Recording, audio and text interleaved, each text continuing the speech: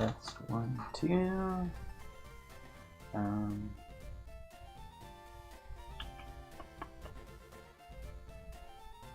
Still can't see on YouTube what time certain messages were posted. Anyway, yeah, thank you. What's up? Wait. On Twitch, it's all good. You haven't been invested in Pokemon's like runs like this one in a while? This is a good one, but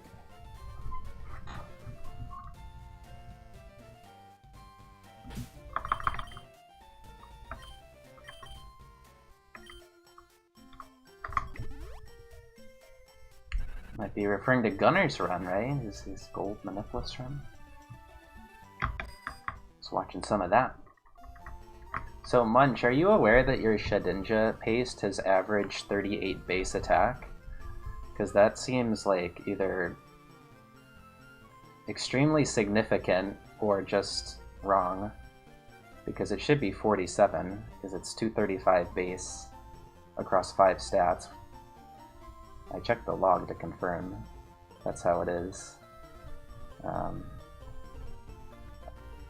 If Shed actually has like 48 base HP, then its other stats average 38, like, or 37.8, which exactly matches yours, but it should be always 1 HP and then average 40, like exactly 47 across the other 5 stats to add 11.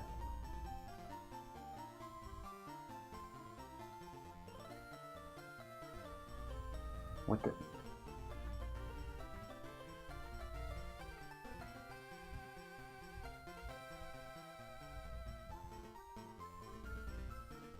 That shouldn't matter though, because it...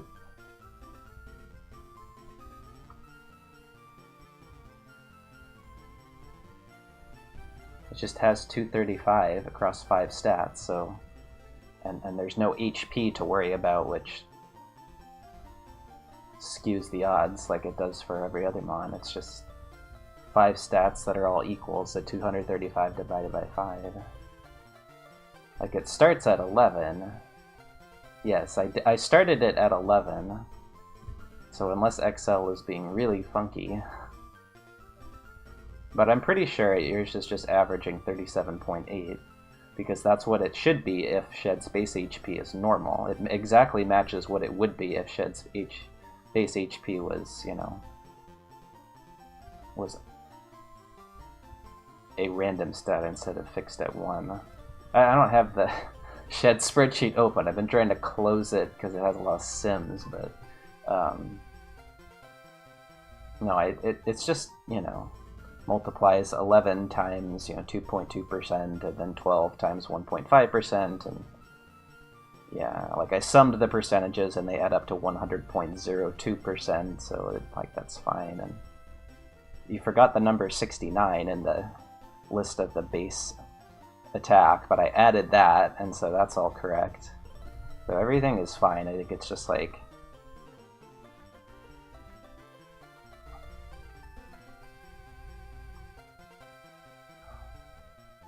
Yeah, I don't know. I mean, who knows? Like, I had wondered for a while how Shed's base HP is programmed, and if, you know, if its actual BST actually added up to 236, but I double checked and it's like, yeah, it's bad news. Like, Shed just has 47 base attack. I have to redo the spreadsheet. What's up, Sanguche?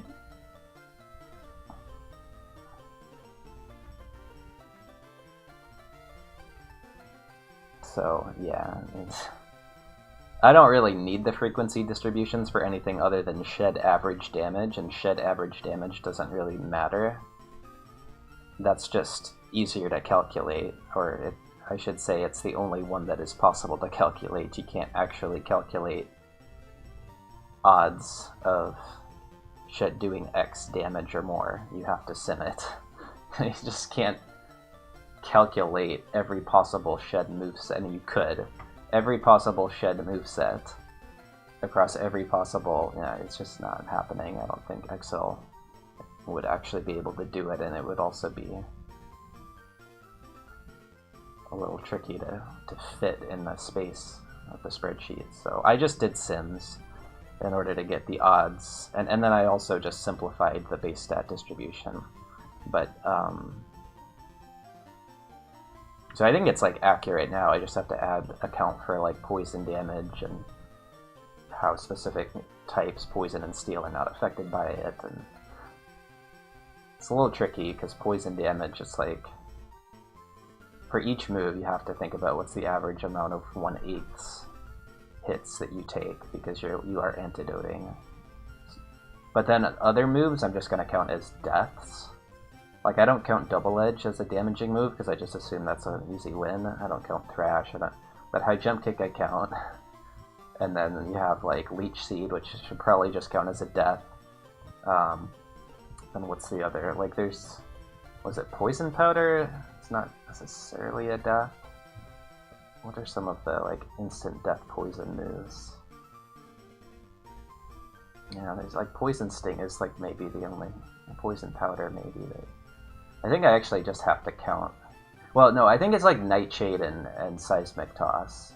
I have to count those as instant death moves while also accounting for the fact that they don't hit Ghost and normal. So there's some complicated stuff to still do, but I mostly got it down. But I'm assuming average 47 base, not average 38. If it is somehow a 38 base attack average, well, number one, that doesn't line up with my experiences getting wrecked by 70 base attack sheds.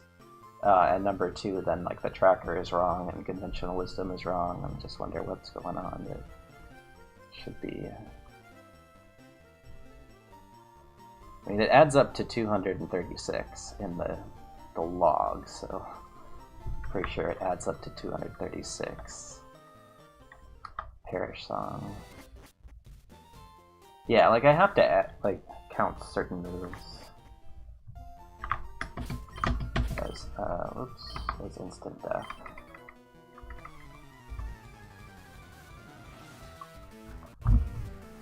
Yeah, I posted some of the numbers in my Discord, but then they've been improved for accuracy. Do I actually have a drill peck target? My goodness.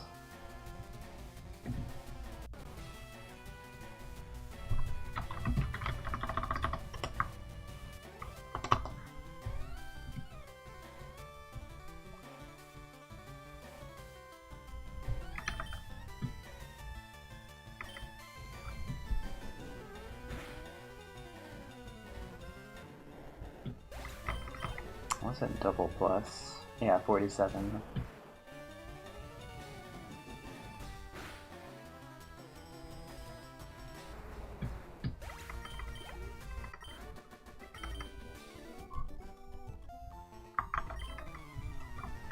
I was thinking more about like how much do I need Bubble Beam's PP and minor coverage versus like drill peck. And obviously, like, drill picking stuff like this is just kind of bad when you can just get Super Fang. So it's like you don't end up scouting. You'll drill pick Butterfree and such, but in Parasect. But yeah, you just get more PP with Bubble Beam. And then what's the effect of that? Well, the effect of that is it gives you a much higher chance of full clearing Victory Road. And I think like you kind of need to go for that with this Mon. Because if anything on E4 outspeeds this, it's pretty much over. And you're pretty likely to get outsped at like the typical level 93. So like, the E4 win rate on this thing at like 93 with like 4 items is actually pretty low just because of the outspeed. I forgot like how many times on E4 I just lose to like outspeed Spore, outspeed, you know, big damage, can't recover because Water Spout doesn't work anymore, and get E-speed and such, so. Yeah, but Shed is likely to... Shed is bad, that's what my simming calculations last night after the stream showed, and if you want to see some of them, check out the Discord IronMON channel. But this one, but...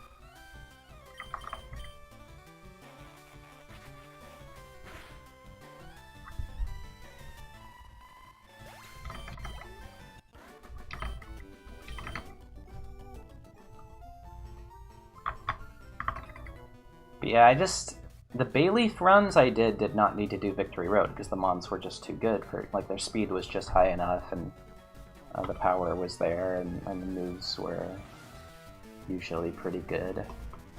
Sometimes a little weak, like the Skarmory. But like these flawed Mons that you frequently get in regular skill IronMON, I think really want to like full clear Victory Road.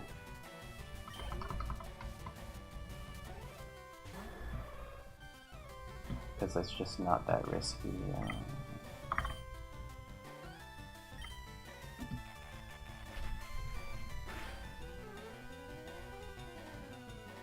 God. That's a big bird.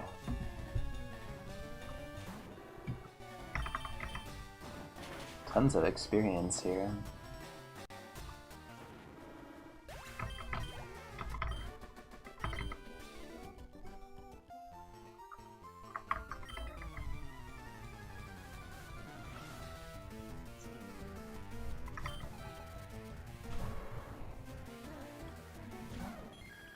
Odds to win only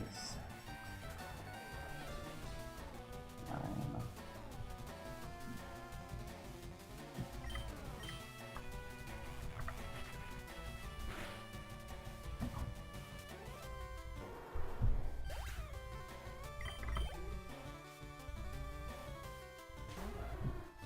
Not the pressure. I'm gonna kick this, I guess.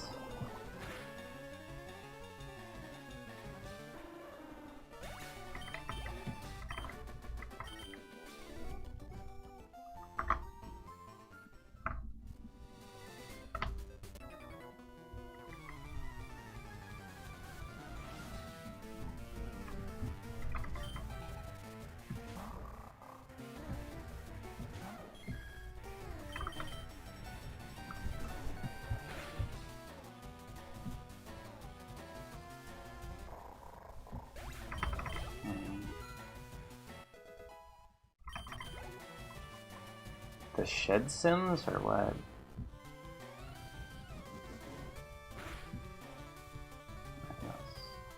All. What's wrong about them though, isn't it?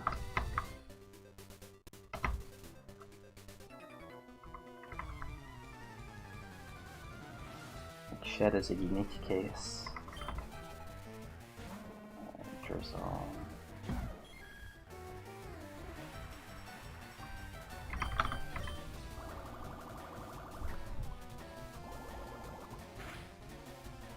Oh, you're talking about like the BST distribution sims? Yeah. Alright, rivals. Fake out.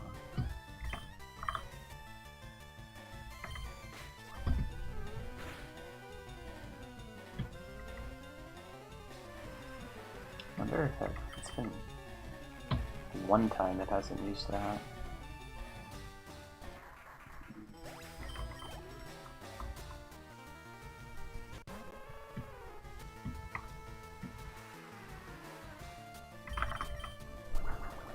This run also has that unique matchup on champion. Ludicolo ace on champ with a special attacker is really rough. I mean, E-Sens is the best you can do pretty much, but it's still pretty unlikely to kill, and we might not have a next special, so I don't have inner focus. And fake out doesn't make contact. Can't static him. Yeah, with decent attack, it's a problem. I need to get those levels. No, this is going to live. It has low defense. Just as well, except we need to. No. Yeah, just as well.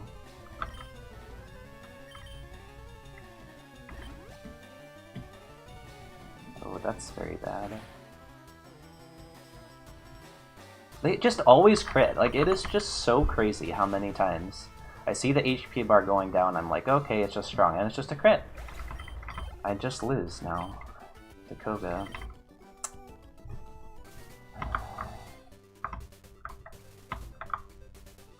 That's just it.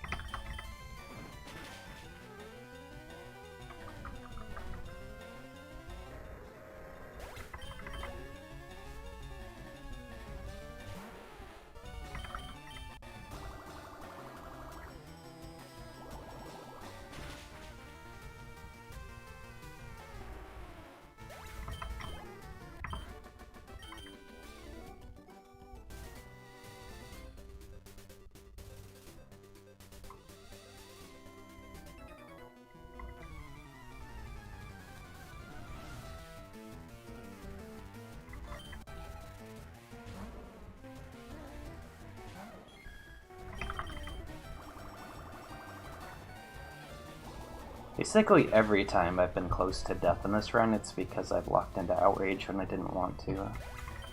But high HP Salamence is a little problematic.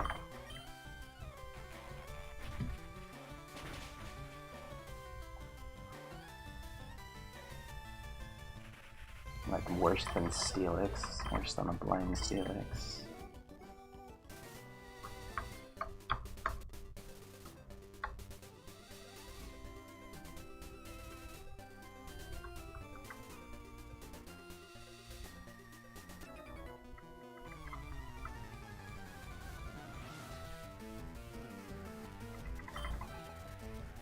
Do the same thing.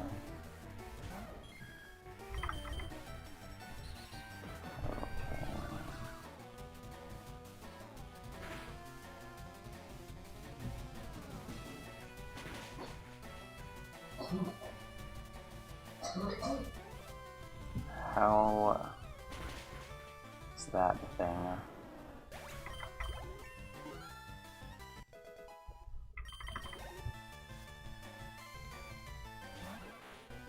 I can't ever get a 3-turn with this Mon. Oh my god. These super powerful moves.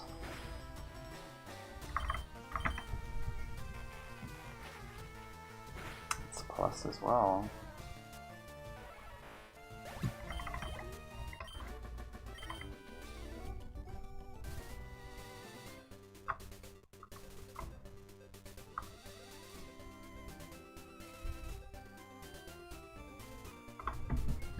Obviously, that's a threat.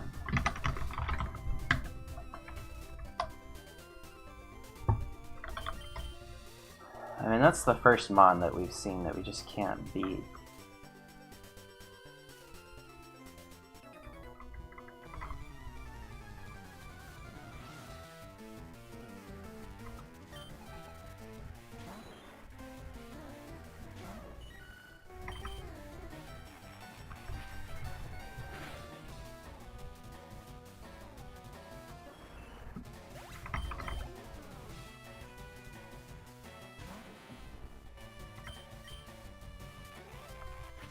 Okay, realistically, you should just outrage this, but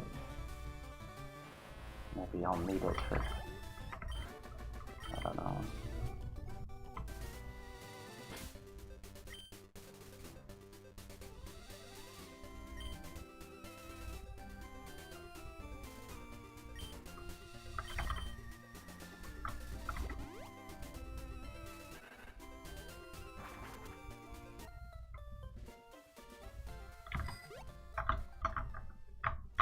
mean, Dragonite actually surviving there is just ridiculous with any offense.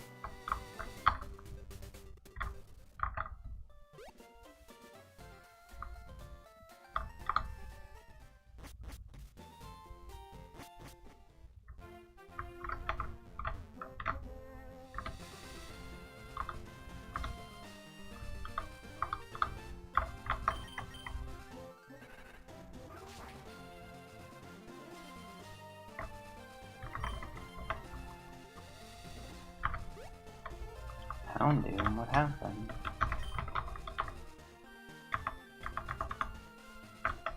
I didn't even fight these guys, that's funny.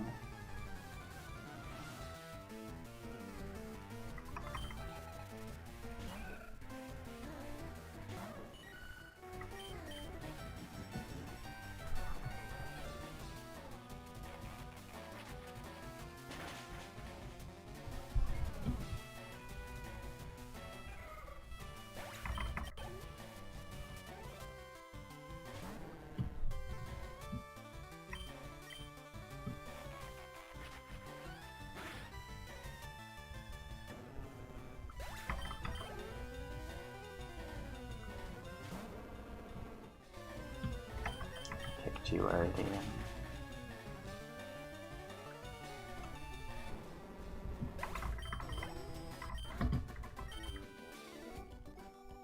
Seven.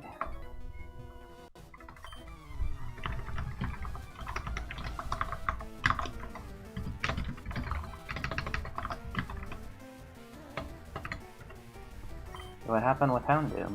Hello, Megan.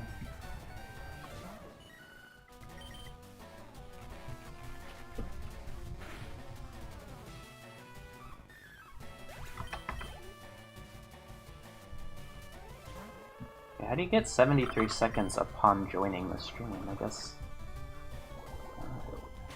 usually what happens for me is like if I have a bad internet connection, I start out and it's 3 seconds, and then it's 8, and then it's 15, and then go get a snack, and I come back and it's a minute.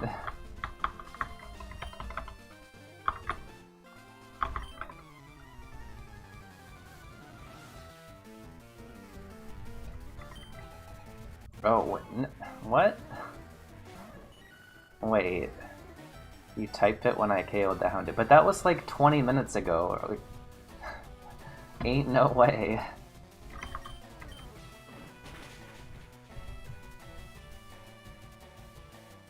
That's like... That's not 73 seconds.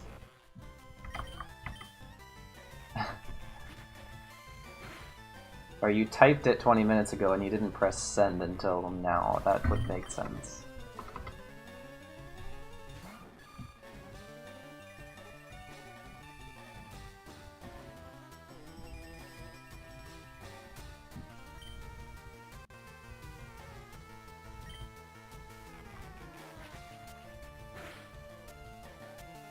Maybe Houndoom was 13 minutes ago. Probably, yeah, had what was previously on screen.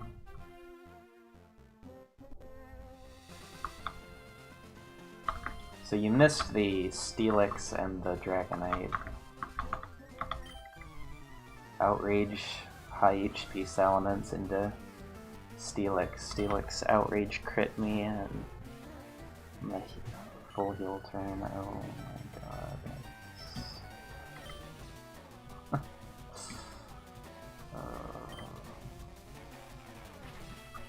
This Mon is a problem right now. It just keeps missing though, that's okay.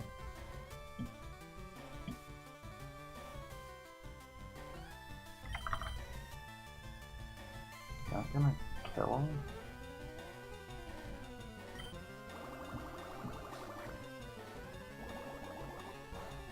Yeah, and then the next Mon, Pure Power E-Speed Dragonite tanked Outrage. And then I had to heal on the next Mon because I got 2 turn. This Mon! This is the Mon I had to heal on. I'm tempted to go here. But I know better. Go here, Zula.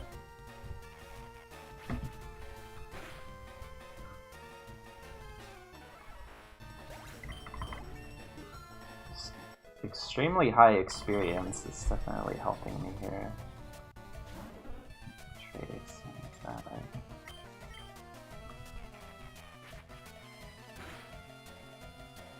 We also had that Mr. Mime. It's like we did outrage that and it killed, but that's potentially a Drill Peck target. That's a Drill Peck target.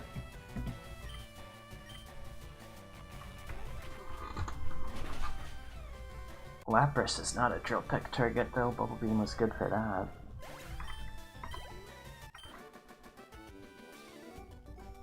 Died to a pivot. Shiru, come to the...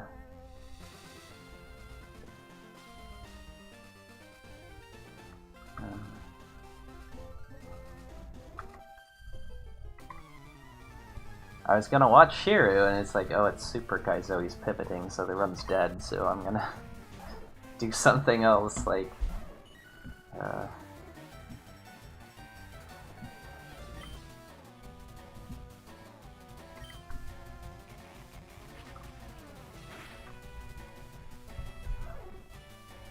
I love watching Shiru play Kaizo. I don't know that there's anybody other than, like, personal friends, relatives, that I would enjoy watching Super Kaizo. Because it's like, the odds of getting a good pivot lined up for late game with items and EXP are just so low that if it does happen, it just seems like dumb luck rather than like skill, and then everything before the pivot is just irrelevant. Like, I just can't, dude. Well, this is not an this is probably Outrage at this point, right? Or do we just... I don't know. We're really... I mean, there's like not any trainers left, so...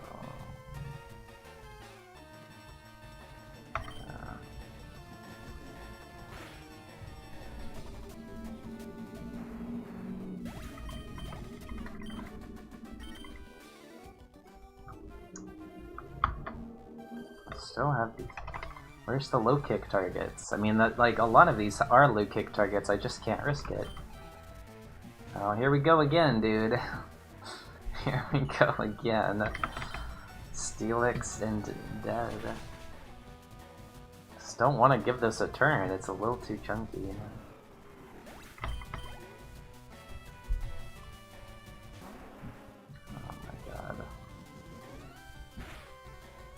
Likely to die, guaranteed. Okay, we just lose now.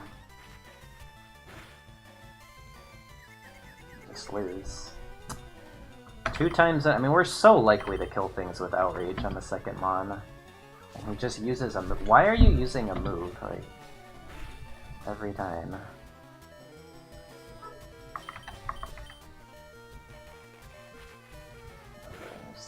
fine to heal here. It's already getting kind of questionable for the gym. I don't know why this trainer hasn't been fought, but I'm not just gonna fight easy trainers. It's fine.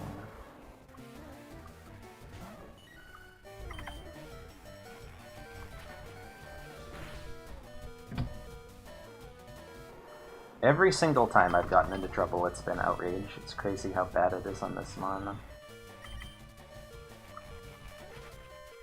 But I need it for grass psychics and such. Actually, now that I think about it, I probably should just teach over it for Koga's gem.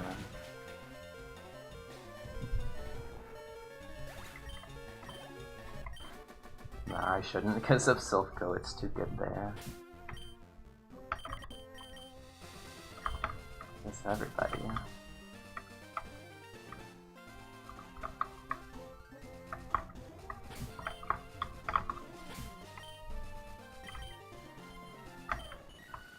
6802.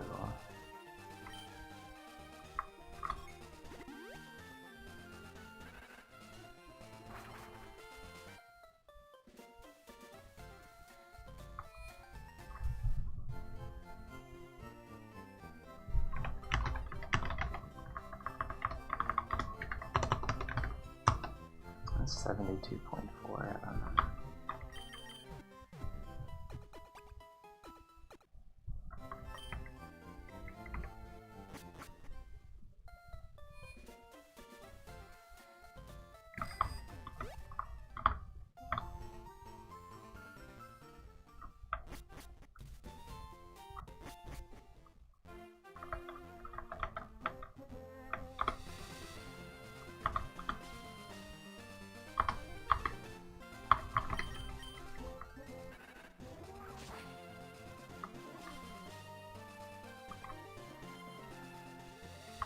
They're just like never 3-turning is really hurting me.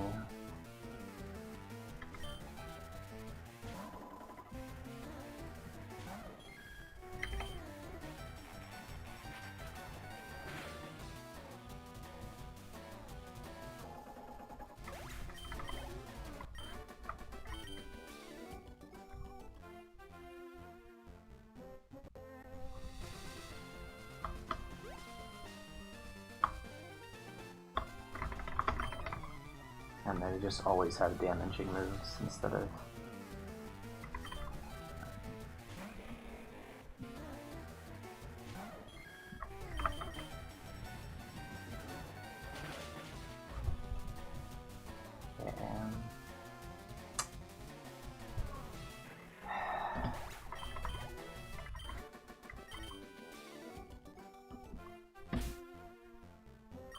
It's faster to go this way.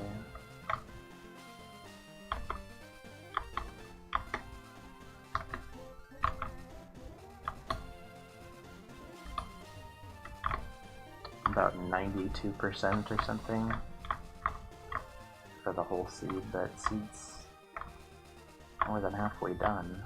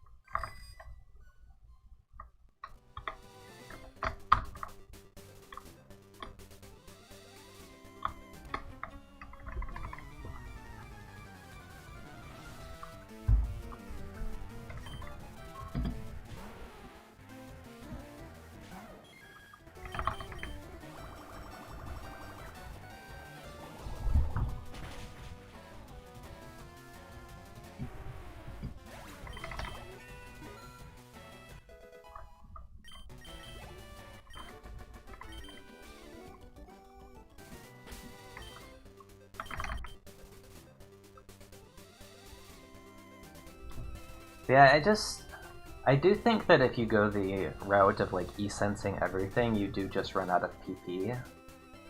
And then you have to max elixir, which is fine, like you can max elixir, but...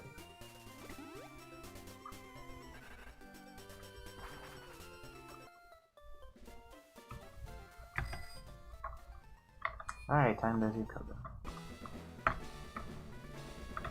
Yeah, keeping Outrage because, like, coverage is good and we need the PP. But we could die to Shed.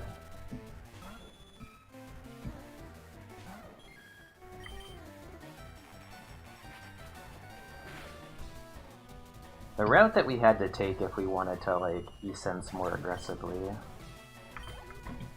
was the confusion route instead of Bubble Beam. But then we had that, like, Lunatone on Giovanni and Claydol also. Okay. Bird, 9 squared, what's it? Legrand, thank you so much for the 81 months.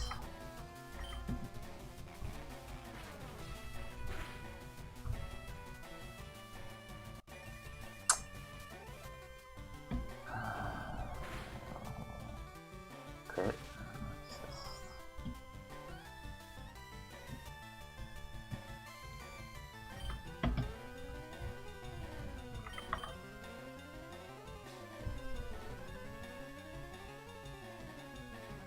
I mean, I just can't afford the damage, can I?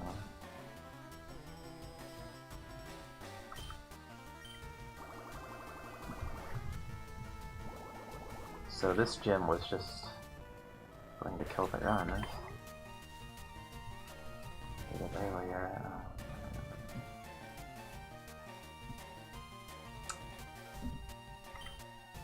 Hope that this kills.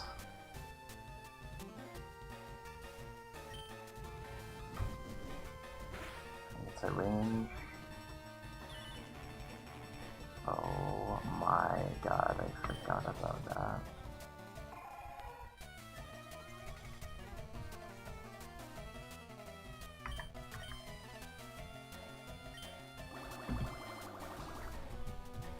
I'd have forgotten that, right? Yeah. He hit it at 36 and 51. What a troll. And he hit.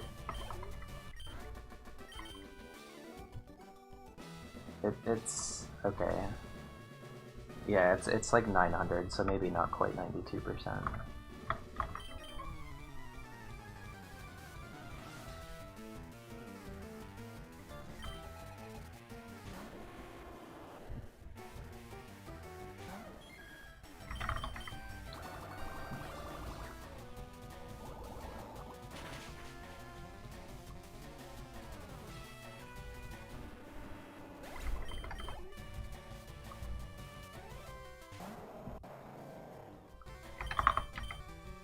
This run of high EXP Mons is pretty exciting. Oh my god. It's just huge. Okay. No attack.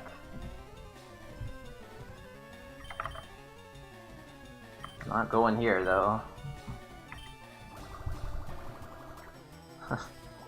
This is how I wish every run was, just facing huge Mons all the time, instead of facing babies and... It's just exciting, you know?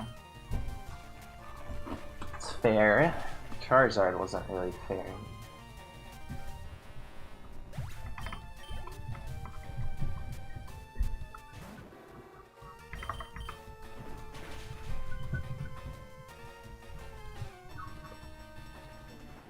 Yeah, just look at this trainer, dude. That's just so huge. Like, it doesn't seem that significant, but the odds of any trainer, any non-Blissey trainer having this much total EXP is just super, super low. Blissey skews the odds, but... Dang. Because they're all basically boss mons. Fully evolved starter, legendary, you know, the Team Rocket or Karen boss mon, and then Tentacruel's a boss mon too.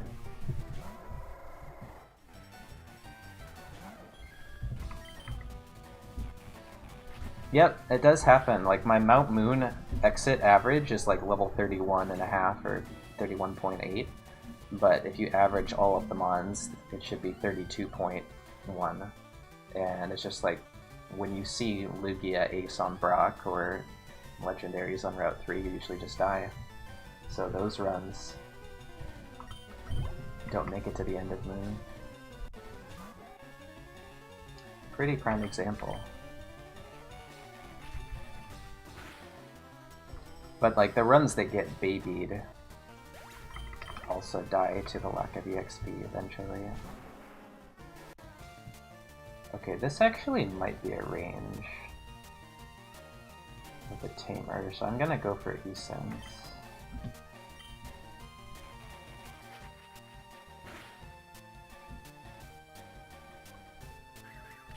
This thing is a problem.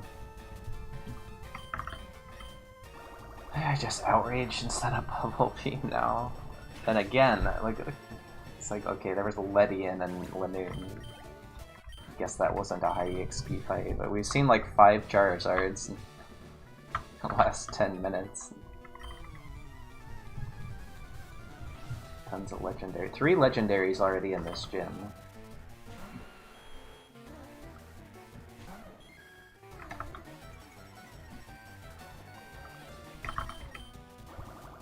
Is that Penta?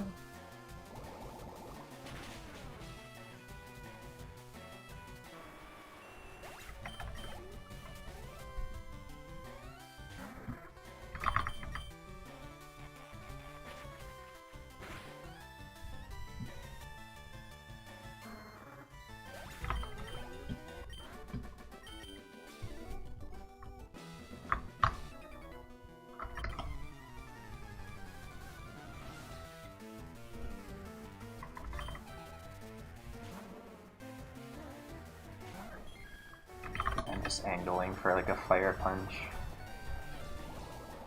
I think Fire Punch goes over Bubble Beam, Flame Lightning, like Fire Blast goes over Bubble. No, it doesn't anymore because we need PP after that early center, but oh no, we lost all of our experience this fight, like over 1,000.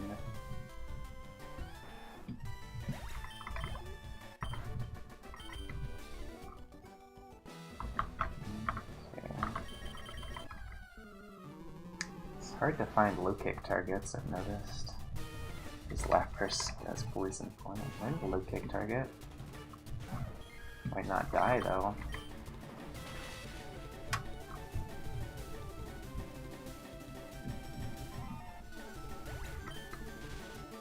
I lose.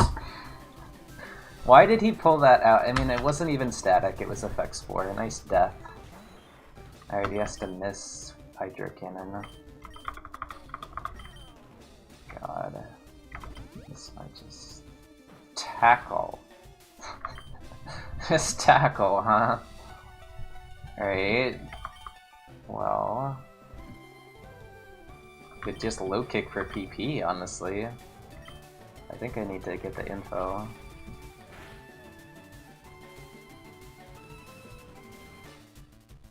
That's not good.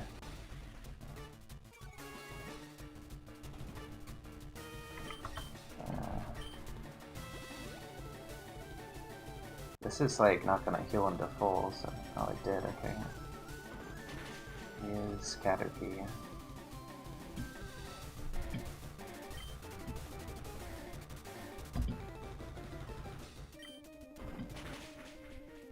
Now where's his stats?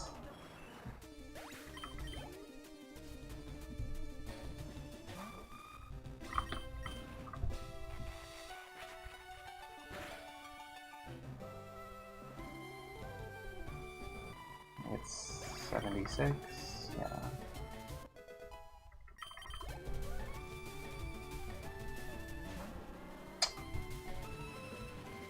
This is real rough.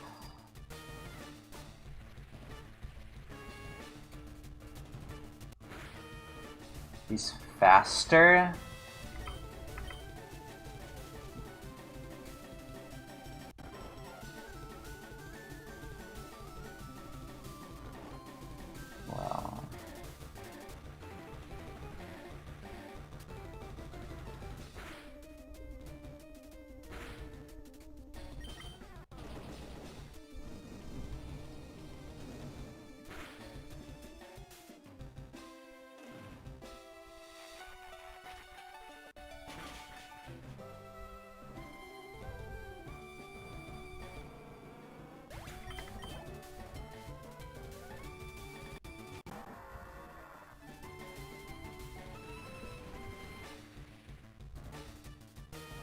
Unbelievable. Dude, I'm not that slow right now. I'm not that slow. Wow.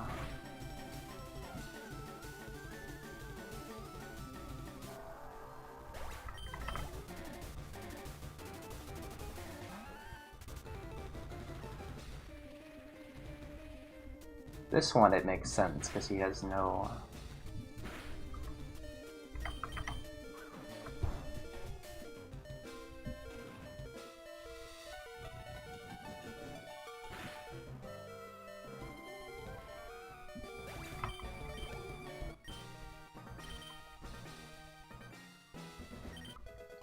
This was all taken in this gym, 345 damage.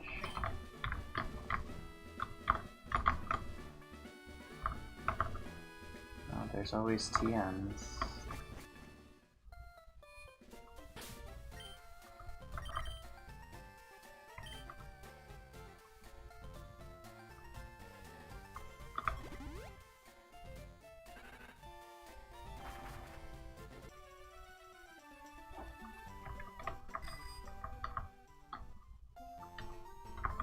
I mean, I'ma start living.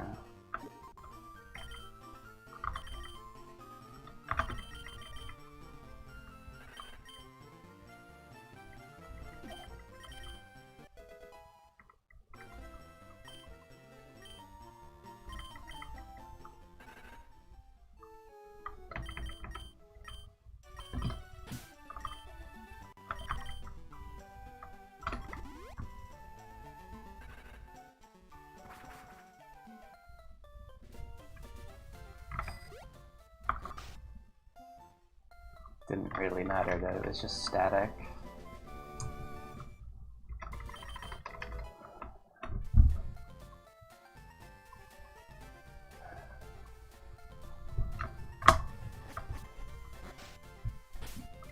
Three Mons faster than me is just absurd, and then I got critical once.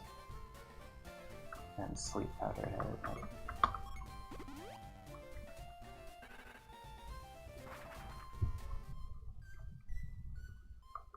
Like, it's actually really unlikely for Beedrill to be faster. And that's where most of the damage was done. It wasn't even the sand, it was just the Beedrill. Had good special attack, Sacred Fire.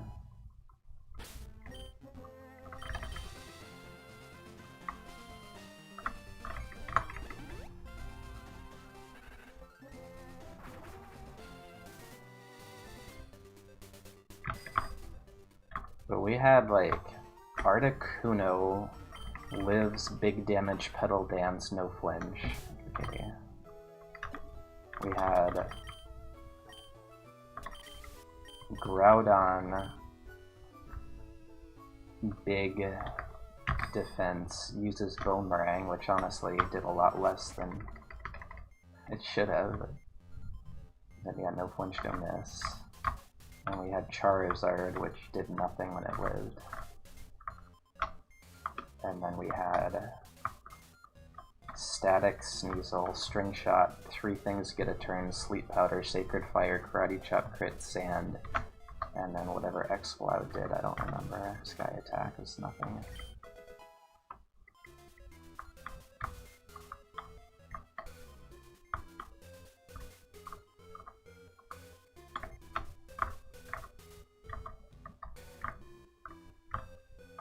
Alright, so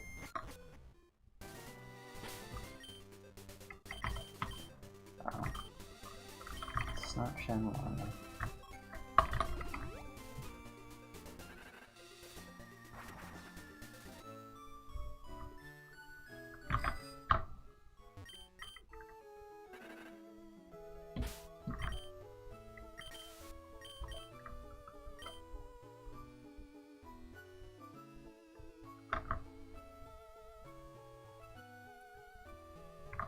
But like the crazy thing is we just basically take no damage on that fight if we don't get effects board.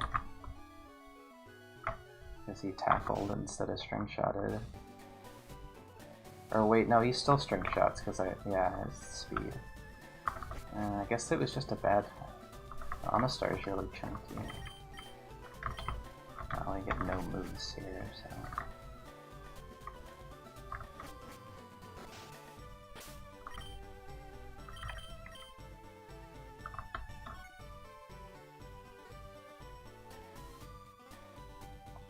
Known problem with Stab Psychic, though, isn't it?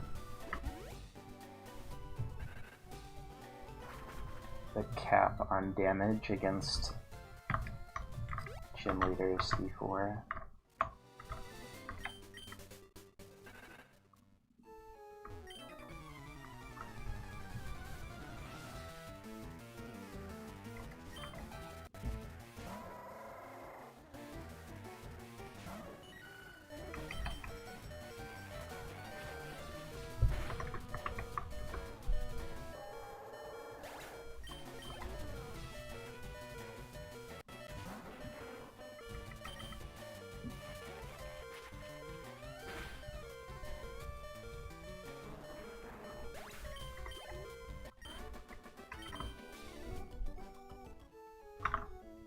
Really wanted Crunch for that Deoxys too, but the thing didn't actually damage us ever. I think we've seen like 5 Deoxys and they've all lived and none of them have damaged us. It's funny.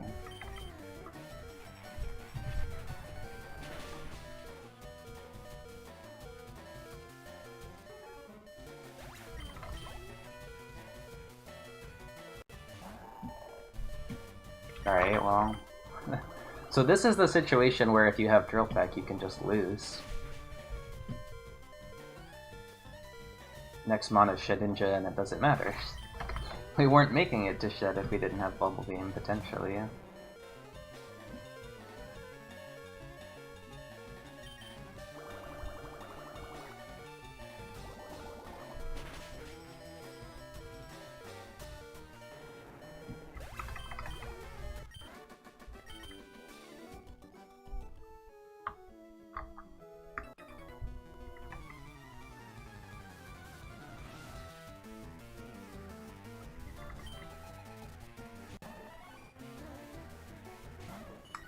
But I don't think this mon is like as bad as it's been performing today.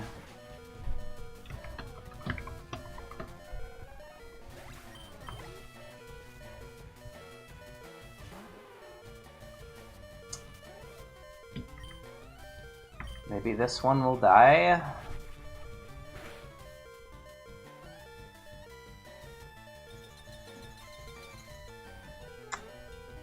Just an impossible Pokemon. What the heck?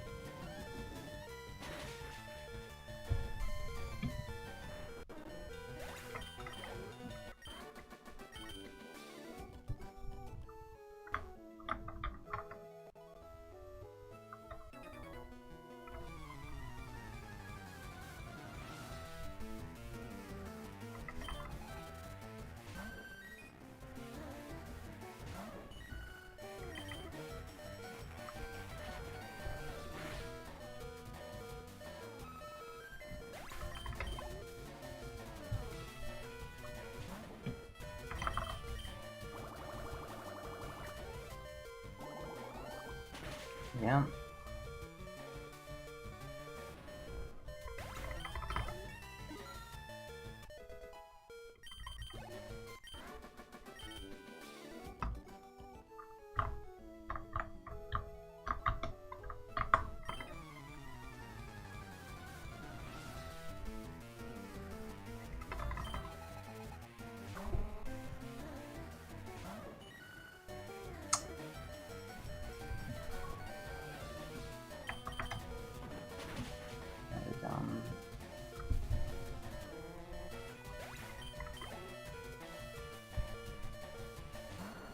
Well, I mean, we're running a mon with bad defenses and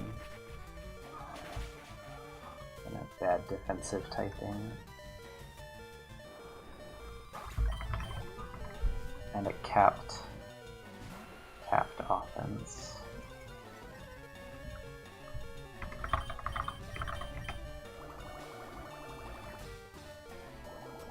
So things like that Koga fight can happen.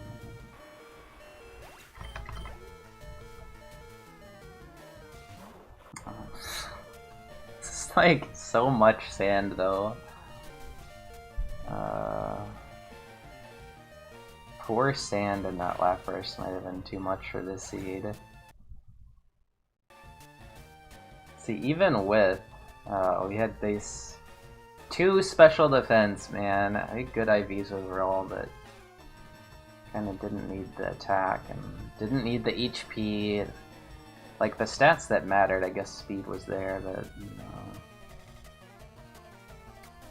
this was just gonna be hard to win no matter what, because we had to get through Shed potentially, and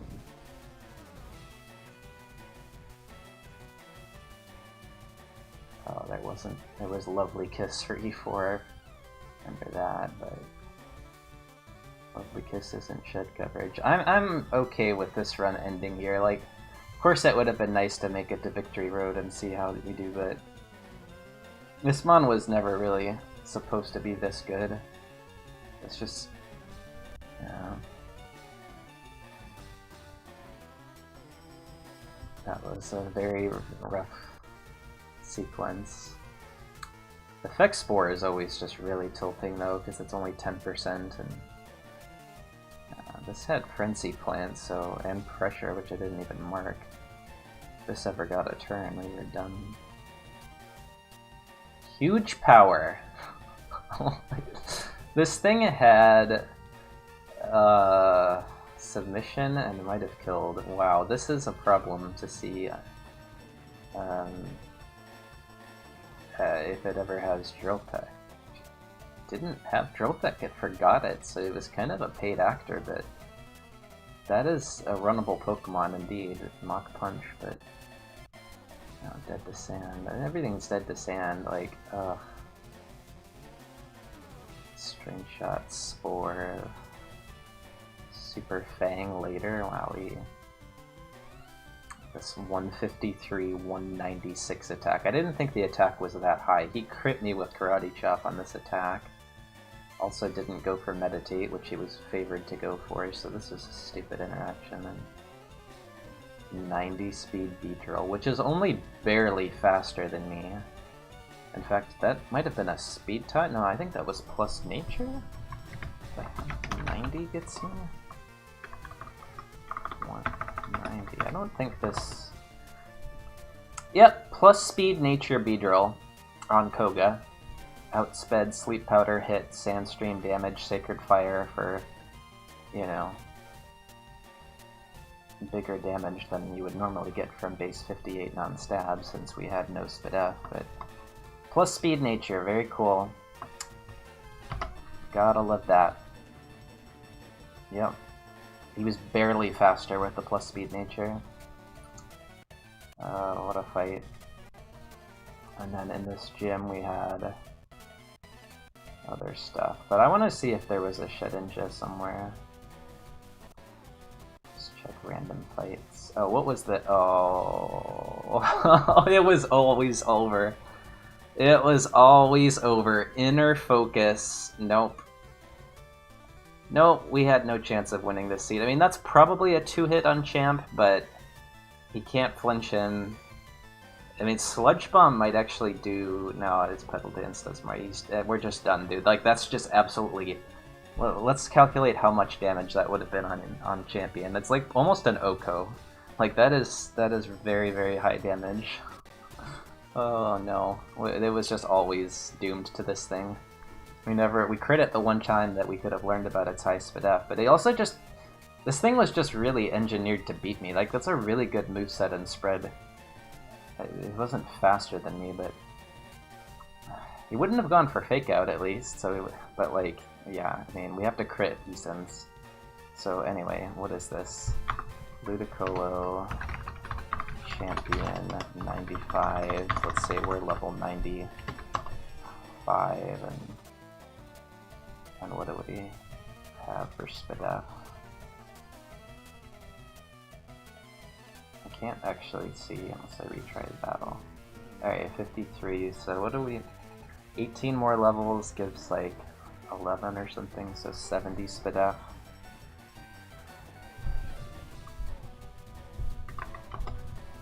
Oh, this is 213.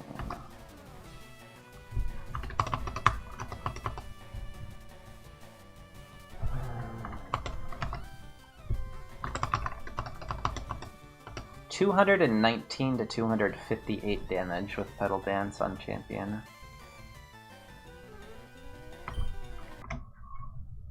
No, wait, I'm not done looking at the log yet, but I am done with this fight. Oh, could I have kicked it on Champ? I wouldn't have killed, he's not big enough.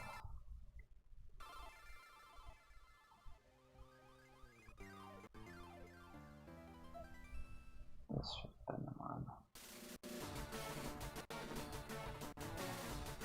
Right. Yeah, no, 30 is not, it's not even that low. This also was on... This also was the lead, like, what did we do? Silver win. No, we're done! We lose to this! We actually lose to this. This was the most brutal Viridian rival, because, like, this lives too. I think, yeah. I mean, this dies... This, yeah, these all... Well, that lives, but...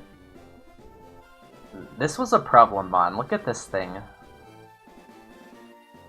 For E4, it gets roll out, and it has Milk Drink and Belly Drum. I mean, it could actually throw by using Belly Drum roll out. I don't know, actually, just using Belly Drum, but...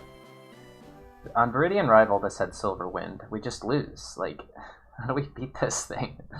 Esense doesn't even 2-hit it.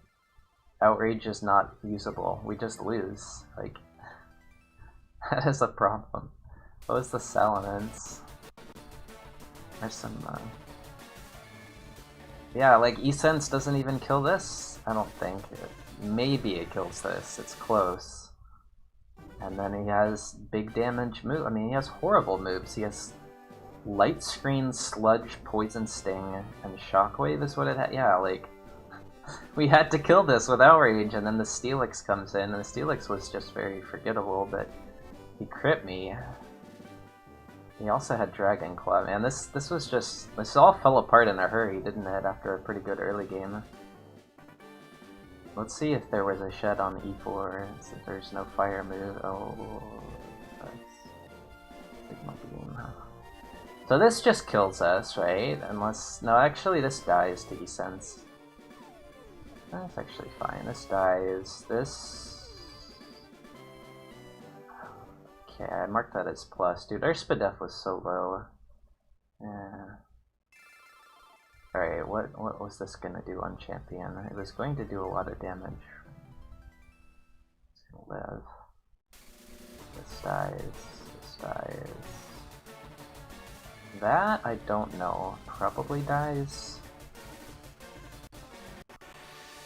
Yeah, probably. This thing was on E4. Oh my, it's over, dude. It's just not a winnable seed. It's just not happening. No Shedinja. Didn't matter. This thing. Muddy water. This thing... submission hurts. Yeah, it was like a run where we needed that Victory Road EXP. But even with that, the Ludicolo was just... And it was probably just a bad mon for Rival to have. When I saw it, I was like, hooray, 3 Spadeffi views, but then I kind of was like, yeah, for endgame that could be a problem, and yeah, it was a problem.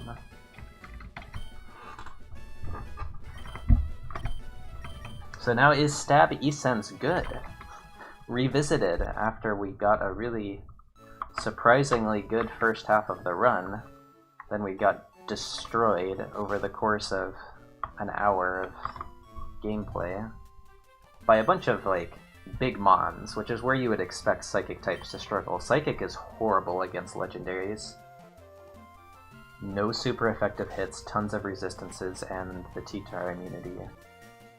So yeah, it's like it's not a surprise that given the mons we saw, we got wrecked. It's just like a flurry of high BST mons.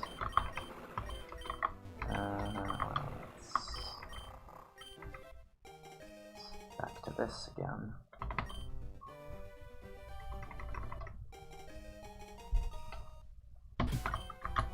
Can't actually win, so...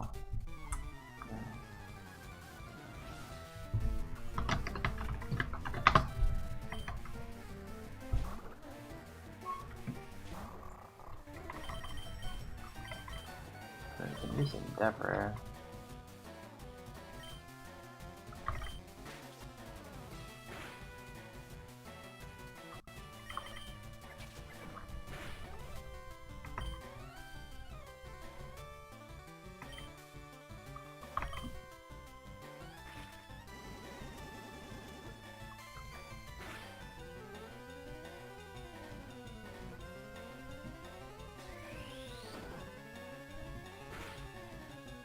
Alright, I have a play. Yep.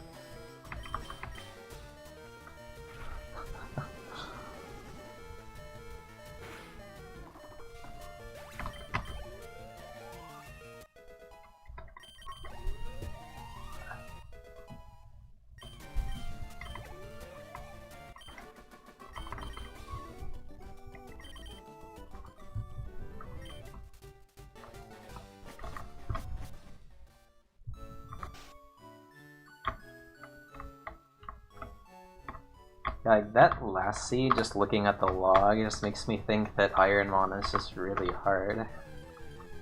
Of course, IronMON isn't hard when you're allowed to have 9 full restores for the Elite Four.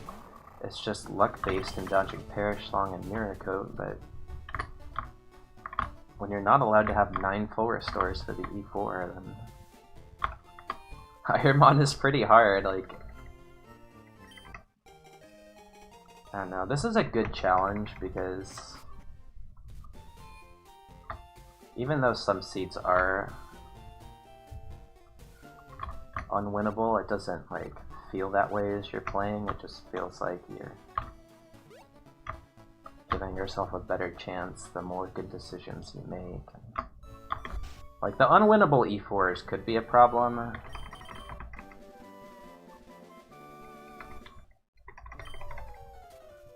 mean, that's a hard mon to deal with, even in Kaizo. That Ludicolo is really bad. But... yeah, we need a Charizard run.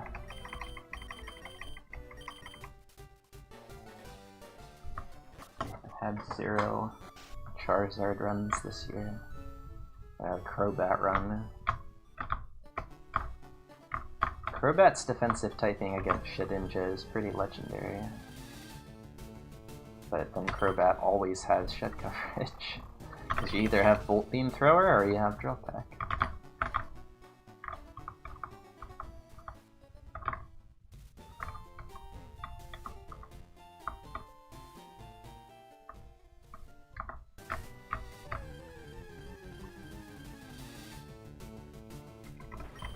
Travel?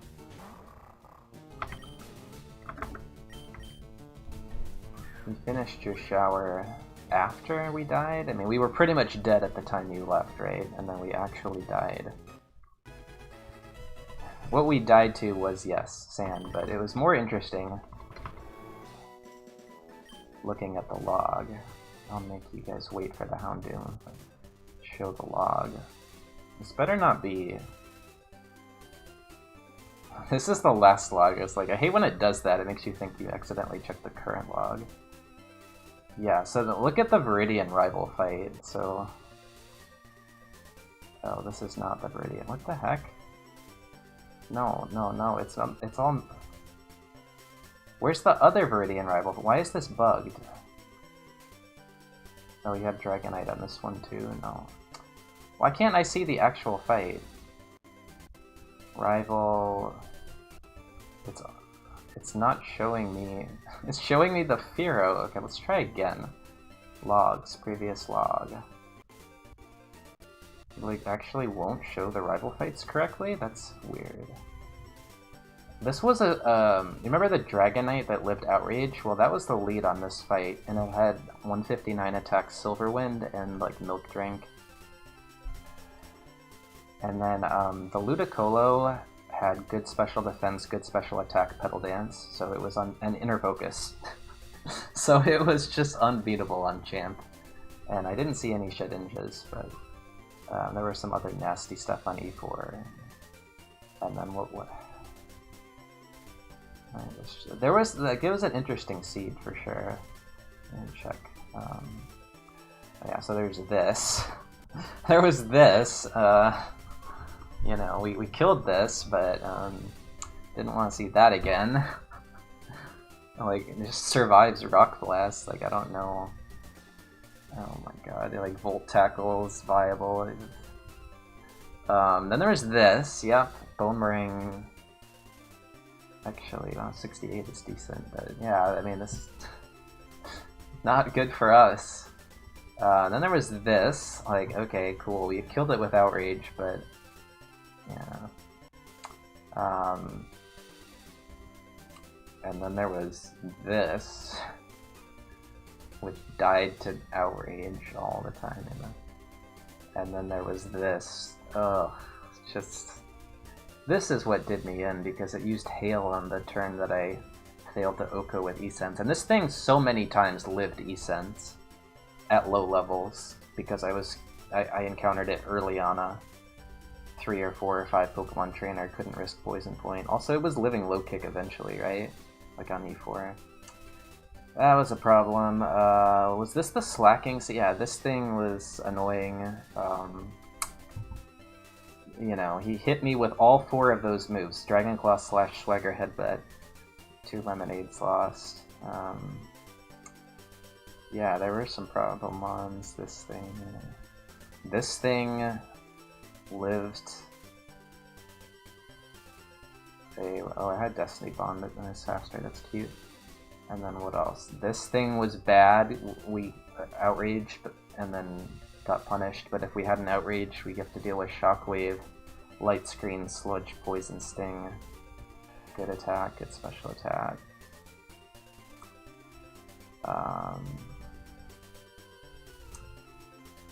And then there was this stupid Koga fight. So the big problem on Koga was that, you know, we got string shotted and then all of the mons after that outsped. Well, this thing only had base 90 speed. He had a plus speed nature. Outsped, Sleep Powder hit, Sacred Fire hit, big damage.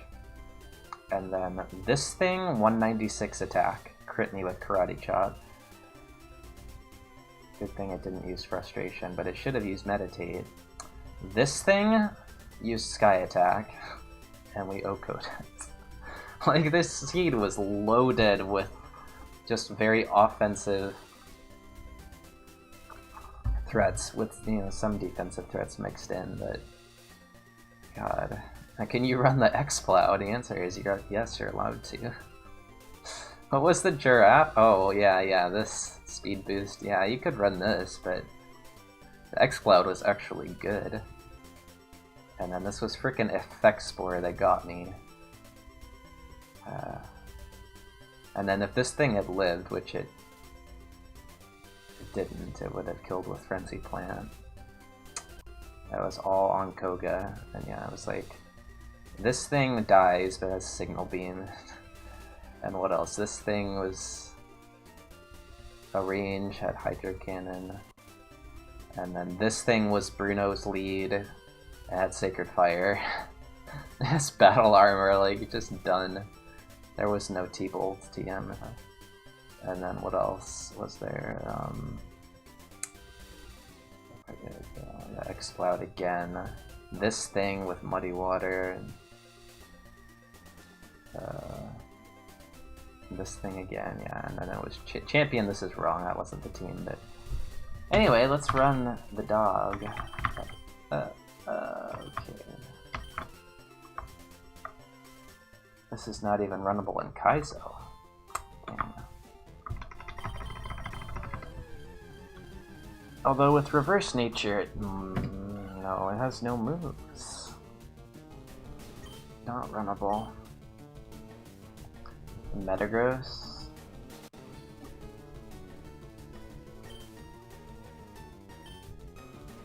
Wow. So when we killed it with Guillotine, it had Rock Slide Spike Cannon. And then later when we killed it with Outrage, it had Iron Tail. That might have been a range when we killed it with Outrage. Debond on Outrage.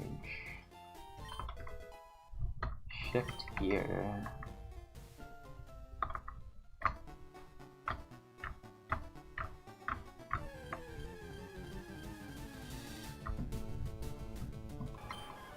Drizzle, Pure Power.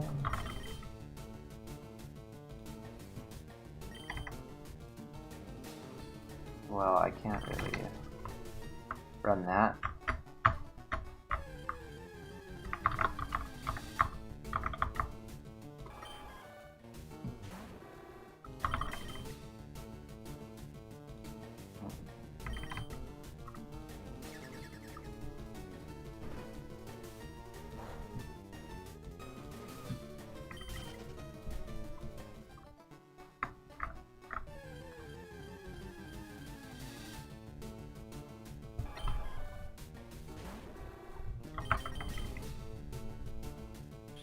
Not again.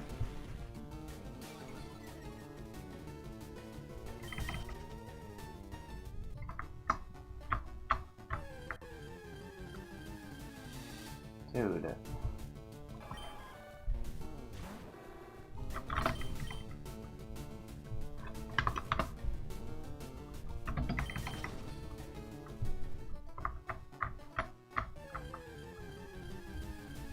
Yeah, to some extent, it's like, do I want that experience again? When, like, the reason I died was just that my Mon was bad. Oh no.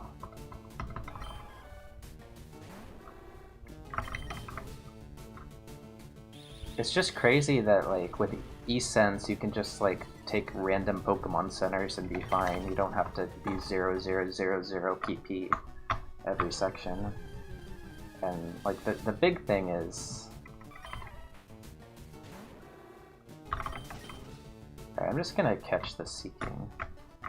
Like, you can actually use good moves during your big PP gauntlets. It's not like you're just spamming Uproar and...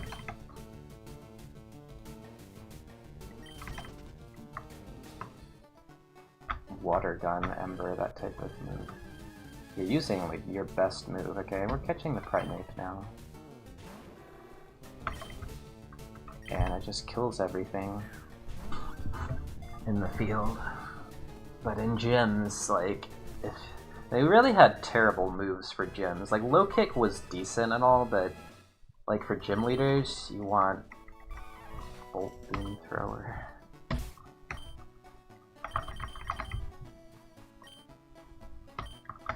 This is almost runnable.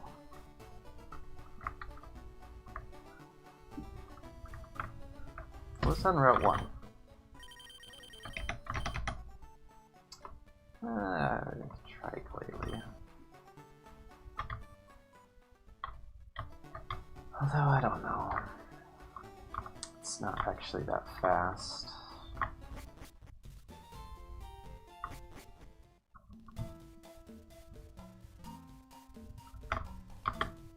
Well, this has 0 moves. Otherwise, with Jolly, it might be runnable.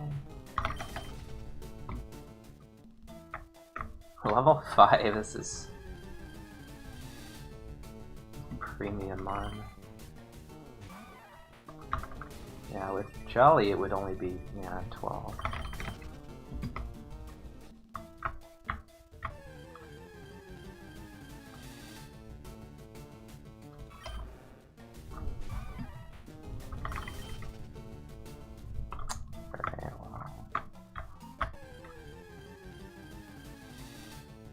Gotta prove it.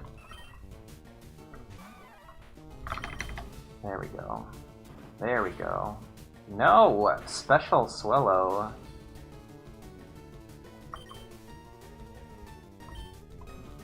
I mean...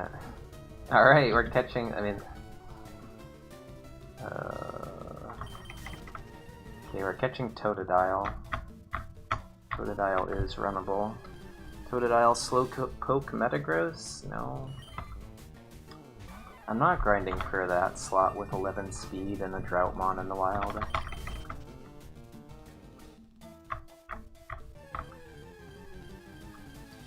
Okay, we'll take that. We didn't get the Pika slot, we got the Metapod slot on accident. This can evolve into Metagross, right? Or no? Golbat, and then what? I don't think we can make it there, dude.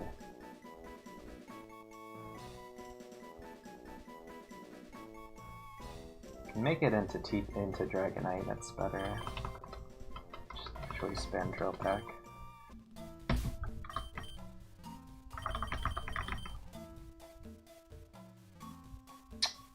The one run where we're actually happy to evolve into Muck? Let's do it. Move over Salamence, Metagross, T-Tar, Espeon, we have the Muck. And if we don't evolve into Muck, then that's good too, because we didn't evolve into Muck. Like, it's just a win-win when you have Sludge Bomb. Alright, what's our IVs? Yeah, Espeon died to other Pokemon being better than it.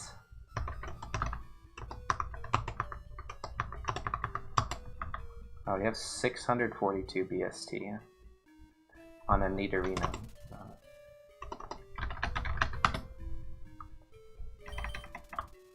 Alright, Muck gets a move at 8, so I'm all in on the Muck right now. Venomoth is runnable. Venomoth is runnable. Everything is runnable with this moveset. Well, yeah, the grass types are runnable. Lovely Kiss. What is... Crobat? Okay, Swalot is pretty bad with this BST. Swalot is tragic. Muck, Weezing is fine. They both get moves. Seviper is a death. Venomoth could be good with double stab. Venusaur, double stab. Golbat, amazing. Although we waste a candy on it, which is sad. Gengar is fine with Sludge Bomb because it gets double stab. Class Cannon Gengar is the only way to go. Vileplume is not a death. Victreebel not a death. And then, like, the Nidos get Sludge Bomb Earthquake. Or the Nido. There's only one Nido. Tentacruel is good. Arbok is an... These last 5 are uncommons. It doesn't matter. Alright, let's do it. Let's do it. I like this. Kind of sad if we have to become a special attacker, but physical attacker, poison type likes the high Spadaf. Okay. Okay. Now, physical Tentacruel's tricky for sure, but already having Sludge Bomb means I don't have to worry about I can teach that. And we're dead. We're just bad. Alright. Just garden variety. Average, dead to average spread.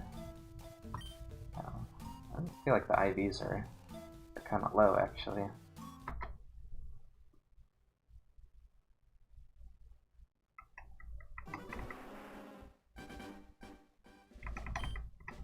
Nidoqueen actually dies to PP. Nidoqueen dies to the exact same thing Raichu dies to, just having to use trash low AC moves because Earthquake Sludge Bomb is not enough PP.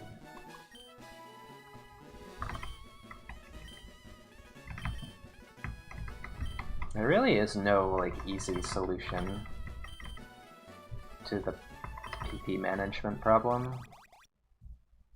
It's like we had that Venusaur with great defenses, and it's like I can't even teach Water Gun. Like the solution is, you know, obviously play for the good early game, risk Brock at low HP. That's definitely a good play that I've been doing more recently.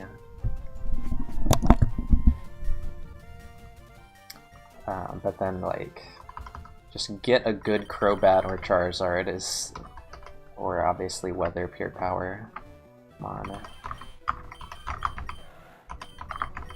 Well, I think we gotta go Totodile here, because this thing, I mean, Sandstream, maybe, but I kind of want Rival to have this, so just have a Grass move, Totodile. Oh god. Still winnable, still winnable. Guaranteed burn is nice.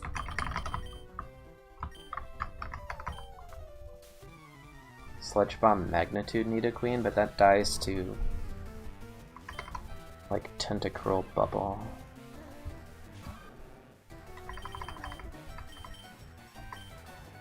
The thing about like Stab EQ is that it actually kills things on the Elite Four, unlike Stab E-Sense or Stab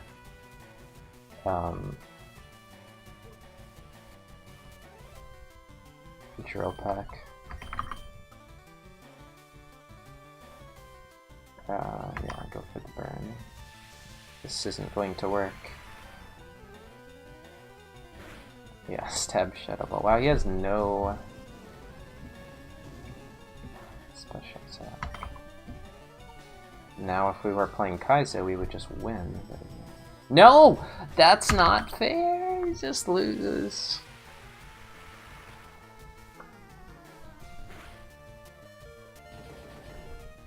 No, Stab Sludge Bomb, Stab Earthquake on E4 is just so good. What is but yeah, like 32 PP.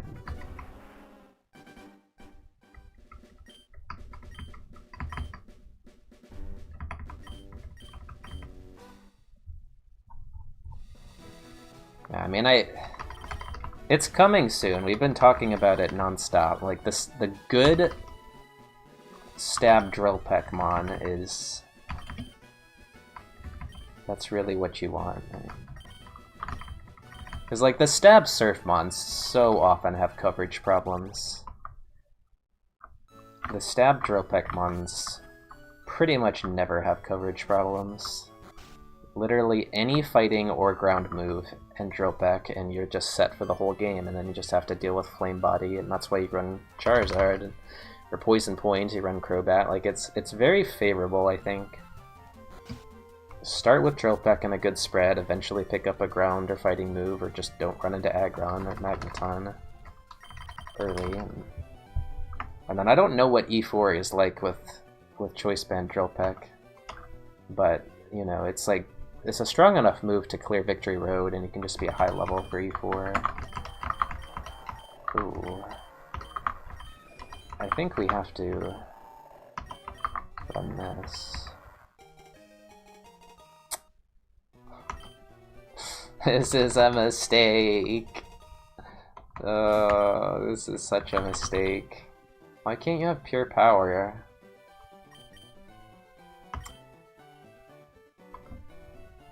He's gotta earn it, right? I'm not teaching return to this. This has no offense. This is not it. This mon's kind of a good ability, but not really. This mon is 452. I didn't even realize. It did seem kind of low. It just... Yeah, okay. He's... This is not it, dude. We have bad attack. We have two moves, though. But then Double Kick doesn't kill anything. It's basically we need +4... No, +4 attack's not possible. Pretty much guaranteed +3, right? No, that one had huge power, so it was considerably better, yeah.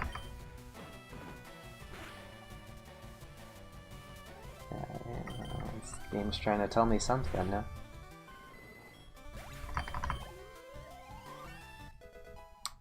Okay, we're not running this. We are not running this. Plus 0 defense. This thing would be good with just average IVs. Maybe. Not really. It really needs more attack for double kick. Double kick is just going to eat up a slot on the moveset and then not actually kill anything that isn't 4 times weak to it. Yeah, the other one sounds good. This is not...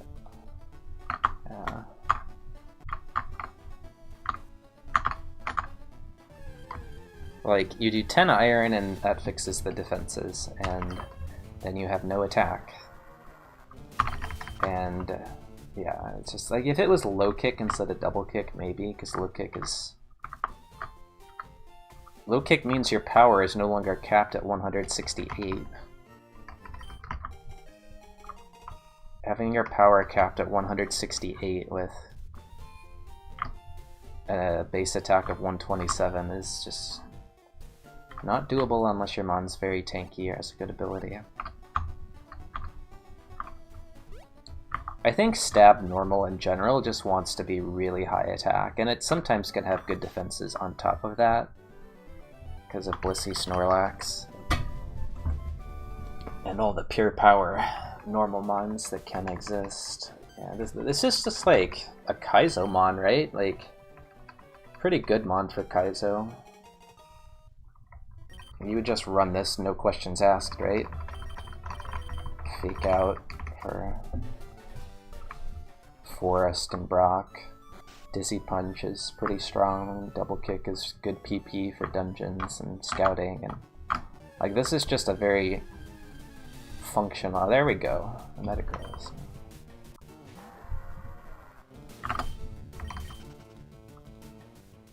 Wait. But yeah, like, you have to teach this return.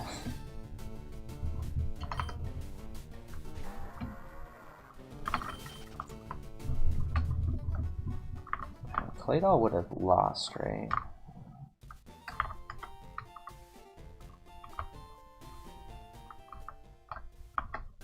Actually, wait, we just Pokedex this, right?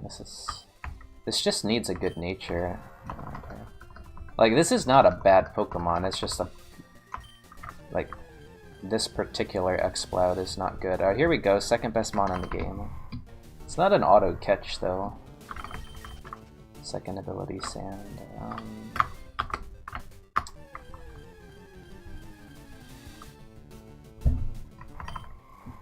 Armaldo is actually probably significantly better than Shuckle. It's just like, on average, it's not as good. Like, you can't run special Armaldo, whereas you can kind of run special Shuckle. But yeah, like, the fact that I mean, 495 BST is just kind of better than 505 BST as far as average win rate, but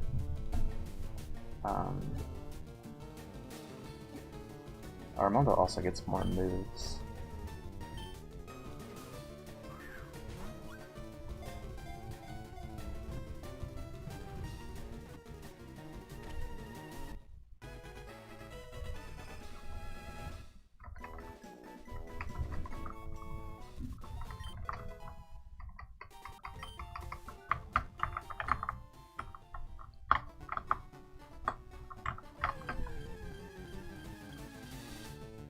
Well, there it is. Alright, let's Alright, we'll go find one good Pokemon in the forest, and then we'll do the prediction. Did we resolve the Koga? Yeah, we did, right? I don't think we actually beat Koga, but we did technically beat Koga. We lived with 25 HP, entered the gym at full HP.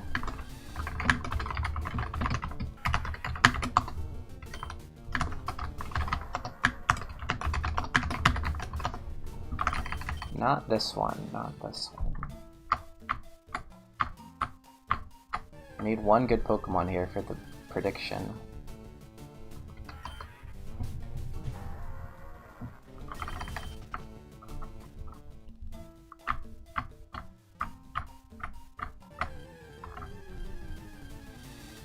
That's not it, dude. Even if it has Drought, that's not it.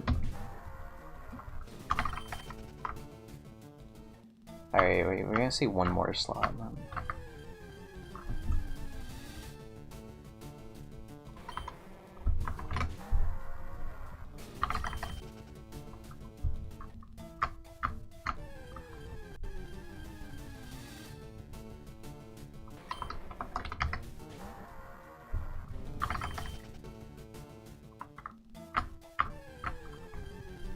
Sandstream Macargo might actually be.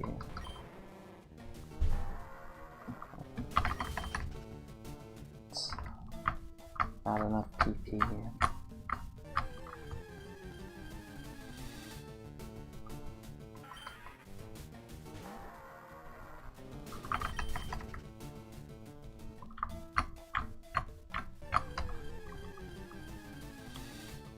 Okay, whatever, dude. Not doing the prediction. Armaldo first, then Claydol, then Slowpoke, and then Claydol again, right?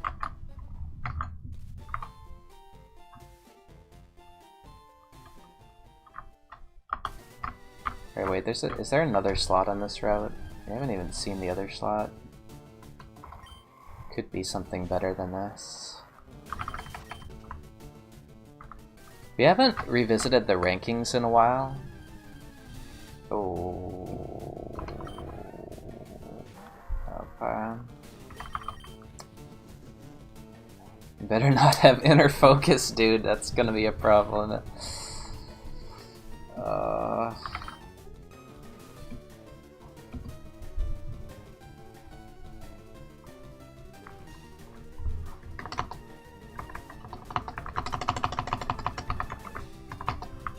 This defense is pretty cozy for a fire type, but Focus Punch isn't a move. I guess we have to check our Moldo to see if it's like unreasonably tanky.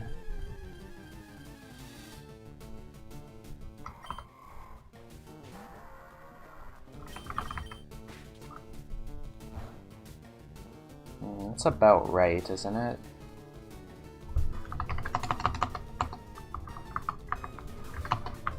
That's pretty much what we want. I think we just take our Moldo, but it's... I don't know. Just because Rapidash doesn't have a move, is that a compelling reason?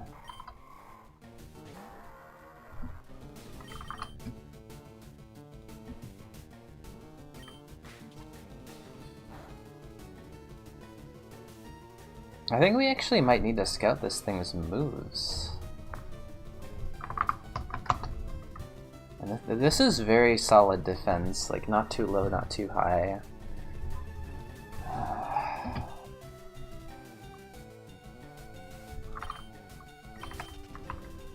Might be an old school scouting session. We have to grind for the level 3. There it is! Okay, level 3. Alright, well we're gonna do this. Okay, 2 damage Vine Whip. That is very problematic, unless it was a 1 in 39.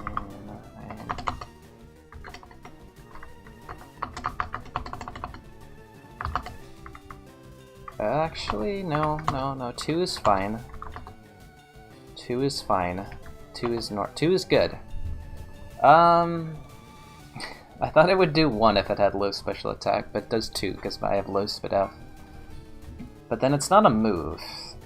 It's not a move. Problem is I can't test Rapidash at all because it has Focus Punch. I need to just see Armaldo. I think I've seen enough. Low special attack, decent defense. Like, I mean... Rapidash is obviously a good Pokemon. And then we take the 8 over... Yeah, this is good because it could have forgotten Vine Whip. Okay. Yeah, I'm pretty confident in this. Like, Rapidash is just low BST, no move is kind of a problem for Fire type. This can just Choice Band Signal Beam, or maybe even Choice Band Megahorn. I think I did Choice Band Megahorn once and it was awful, so maybe not, but... 35... Okay, well... It had the moves, it had the defenses, it somehow has good special attack. We got baited.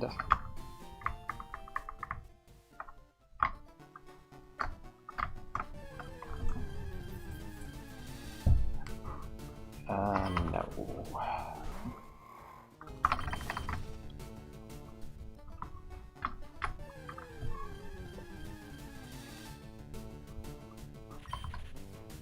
Man, that Claydol better not have been the rare. Wonder how 10 calcium flamethrower does on this mon.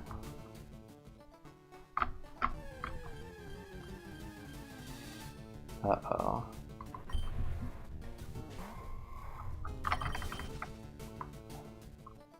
Rare Claydol grind. It's a rare Claydol grind. No, that's a 5%.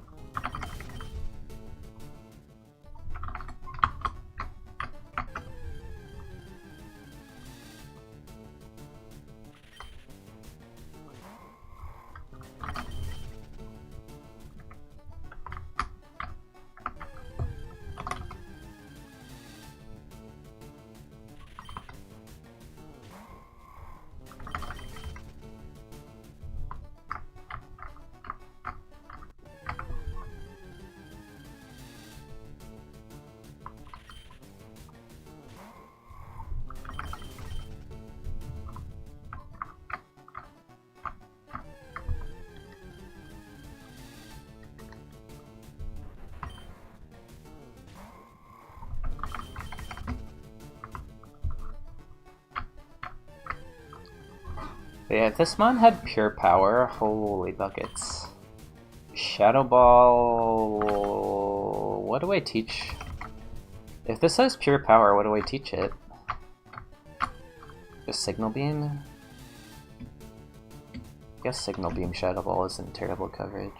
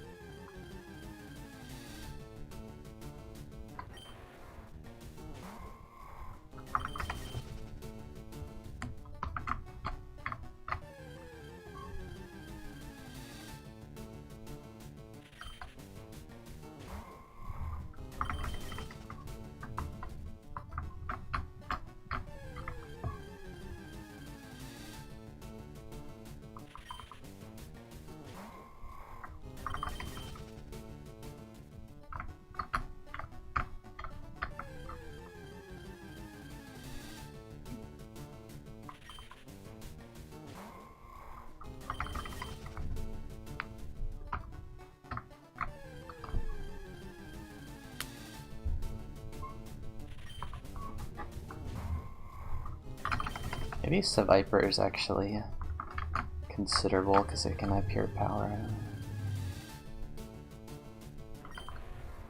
I don't think so.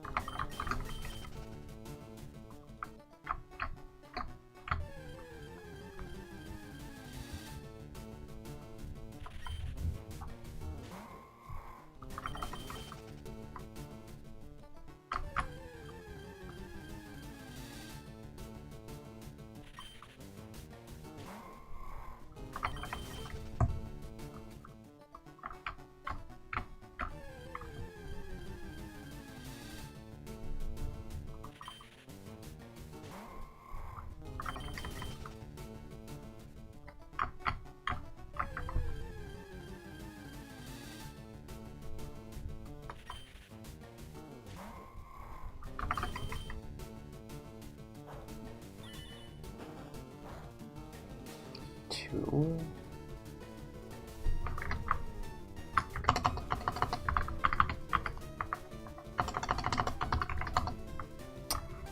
Two is not good, that's the problem.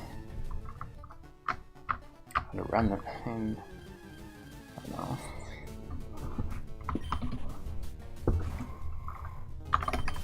It's like pretty optimal speed, maybe a little high. There it is. Sandstream.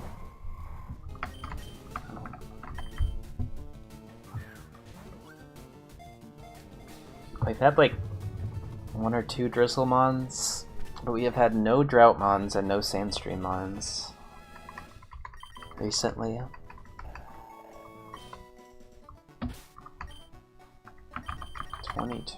Oh. Alright, this can work. That's a pretty good ability. The nature... I mean, Drill Peck Earthquake is very good. I just, like, what do we do here as far as... I mean, this mod is just kind of bad, right? Like, do we just go Slowpoke, realistically?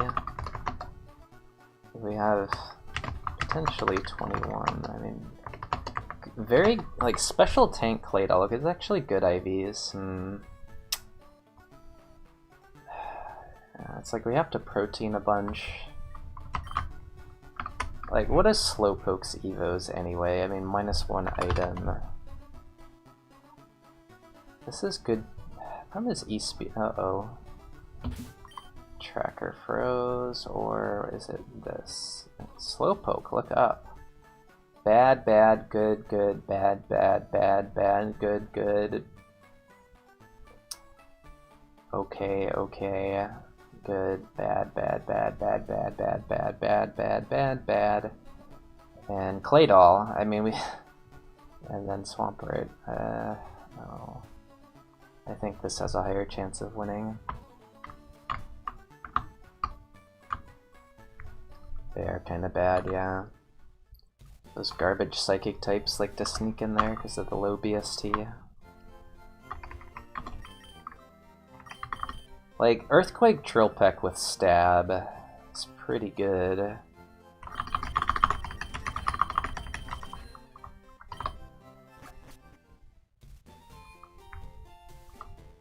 But this could be a pretty rough level. I mean, we'll give it a try. We have 3 moves. We have Shed Coverage, we have... It's like, what do I do for vitamins? You're gonna just have... This candy could end up making me regret instantly.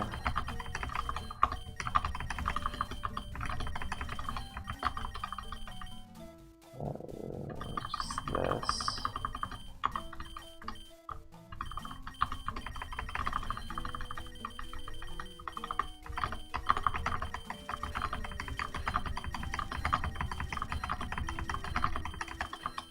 This is maybe an E-Sense user.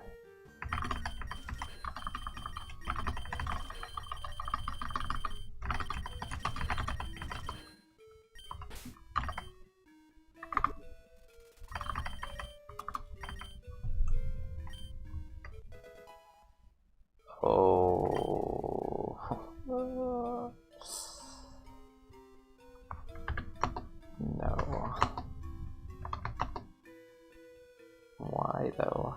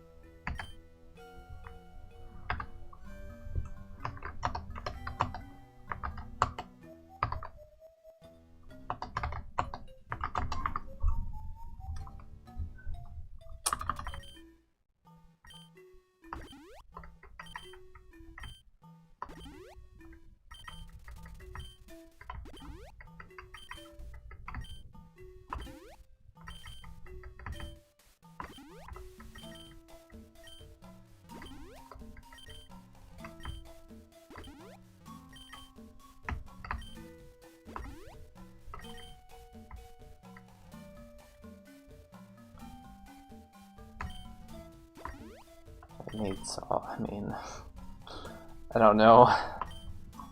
Maybe.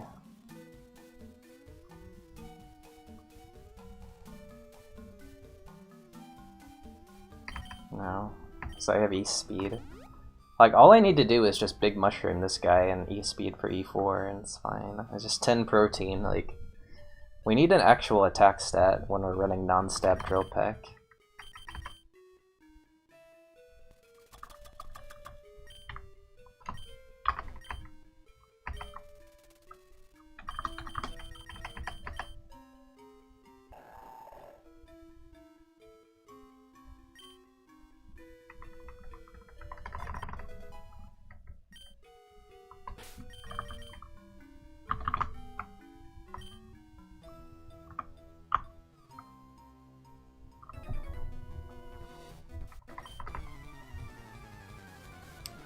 Two 2%, 3% to win.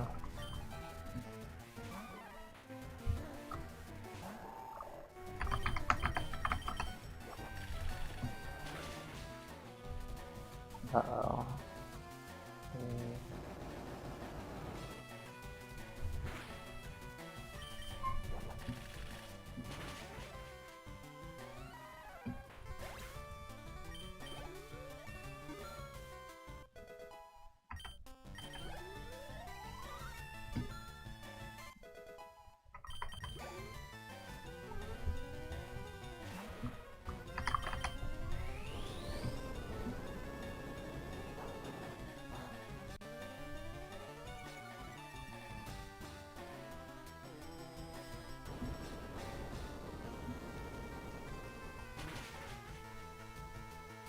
Did it evolve into Claydol?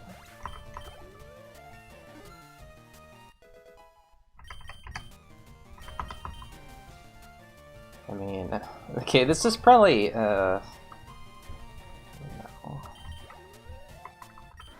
It's a bad move.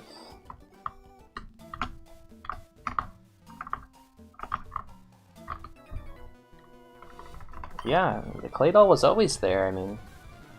Well, no, Claydol was in the lab. And we chose not to take it, but it would have died anyway to the X-Cloud.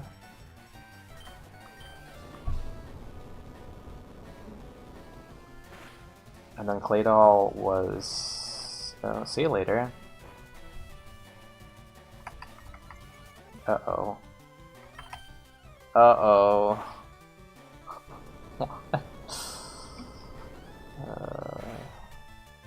Claydol was on Route 2, and then Slowpoke was on Route 1.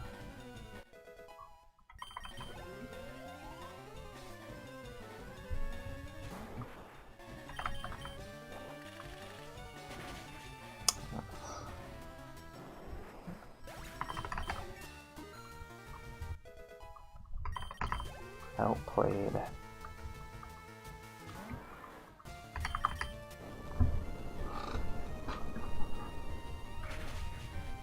I actually think there's a good chance that this Mon ends up running this exact moveset plus a setup move on E4.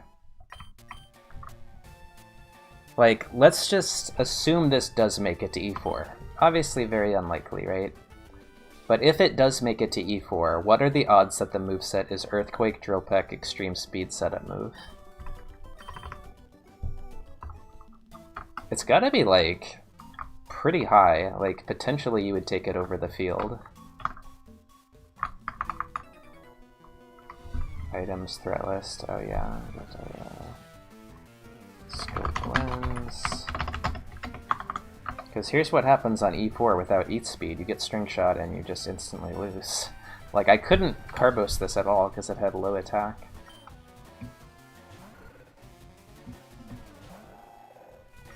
I mean, I'd probably have to drop E-Speed now. Like, unless I get a high PP move in slot 4, probably have to just drop E-Speed but then get it back for E4. Or maybe attack is just not high enough to...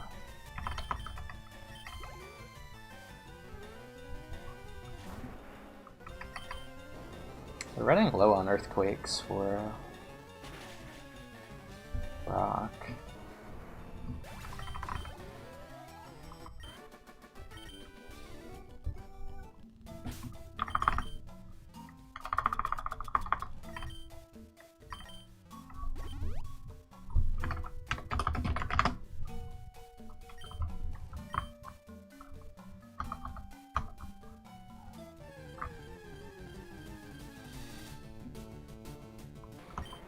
I guess it's possible I just make it to E4 with, like, Shadow Punch or something. Well, okay. Shadow Punch is really bad, but, like, Mega Horn and instead of E-Speed. But, I mean, E-Speed kind of gets dropped for E4 if I... Or it doesn't get relearned for E4, you just X-Speed instead. It only is good if I have a setup move. I could very well make it to the Elite Four without a setup move, but I'm not beating the game without a setup move.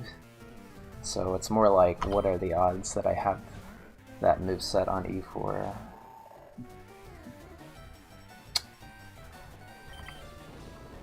In a winning effort.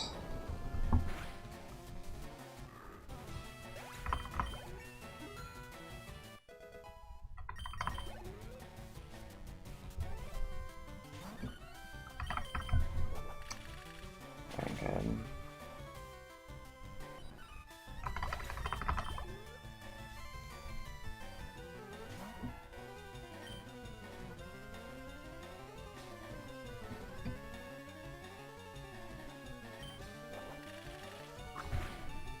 Looks like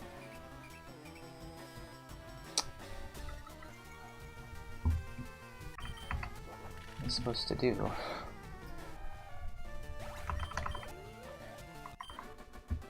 Is this just like center for Brock? You can't kill anything with E-Speed on Brock with this EXP. Need to see some Blissies. Also, does Rival have Claydol? Or no, it has I don't know. I think we just died to no moves.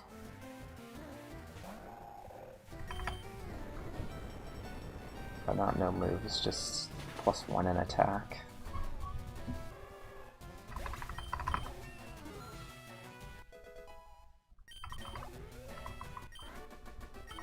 I think we have to YOLO Brock though, like no matter what, unless we get more damage. And like Earthquake being on the set the whole game, bad attack, bad speed, and bad defensive typing. Espeon died to Koga plus Sandstream damage.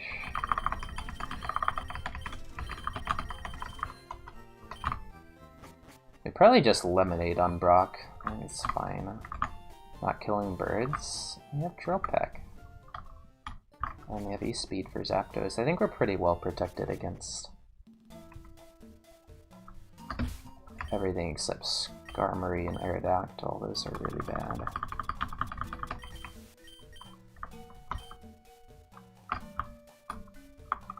Yeah, I suppose there's also just like the Rock Slide angle on E4. Then I don't know, this Mon just doesn't have enough attack. This would be a much better Mon if it had good attack, because then you could just cheat on Brock with E-Speed, and it's like...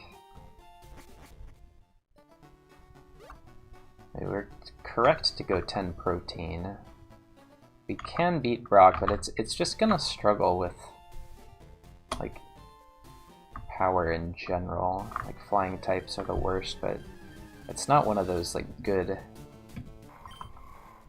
Why doesn't it show Armoldo's actual moves?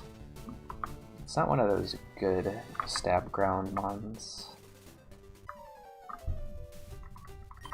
Yeah, but it has E-Speed, so you get outsped by a Ho-Oh and do half with Tropec, and that's fine. Boy. Spadef, huh? This is not likely to die. The heck? Is this Pursuit? Legitimately? What is Rival's Ace? Is this actually Pursuit strats, though, to save PP? I think it is. It's just Pursuit strats. Oh my god.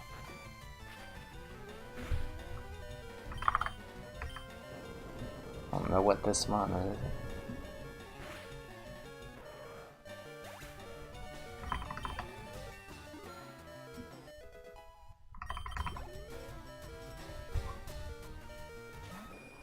Oh. Right, and this has high defense. Oh well. Probably live this, actually. I don't know what.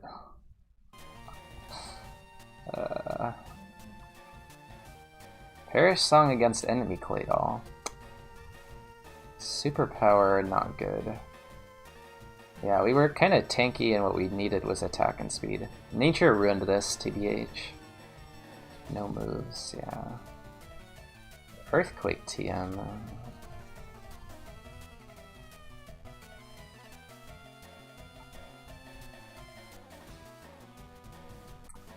Had to let this one... Oh my god, I scouted here so much.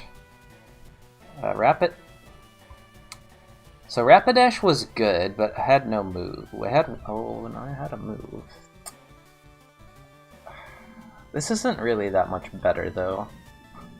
This isn't really that great. It has no ability, no defenses, too much speed, and limited moves, T-Punch. I feel like this is not good enough. And this is... not good enough, but certainly interesting. Eruption, Drought, Drill Peck, Earthquake. This could actually work with, like... what is it? Gentle Nature? Gentle Nature, this could go in. This is, like, okay. T-Punch was TMO3. I don't know, maybe the Rapid... I don't think so, dude. That's just too much speed on a 500 BST mon. It would need Modest specifically, and then it would need some help with... I don't think that makes it to Thunder Punch. Alright, what happened in... Oh, I was trying to check this, and not this. Oh my god. This was Rival's Ace. Okay. No, this wasn't Rival. Was it Rival? Yeah, this was Rival's Ace, because... Yeah, dang. That's a problem.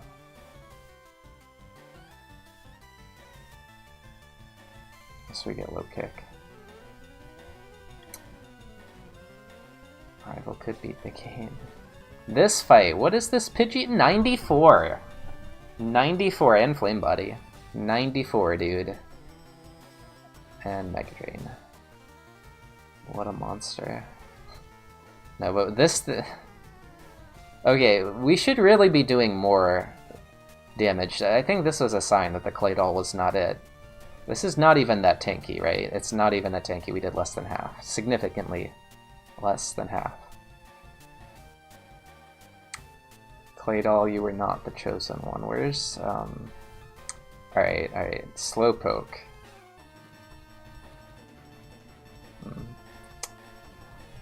Well, okay, and then Forest had nothing? Holy cow, that's bad. Okay, we're done here. We're done here. Yeah, I think I was correct. Well, no, it was probably just Lemonade on Pidgeotto and then, I don't know, and take a ton of damage. The Claydol was just not it, right? Like, I think Slowpoke Evo isn't really good either.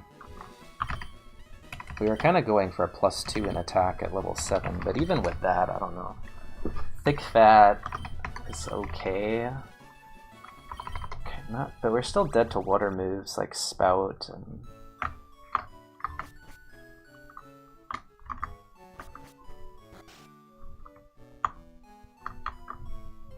Like, the attack had to be higher in order to do E-Speed strats on E4. And then we can E-Speed that Snorlax on Champion, but I don't know. I think the defenses on the Claydol weren't really high enough to go for multiple setup moves, like, I don't know, Belly Drum Champion or something. Shelder. Alright, this is actually close. So, like, obviously Torkoal is runnable with Drought or Pure Power, or God Spread, and this is beatable. But, like, if we run this and we teach Flamethrower, we're not really doing too well against the Shelder. So, and we're not candying, because we can candy after to 8, so this is not actually that great of a matchup. And then we give our rival something big. Shelder is a pretty good Evomon, and then this is great to give rival. So I think we go here. This is, you know, -1 item, and or we could just have like Drill Peck on this and not Evo. But Torkoal is just Pure Power, Drought, or Dead realistically, and that's like most Mons are Pure Power, whether or dead. It's nothing special, and this matchup isn't that great. So I think we go here, play the long game of giving rival something useless, having a very, very high chance of hitting this 4 times effectively on Champion, plus the low BST, plus pretty winnable on Rival 1. I think it's pretty clearly play. Let's check the IVs. Overall, that's a good moveset, and not bad nature, I guess. 322. Alright, now we need to evolve and then teach a move to beat that Parasect. This is, yeah, so Shelder's Evos are so much better than Slowpoke. Top 7 are all really good with IVs, which we have, and then it gets bad after that. Just ignore everything. There's some good stuff on this page, but yeah, top 7, all 530 plus BST Mons. Yeah, well, I have to evolve to win. That was always going to be the plan, pretty much, to evolve. I would not evolve if I had a good move for Parasect and like low IVs, or absolutely no moves. If I had like Sky Attack, good defenses or something. Anyway, let's see. This could be a physical non-stab mon because of the nature, or it could just be a generic surf mon with the spark coverage. I mean, like, that's like a... is that a rare? 3.58. Okay, well we can teach Ice Beam, but it's a mistake because we... well, it's not a mistake because Parasect. Okay, we'll just take the loss here. That's fine. Would have beaten the shell there with a Torkoal. Very unlucky. Alright, just use low kick or something. Poison gas, miss. Great. Great. Poison gas, miss. Hustle Parasect with high defense, high special defense. Okay, definitely Hustle Parasect. Oh, we're actually gonna win. What the heck?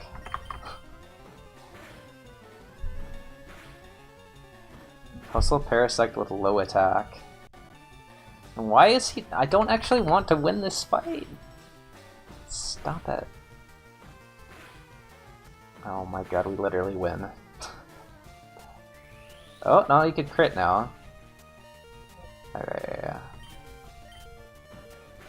Still likely to win, I think. Yeah.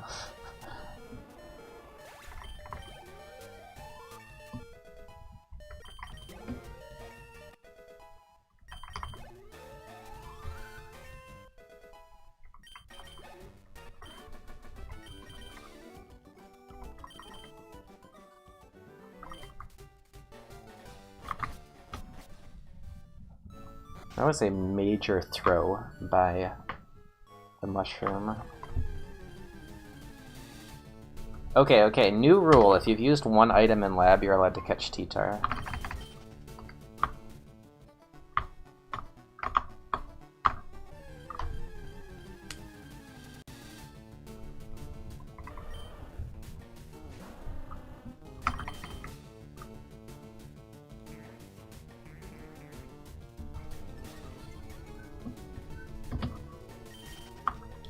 Honestly, if there are no loopholes with just allowing T-Tar, I think I would just maybe allow it.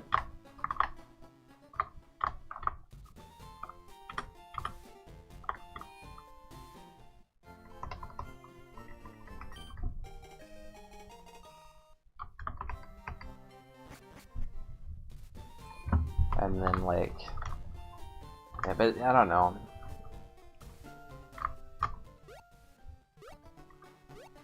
Is it an upgrade over Duke?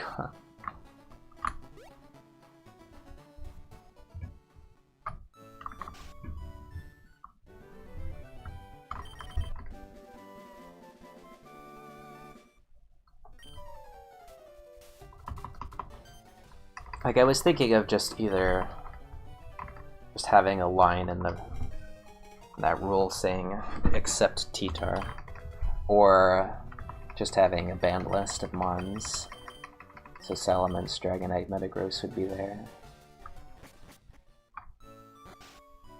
And then the legendaries... I don't know, the slow curve for Brock. See, legendaries can't appear in the wild. So it's like, you wouldn't just run them all the time. You could just like allow Articuno. Well, I don't know. Zapdos obviously needs to be banned, because that mon is just stupid good. Like, Electric Flying, surprised it's not better at, like, the Battle Tower. That is just godly typing, Electric Flying. Okay, Stone. Yeah, this one does go to Umbreon a lot, so it's not actually bad. It's fast.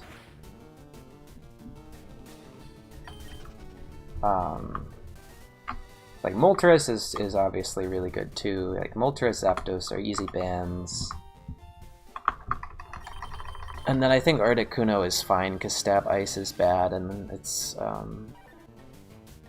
got bad defensive typing. And then what is it, like Suicune is actually bad because it can't beat Brock, and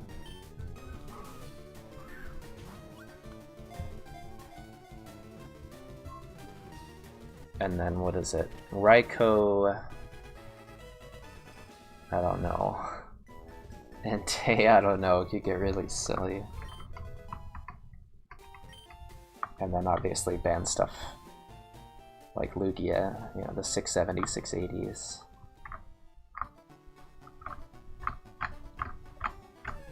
Ban the psychic types, Stabby Sense. Just Blastoise, but worse. It'll just never beat Brock.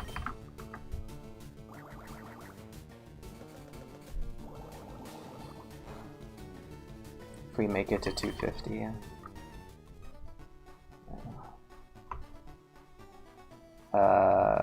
Stay here.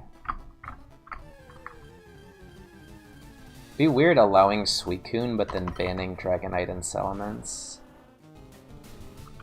Have to prove it, buddy. Okay, that we want this to be what? 4 is pretty. Whatever. It has pure power. That's all I need to know of it. This is much better than Ferret.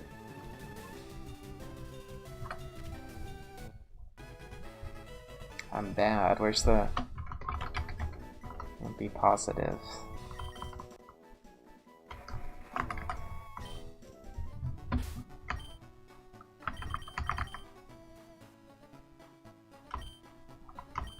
Six. What was on Route 3 again? Oh, Nuzleaf. Okay. Oh, okay. I thought first I was like... thought something happened at Battle Frontier, and then I thought you were quoting Michael Jackson, and then... I just wasn't sure. There we go. Baby Entei. The cool thing about Slowcurve for Brock is that it's just something different, you know, like, it's just 4 candies before Brock. Like, you just do 0 item E4 every time you run Suicune, Raikou Entei, because you're level 98 or something. And E4 is then easier, but, like, we're not making it to E4, so... Ooh. That's not it, dude. That's bad IVs. This is a Kaizo pray that you somehow win the first fight and the 8 move is good, Mon. This like, really I mean, maybe it's just HP. It's one of those, like, it looks like it's bad IVs, but it's actually just a billion HP. You know, it's not even good. No, this is just not good. 519. Now, if you flip special attack and attack, or just flip the nature, honestly. This has no power. This is like a terrible, terrible Pokemon. 525 BST is never... We need this to just be Entei, and then it's good. I just need it. Okay, well... Actually didn't want to commit to this.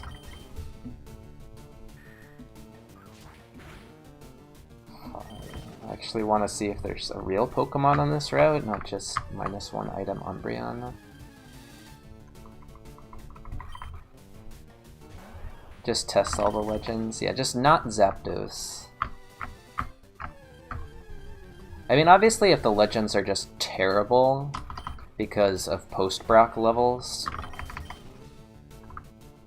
then, I mean, you just candy, obviously, but they're still going to be underleveled. Then you can go ahead and allow Zapdos. You still have to ban Salamence, Dragonite, Metagross, because they're not Slowcurve. And then you still have to ban Kyogre, Ho-Oh, etc. But I feel like the 600 and 580s... Oh, goddamn. Like, yeah, this just always banned.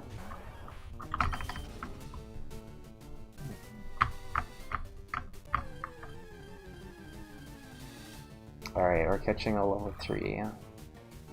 I'm just hoping it doesn't have Illuminate as its ability. No, not to...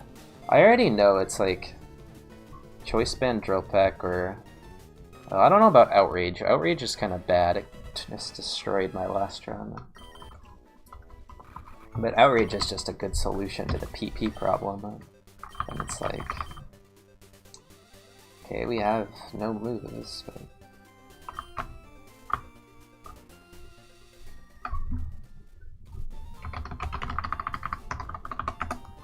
Wait, was this the stone, the seed where I already stone evoed? Oh well, you have good IVs. It doesn't matter. But yeah, what would actually be... So you would candy to 8 for rival... you would be allowed to candy your legendary to 8 for the forest, and then... Forest wouldn't even be bad. Just Brock, you would probably do like 2-3 candies for Brock, and then like... Probably be okay. It seems actually somewhat balanced. Alright, this is just always Umbreon, right? Yeah, 5. Candies and a dream.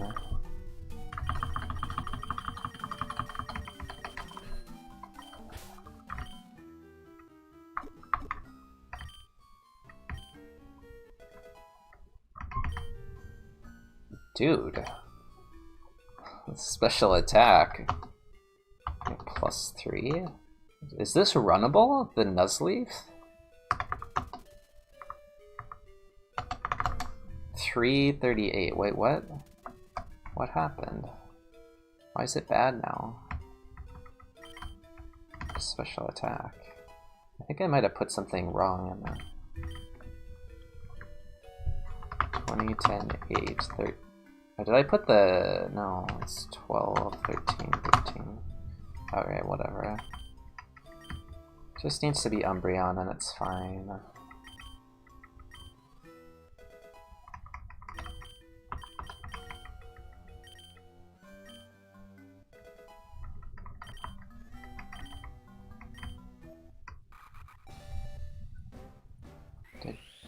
Did Parasect.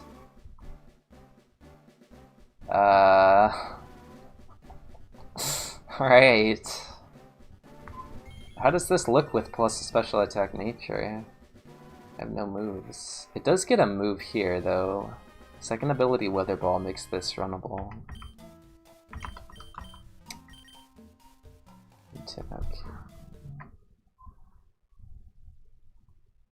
What was that the Torkoal seed?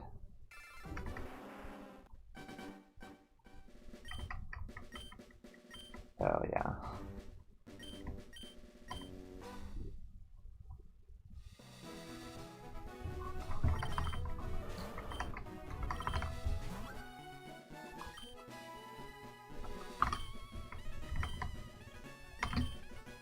Yeah, that was the perfect nature for Umbreon. Decent IVs.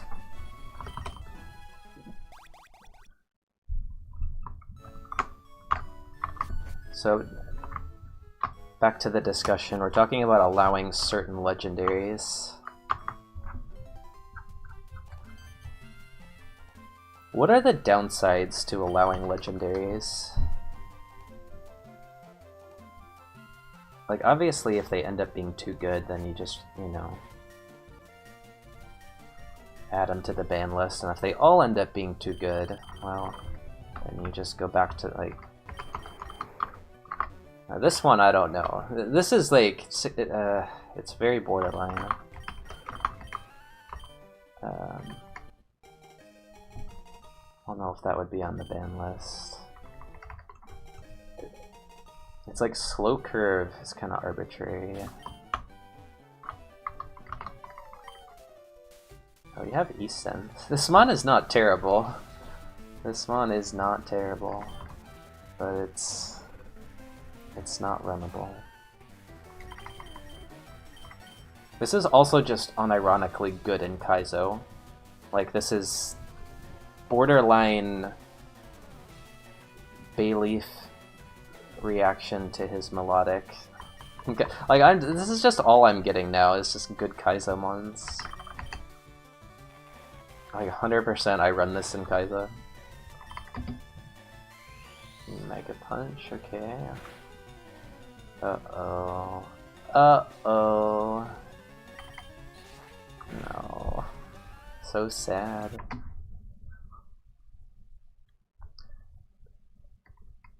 Where all of them are slow curve? I mean, you could. It probably is fine with these rules. Makes E4 easier, but...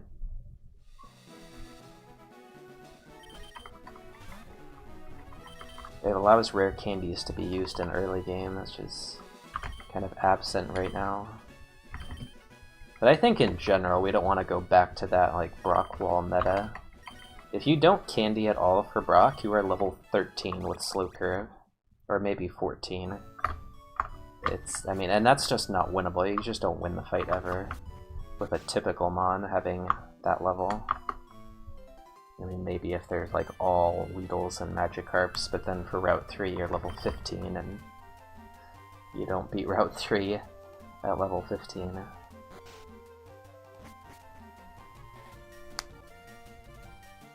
The slow curve takes a long time to start actually giving you levels. We did. We got really high experience on the Espeon, but then the downside was that every Mon was really strong and killed us.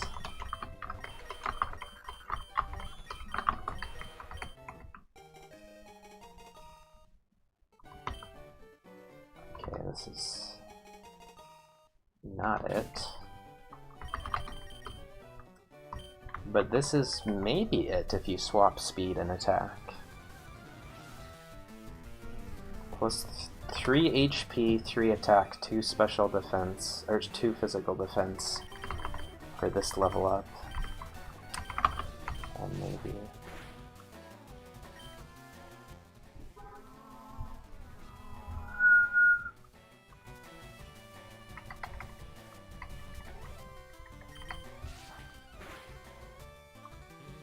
so does Hyper Beam kill? Like, it should, but I don't see any reason to go for it. If it doesn't kill, it's an instant loss. Actually, it really... like, how does this not kill, right? Like, it did over half, too. Could just have... okay, we got 3 HP, but... 2 and 1 again. Okay, so this is just not runnable.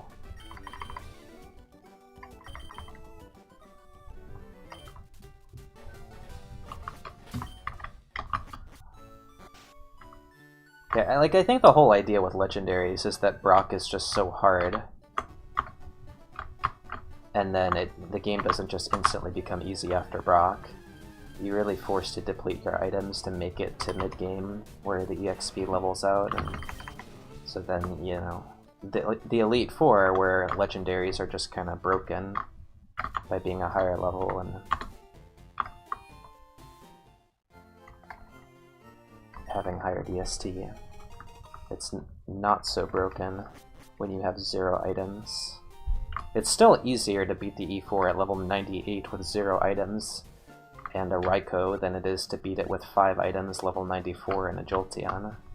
In fact, it's probably not even close. It's like 3 times. I mean, like, legendaries probably are just going to be favored to beat E4. Just Oko everything.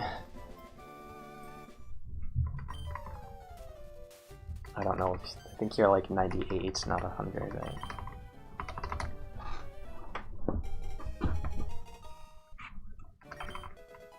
I actually just don't know. I mean, I could just open up that spreadsheet. We could probably do it right now. It's less... I think it's less CPU intensive than the Shedinja spreadsheet. It's Kaizo Trainer Guide Formulas. All I need to do, if I've made my spreadsheet correctly, is just copy the slow experience table, paste it over the fluctuating. It should all be fixed, and we can see what level we are in Kaizo. It's different in skill because of Sevi Islands, but that adjusts, and Victory Road. Let's just do this and then...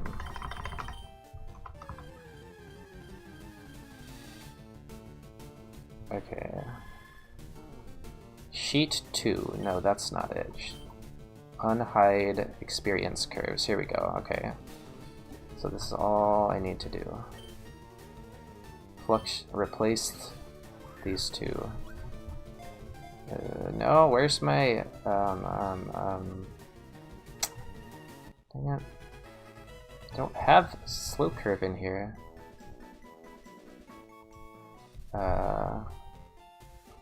Where do I have experience curves? Oh. Let's calculator. This one.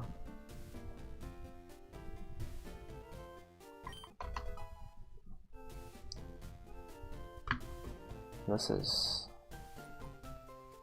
No.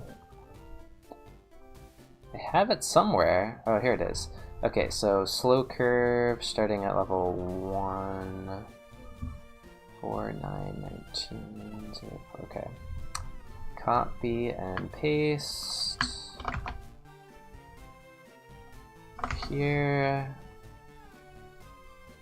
and copy and paste here.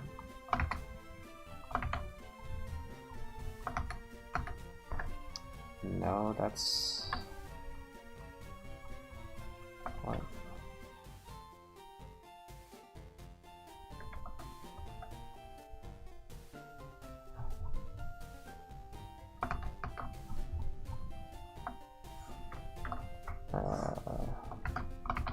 Copy and paste here, copy and paste here.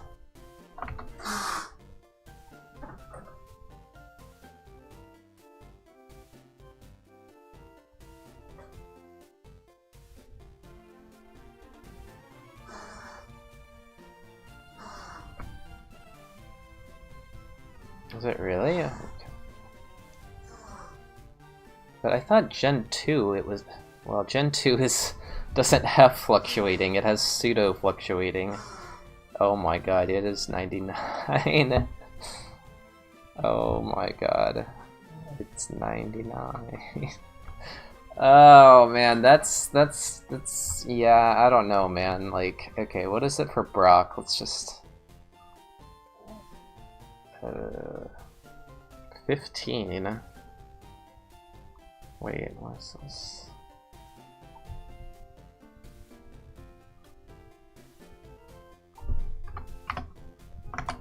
Oh, this is wrong. It's supposed to be level...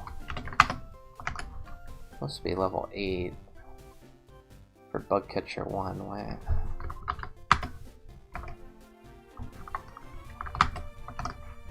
Okay, it's like 5. Okay, so you're like, yeah, this looks too broken. Like candying to 8 in Forest kind of ruins it.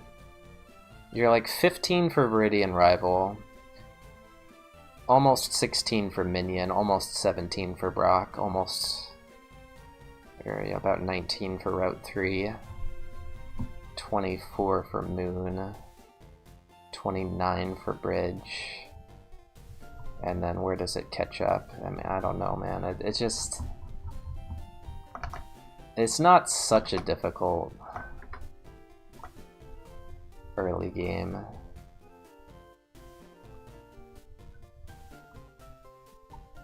What's this?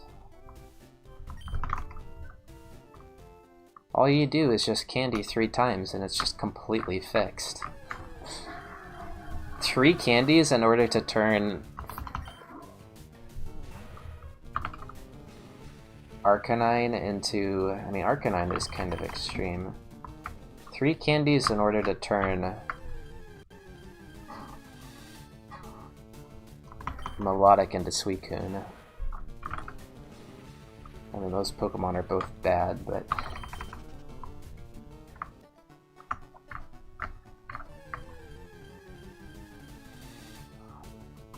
No, like, candies are good. The problem is not that the early game is too easy. The problem is that you are actually level 100 for E4.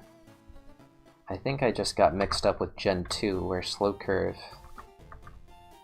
Like, Slow Curve, was it Fluctuating in Gen 2, Pseudo-Fluctuating in Gen 2 gives you 90 for red, 91, and then Slow Curve gives you 90, what is it, 4 or something? It's not that big of a difference, right? But, dang, 93 to 100? Zero item E4 is still pretty free, like, that's...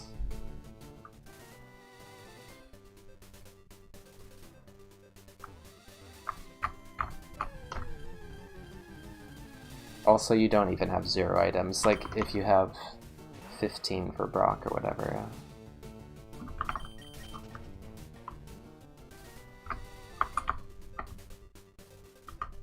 I mean, Suicune is, like, the worst one, right? And maybe Articuno is worse.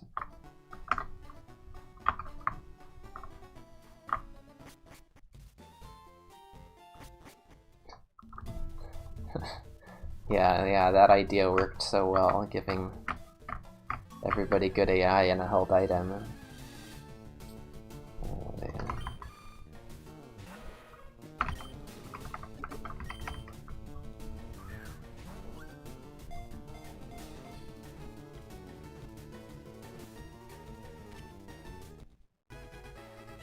You do kill things with certain... level 100 just... Well, it's like, it's not just level 100, it's the fact that, like, you don't even need to try hard to get 100, you just need to do, like, the non-cool trainers in Victory Road. 40.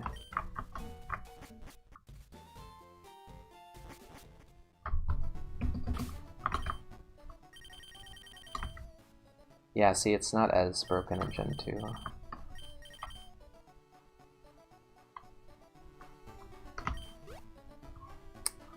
This is a godly Pokemon if you swap special defense and speed.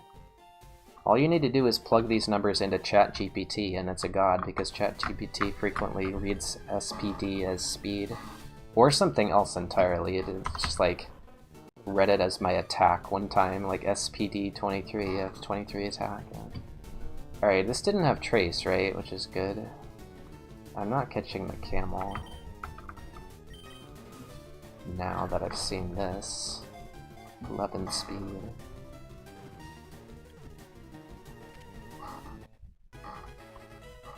Celebi is interesting, because it has bad stab for E4.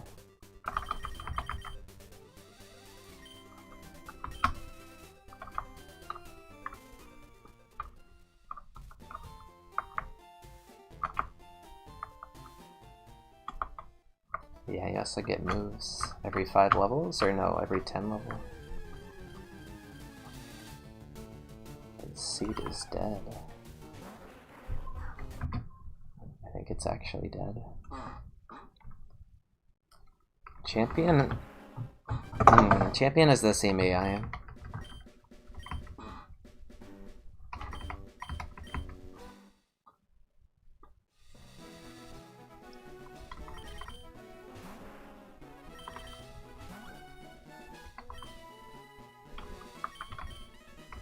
There's just no way, right?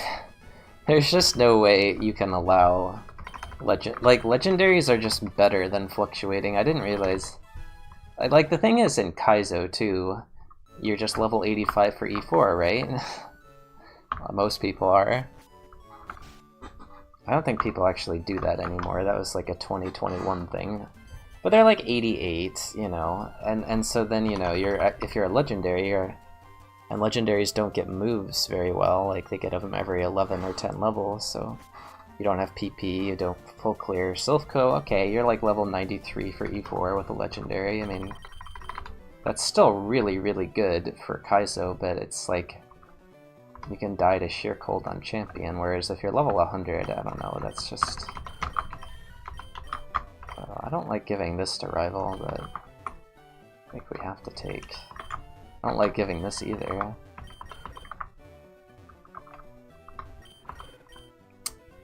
realistically, steel type. This is really not a good mon to give rival. I'll take my chances with a Meowth into Snorlax or whatever.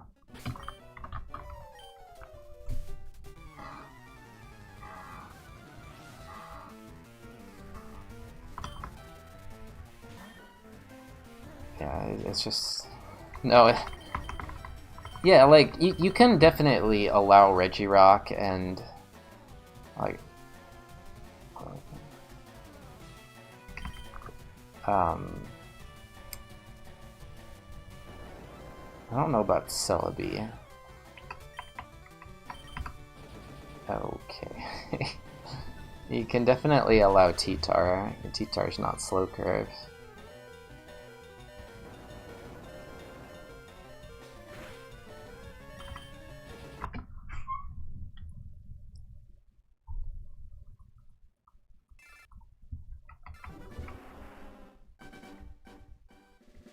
Seriously? Seriously? I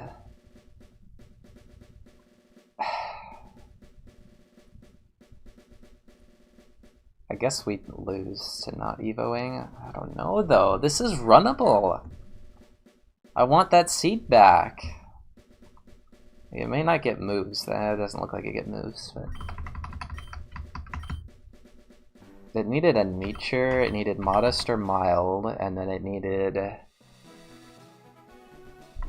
move tutor, or I don't know.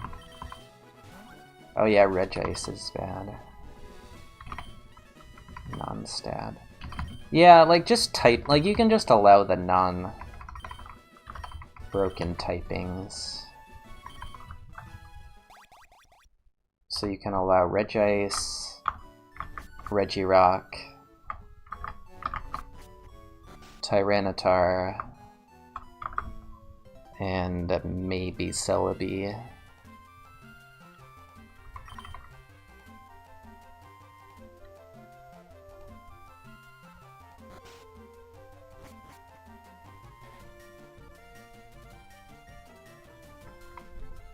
And Articuno, yeah.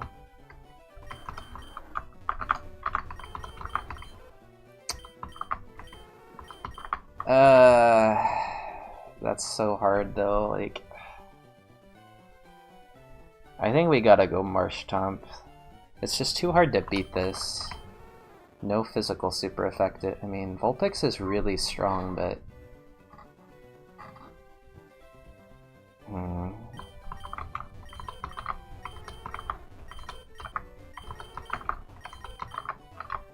I don't know. I don't want to go do a Puff, like Puff with the HPVs too. This is not a good mon to give rival. This is potentially fine, right? It could go water, but it... I don't know though, it's like the fact that it goes into... it just goes Steelix, I don't know.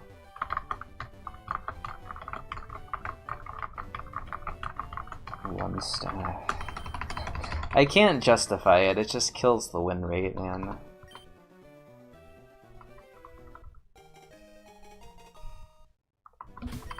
Marshtomp isn't actually a good mon to give rival.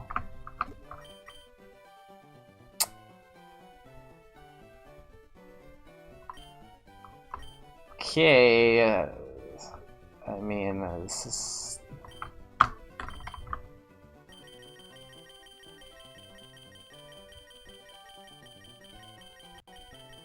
pretty amazing TM to get, because it is useful on everything except for just raw physical attackers.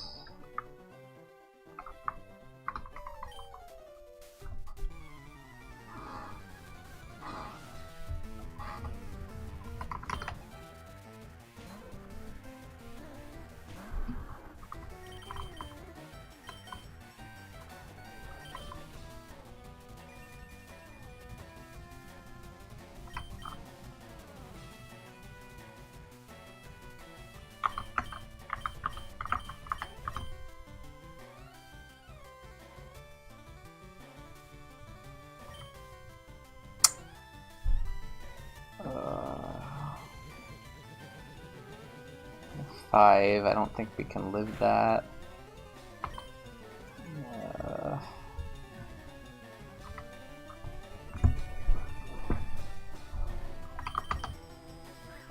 That maybe? No, he's just killing. Oh, oh, oh, oh! Oh my god.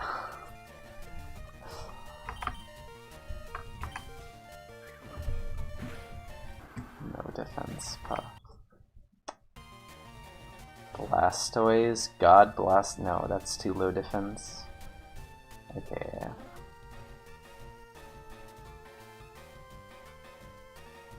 Well. What were the moves?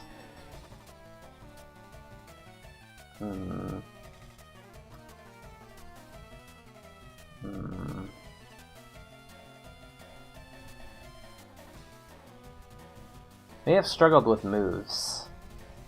This looks... Oh wait, no, it has Needle Arm. Alright, well, time to allow legendaries to make myself feel better. Like, how do you know that's what's going to happen? You could just have arm thrust on the Marsh Tom, like... Wow. Did we just win that seed?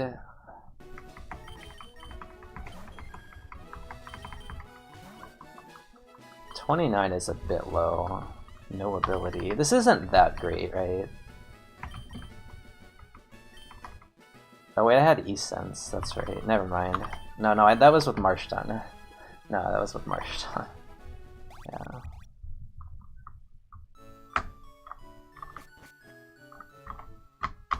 The starters have different items, I'm pretty sure. Although I've never actually checked to see if that's true. I don't actually know how the randomizer is coded, if the starters all have the same item or not. I think they don't.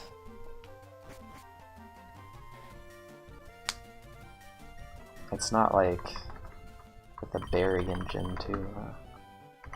You mean we have Flamethrower, E-Sense, Needle Arm. But I don't think it was correct to pick Vulpix there, because you just lose to Rival 1 if you don't evolve. And then you still lose to Rival 1 when you evolve sometimes, and... like, Marshtomp versus Puff is favorable, I think. A pretty big BST advantage, and... normal types are a bit tough, but... I think we're still okay.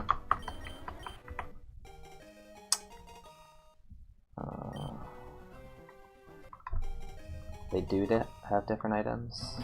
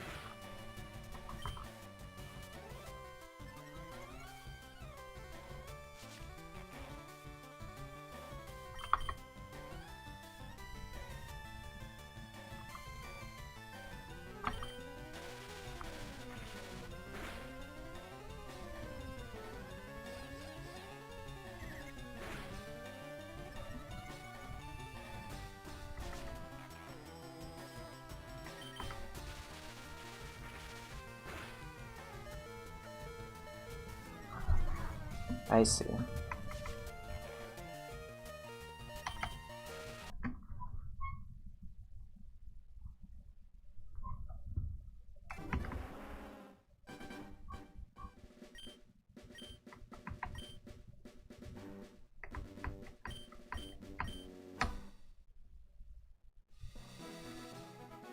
The Celio?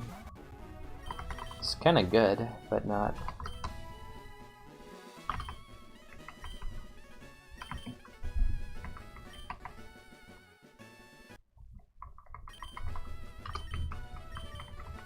not amazing, right? Well, pretty good.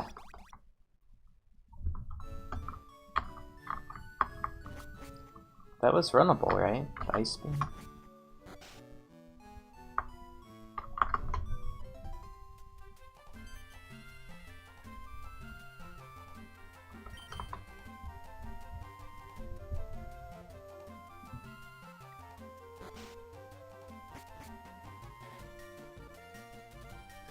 I'm also not actually sure that T-Tar is bad enough to allow just because of rock typing. Ooh. This is a little, getting up to candy. Okay, well, that's one in chat if you want a test run. One in 10. He's gotta prove it though.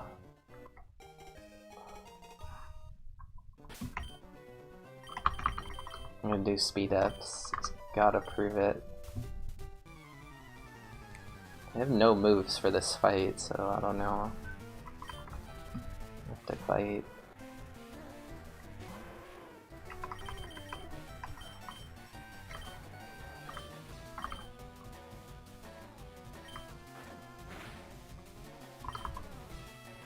Yeah, okay, we would have lost no matter what we did. I'm glad. Second ability? Oh man, and Kaizo, what do you do? Speed a bit higher.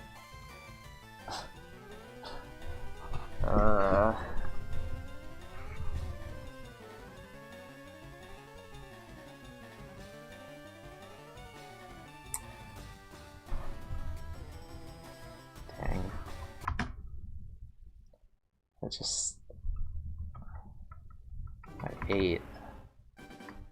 How would that be handled? If it was allowed, it wasn't even that good.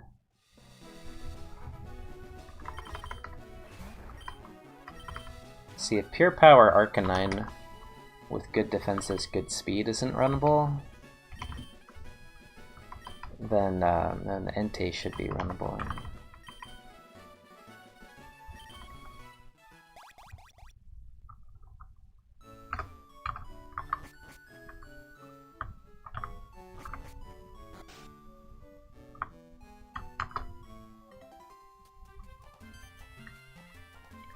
I mean, I'm of the opinion that, like, picking something in the lab that is not runnable is a bad outcome. Because what Kaizo, or sorry, well, what IronMON in general, yeah. I think what IronMON in general should be, but can't be because of the limitations of the vanilla game, is just this table, but like 6 times as wide, and there's just like 18 balls and you pick one. And maybe you get some info about the mons, or maybe you just pick blind. Like, I think it would be a superior... I mean, maybe it's overload for the viewers. 3 is a little more digestible. But I feel like it would just be more fun for the player if this ball was... or if this table was 6 times as wide and there were 18 balls. And then you could pick the best mon based on the matchup that you get, and I mean, there comes a certain point where it's too much. So 18, maybe that's too much, but like 15. And that's actually what the ROM hack Pokemon Crystal Clear does, is it just gives you like all of the best baby mons with like their best egg moves to start the run. Now the fastest way to beat the game is not to pick one of those god baby mons, it's actually to just go straight for Mount Silver and catch a level 50 Ursaring, or I forget if it's Dodrio or Kingdra. You just, it might be Kingdra now, like in the water, because it's an open world game like Breath of the Wild where you can go straight to the final boss right away. So rather than starting with a level 5 Charmander, you just go catch a level 53 Kingdra. But if it weren't for that game, that feature, open world feature, then you would have a lot of good choices at the beginning of the game, and a lot of... And it's just like Skill IronMON, where like you have these good choices, but then the game is hard because the gym leader, like Faulkner, has Zapdos, things like that. Now I did do a lot of runs of the starter-only speedrun category, and it was Elekid that was optimal, because you go T-Bolt, Ice Punch, Fire Punch, Cross Chop, and then eventually teach Thunder, X Accuracy. Pretty good in Gen 2, so...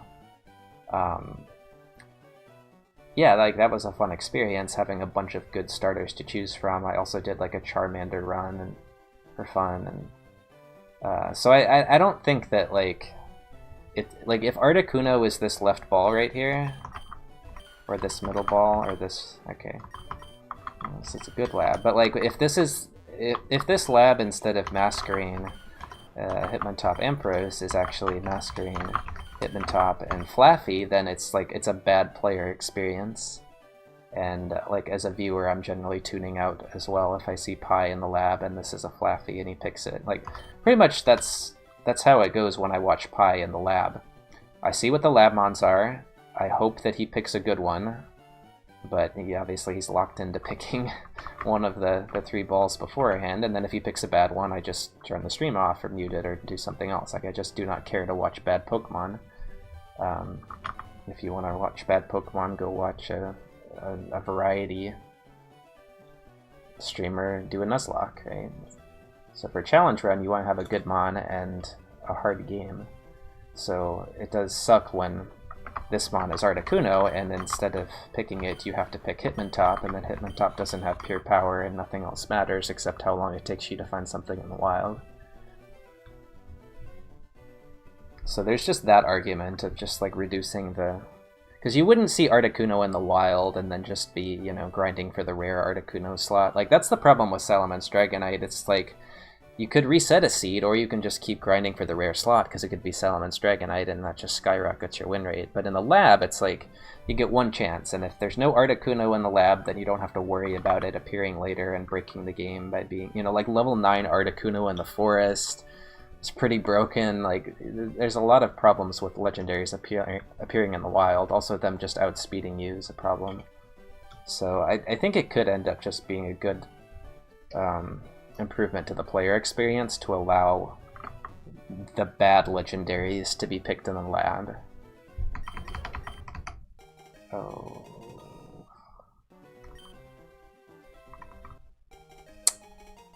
Water Veil.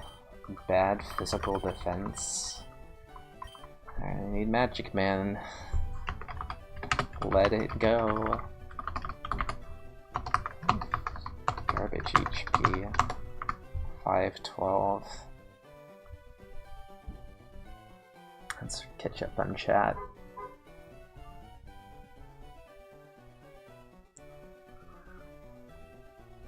Crystal clear. Good times. Light Ball Pikachu? Wait. Oh, because you can pick Pichu and then well, but yeah, the friendship takes a while.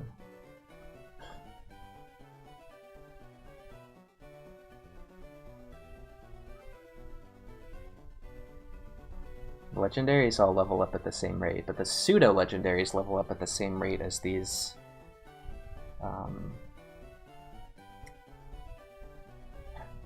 mons. I feel like this is an earn it situation, because we have Aerial Ace for Rival 1, and we have Icy Wind also for...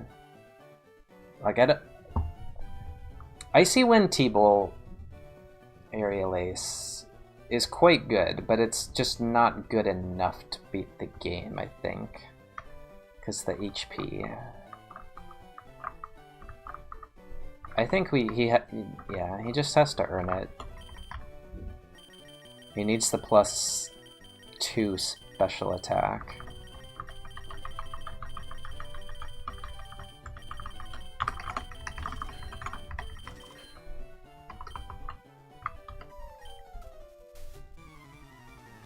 There's a lot of ways that I can win this fight, by the way. It's not just... It's not just Aerial Ace, it's also Metronome.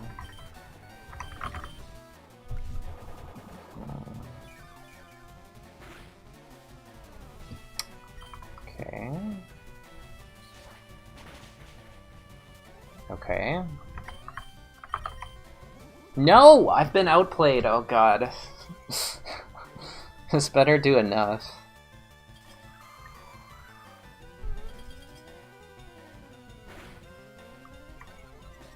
Speed tie? Okay. Wait, does this even kill? I should have. Kick a train. Okay. +2 special attack and we're cooking. Okay. Can the most average Pokemon ever beat Pokemon skill IronMON?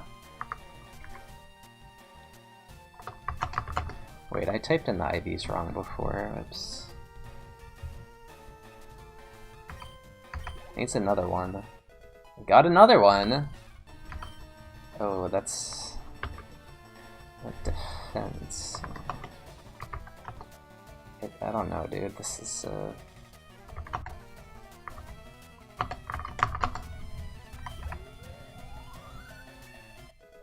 I got another one. This turned out okay. This turned out very okay. 497, but... yeah, I think we see what's in the wild, and if there's a Marowak, we just catch it and then shift our discussion to should we ban. No, I think we just run this, right? Like, T-Bolt, Icy Wind, Shed Coverage, good ability. We're not Carbosing at all, so we don't have to decide now. Like, Marowak still might be better, especially Sandstream Marowak or something like that. Like, it doesn't hurt us to just see what's on Route 1 before we use our calciums, but like 3+2s in special attack and physical attack 221 is fine. HP 223 is good. Defense was defense is a little low, but we got some synergy. I mean, it's just like the Venusaur where Icy Wind is a bad move, but the difference is that this has shed coverage and, like, it's good shed coverage. We don't have to Icy Wind every grass type. And it's Bolt Beam. So, you know, like an electric type that has a decent answer for grounds.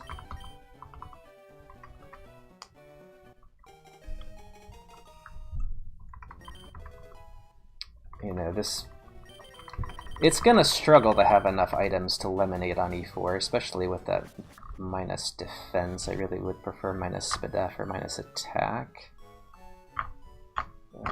Minus attack might be a problem. This is pretty okay. Like, he earned it. She earned it.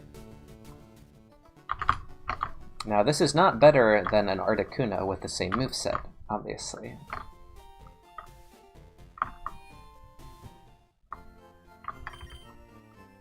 But Articuno would have probably died to Rock Blast from the Hitmontop. Rock Blast 1, but yeah, like, Water Veil is a very good ability for an Aerial Ace spammer with some attack.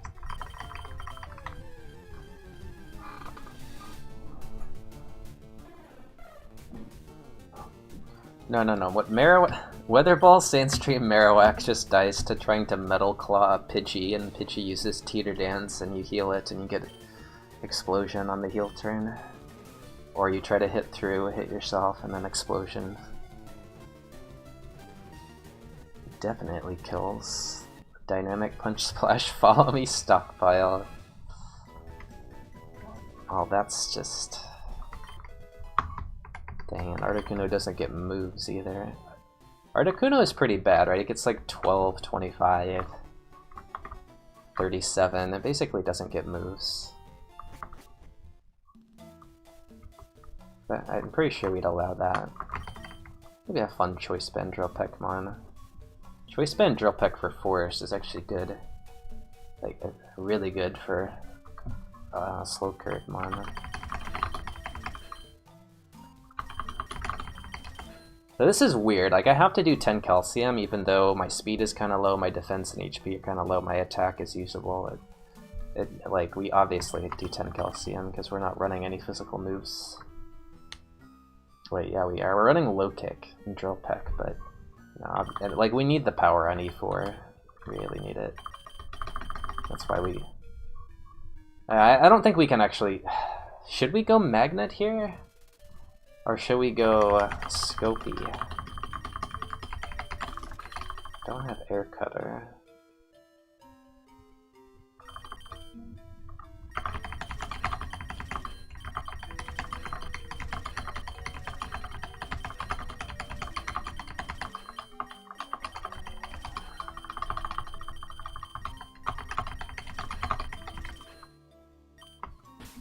This Mon could have Leaf Blade on e4, it could have Blaze Kick. But yeah, it's like it's gonna be hard for this to run Thundershock. So, but then like we're oh, no. Let's just see.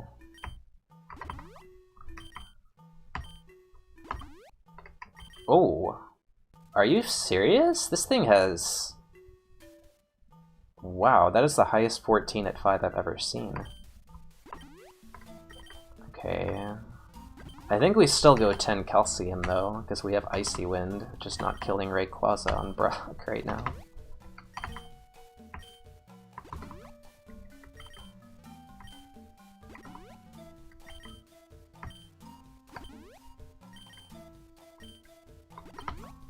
I think we go Scope Lens, but...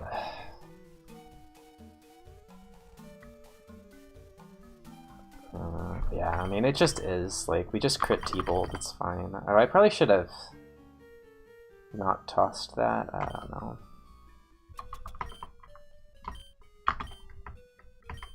Yeah, like, that Aerial Ace damage without critting is just not good.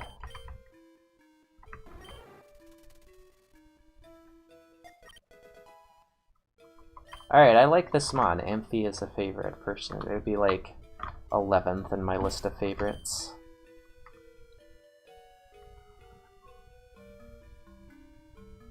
And Rival has Hitmontop with low defense. Gonna have Hitmontop the whole game.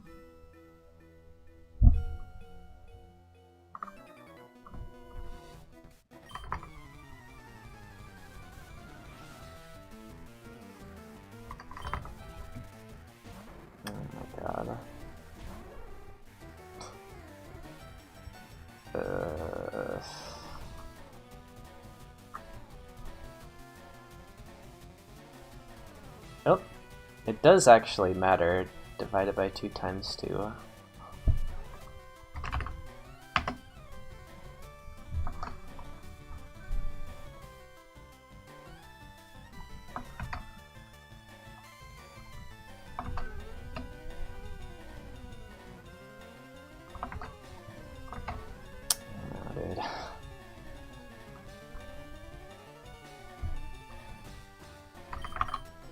Need these Icy Winds for pressure Rayquaza.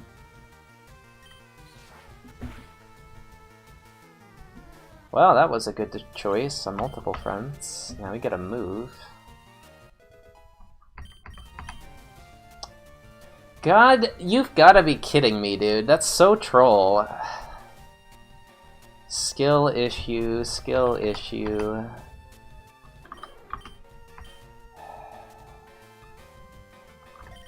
It's okay, Scope Lens is still good.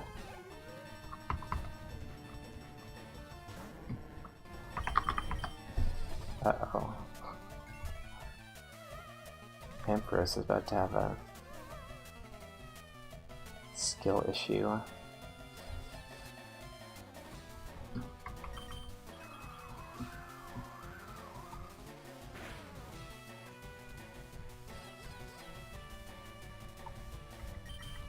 That was the thought, is like, it's just the best item for E4.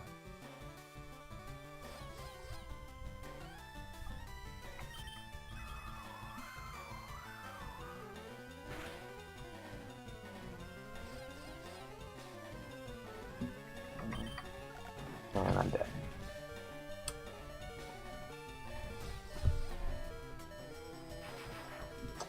The para.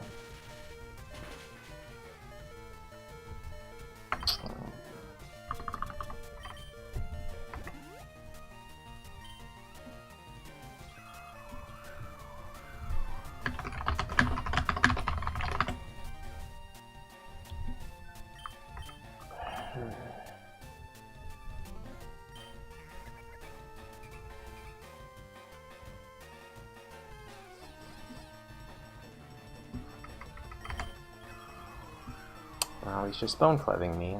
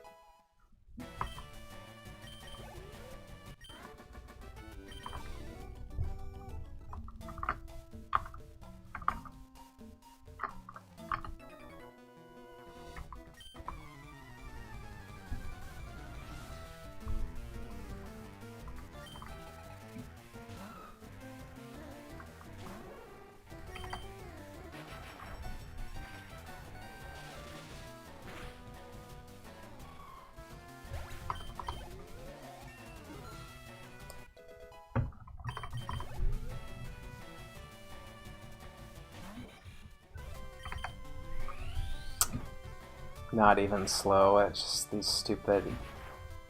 These seeds where Mons with decent speed just get outsped like 7 times in Forest are so hard to win. And then the Espeon, which had bad speed, didn't get outspeed 1 time the entire run. I don't know.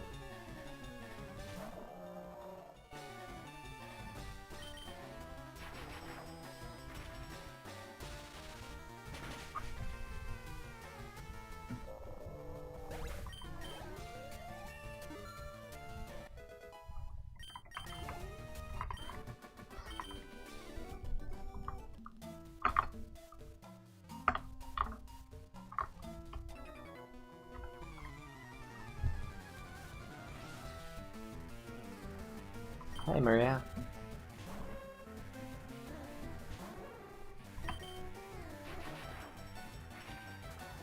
Yeah, once I got string shotted, yeah, then it all fell apart. Until then...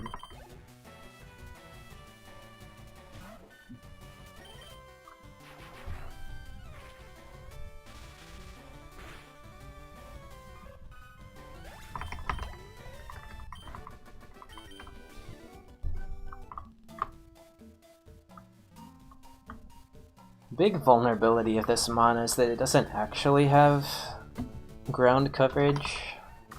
It has temporary ground coverage, but it has to upgrade to something that actually does damage. But then we're just gonna see like a tanky Rayquaza, and we have to keep Icy Wind, and there's big, like, we need Ice Beam, and the only way that I'm not repeating that sentence multiple times today is if we die here. The longer this run goes, the more it's gonna sound like a broken record.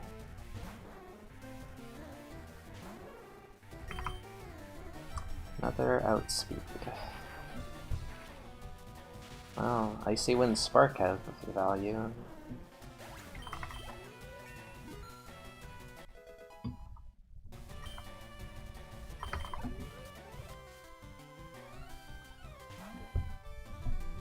Oh, we're walled by this, it's fine.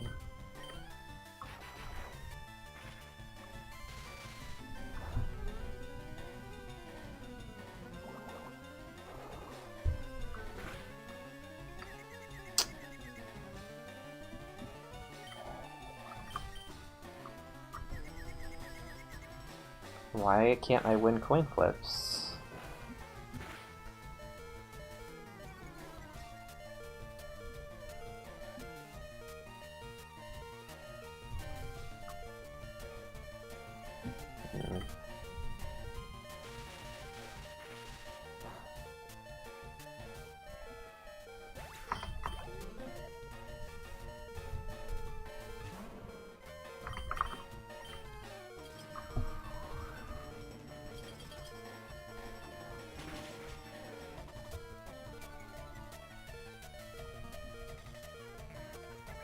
Bellytram?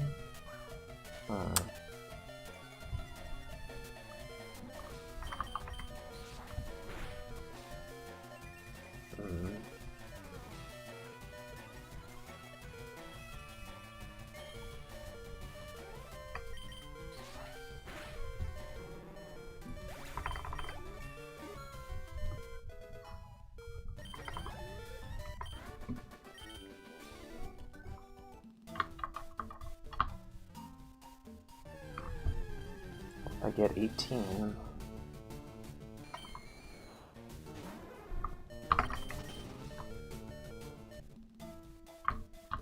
This is not a mon that you would expect to struggle in Forest. Just got destroyed by Attract, and they actually all, yeah, Attract, Confusion, Accuracy, like.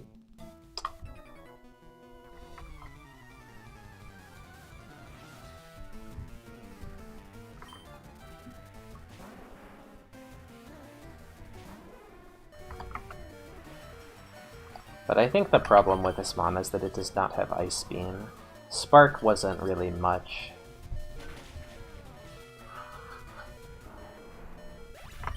The stats ended up being good, but like it's still, it doesn't have Ice Beam, so...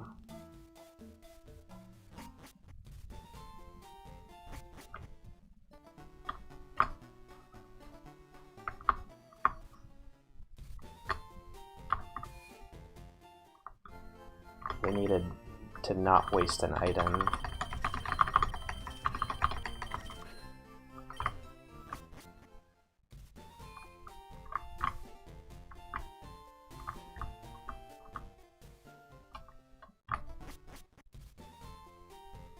I don't actually know if Hitmontop dies.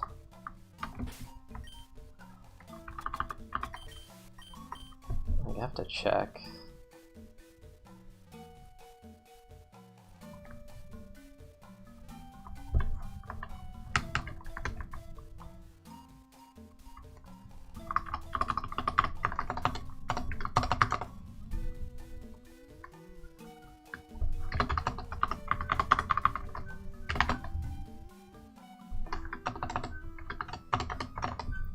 Does die.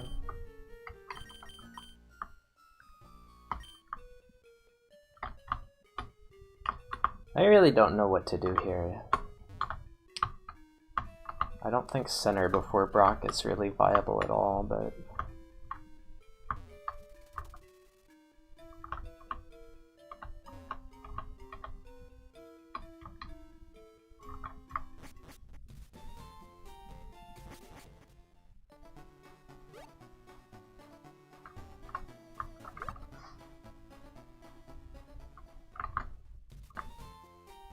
So we can't PP max Spark.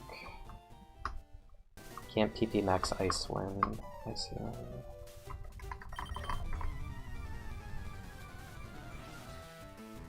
We have too much PP here to...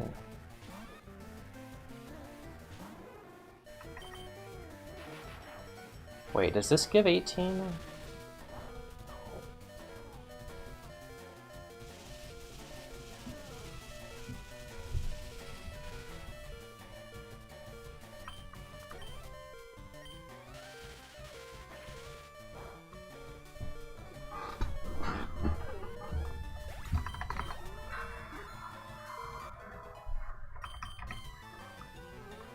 I mean, gosh. 4 moveset syndrome, and only one of my moves is good.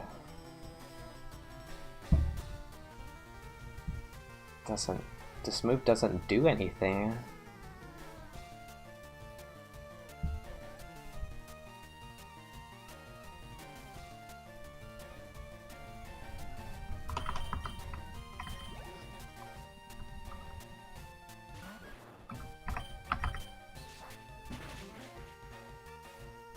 How? Actually equals?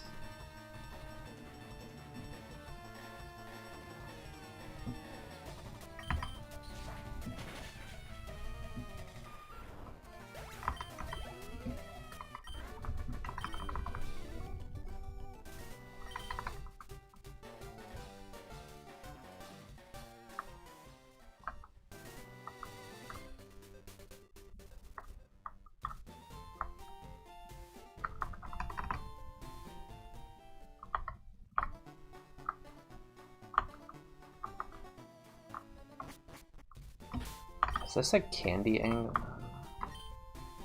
I just don't know what, like, the 18 move missed. It's just...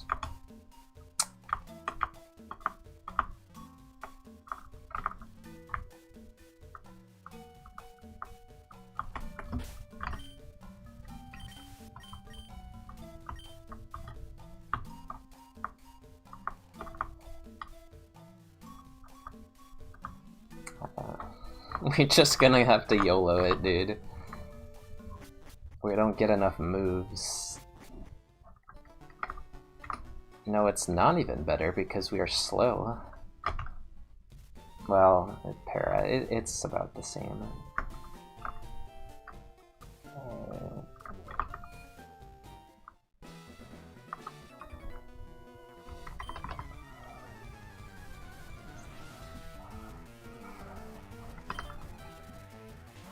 Alright. Might die.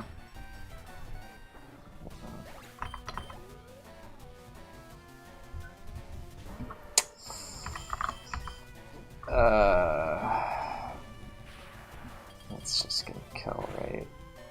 Yeah.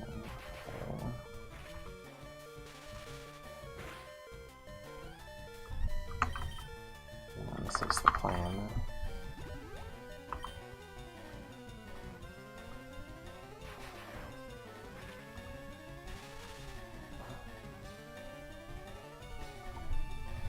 I don't know, actually, if this we kind of know everything. This should kill. The T-Bolt doesn't always kill. No! Why?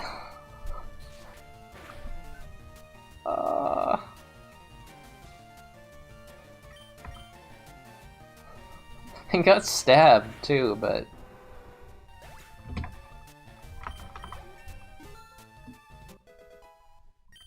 would have died to the area at least, so it was the right play.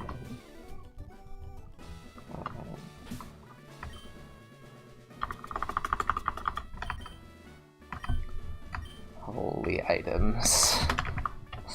Holy items. I mean, if we get lucky, we can extend through moons.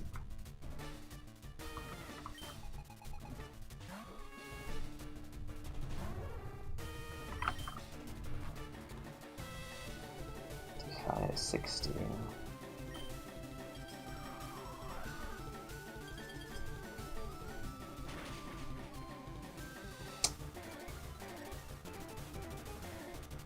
Dude, what? Wait. This point just...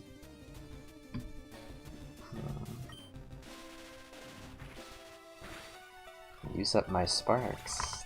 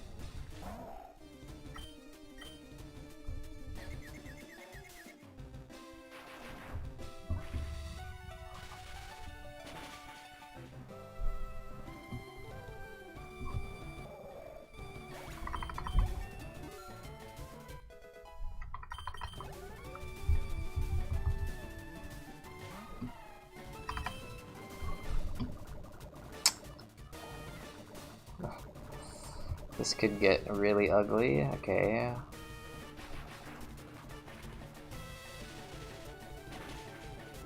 It's fine, I guess.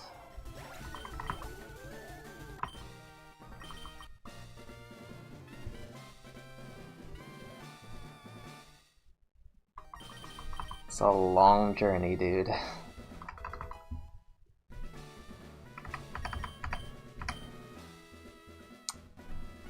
Why this seed? Alright. It's a long journey.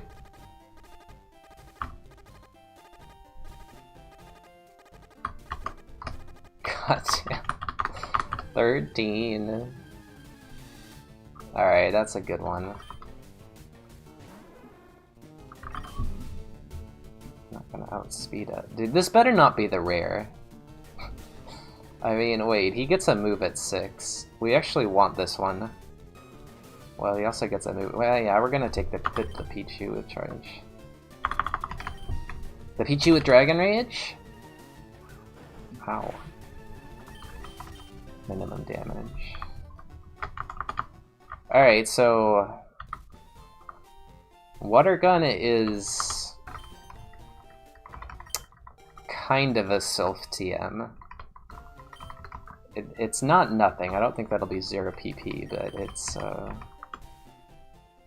don't know, man. I mean, it's really realistically a Mount Moon TM the way this is going.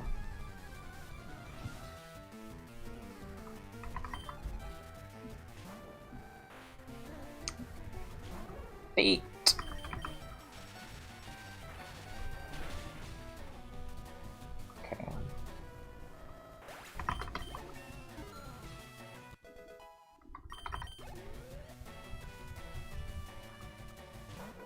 not bait.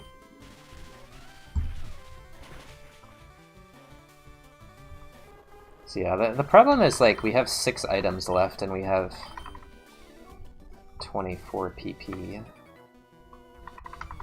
It is a Mount Moon TM in Gen 1.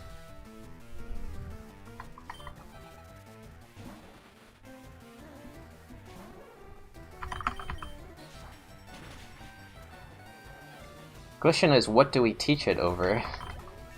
Because, I mean... Spark and then hope to get some... Wait, it's too late for Dragon... Oh no, it's a water gun target. Too late for Dragon Breath. How you doing, Eric's? How does YouTube EXP work? What is YouTube EXP?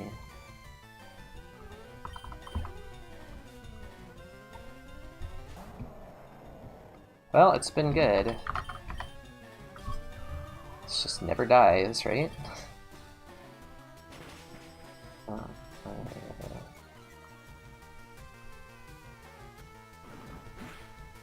There's no base attack, right? That's how it works?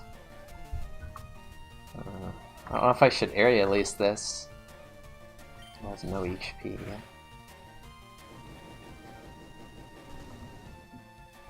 No special attack either.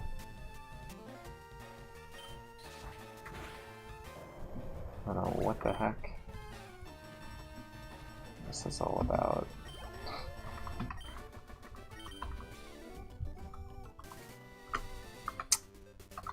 Moon Center is not really an option, but I mean, we needed to scout that for sure. For, you know, well, not for sure, but dude, I don't know. This mon is just so close, but it needs Ice Beam, and then it needs Essence.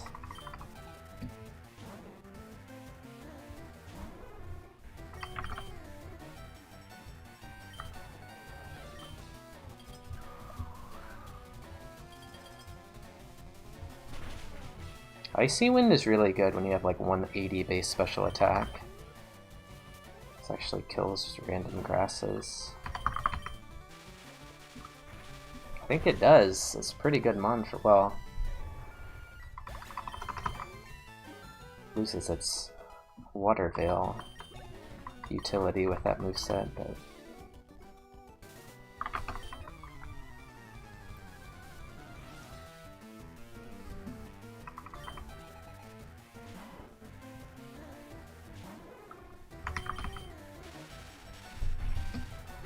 Okay, good thing I didn't T-bolt.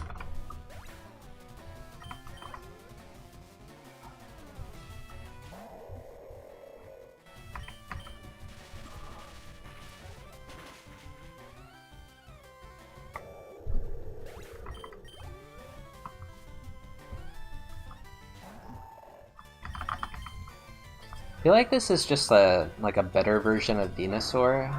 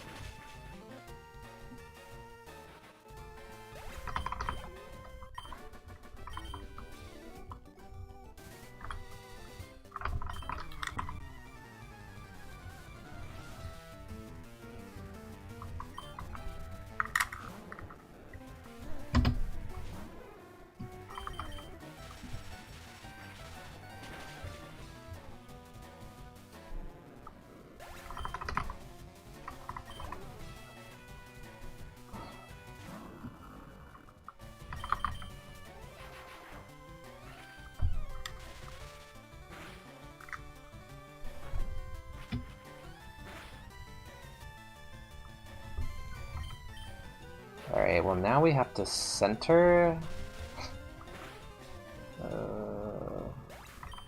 maybe not.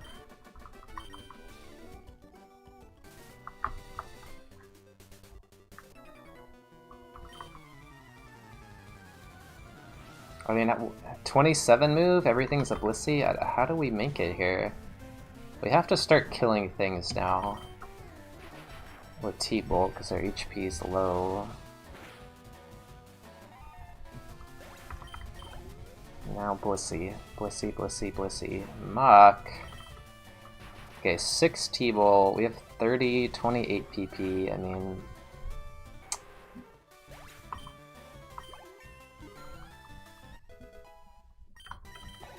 We get a 30 move, right? Yeah, because we're...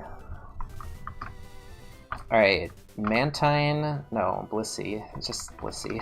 27 move. I think you just have to do this, right? You have to take this big risk. Okay, we'll see what this does. This is where not having high special attack is a problem, because it just doesn't die. Yeah.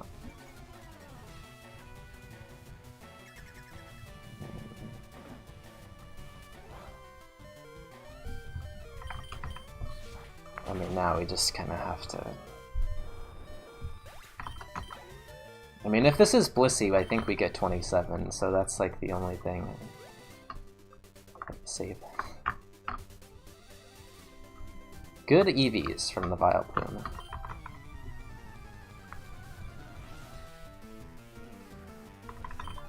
Oh, that's close to Blissey. Also, he kills me, but it's fine. He's not gonna kill me. How is he not faster? Okay, he definitely has Mirror Coat or something. Oh, I'm dead. Yeah. Oh. Turns out, wait. Okay, well, both moves were bad. I don't know how he was faster the first time, but not the second. Dang, Flame Wheel. It's kind of... it doesn't even work. Like, Flame Wheel over Spark is okay, but... I mean, it needed specifically Ice Beam, and I don't see it yet. Spout, okay, I don't think that...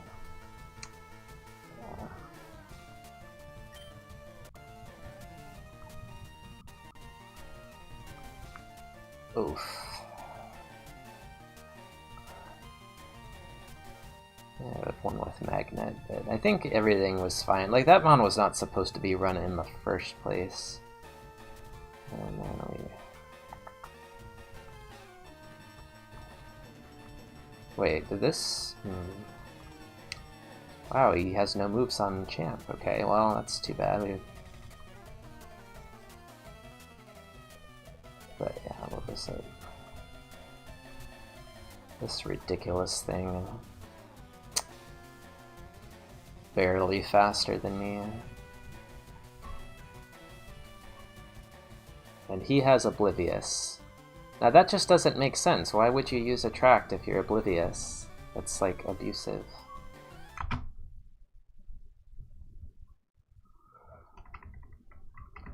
Yeah, I mean, I think that run just comes down to the fact that Icy Wind is not a good move. It's a stopgap. Like, it's not a good secondary move. It's a good fourth move. It's a very good fourth move. I've used it before. It's like, oh yeah, we don't just lose to Lattice and Rayquaza now. But, like, it's really a bad secondary move on a Mon that doesn't have a very high... I mean, even if you have high offenses, then you're worried about missing it.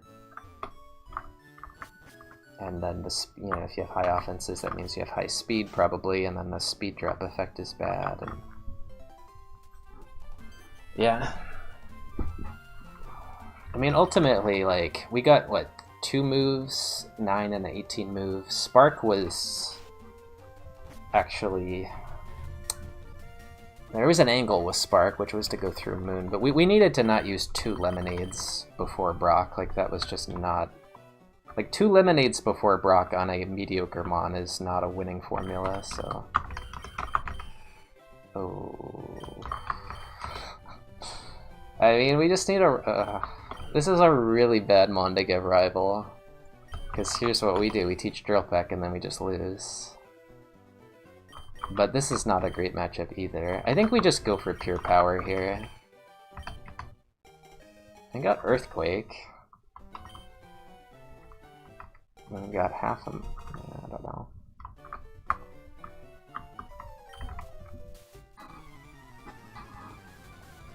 Like, you 490 BST flying type, you just go for pure power.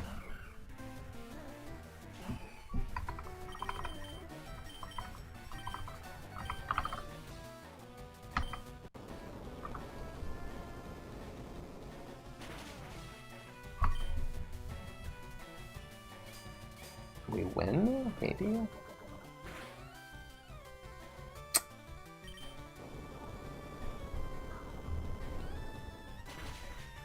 The Outrage Altaria, yes. Can this do 5? I think it can. 15 crit and 5 non-crit, I'm pretty sure is... Wait, no. Is that possible? Where is it? No, it's not, right?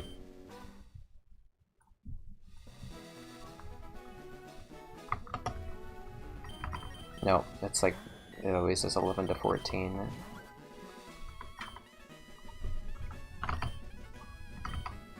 Yeah, I would have beaten Jirachi with that. Well, he probably would have outsped me. Or no, wait. Did we just outspeed with 14? The Jirachi was pretty bad.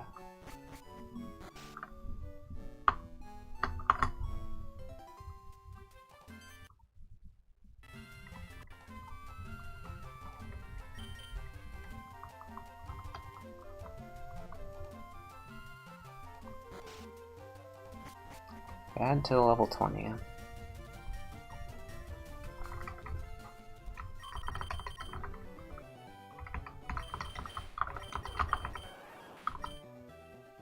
Right, be right back.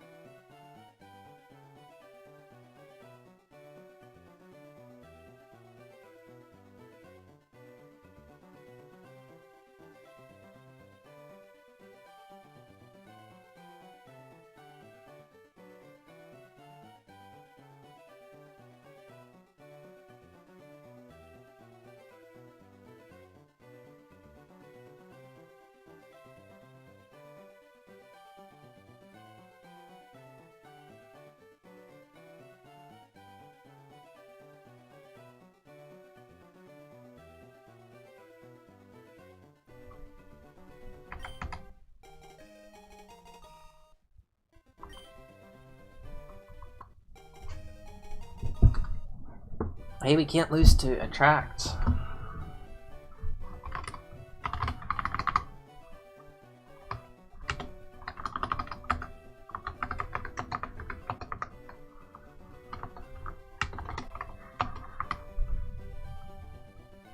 Well,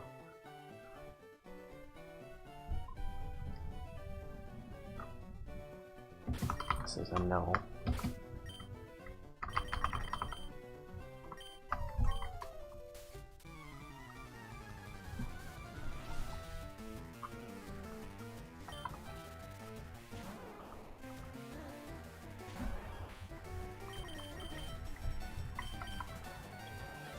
I mean, I'd run this if I swapped attack and SPDF.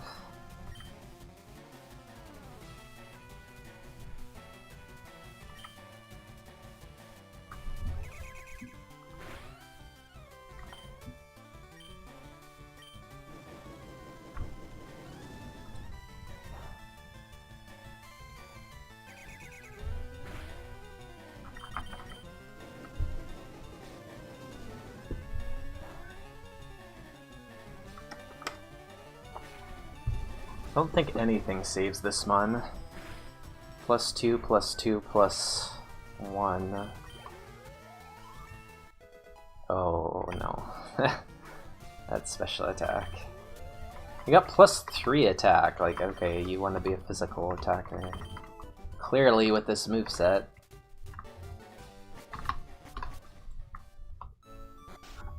Yeah, we don't get a move till 16, that's a problem. I mean, we could go for the 8 move. Parasect on first Forest Trainer.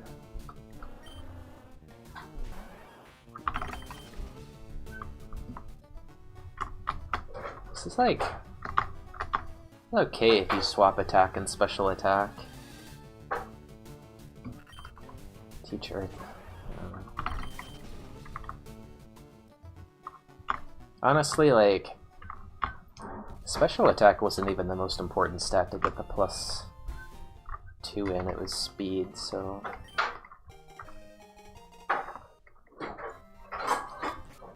If we had moves, maybe we could consider this.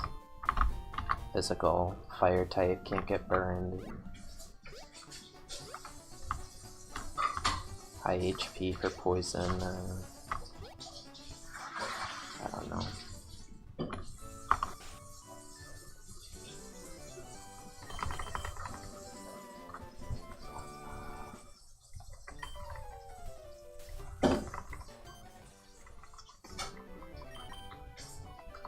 I mean, it was like 1 in 100, or 1 in 80 odds for me to get +3 attack and +1 special attack. We had the same attack and special attack at level 5, and now we have a difference of 2.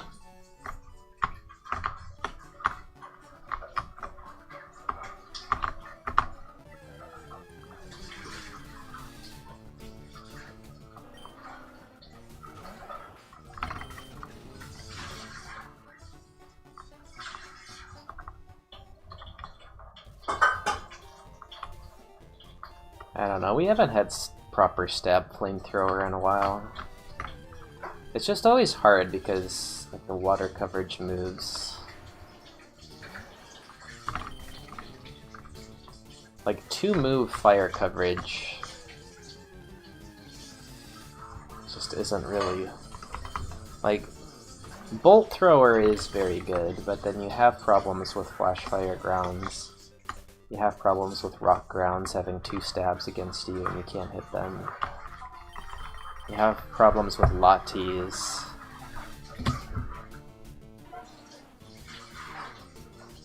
I think one potentially really good moveset that doesn't get discussed a lot is Bolt Beam Thrower. I think if we had Bolt Beam Thrower on like a Flareon with good spread, we might have a chance of beating the game. But that's just me.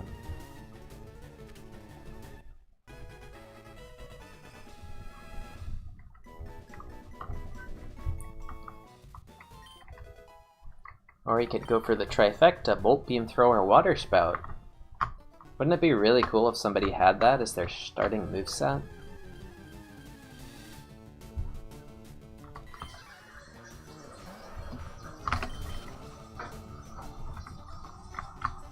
This might be the seed that has nothing, so we have to run this. And Drizzle. But then Flamethrower doesn't kill Shedinja anymore.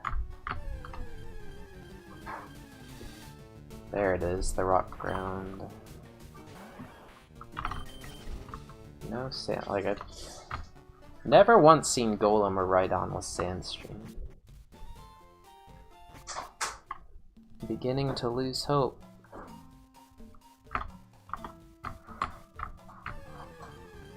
No, it had battle armor. Bulbasaur's fast. Fire Blast is good for Bulbasaur to get through Forest to level 16. Okay, this got away safely. I mean, okay, Drizzle. I don't know. Pure power. Give me Drizzle with pure power.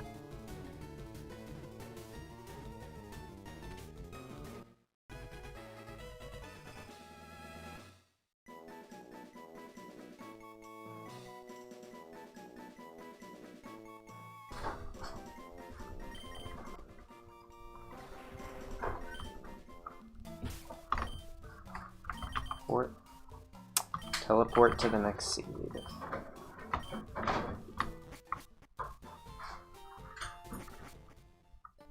Alright, what was the thing on this route? Just catch this. Yeah, this. Here we go.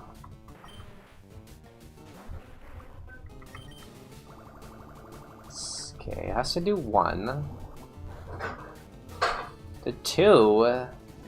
Special Golem. Pure power is still runnable though. Special Golem with...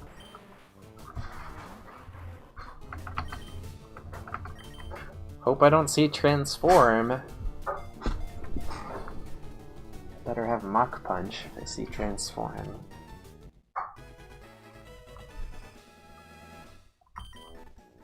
Decent chance it was a 1 in 16.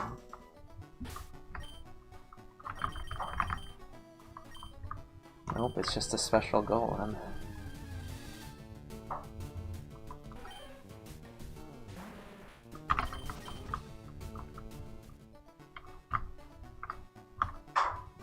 Arius would definitely run this.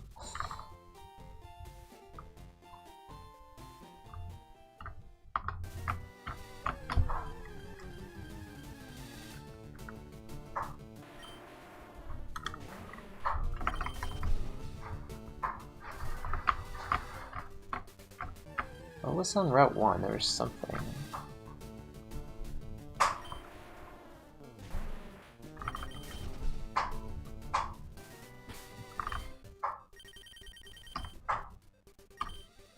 I guess Dugong is better than Jigglypuff. I don't even know if Jigglypuff is worth a trip. I won't do it if... Well, there's Chansey, but... Chansey isn't even good anymore. Chansey is only good because normal moves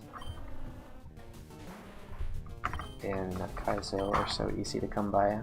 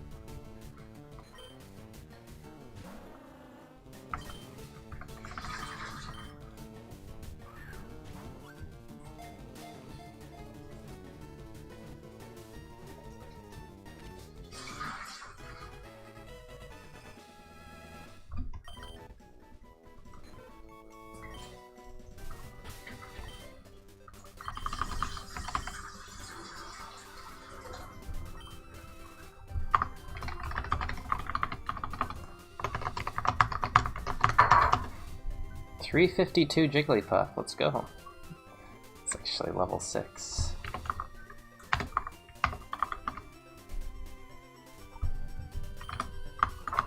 Has 2 moves. Bibarel, what's the water normal? Gives it 3 moves. Perfect coverage. Shed coverage. Growl. Flawless Pokemon.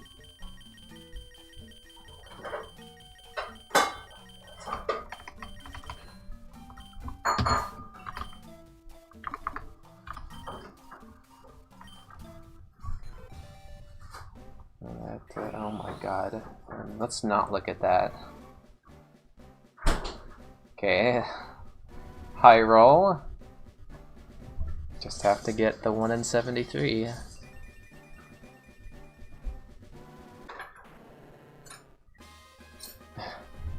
Oh no, does it get a move here? Okay. Don't think that was runnable.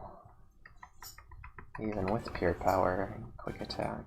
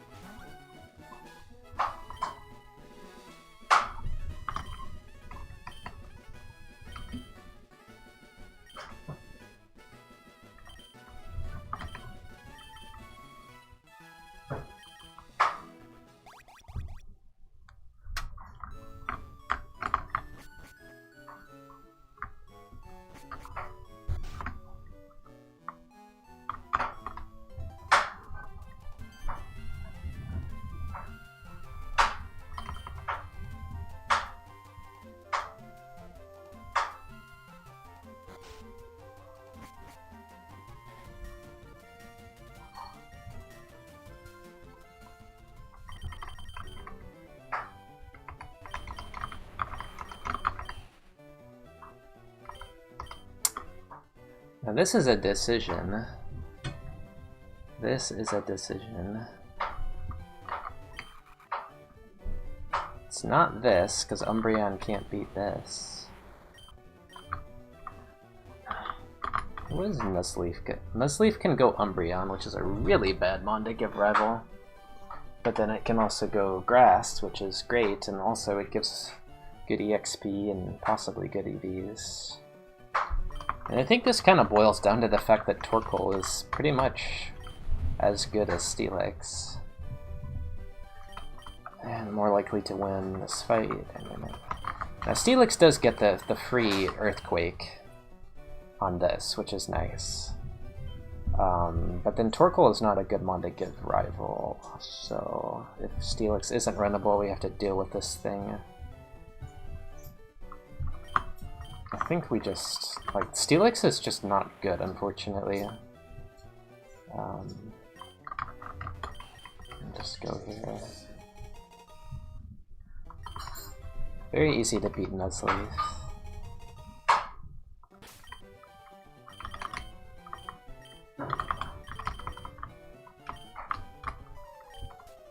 Unless he uses Camouflage or Conversion into Flying or Steel type.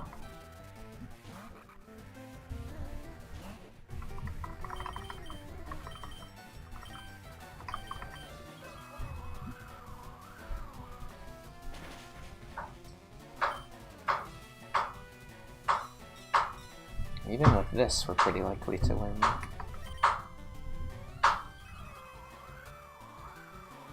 Now, you would have also beaten this Steelix, right?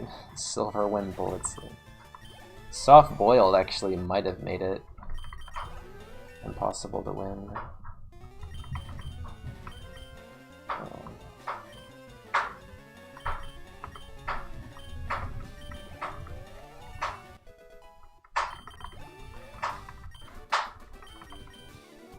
I think I'm just glad I didn't give this mon to rival, because this mon is kind of tanky and has a bad ability. Although I guess if I Earthquake this, it's fine.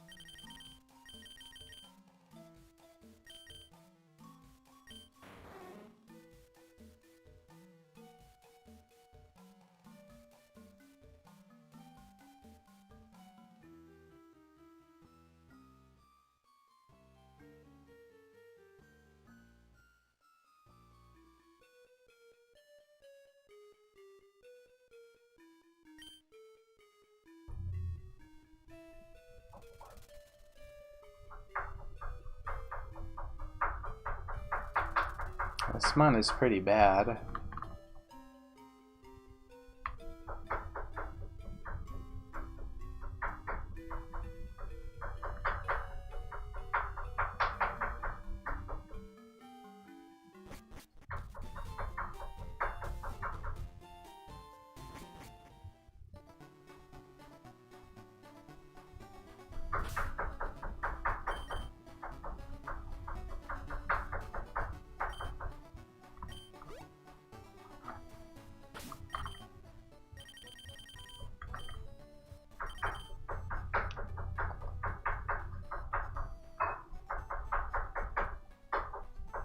Everything has transformed.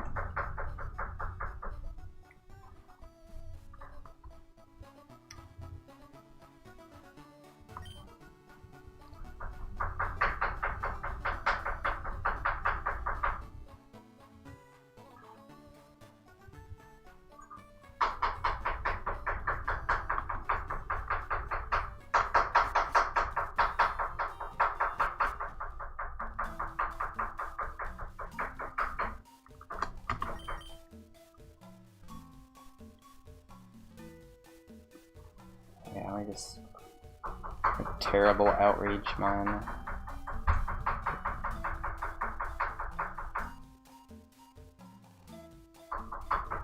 Spout, yeah, maybe.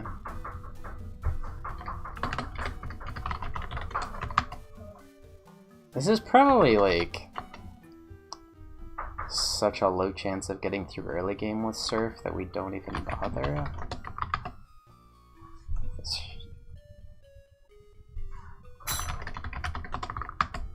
Probably.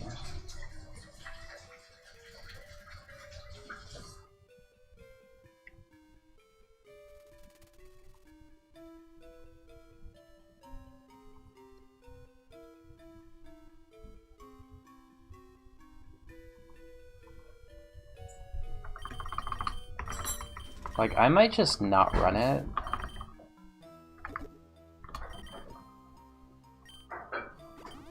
Really depends on how this goes. I mean, it's... I just don't see the path. I really don't. I don't see it.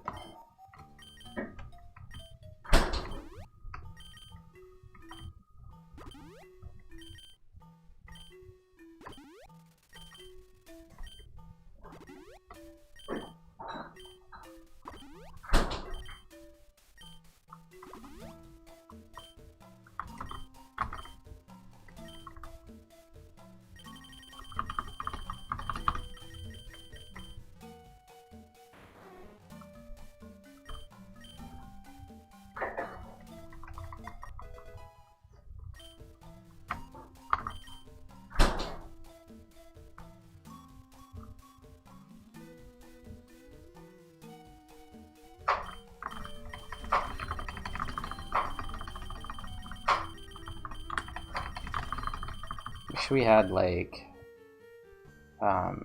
torrent.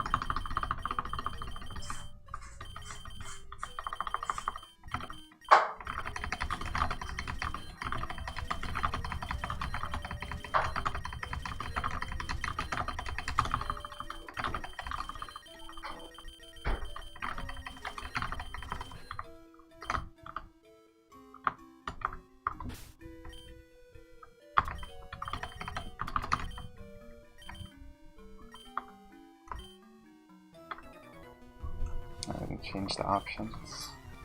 We have to teach Surf because that's the only way we beat the game is if this thing has Surf Mystic Water. Can't win with Spout realistically, I don't think. We have Fissure to cover things that resist Surf on Brock, but just Forest is the really hard part. 1 defense. Oh, 2 speed is what I'm... Okay. Really though? Wow, that's...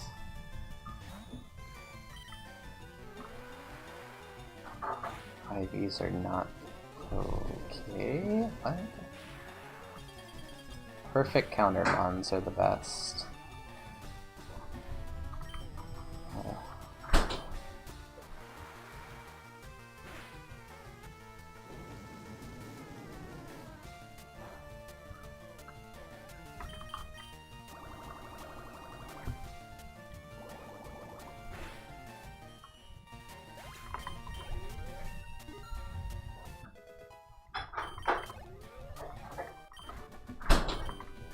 dodged the status. This is all just going to come down to the 15 move, I think. And maybe Fisher accuracy. 15 move, Fisher accuracy, and then if we can get good luck there, then the 22 move in Brock's team. So we just lose to mons like this with T-Bolt. There we go.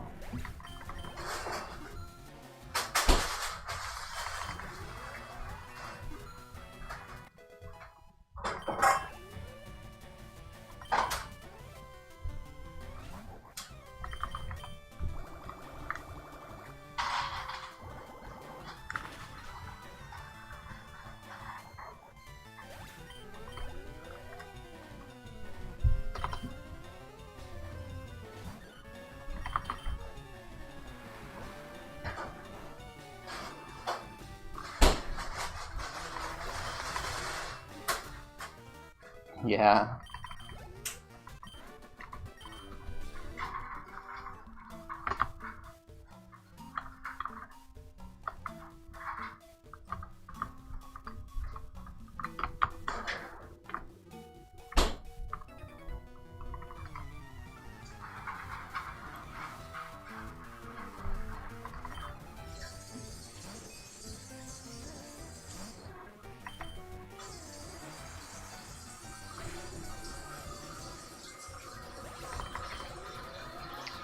Okay, it's just a Luciana.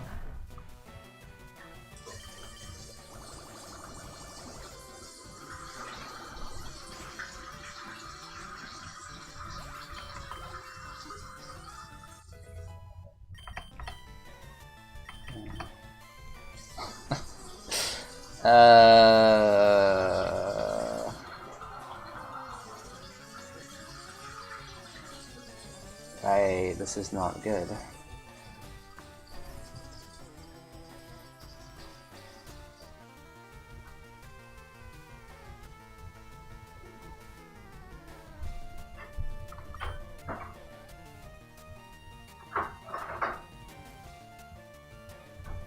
Except it is good for grasses later.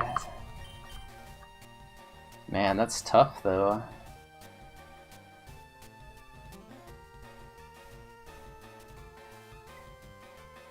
And it's just what?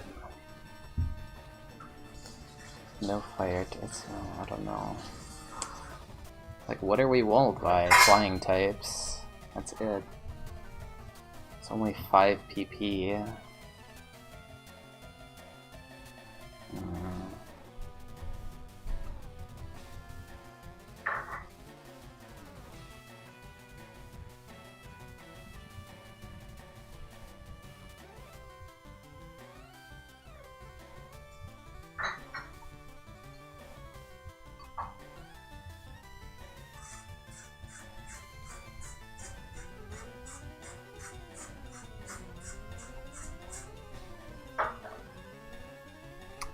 Yeah, I guess over Fisher, but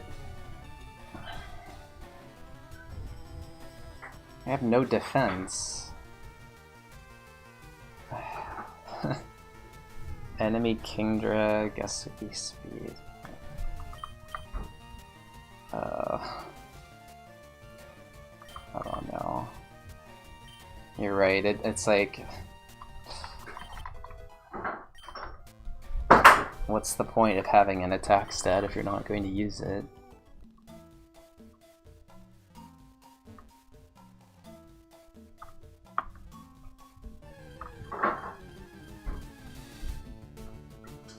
We have perfect coverage, including Shedinja.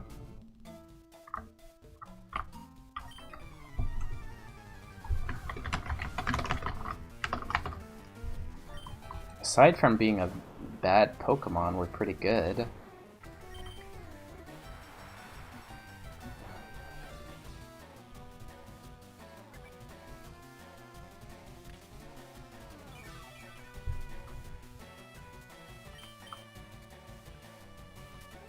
I mean...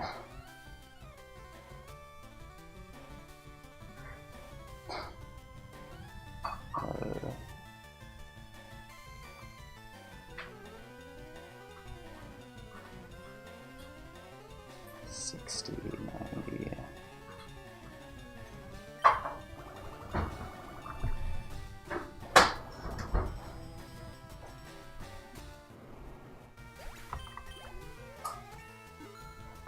Just specifically for other Kingdra, extreme speed is really good.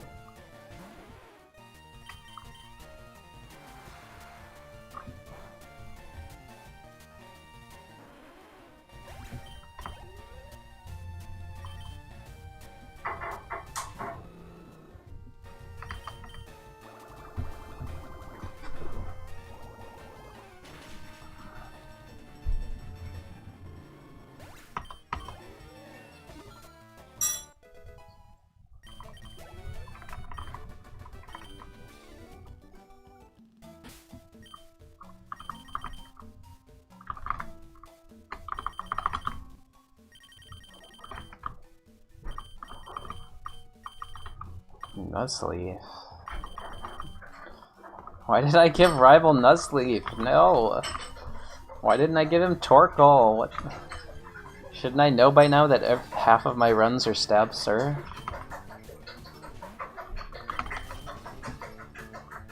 I think the problem is 0% of my good runs are Stab Surf. Just flip this nature, honestly, and then it might be fine.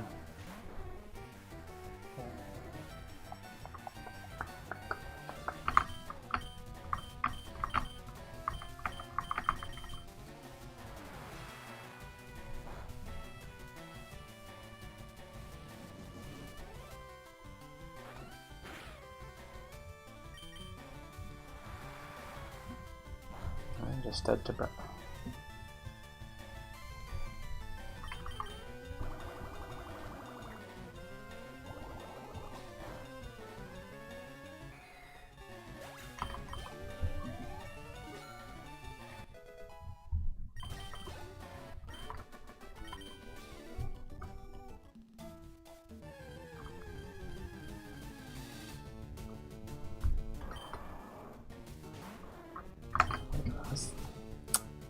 They're both in the forest. Hard to catch Swampert in the same place as Kingdra.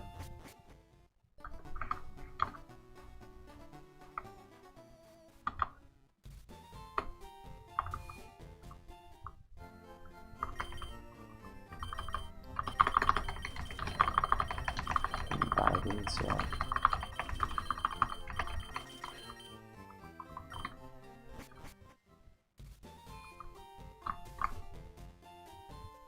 Yeah, and get trolled. I mean, this Kingdra is not a bad Pokemon, it just has a bad nature and bad IVs. This thing really did not want to be minus defense, because it can't afford to iron ever. Always has to go calcium, 10 calcium.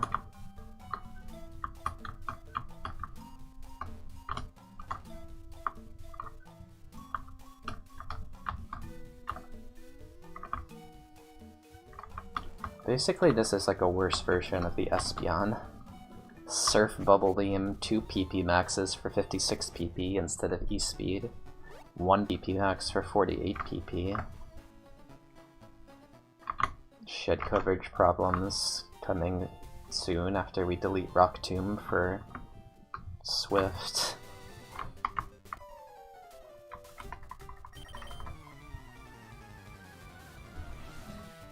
Okay, Rock Tomb for Arm Thrust, I don't know. There's the T-Bolt target.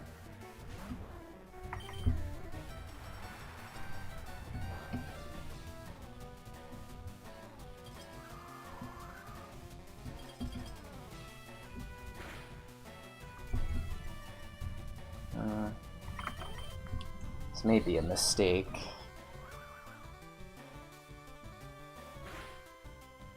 Okay.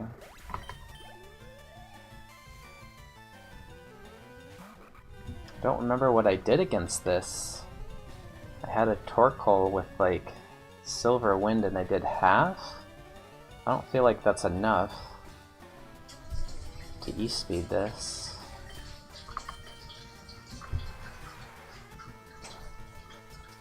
Okay.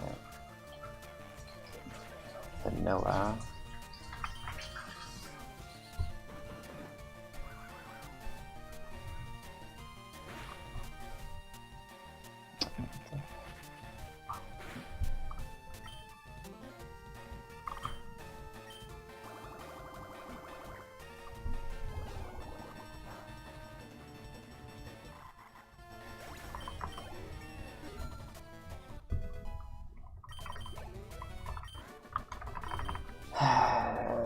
We were at high HP when we decided to delete Fisher. Now we're at low HP and I want it back.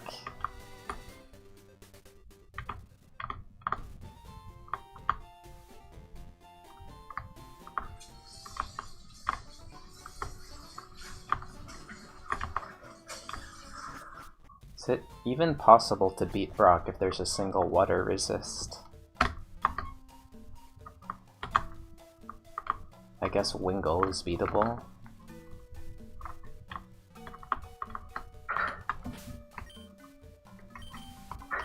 I guess Bolt Absorb Heal is possible as well.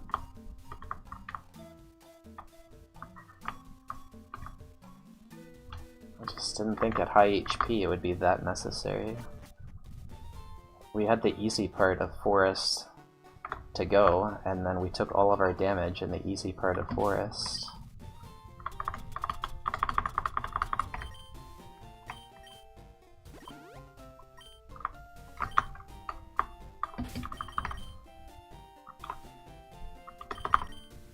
Once per...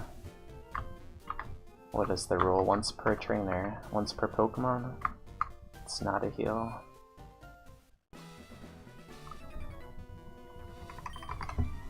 I think it's just once per Pokemon. On the coin flip. On the coin flip, that's good.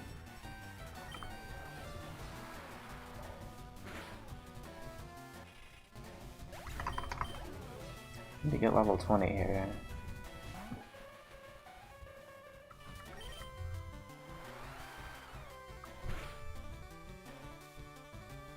Scope lens. We got level 20.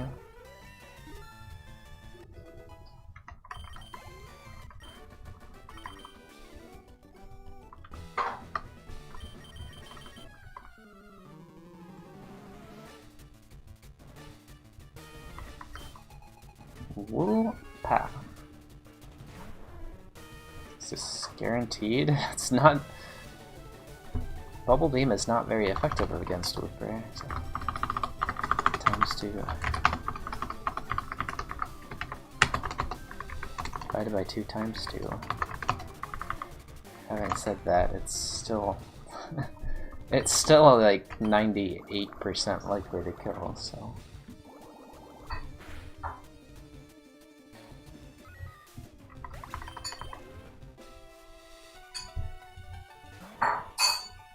Well, there's this.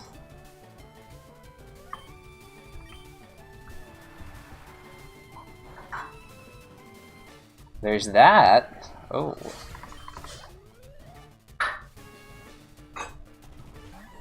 Oh no. What do I use against this?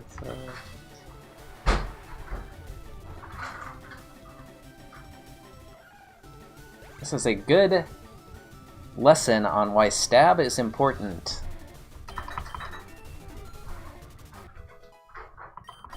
Having said that, teaching Thunderbolt isn't like terrible here. Oh, we're dead. Okay. I need to crit.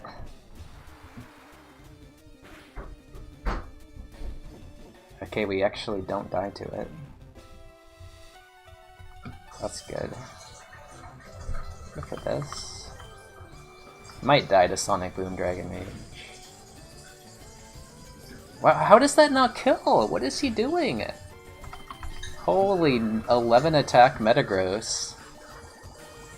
Actually 11.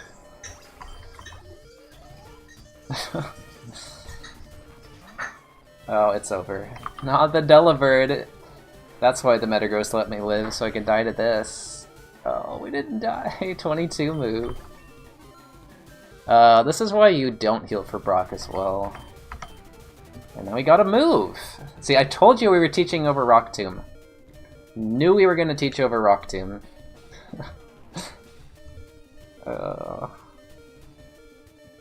Okay, which move helps me get through the next route best? Is it Rock Tomb or Mach Punch? I haven't seen any priority yet, and I also have priority.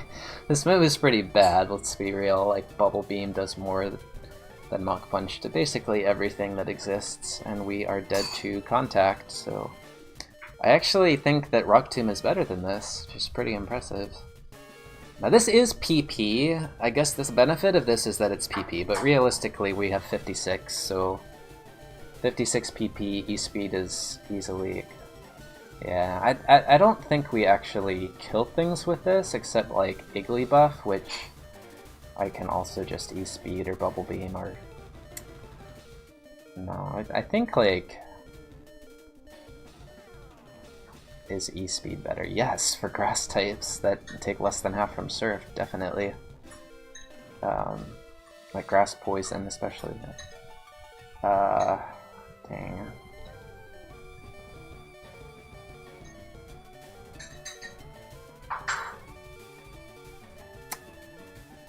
Dang, I don't know. It gets us through on PP, it's just... What the heck do we even click Rock Tomb on? Water Absorb Ho-Oh? Like, we're gonna live to see that? Do we use this against Metagross? I don't think we really use this against anything. Sneasel.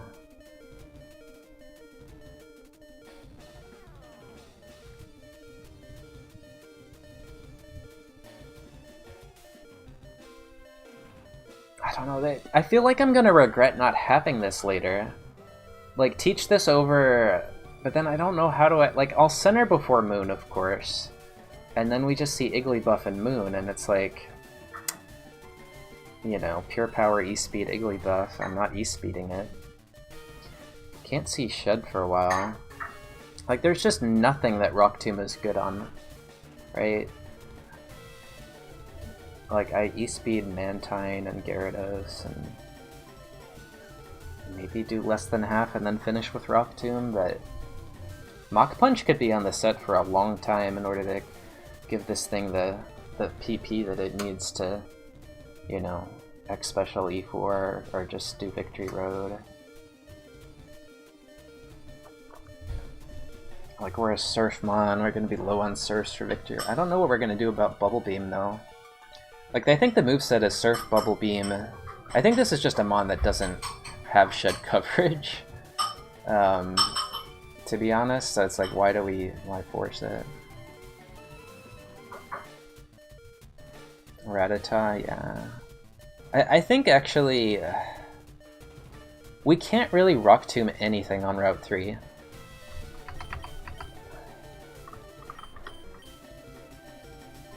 We have a lot bigger problems than Shedinja. The main problem that we have is that our Pokemon is actual trash. Like...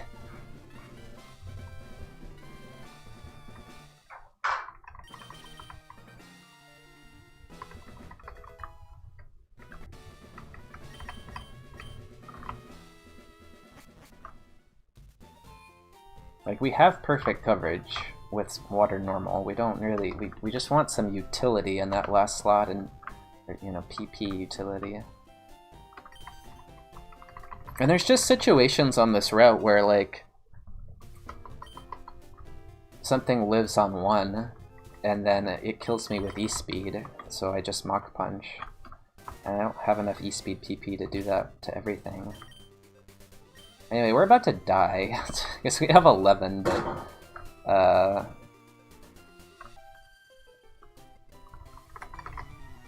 maybe Mach Punch will save us. Has no coverage.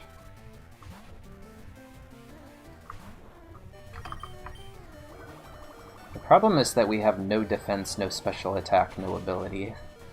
That's a really rough combination on a Mon that does not resist normal. Brock's TM was Assist. Live on 1. No.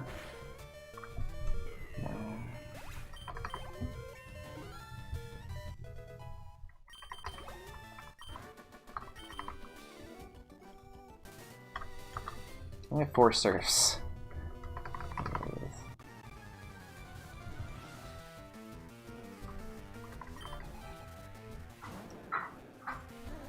So like, here's a perfect example, right? Like, we're not really clicking Rock Tomb here because it does like the same. Now, E-Speed is like a little closer with the badge boost, but it still does less than Surf because Mystic Water. So it's like we just have to click Surf here. And then if it does less than half E-Speed is probably as good as Rock Tomb. And now it doesn't matter. I just Mach Punch this. Oh my god. That's kind of strong. That is kind of strong. Okay, so we have 2 options here. And I think... Gosh, Contact.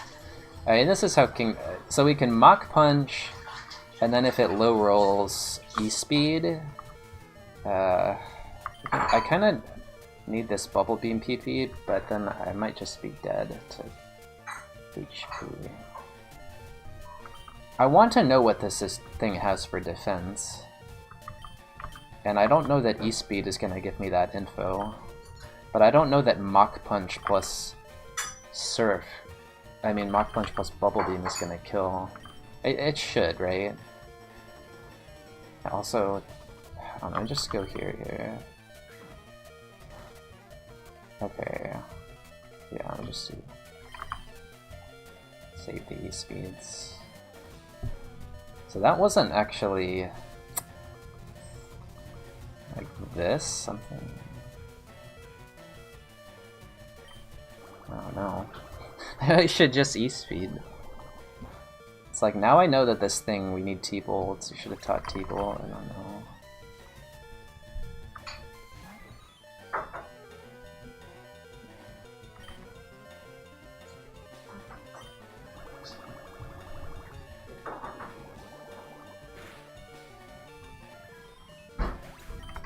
Really living on the edge.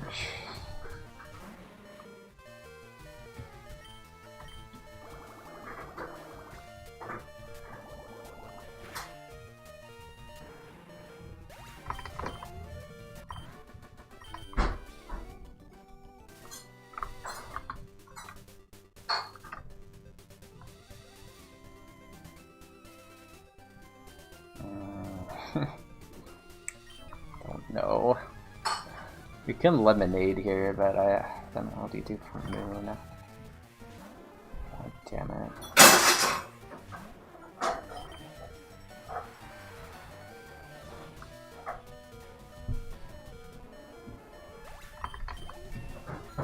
Nine.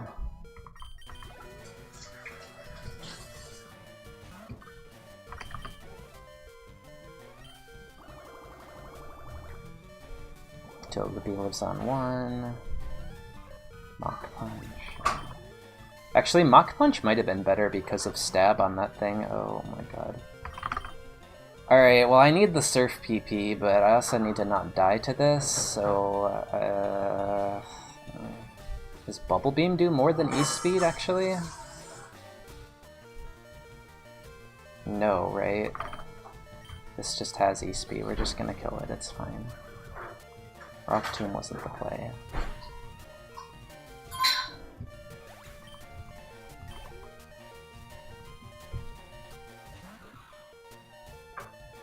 Again, is it just Mach Punch here? Because of priority? No, dude, it doesn't kill. It's 74% to kill. That's so bad. Rock move was banned. Assist.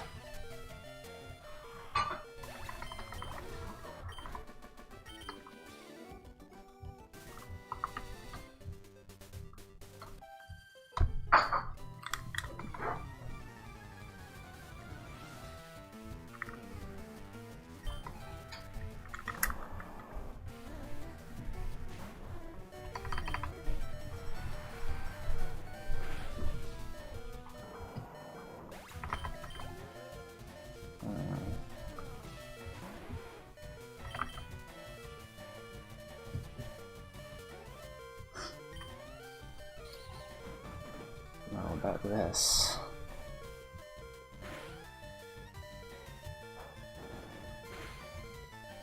Two.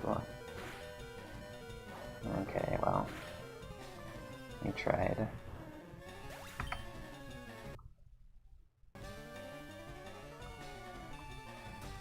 Did get outraged later, but yeah. 58-55. And we had good defenses. Check Steelix. Nope. What was Torkoal though?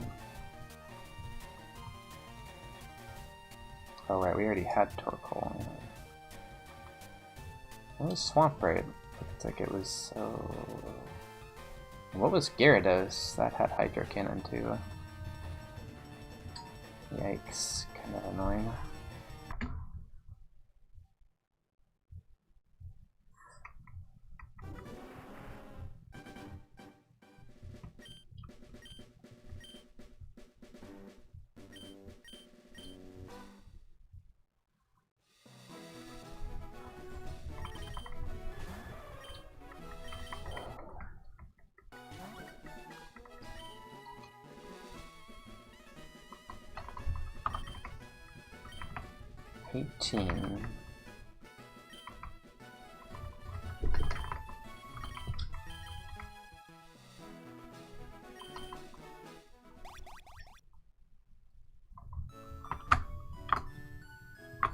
This is a really bad Pokemon.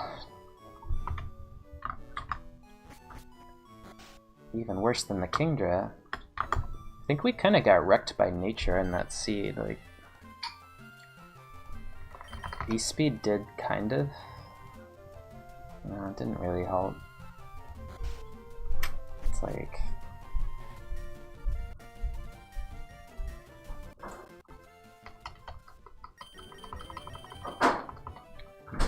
Bubble Beam, Thunder Punch, Sketch. Yeah, it was there. Oh.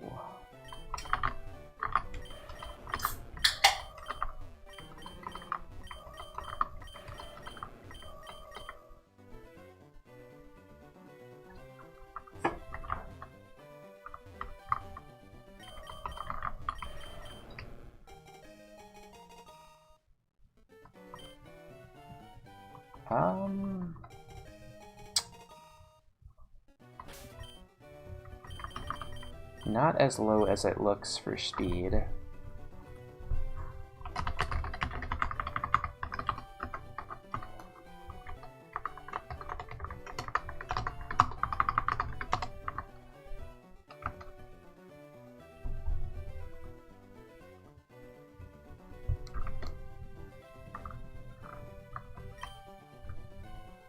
Should Surf be banned?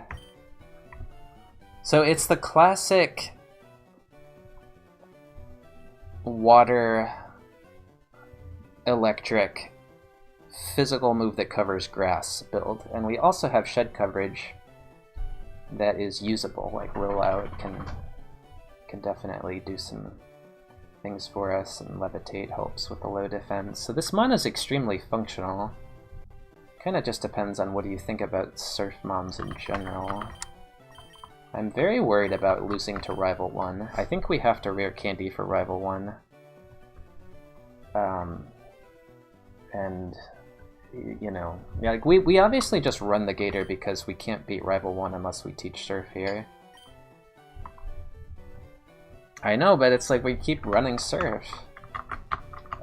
So like, yeah, do we candy once? I mean, what's the...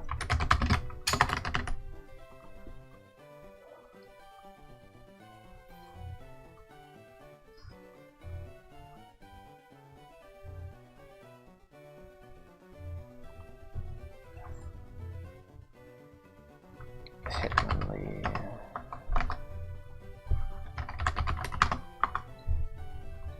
Boy. I don't know, maybe we just lose if we don't candy. We just lose, so this is a problem, I don't know. Like, candy twice is not the play. We are allowed to teach our 7 move either way. I don't know. Like, let's just candy and see what happens, because we're definitely running this, and I think we have to. Yeah, okay.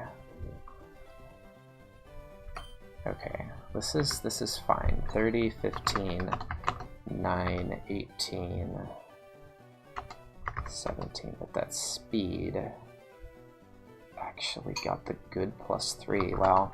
Okay, so yeah, we have a tough choice for Rival 1 on the vitamins.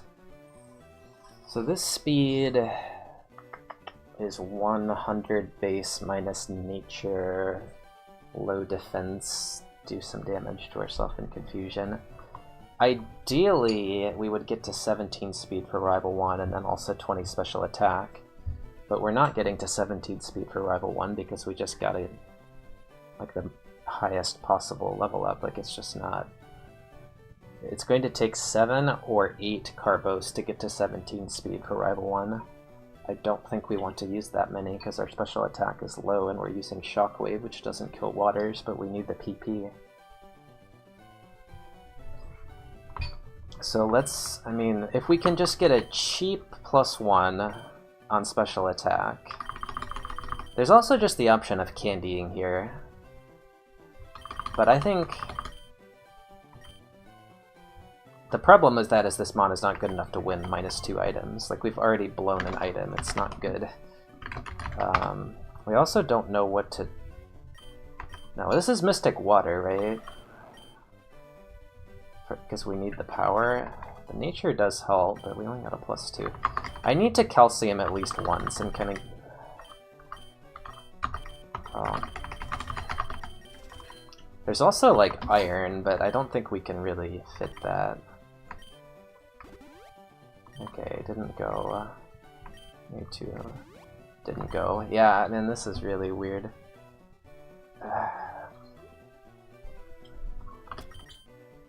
There's no point in using any Carbos right now.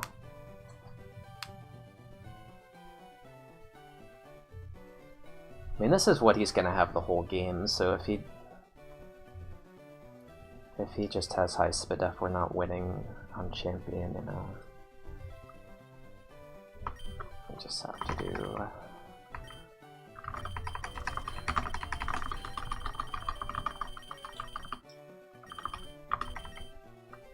I think we're gonna need that extra power. But it's like, it's a mon with only 24... Signal... It's just like the Ampharos. But I think that we're just a little bit better scope lensing this mon. We have just enough power on Surf, and Signal Beam could be good for E4, and... Like, Shockwave isn't needed against all waters. We can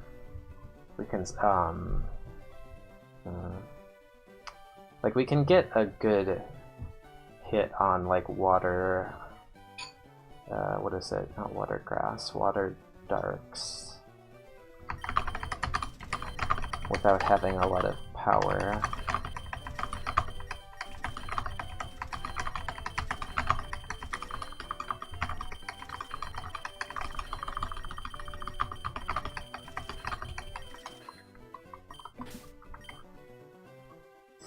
So let's see.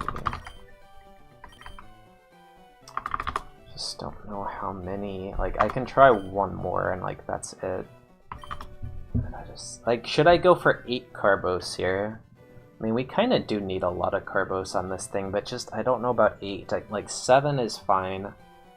Is 7 gonna be enough? We get attack EVs from Hitmonlee. I mean, probably we just need to do it because our defense is so low. And like, we could go for iron as well, but I mean, we have levitate. I don't... There is some value in just popping an iron, seeing... But we're not gonna get to 10. Like, that would be the biggest thing I could do for win rate, is just give an iron here, so I'm not getting 2 hit by weak physical moves. But I just don't know that I'm gonna get to 10 without wasting.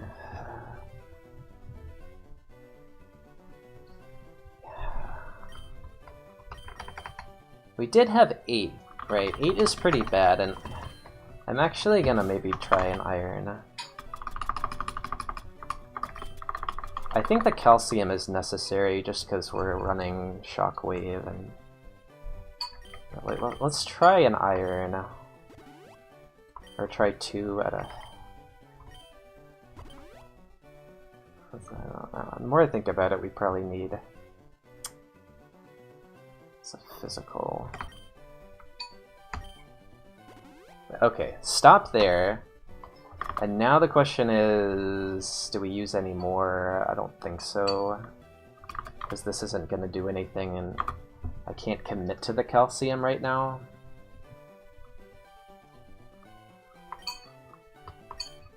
I want to see what my special attack goes up by. It's like decently likely that I get there with 1 calcium though.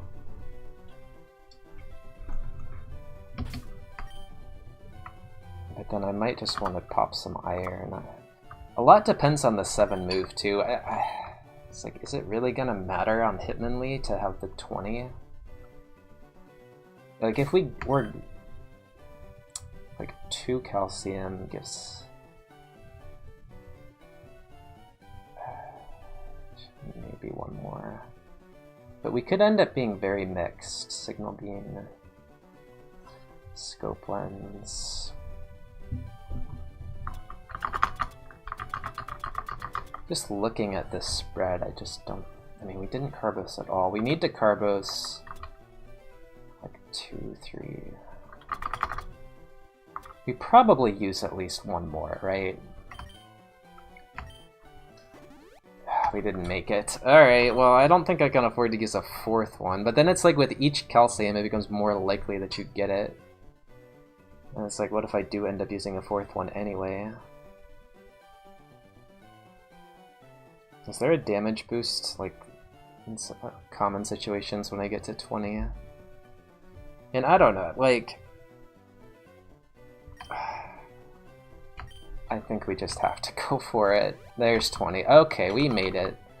We are all set. We better actually win and not just get Mud Sport, Water Absorb Hitmonlee after all that.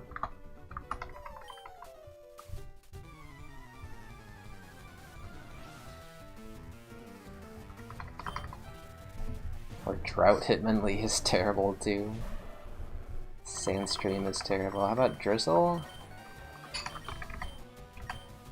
Okay, slower. Oh, we're dead. Yeah, we're dead. Not dead. What this thing? Okay, so he was a paid actor. If he has E-Speed, we lose. Doesn't have E-Speed. Oh, that's not even good attack. That is quite low special defense.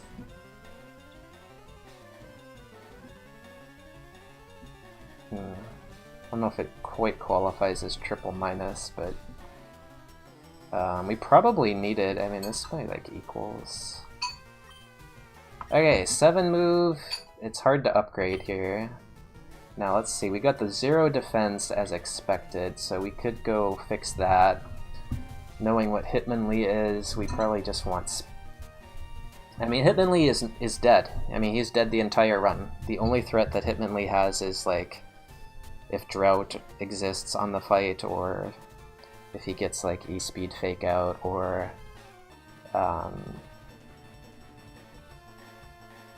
yeah, I mean Hitmonlee is just an Oko the rest of the run, so we'll figure this out. But attack was guaranteed a +2, HP +4 is nice, SpDef +2 is not great, but I don't really care, my SpDef is really high. Speed is going to get a +1 next level.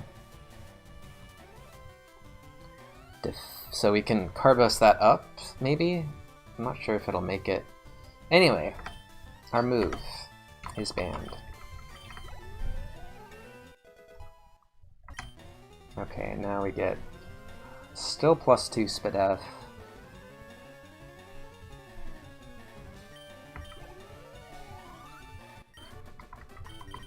And now we just Carbos the remaining. I don't know if we get to 20 though.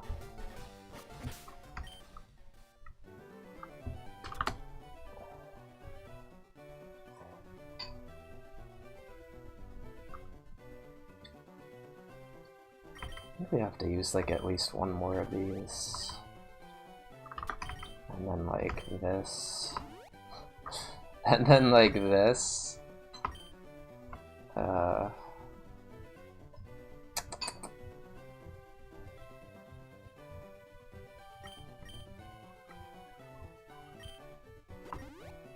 Get to 20.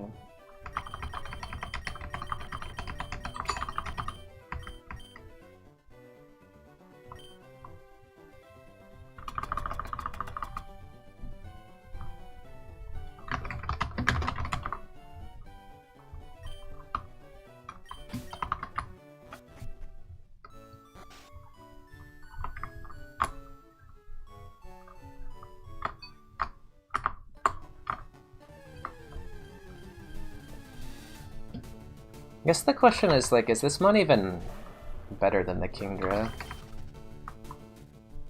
If you look at it, like, it has slightly better attack, about the same defense, slightly better ability, same special attack, slightly better special defense, but then worse typing, and then significantly worse speed, worse held item synergy.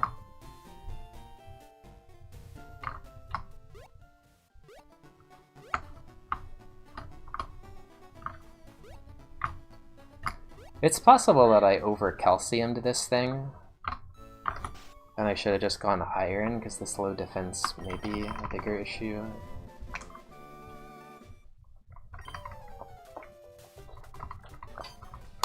But I like Levitate here.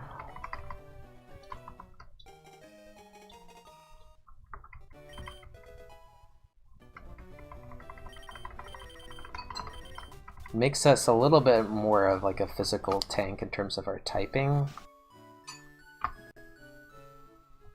Yeah, we haven't had any like real runs. We've had some up and down fun runs, but nothing worthy of last run command.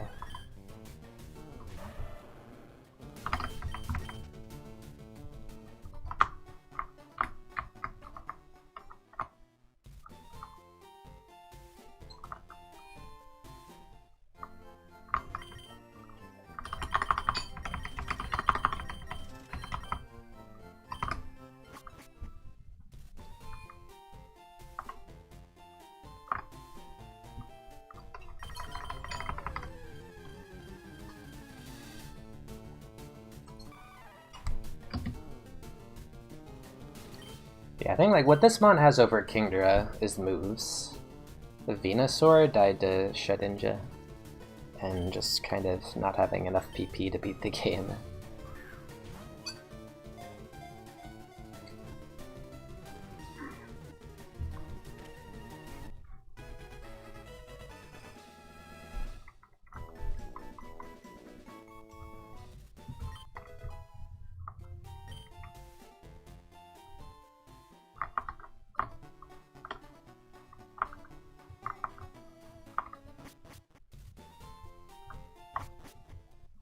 Yeah, like this Surf rollout Signal Beam Shockwave just goes in really hard for early game, and I feel like we can just aggressively play here. I mean, we need to get off to a good start in Forest.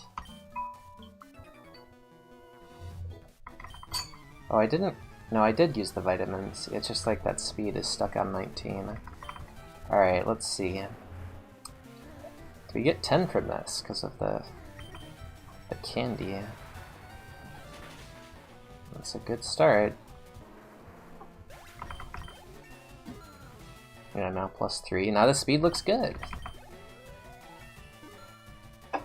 Is that defense or attack EVs? I don't remember.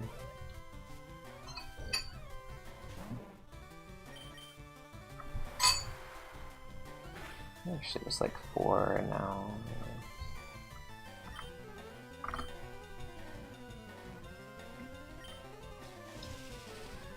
Now it's 5. And it's just 4. This was a run that had to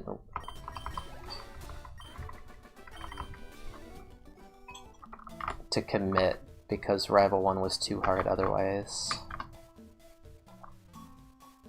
But I don't think I would have run this mon if it weren't for that. The defense is too low. Really needed defense and attack swapped. Even it's like these situations are great, but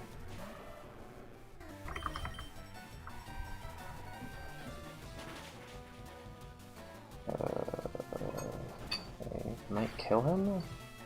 That might, yeah, actually get him. The crit. It's unfortunate.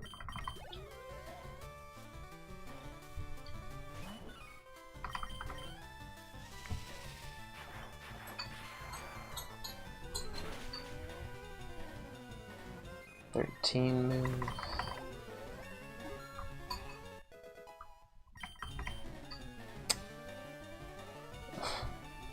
Here we go again. Now this is the vanilla 13 move, by the way.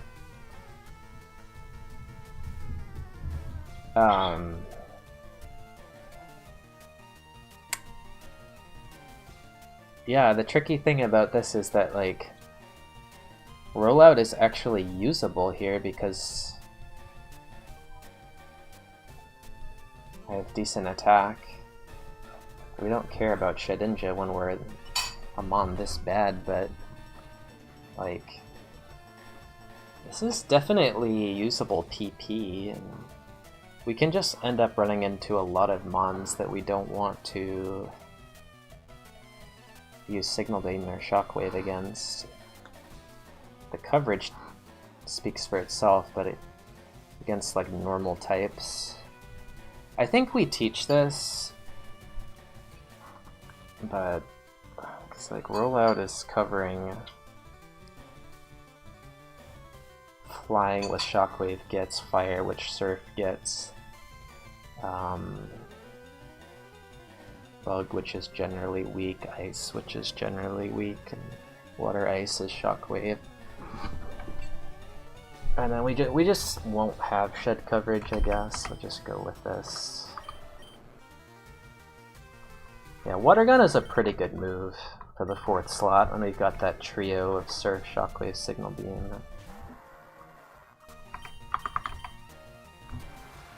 And Shed's just gonna be like Grovile, Takedown.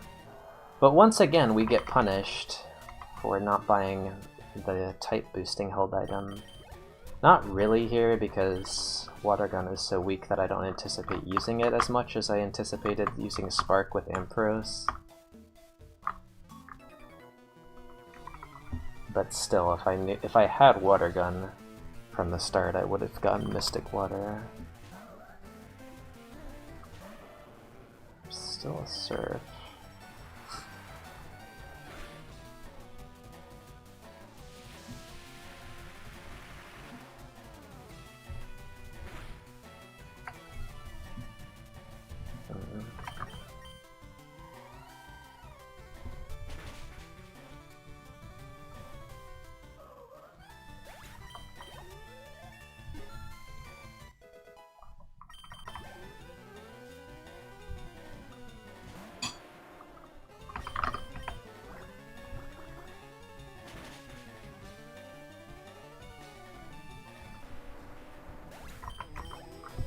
That PP might matter.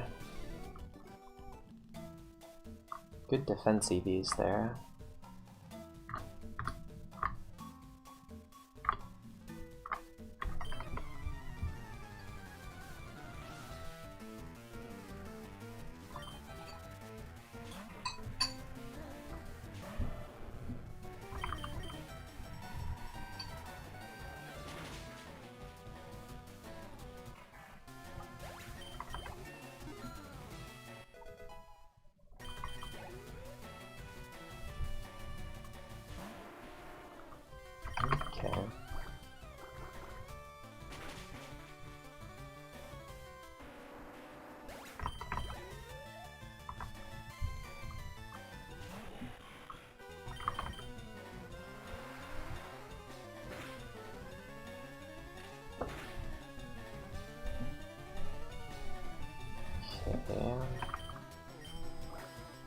Now I can finish things without risking Bolt Absorb.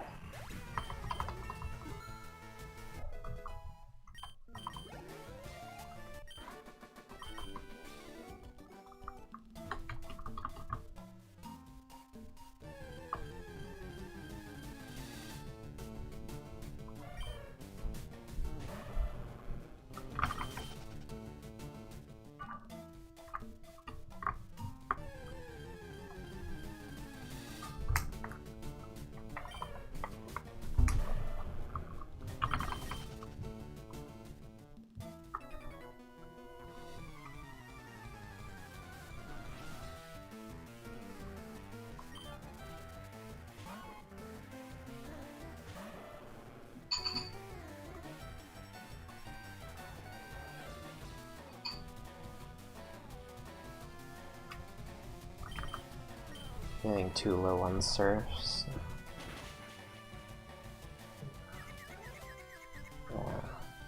It died to Koga.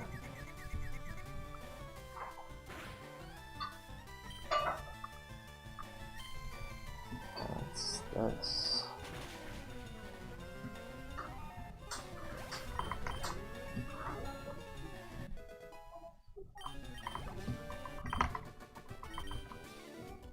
I know. It was pretty rough sequence. We got effects for paralysis from the lead Sneasel, which we low kicked, and then a healed paralysis and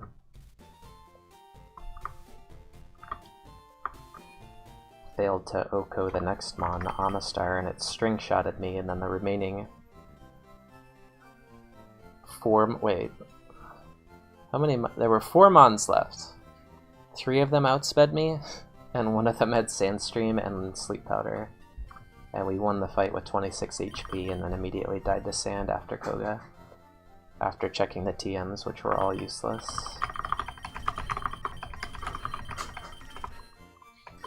Got outsped by a Beedrill with Sandstream. Like, clearly, when Espeon is just losing to Beedrill, it's not good enough to beat the game. But then, yeah, we checked the log and Champion's Ace had basically the perfect counter moveset and spread and ability. Ludicolo, which can't be hit specially for super effective damage, with high special defense, high special attack, inner focus ability, can't get flinched, and pedal dance when we had very low special defense.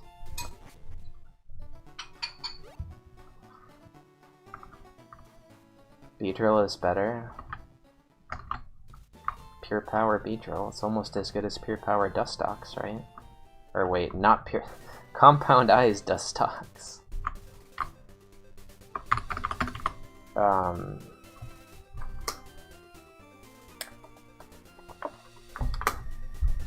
Right, so Hitmonlee dies to Water Gun, yes? Not quite.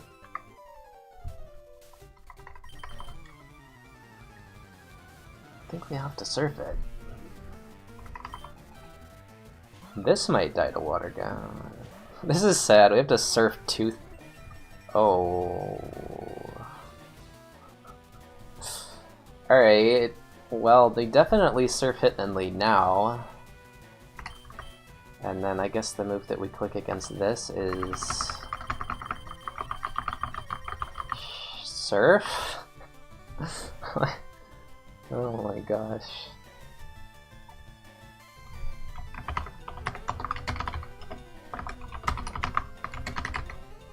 This is the hardest Cleffa Viridian rival ever. He's just furiously typing in calcs and it doesn't matter, he's just too good, he just lives all of my moves. Maybe Hitmonlee has airlock?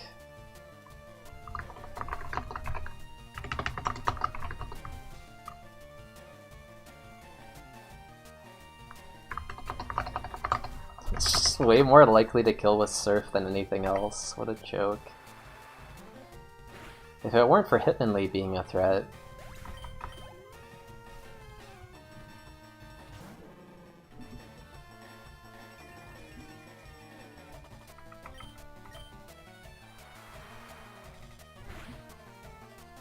Yeah, just Oko. In the rain. Okay, well... 8 surfs. I mean, this is why we taught Water Gun, right? Like, imagine if we use all of our surfs in Brock's gym. Unlikely, but possible. Route 3, let's say I have 40 HP, 35, something like that. And then our moveset is Signal Beam, Shockwave, Rollout. With this low defense and low speed. I mean, we can be fine, because Route 3 is usually not too bad, but... like, we're much happier having Water Guns, so we can actually beat, you know, Regirock, Ho-Oh.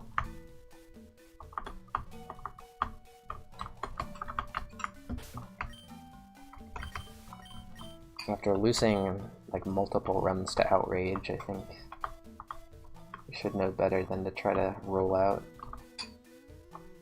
Like, I think every run where we've tried to, like, rely on Outrage, or Pedal Dance, or Thrash, or Rollout, or Ice Ball, we've died because of it. They're not actually good moves, it's just like, when you don't roll the perfect Pure Power Armoldo, then, you know, might as well try something high risk, high reward. Oh, did we not PP Max Surf yet? Oh, we didn't even PP Max Surf. Okay, we're fine then. Totally fine. Kinda low EXP here, though. Okay. Hitmonlee is not actually that high. We candied and we're still low EXP. Yeah, they know if you have only one. It's a rollout target.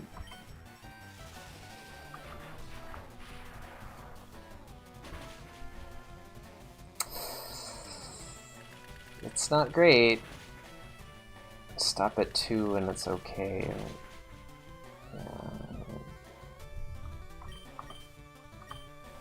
Well, yeah, I'm just Shockwave again. Yeah.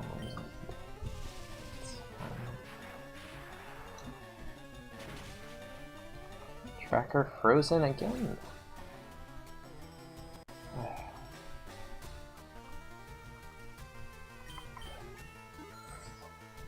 Actually, I don't know if that's plus. Okay, it's gonna be a rough Brock fight. Okay, again, this coverage the Signal Beam gives us is pretty phenomenal, and it's just this, so okay.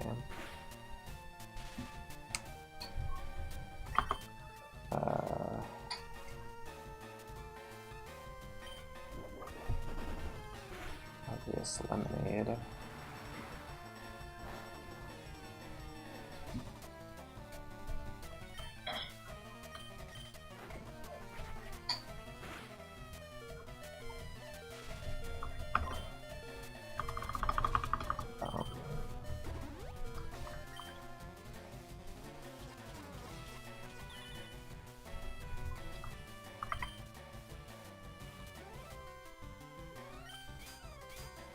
Wow.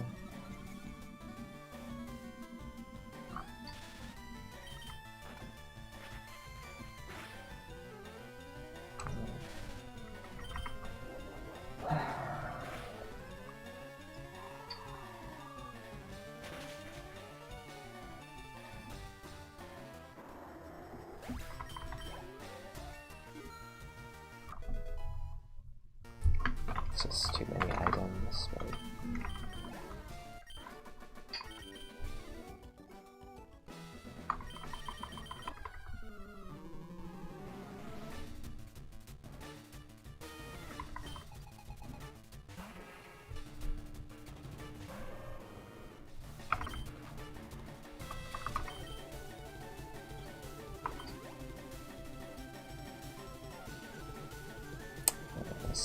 Use like Harden.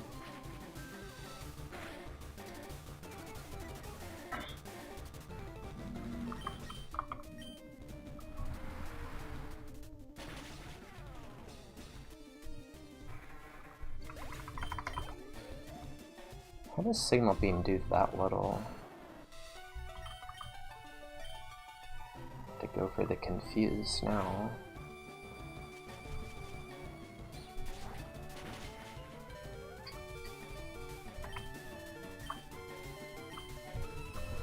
Just got really beat up in this gym, huh?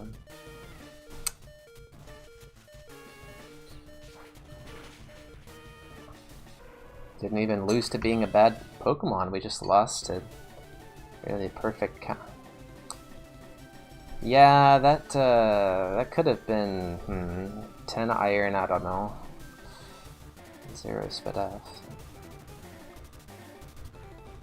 I don't know that speed boost saves us really. It makes us faster than Latios, which is interesting, but so dig, Mach Punch again, Needle Arm, Powder Snow, Heat Wave, Aurora Beam, Leaf Blade, Water Pulse.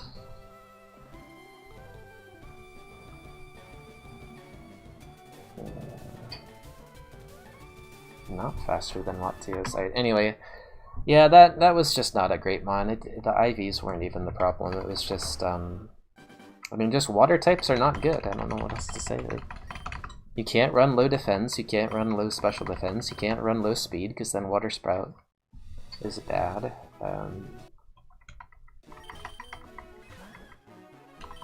You can't be a physical attacker.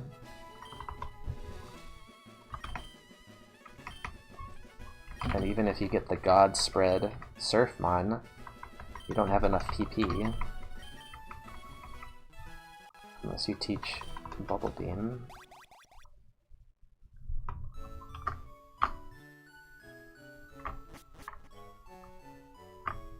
And then you don't have Shed coverage. Water types against Shed are pretty mediocre because they get poison burned and bullet seeded.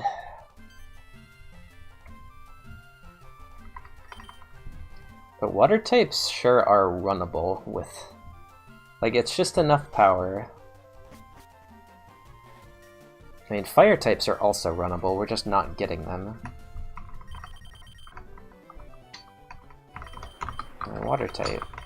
Water type. Oh.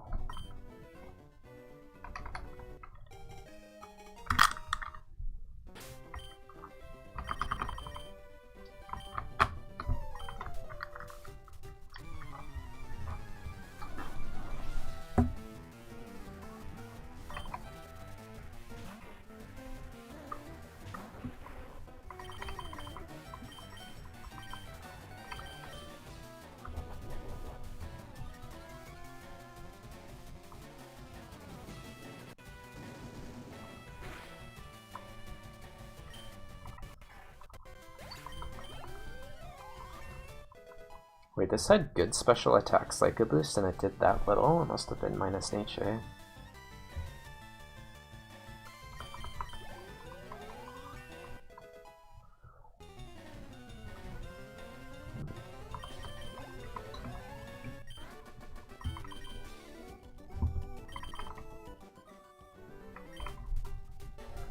Yeah, just in general, I think like these mediocre mons, I'm not sure I should keep taking them, but a lot of the time I'm just dying to trying to extend.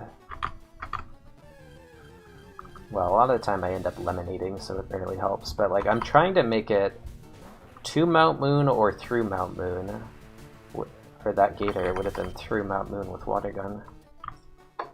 Without centering. First center after Moon with 9 items left. I mean, that's what the Espeon did, or 8 with PP Max, yeah. 8 items left. I think sets you up really well to have strong moves for the mid-game. Like, that was the flaw for Venusaur. I don't remember when Venusaur centered. I think it maybe just had a low item count and it centered at the right time, but like, you can beat the game with 64 PP if you center after Moon and sort of pivot from high PP, low power moves early against the babies to high power, mid PP moves for mid game with max elixirs and possibly strategic move teaches. And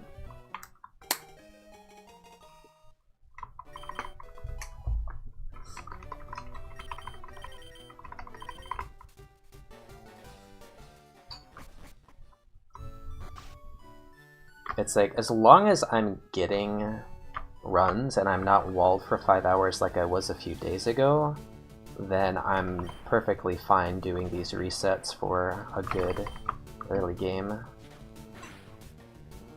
That's not pure power, so no thank you.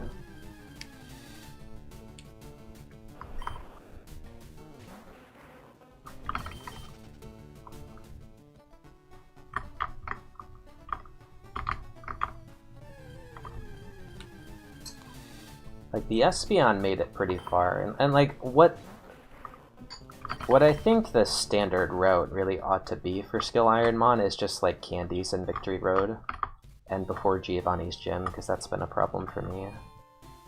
Okay, I guess I'm buying these. But...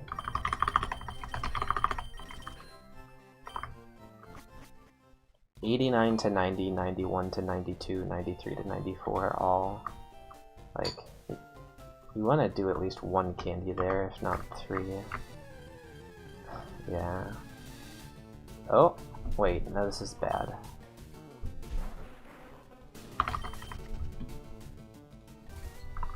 Yeah, you might have to catch Arbok, though.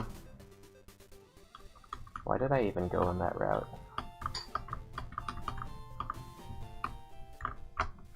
We were still on the fence about legendaries, right? Like, T-Tar alone doesn't really move the needle, but...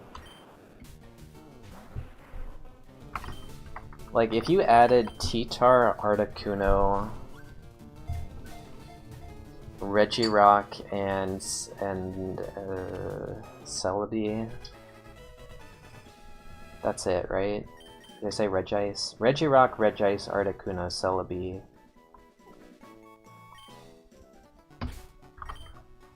Yeah, it's certainly...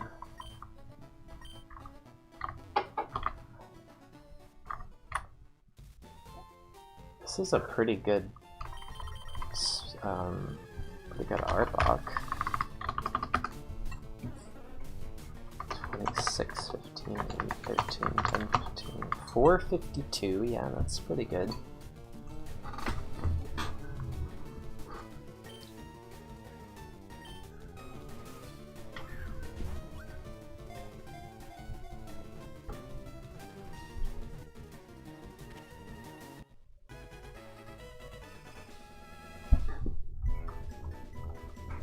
Are those all of the 580 to 600s? So yeah, Latias I think has to be banned. Because it doesn't have any bad weaknesses. Latios. Dragonite, Salamence, Latios, and Deoxys, Mew. So allow Celebi, Tyranitar, Articuno, Regice, and Regirock.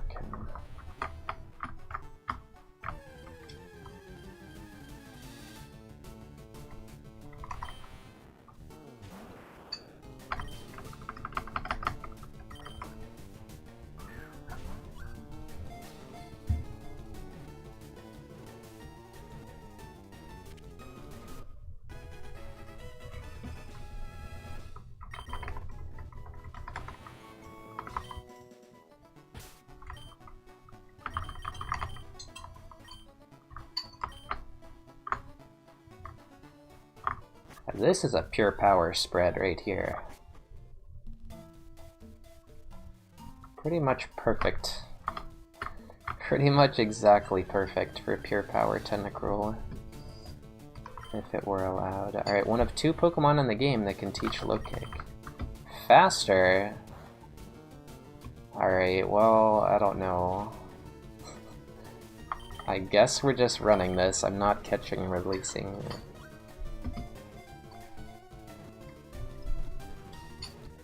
Poliwrath is okay. Wait, no, it's actually bad. But I'm catching it. 20...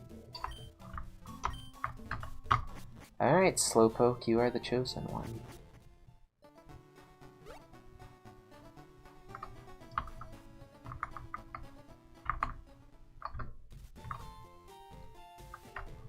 That's another Kaizomon too, isn't it? Probably not.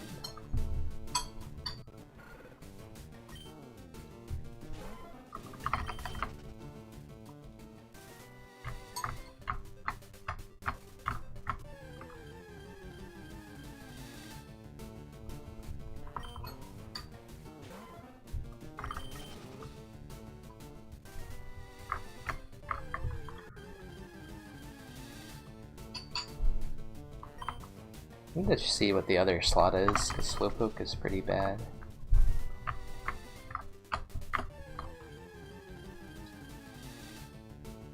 We still don't know what the other slot is.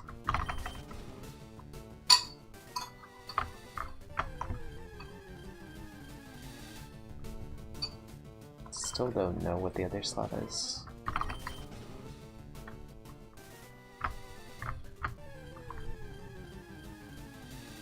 Alright, that's enough. Pretty unlikely that this is the 10%. I've seen it 4 times. Even though it is possible at those levels.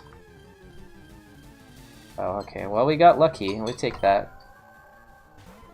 We take that. Saved an item, right? Slowpoke evolves into this, but Slowpoke actually doesn't evolve into this. Also, why is every Pokemon that I catch a water type? Like the last 20 minutes, or 45 minutes, I guess, going back to the Kingdra, had like 9 waters and 0 fires. 24? Okay, yep. This is why we don't run waters. It's just awful.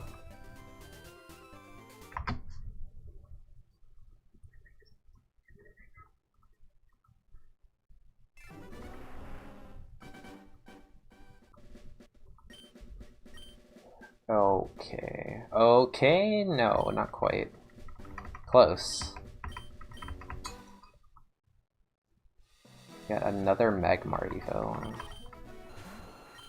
Another Aurora Beam Quilava evolved into Magmar.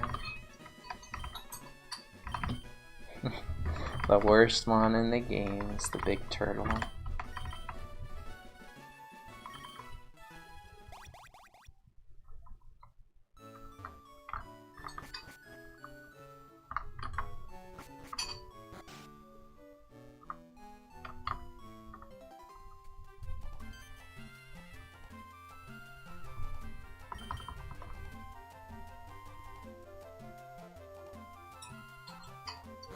Oh, what's up, Yama? Thanks for the luck.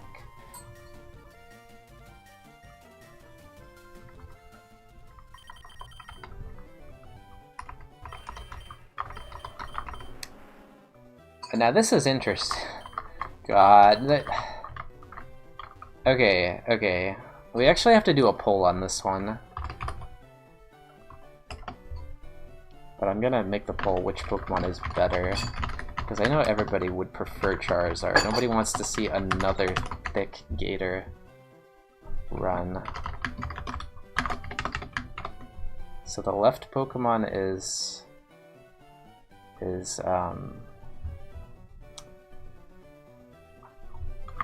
Solrock. The middle Pokemon is Feraligatr. And the right Pokemon is Charizard, so it goes from right to left on what rival gets. So if we pick Charizard, rival gets Gator. If we pick Gator, rival gets Solrock. If we pick Solrock and it has Sandstream, then that's kinda good, right? Rival gets Charizard. I think, we're just kinda losing a lot to this, right? If we pick Charizard. Because we kind of have to move Teach Flamethrower on the special ones. Unless we have like Fire Punch or Flame Wheel or maybe Eruption or Flamethrower. It's like pretty unlikely that this has a good enough fire move that we can teach T-Bolt, and even if we teach T-Bolt, this is still kind of threatening. Whereas here, we're just teaching Surf and we just beat it the whole game. It's bad EVs, but so is this. Now, if Charizard's a physical attacker, you know, Choice Band Drill Peck here is pretty okay. But the problem is that,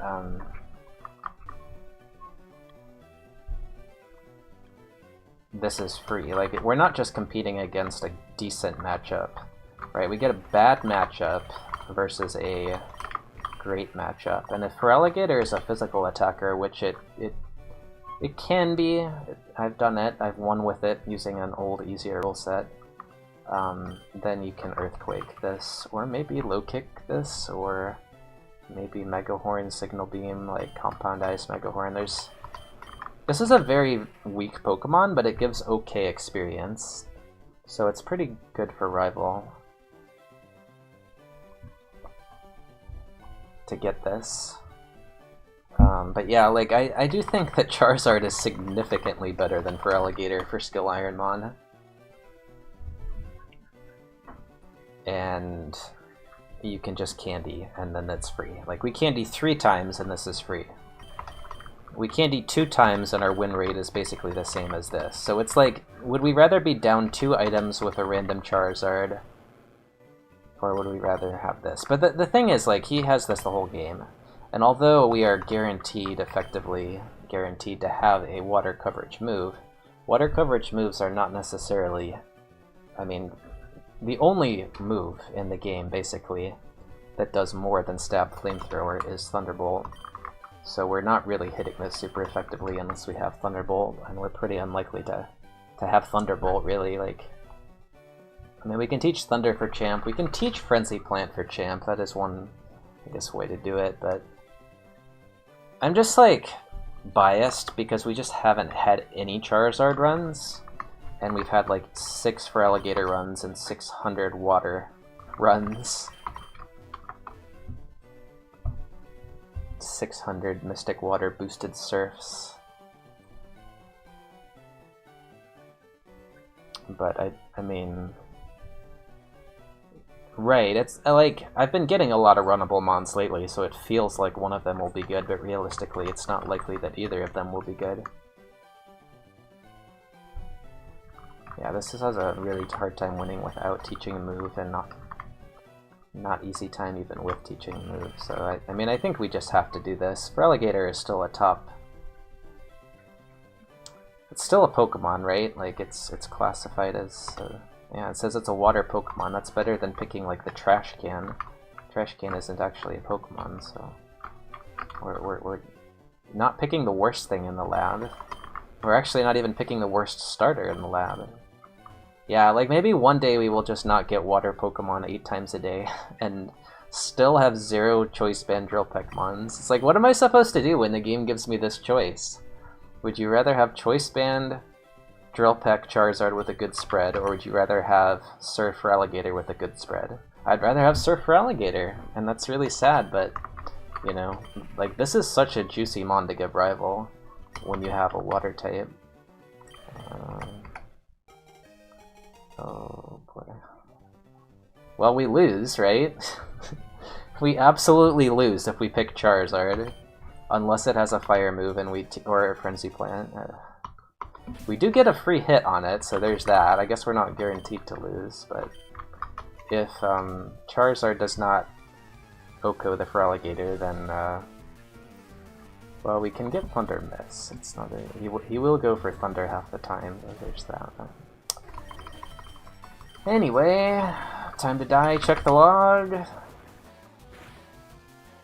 We're actually going to win. See, even when we have a terrible Pokemon for Rival 1 with no super effective moves, we're still going to beat Rival 1 because Solrock is such a joke.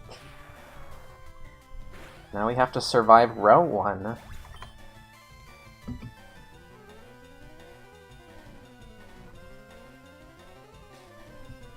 Might be fast.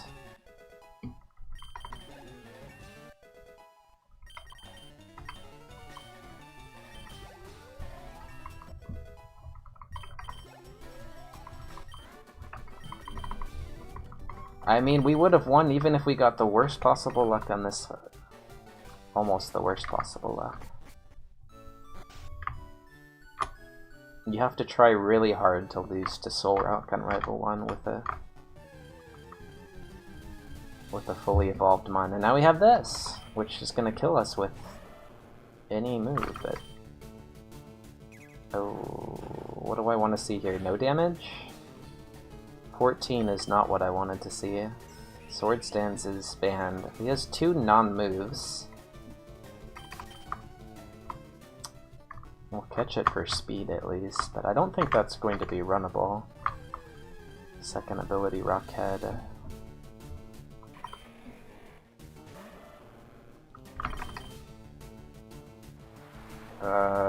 live on 1? Oh, okay, okay. You need to get away. No, he's too fast. Now he Okos me, very good. Okay, you just have no moves. Seed right now, dude. I think he's too fast, but he has no special attack, which is good. Well, he doesn't have no special attack, but it's low enough that like he could have a pretty comfy defensive spread and still, you know, 10 protein earthquake. I don't know. He kind of needs an ability because he has no moves. I mean, he has a little bit of flying coverage, I guess. Double edge. Yeah.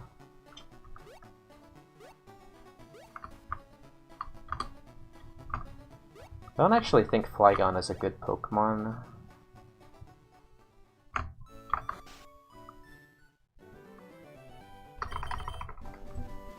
But I would much rather see Flygon than another water type at this point.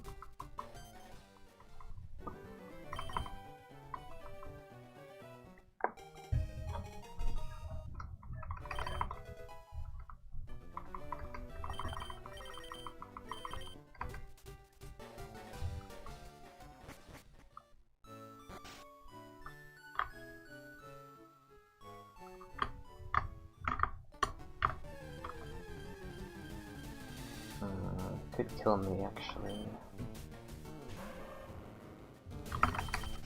Alright. Flygon.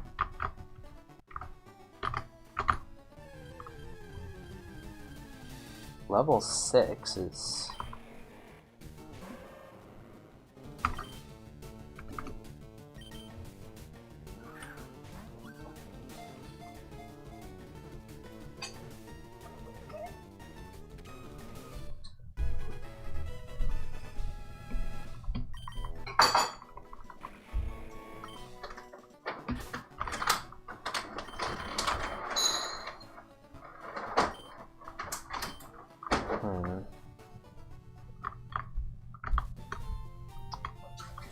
That's 10 zinc. But this is not runnable because it has no moves to...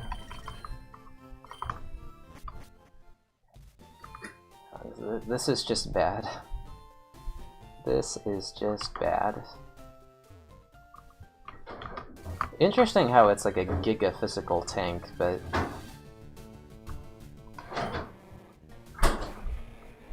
Yeah, like very low special defense, weak, 4 times weak to ice. Not enough at... Oh, there we go, best Pokemon in the game, let's go.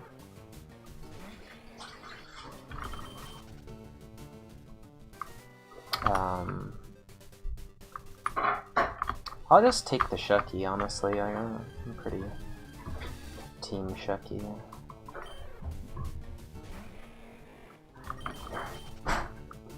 Oh, like... I'll take a 6 Shucky? Yeah, I'll take a 6 Shucky or better.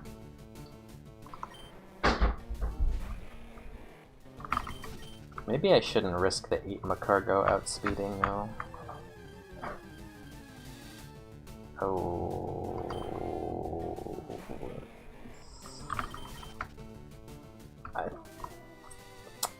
Is there any universe? I don't think there is. I mean, in addition to just being done with water, so... We could make Shucky prove it. Or like if the 5 Shucky outspeeds, then we could go... Staryu can get pretty big, but it's just always a water type, and... I'm not Shiryu, I can't win with water types. Wasn't born with that gene.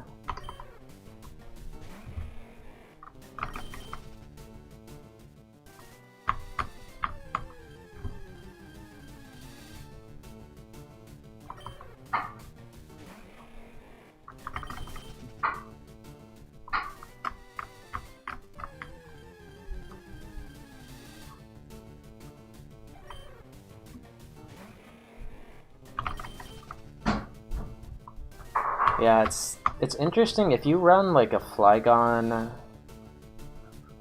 with some moves, and then like good SPDF and color change, that can be really nice. Because then, you know, you face a tanky mon with an ice move on a gym leader and you're actually okay. But, I don't know. You don't really want to be an ice type, right? Like, being an ice type is like...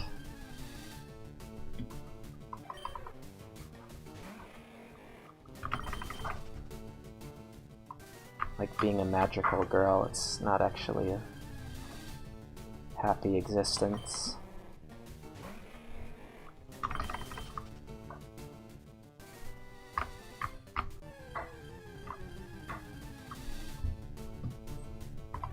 Like, something will just change you into an ice type. You don't have stab, you're weak to everything in the game.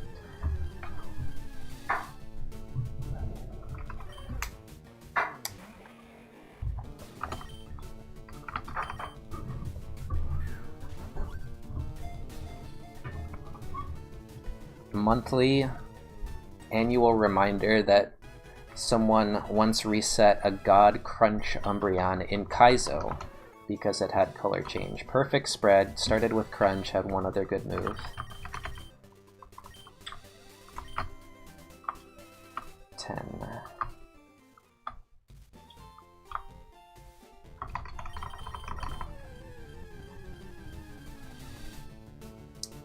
Well, if I ran Charizard, and the first mon in the forest is Shuckle,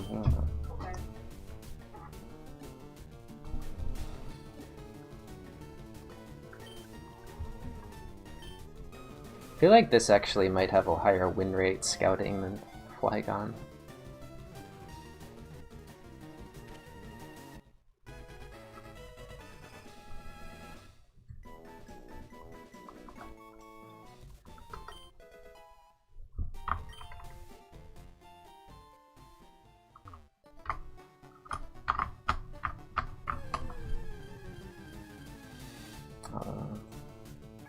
This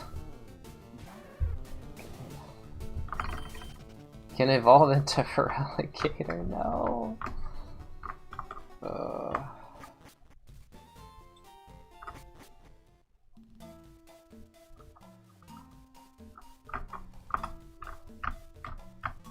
Clamperl is content, but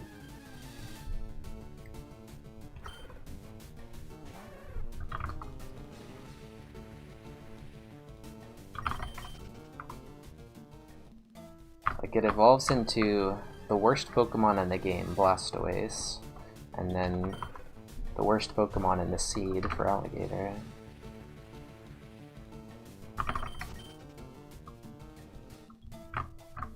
I think we just don't want to evolve Clamperl if we get it. Just run it with Deep Sea. Is it Tooth? I think it's Tooth. This is a catch and release.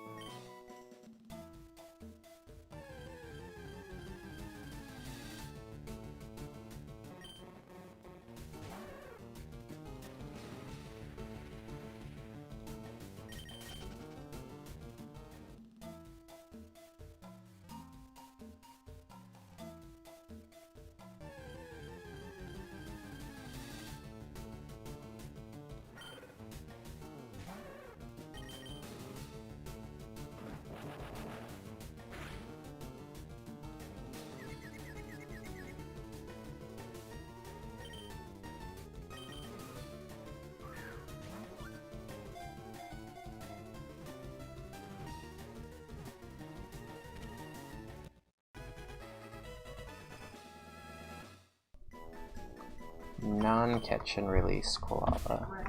Still would technically be illegal to look at the first one, but...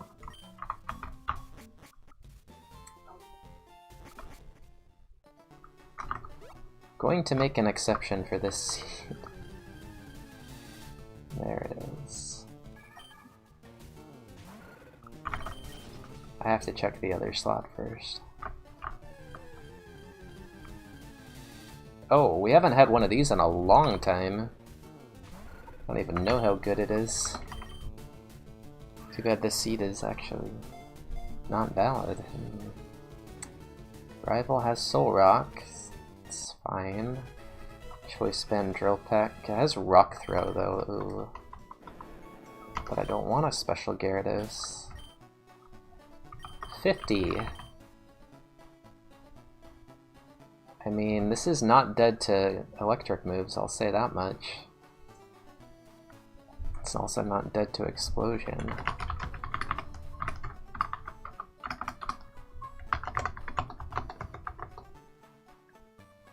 Has a good nature. Best possible nature, quite literally. Okay, well.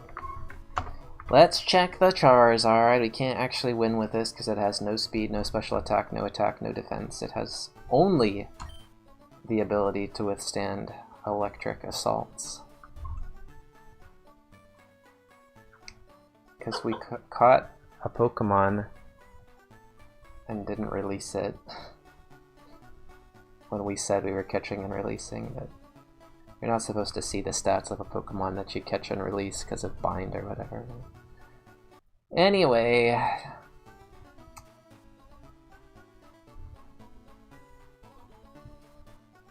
let's see. Okay. This is what we missed out on. Now, reminder that number one, the Feraligatr that we took had Ancient Power, and the Feraligatr was slow, but not as slow as this. So, what would have happened on Rival 1? Oh my god, this is a... Wow. Water gun again. Let's seed.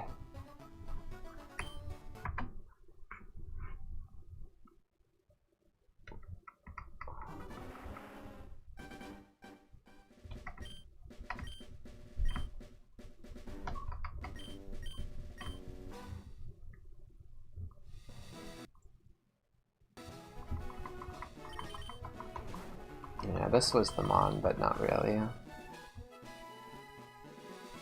Cloyster. Oh, this was the Mon. That's good. Not really. That's level 30 anyway. This, though, this is... okay. This, there it is. The Toad. No. Why is everything water?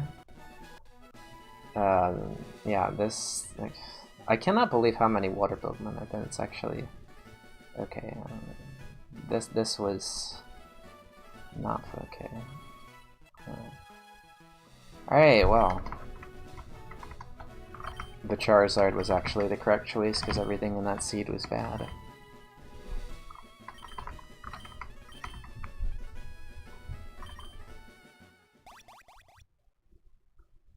Imagine if the move that the Gator had was not Ancient Power, but Weather Ball. I don't actually remember if the AI recognizes that Weather Ball is rock, in which case it would have used Thunder and O-Code, but maybe it would have missed. No, not every seed is winnable, and most of them are not.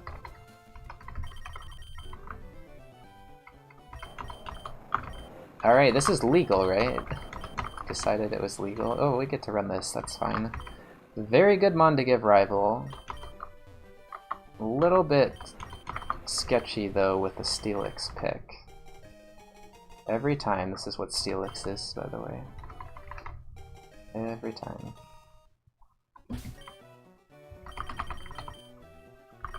No offense when it needs to be the opposite. They teach Payday, I just Crush Chop. Actually, yeah, because Payday could be PP for like a pure power mon. It's like, it's gonna do about the same as Crush Chop here. Is it optimal to false swipe turn 1? I feel like it might be.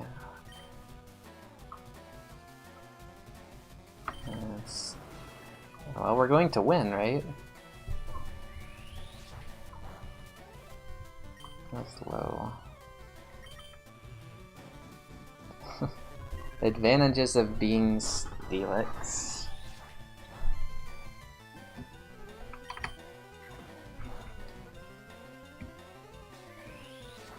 But what is his move? He still has a move. Rock Throw is not the move. Really should not have said anything, too. Really shouldn't have said anything. Okay, there it is. He threw. Levitate Steelix is bad because then opposing Steelixes don't die to your Earthquake. And it's kind of hard to hit opposing Steelixes if it's immune to ground. So you want Flash Fire with high physical defense.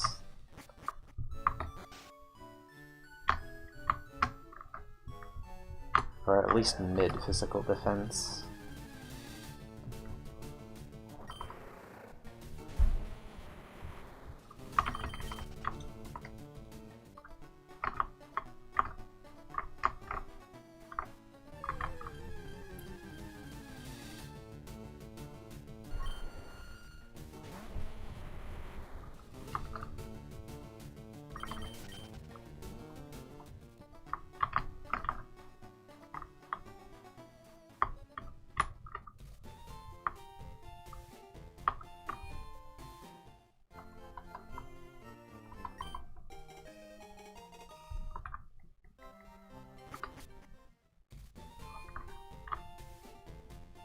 No, just there's way more threatening fire moves than water moves. Even with Surf, fire would be a worse weakness to have than water.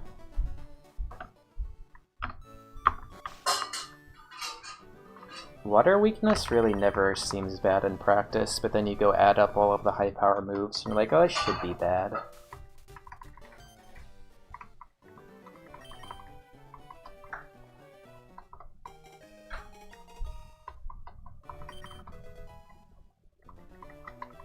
Probably has a lot to do with the fact that water moves have no side effect, whereas fire moves have the burn that pretty much instantly kills you. And Sacred Fire is 50% to burn. Well, this might be my only chance to take this. But the problem is... Oh, it is fast, okay. Yeah, we'll take it. Trace is good, because, yeah, half your wins in this category come from pure power. And we need to see which of the 400 XBST mons have pure power. Also, Bolt Tackle is usable on a Trace mon. Also, this is good. This is good, dude. It can, Weather Ball doesn't have synergy. We have flying coverage, we have shed coverage, we have stab, we have the best type in the game, rock. Good ability. Non-contact, good typing, everything. Good IVs. Good nature.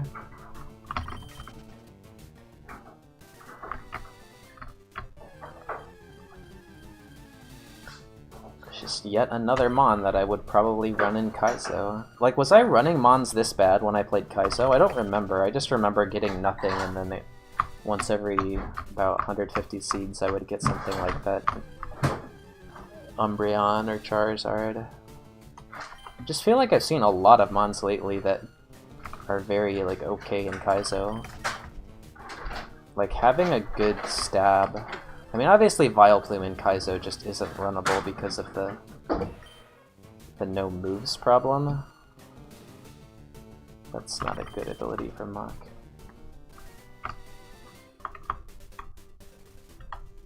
And that's one of the main reasons that I made Skill IronMON, is that I was tired of these mons like Clefable, Ninetales, Vileplume, Raichu just never being runnable ever, no matter what.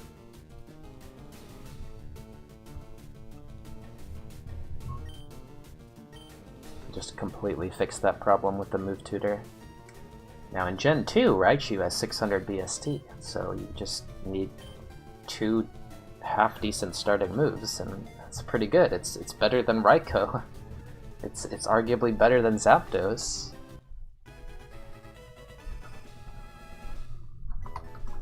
I was picky, but like I never had Stab. That's what I was sticky for.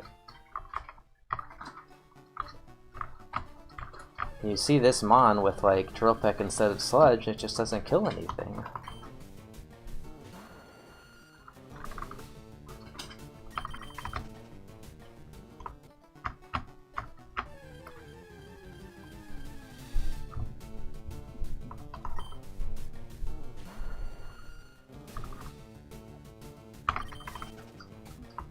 No, I think the big issue,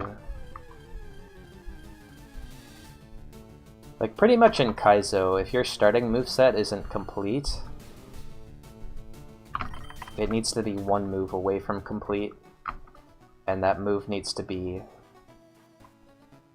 a level up move, because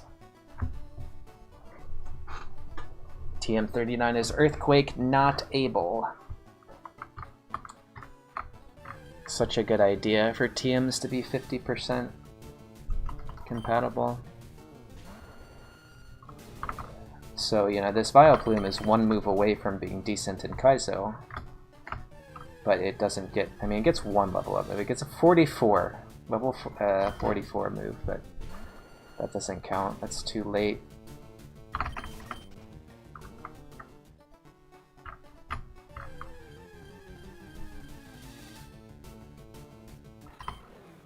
Yep, check the 44 move. If it's bad, then go get.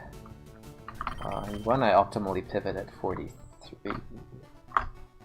Super, and that's what I thought when I ran my own variant of Super Kaizo. Was like, oh, now all of these mons that are not runnable in Kaizo, I can run now, and then we make it to Safari more, you know, pretty frequently, and it's just fun. And then I ran these mons, and they still died to Brock or Route 3, and.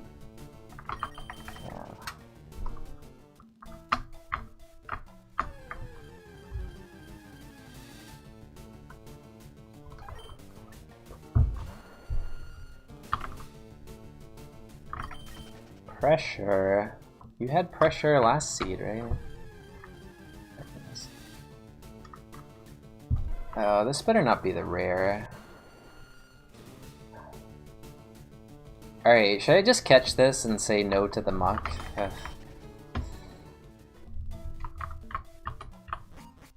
This could end up backfiring if that's a rare and the muck has low speed, but we get a chance to pivot. Also, Growlithe is not even good because it can't evolve into Arcanine, but it can evolve into Charizard. Yeah, Charizard with one item is better than Muck. Charizard with like 4 items is better than Muck.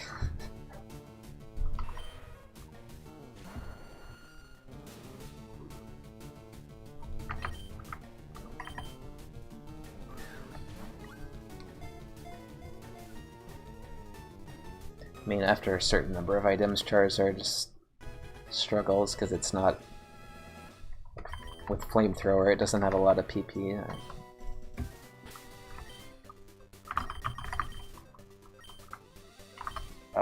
See, we would probably... no, it has nothing. Nature almost saves it, but because Growlithe is in the wild...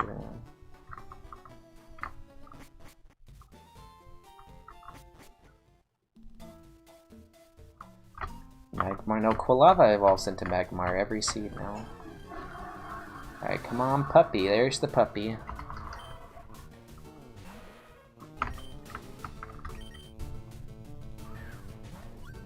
Yeah, what would this be? A Peck for PP. This would be Sludge Bomb Earthquake. Except I can't. No, I can't. Sketch. I've never sketched anything. Not an artist. Alright, speed. IVs look bad though. They are just average.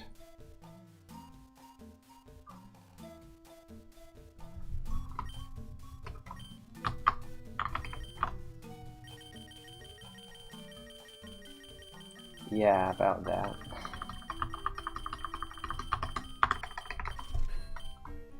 Charizard the... no, it's Typhlosion. And yeah, nothing actually bad except Ninetales. Ninetales is a loss. None of these moves... oh, so Flareon gets an 8 move. Flareon would be fantastic here. Okay. Okay, Pure Power, or Swift. Fire Punch, Gen 4.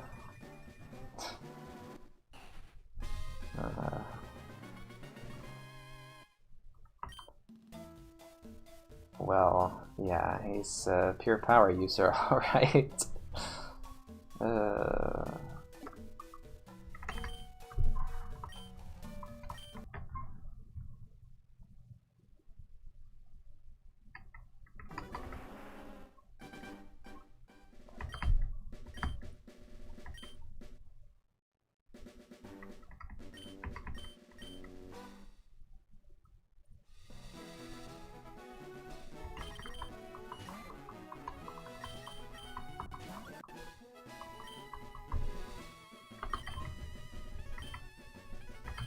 It was also a Dolphin.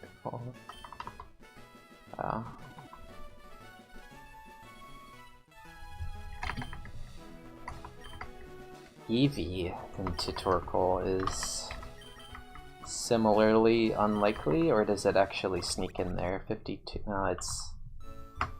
yeah. It's similarly unlikely.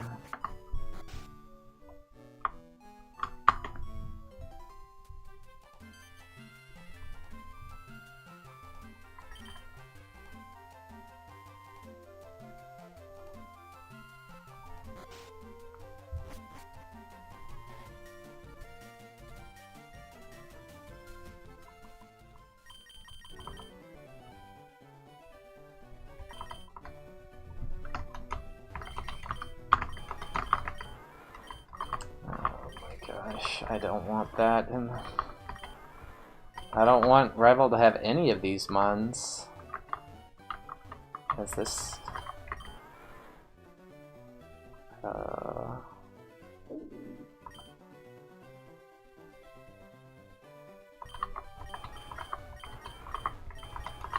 I think the highest win rate is this, right?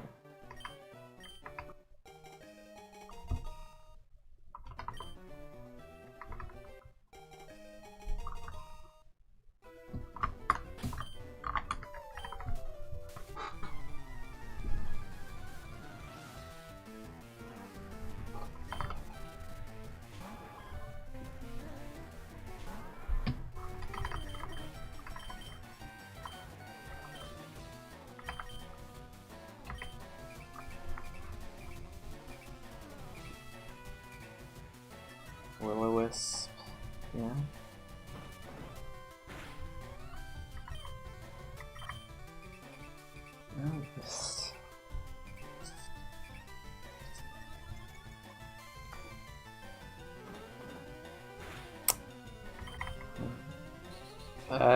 We lose. We need to crit. Confused. Oh, he has no attack. Oh my god. Actually win if he can't even do anything at +2.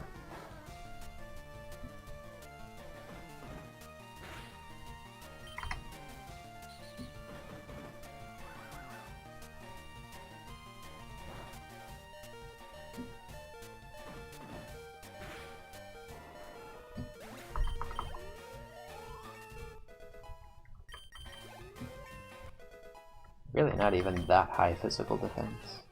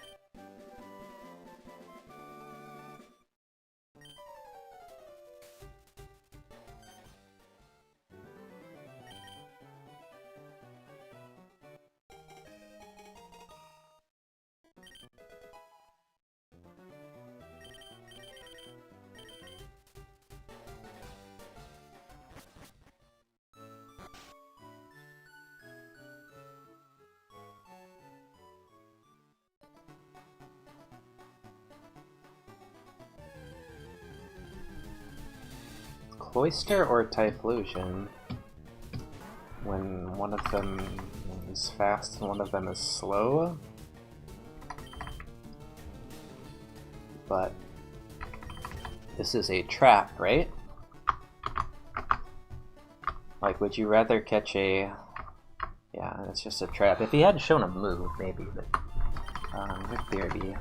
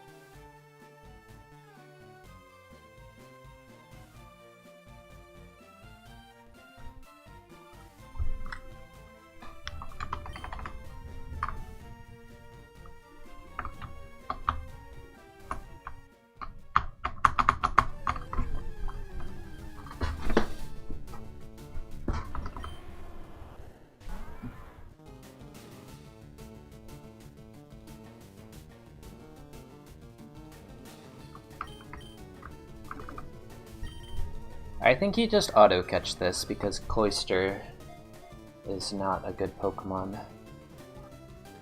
Unless it has Drizzle. Or an Ice move, I guess it could show.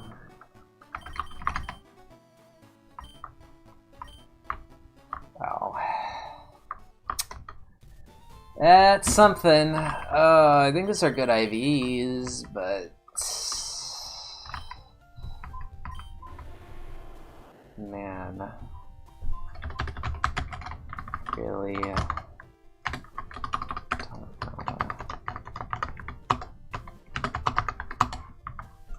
552, huh?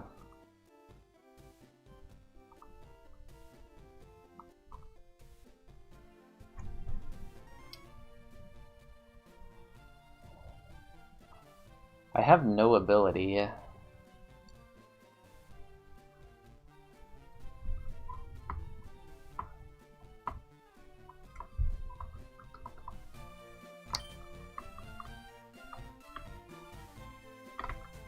Water gun doesn't kill anything. I have no moves actually. It's just sad because if the nature was flipped, I would go for it. Even like, I mean, I guess the IVs kind of carry, but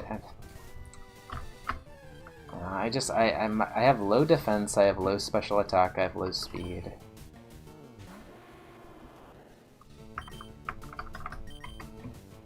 I have no ability, I have no moves. It's just a lot of...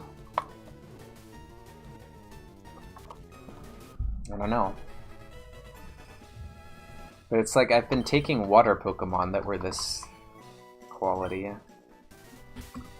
Why am I not taking the fire type? I like fire types. Oh, oh, oh. I died to nature again? No, this is not it. I have no moves. But like the Gator, I got baited into taking. I didn't actually want to take it. The Kingdra, there was nothing else in the seed. And I think that's why I took that. The other Gator was just a Rival 1 matchup.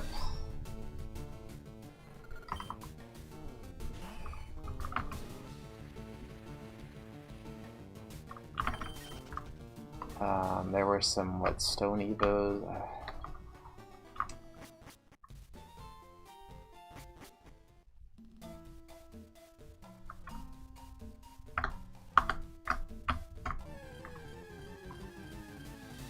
That Typhlosion just doesn't have the synergy with the moves. Water Gun super effectively is the same damage as Charcoal not very effectively with Charcoal equipped. Pretty much the same, so... Water Gun is giving us what exactly? Ride-on coverage, camera-upped coverage, Macargo coverage, non-contact finishing PP.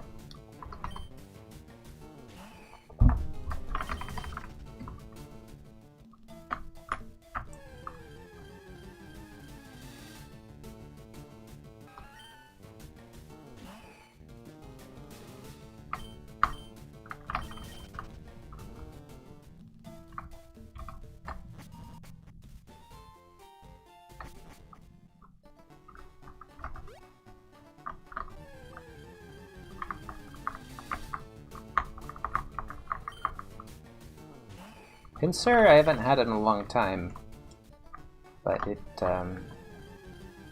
it's my only win in Emerald. And yeah, I mean, it's just like a...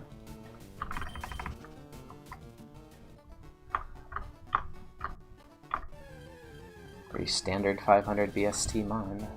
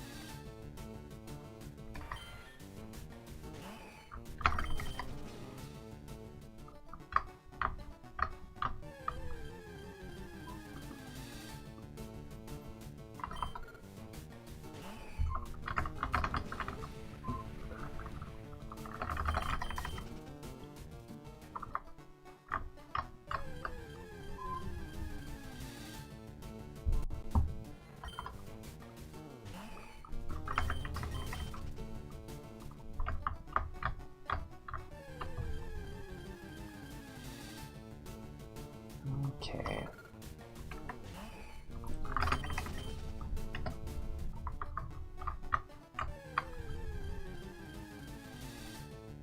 Okay.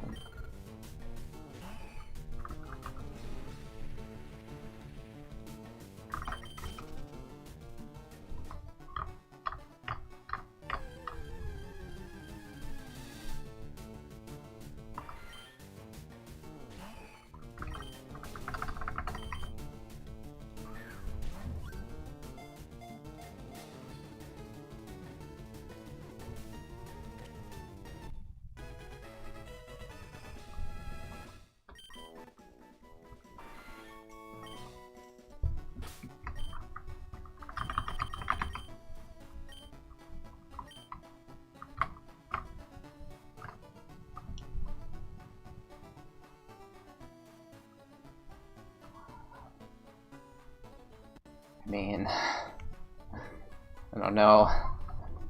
That rough skin synergy is just the same exact mon as Shuckle, though. Kinda low spadef. 479? Is it really that low? So Pokedex strats.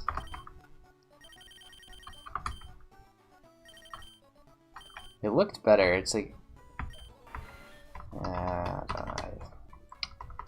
I can always just try the first fight, but I just think we're not quite there with the defenses to do this type. Like, Shuckle with these defenses is better. Yeah, just we have basically no moves.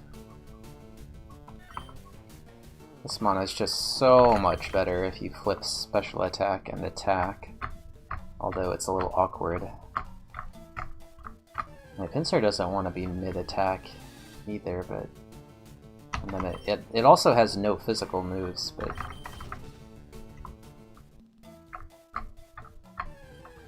has a bit of PP and Brock win rate. Silver Wind, I don't know. Oh, there it is.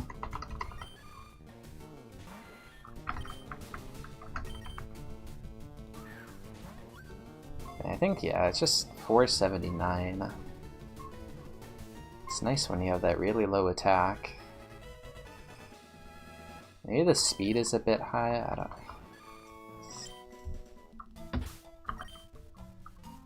38. Oh my god, what is this abomination? I'm glad I don't have to face this. Holy.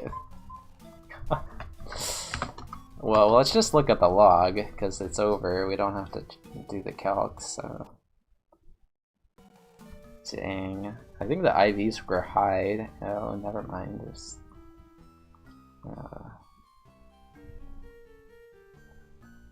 But still, it has like that optimal ratio of defenses to HP, so it's tankier even than it looks.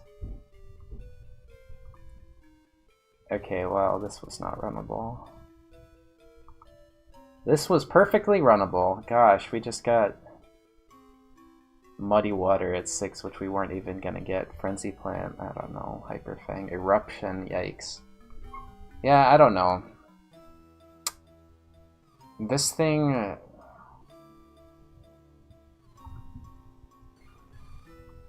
had good IV. Like, the fact that this didn't end up runnable, I think it... Wow. But, I mean, I stand by what I said about, like, Secret Power on this is terrible. Water Gun on this is pretty bad. Magnitude on this is... I mean... it's okay, but it's like, it's not really gonna carry you. Spike Cannon is useless. Muddy Water's not allowed. Frenzy Plant's okay. And then Flamethrower, but 16 special attack IV, and then the minus speed nature. So this doesn't look like it's bad, right? I mean, fire types are good, but maybe fire types are actually overrated, maybe... I don't know. Like, what have we been running lately that felt good? We've just been running a bunch of mid-mons trying to get to Moon.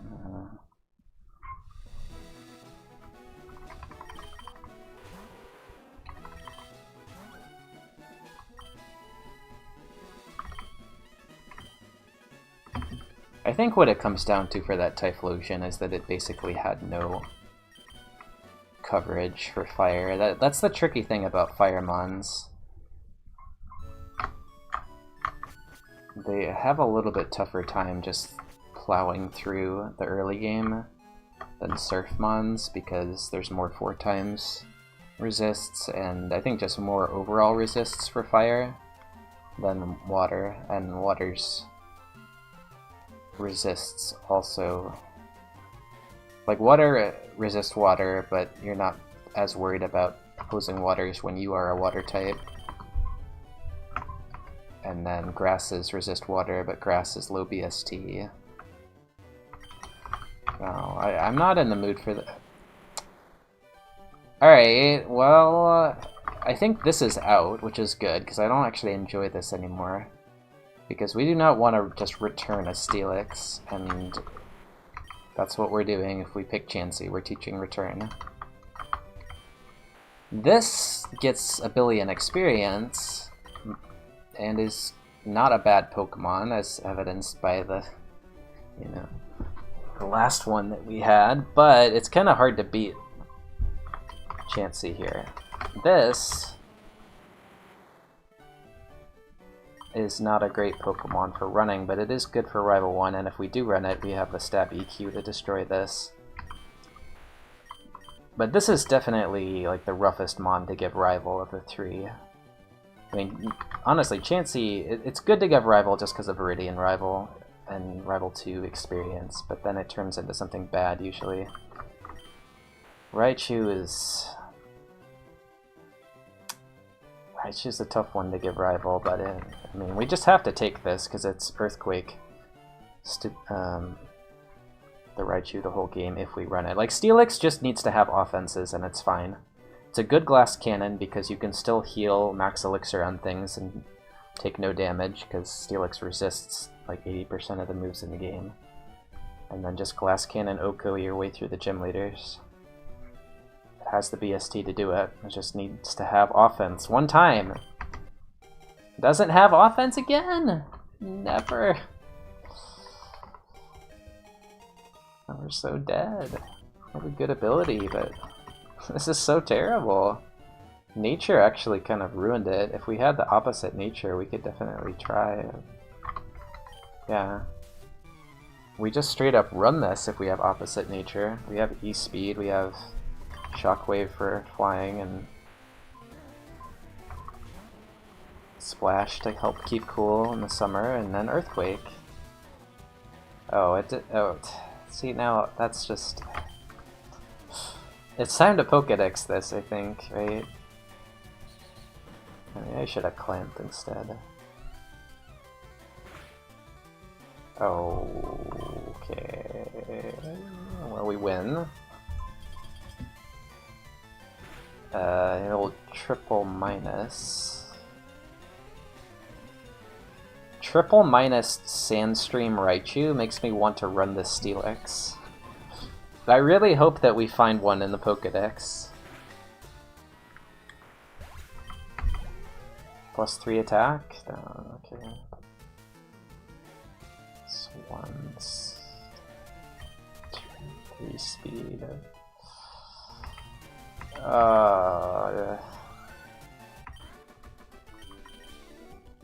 This wasn't this, like, we have moves. God damn it. I just can't. I don't think, I mean, right? I can't 10 protein this. But the problem is Rival, like, I have to run a Mon that is immune to sand because Rival's Ace has it. If I somehow do run a Mon that is not immune to sand, it absolutely cannot be weak to ice. So the Pure Power Altaria with a God Spread just does not beat the game this seed. Very sad, but unless it has no, it just can't.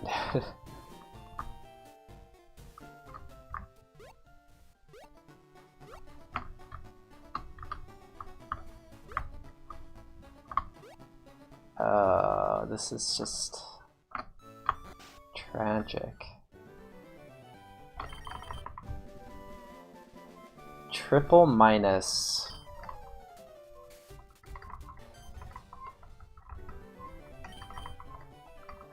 I mean, it's not the first time I've seen a triple minus, but triple minus with sand when I'm sand immune, like that is the ultimate paid actor. It just doesn't get any. I mean, Drizzle Drought, for I guess, but it really doesn't get much. I mean, we can legitimately run Weather Ball on this thing. Because we know Sand is coming on Champ. Well, hopefully he has a move for... Like, God, there's a lot of things that can be done as a result of this rival matchup. I mean, what we really want, what would be fantastic, is to have a Mon that's weak to ice, that's also sand immune, so that Raichu comes out right away with the sand. With the ability minus.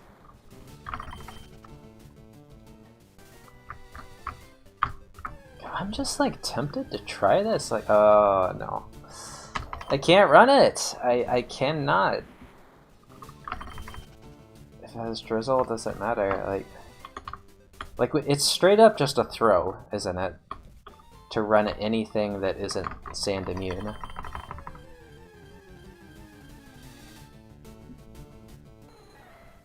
So if I don't see any sand immune Mons, why don't I just try the Steelix?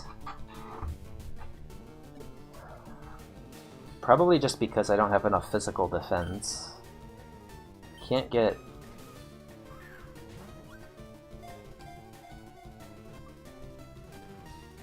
Nature Mince. I said a what's the later gen thing? We didn't Pokedex this, I forgot. We could also just have Marowak, like, Quick Attack Marowak Okos the whole game. Come on, one time. Shit. It actually happened. He's the rare slot?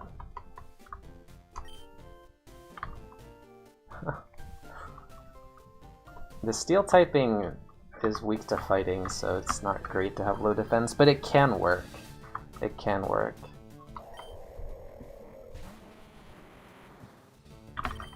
Can't escape, so there's this to worry about. I'm not touching it.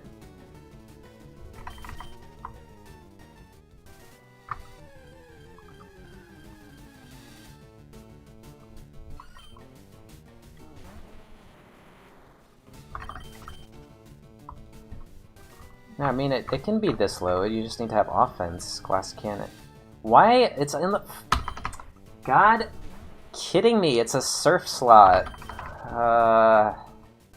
Okay, well... Time to run Marowak.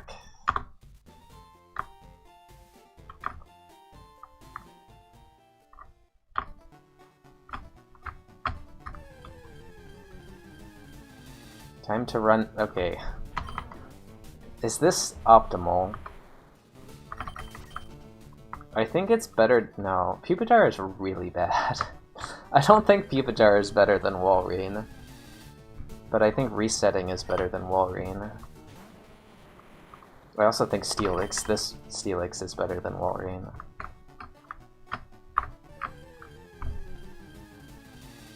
Oh, now that one, ooh. That is tempting. That's a common. I think you take that, right? Free, you know, Twin Needle kills rival, I mean, well, it's gonna be Signal Beam. You gotta take that. Then there's also this. Everything is sand immune, that's good. Is Fortress actually better than Gligar? I think so.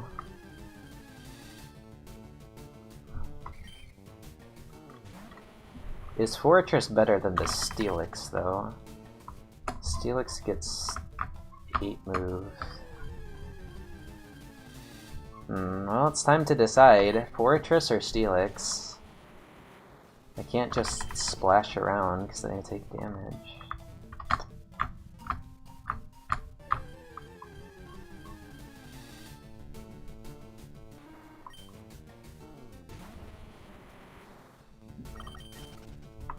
You get 2 chances at pure power, I mean...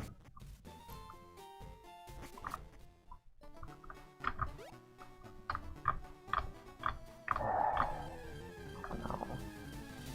Oh, there it is. There it is! Wow, the game is being very kind. 3 sand immune mons on this route and 1 in forest. And 1 on Route 22, but it's hidden in the water.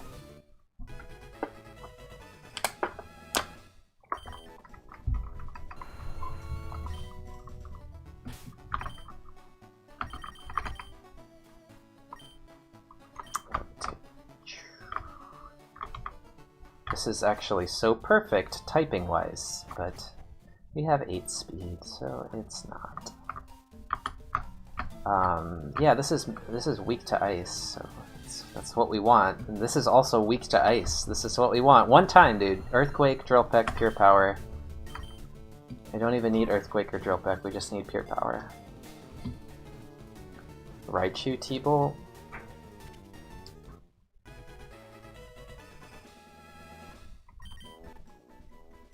Actually, I just realized, like, this Gligar is very dead to this Aerodactyl, isn't it? It's super dead. The one thing that walls Double Stab Gligar, 2 things that wall, Skarmory and Aerodactyl has Aurora Beam, Blizzard, High Defense, God Special Attack. It's okay.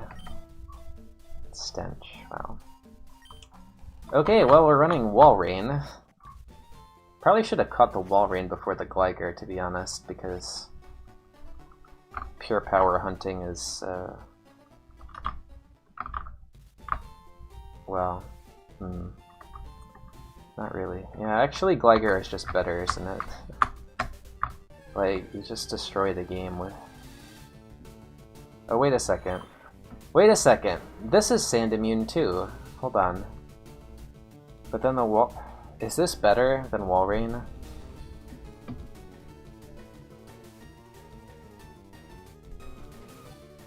Walrein does resist that Aerodactyl. Do we teach what? Walrein is resistant to Icy Wind.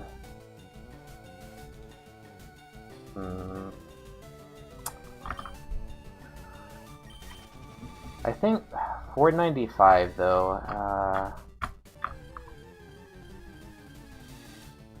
There's also Skitty. Skitty can go Eevee, right? Yeah, this is the route. Skitty, Eevee, T-Tar. Sand Immune. Yep, we figured it out.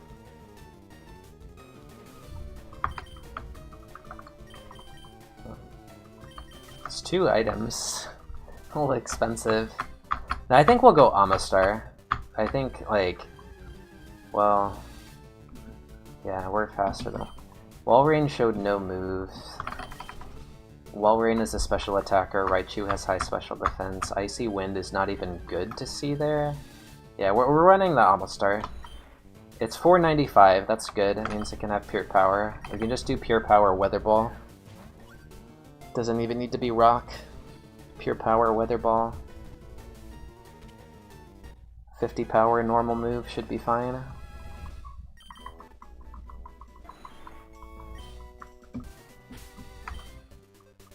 $25.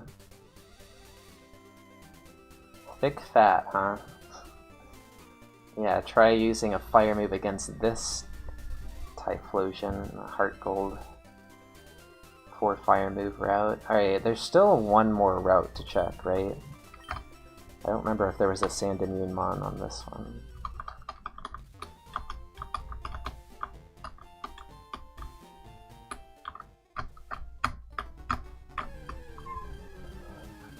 Oh, well, he has to have Sandvale.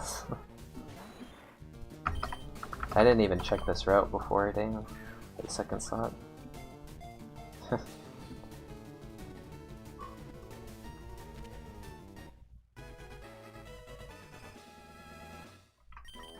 What about Icy Wind from Raichu? Is that doing 3 or... Sandvale Blaze! What is this? What is this? Thunder.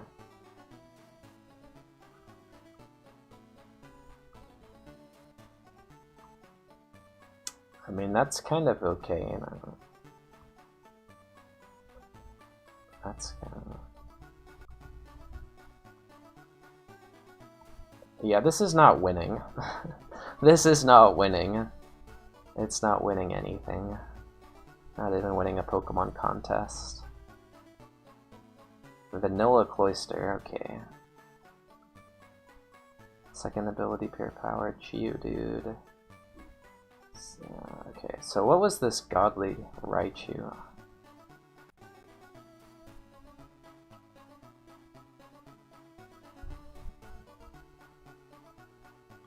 Poison gas, so I could have run the Trico. So I guess that's already weak to Icy Wind. Alright. It is time for the Godbat Seed.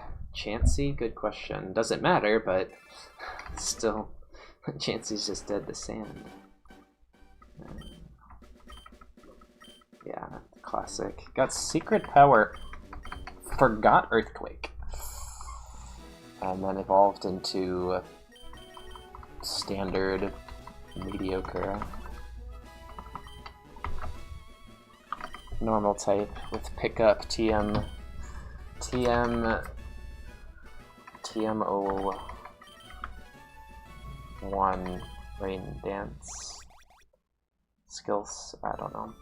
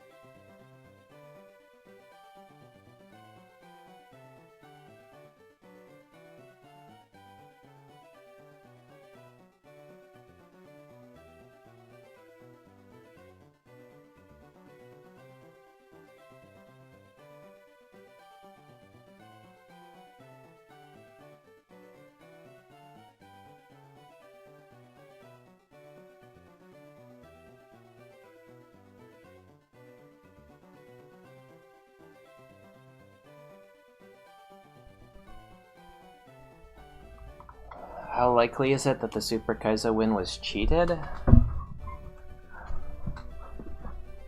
I don't know anything about the Super Kaizo win. I just heard that there was one.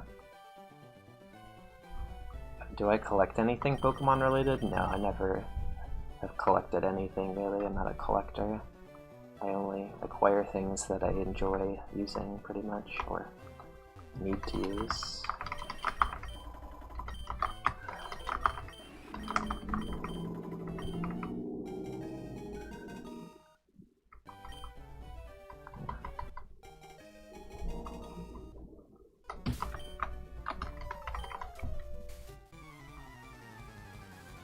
I think the general consensus is that the run wasn't cheated.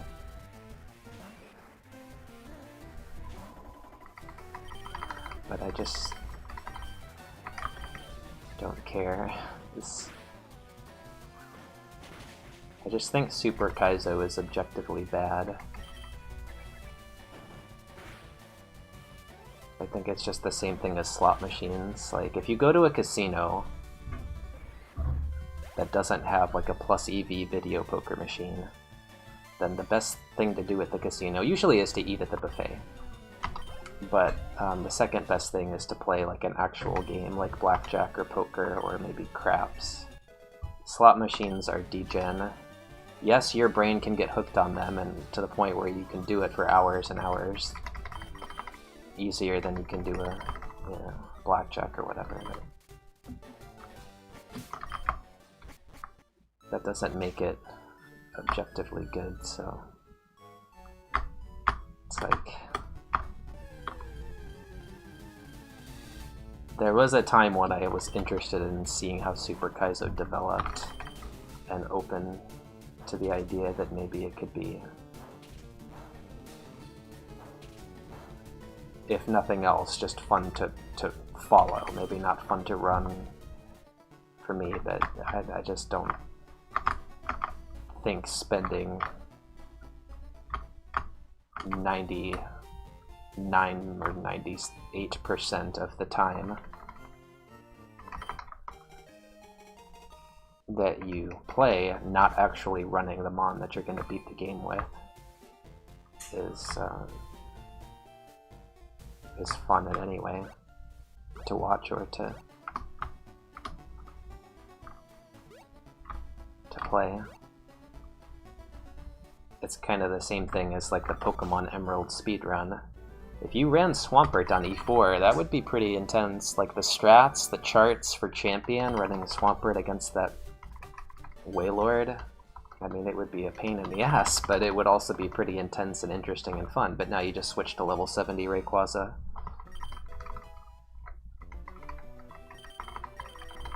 So everything that you do with Swampert, it's just Norman is the final boss, you know? It's kind of underwhelming.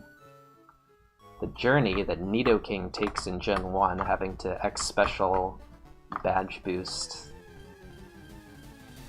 outspeed Lance, and, you know, bird strats on Lorelei, and, you know, just the way you deal with Agatha, Red Bar Champ, like, that's cool.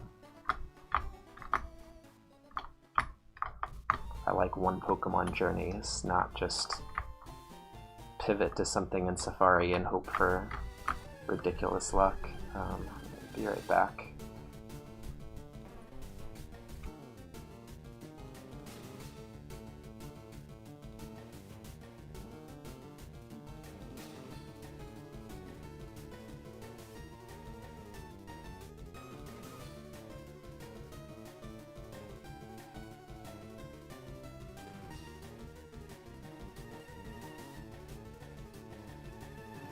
Like, I really thought that when Super Kaizo was created, that it would be like half the run is pre-Safari, half the run is Safari and post. But instead it's like 30% of the run pre-Safari, 1% of the run after Safari, and 69% of the run fishing. I have never once went fishing in my life. I don't know that I could be convinced to fish. Okay. God, this... So, like, okay. I'm gonna see what these IVs are. What am I dealing with? They better be low kick TM. 547. I don't know, dude. I don't want to have to face this. Oh no. This thing can totally win fights, and like in Kaizo, this is almost runnable because of Flame Body. Like, you'll just get kills with Flame Body, and then you'll just spam. You literally can just like spam Roar on multiple burned opponents and win that way instead of using PP. And he died a Perish Song, but anyway,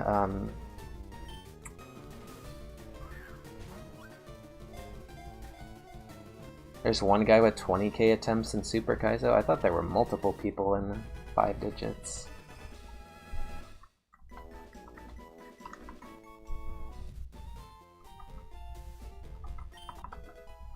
Spikes whirlwind detect. Yeah. Now we're getting into the true side of Pokemon team building.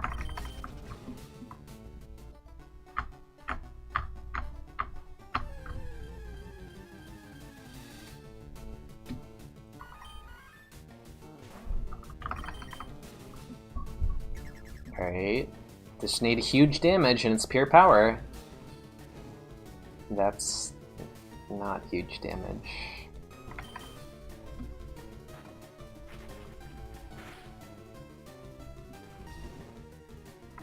Might be equals.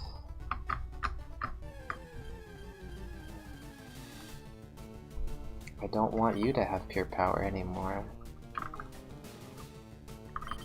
Could just run this.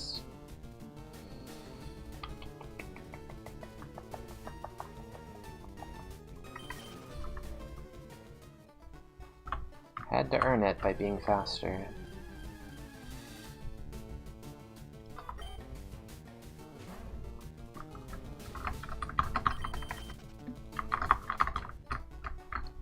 Wait, I just realized low kick is not even good for this Snorlax. Like, you actually just can't beat this Snorlax, right?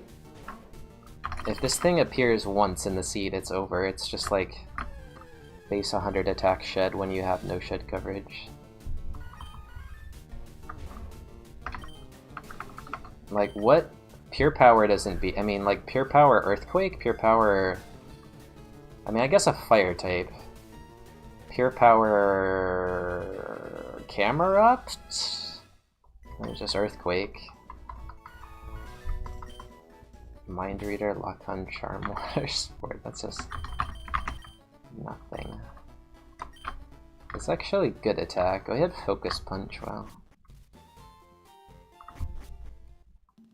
We just tanked it. I think he low rolled that first Meteor Mash though.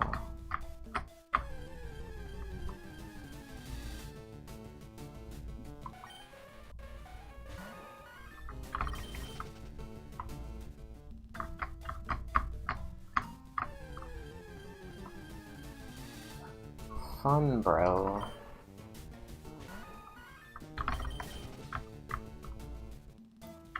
How about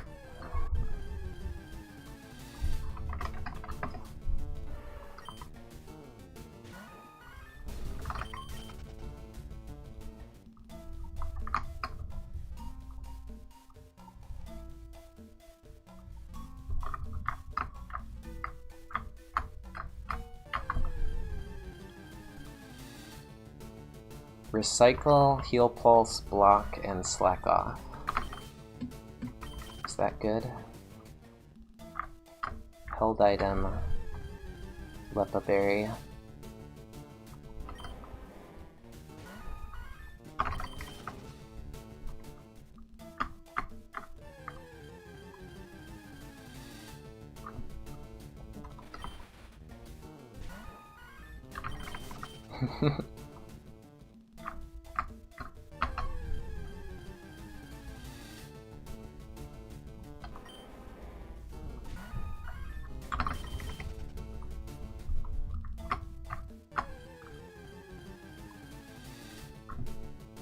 Alright, well here it is.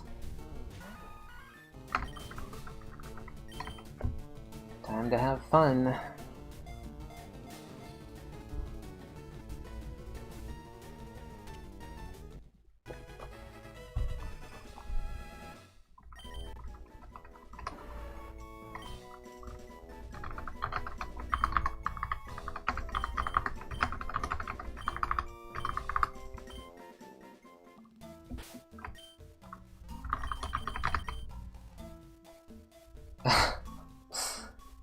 I mean, 13 Heat Wave though, dang. I just need T-Bolt. Now we've had this type of build before. Not this good. It was basically the exact same Slowbro, but it didn't have extra sensory.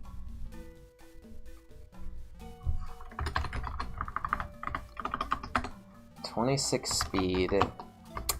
We are a physical tank, unfortunately. Is this like... Is this just like grass moves, electric moves, dark moves don't exist? I don't know. Ugh. I wish. We have a good ability, we have good physical defense, we have good speed, we have amazing moves, we have infinite PP, we just don't have special attack, and special defense, but maybe. Obviously you run this. E-Sense and Surf is, with shed coverage, is amazing. Battle Armor is amazing. If you don't run this, then you need to play something else.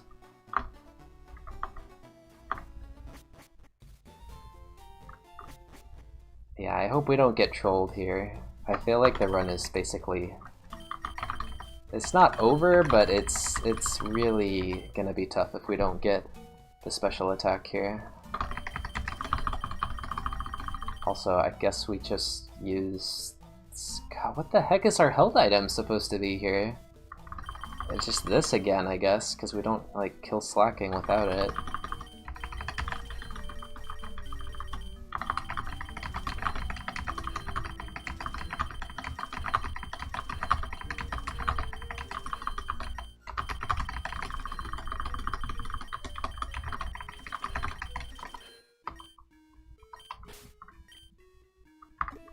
I do have trace problems, don't I? There's that lack of synergy scope lensing when I already have battle armor. I don't really need to crit opposing Slowbro, except actually I still kinda do need to crit them until I get a move. Well, what we know we're going to do is this, and I would sure love to get 25 special attack on the first two, but if not, then the third one is fine. Do not give me 25 special attack on the 4th or 5th Calcium. 1, 2, 3, okay. Run lives.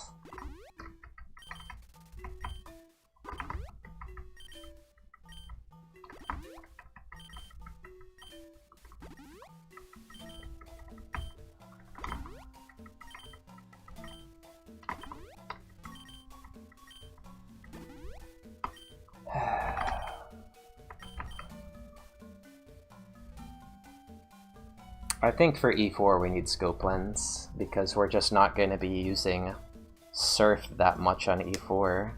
We got Heat Wave, E-Sense. It's just a mon that uses scope lens because there's nothing else. I mean, honestly, Bright Powder isn't even that bad here. Like, this is actually a mon I could consider, like, Bright Powder. Hold on. What am I doing here? Teaching to Surf.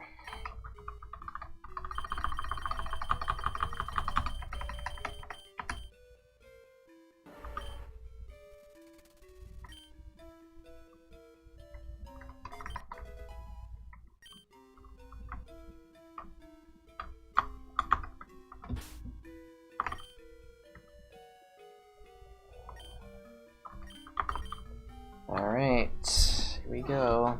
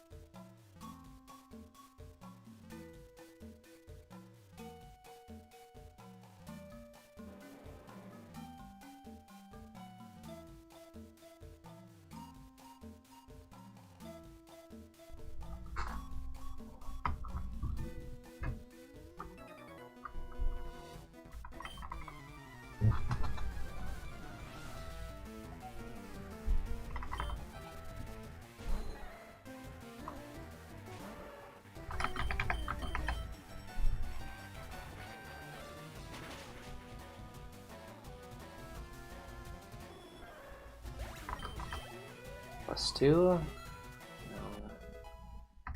It's 3 speed. 3 defense is expected. 3 HP is nice. What's up, Oliver?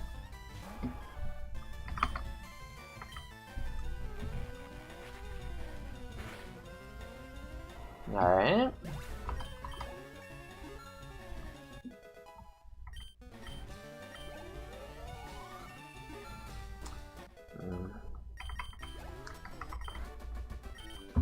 Wasn't really likely to get a +2.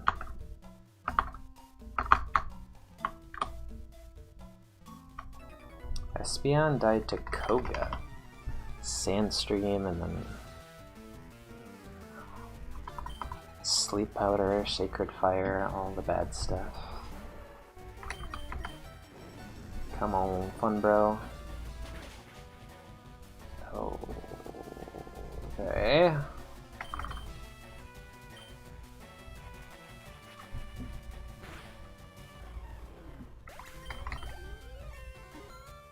+1. Not quite there yet. Tyranitar's okay. Yes.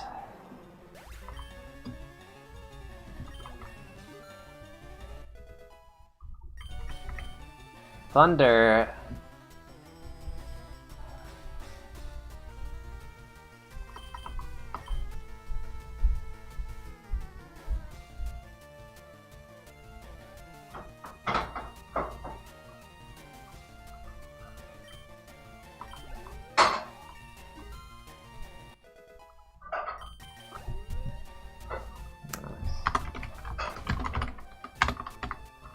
We're at 8 items. Oh.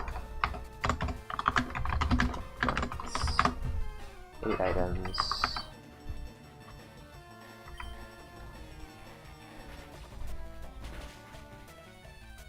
Yeah, it's...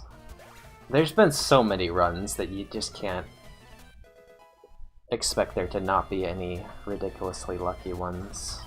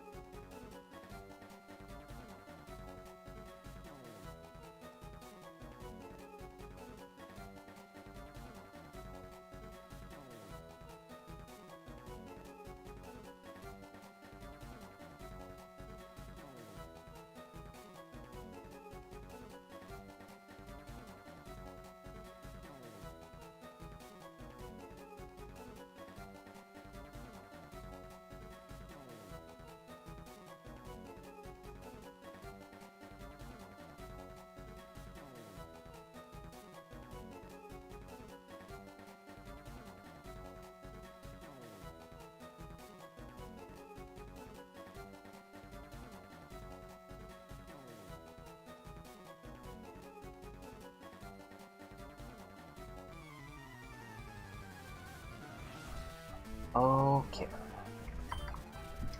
Not good.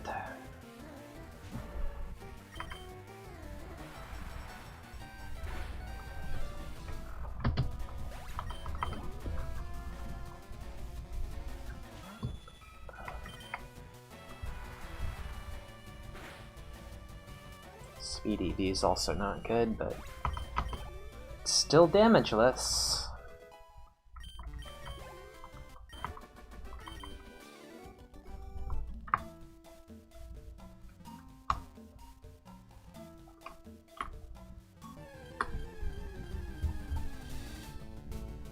Yeah, looking at, like, Super Kaizo, there's so many runners, so many, like, experienced, knowledgeable runners, moderately skilled runners that, you know, you'd expect someone to win eventually, but if it was the same person that kept getting good runs over and over, that would be suspicious, like what happened with Kaizo. Same person getting... Like, no one ever ran low BST, like sub 450 mons. Outside of, like, once in a blue moon, you get something like Mike Kekleon and Emerald, which didn't even win. And then one guy consistently makes it to the Elite Four with sub 400, sub 450, including some sub 400. And some bad typing, bad learn set mons, including Evo runs. Like, you know it's cheated when he's the only one. He's getting dozens while everyone else gets 0 or 1. But in Super Kaizo, everybody was getting bad luck, everybody was getting the occasional good luck, and then somebody eventually won. Like, that's, after a year, that's exactly what you'd expect. So the luck itself isn't even remotely suspicious. Anything that isn't streamed is suspicious, but it was streamed, you know, so it passes all of the tests.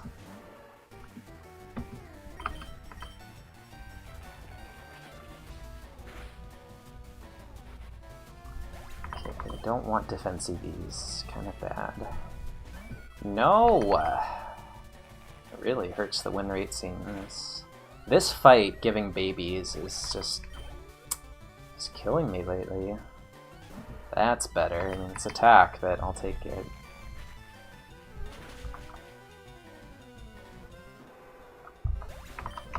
I still have a free move slot. We want some coverage for Water, Psychic, and potentially Water Dark.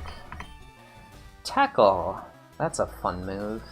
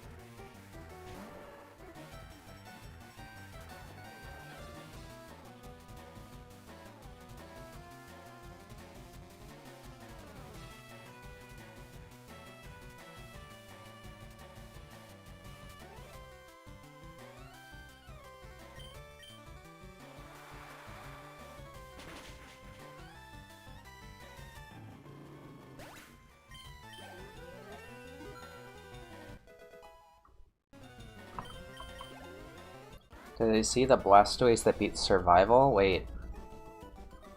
I forget. Survival, wasn't that beaten like once a long time ago and that was it? Or...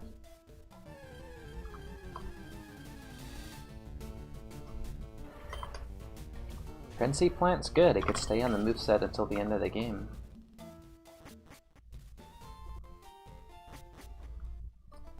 Yeah, Survival is actually a mostly good rule set. It's just the cut meme that turns me away from it.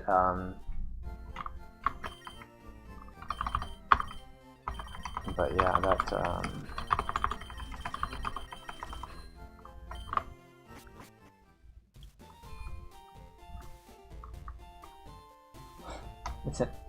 It's stuck on certain things, god.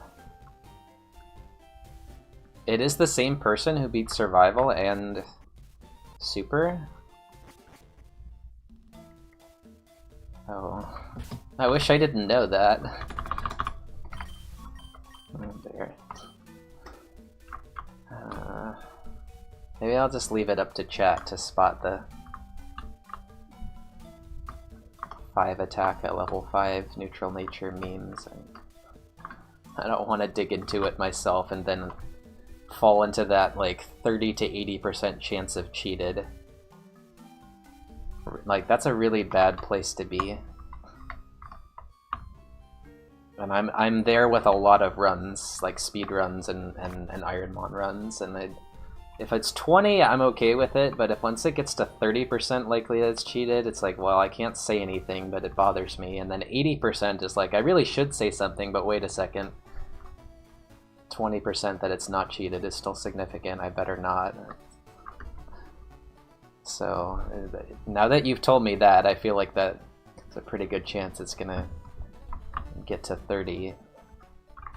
But, you know, the person doesn't necessarily deserve to be accused or suspected if they didn't. But this is not a person that's won Kaizo a ton, right? Who is the person again? I don't want to like avoid that. Just I feel like okay, yeah. So he's the one who does like the hacks, the visual hacks, right? Where like every Pokemon is like an anime character or something. I've rated him a few times. But now he was doing Heart Gold.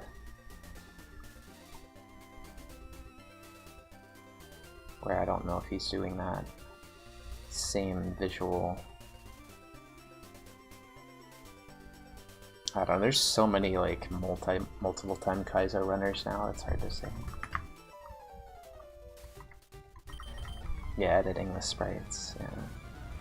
A lot of people do that now, but he was like the first that I noticed. Amber's special attack, which is good, but I don't remember what rival had, but surely it's not Water Psychic or Water Dark. Or Dragon. What the heck did I do against this? Bewildered by Lottie as well. Water Psychic Fire is good. And this is why water Pokemon are not good. It's like so hard to get the Shed and Dragon and water coverage. Alright, what happened here? This was the Snorlax seed. Medicham was rival. Okay, so we didn't actually test the Svidef. Right, so it used return, we karate chopped, it was like equals, right? And what else did it use? Did it return crit or something? Yeah, it returned crit. It's kind of like low attack, so we gotta surf. Then again, it just has return.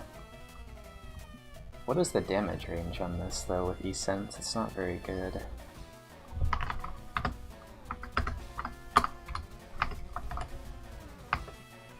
But I don't want to run too low on surfs.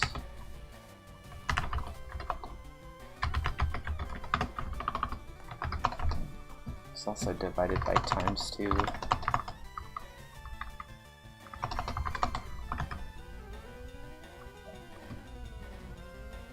What's the divided by 2 ×2 of this? But I feel like he lives a lot more because of that low attack. Could have Frenzy Plant, I don't... We still have PP Max though. We just Surf. We're definitely PP Maxing Surf, of course, so...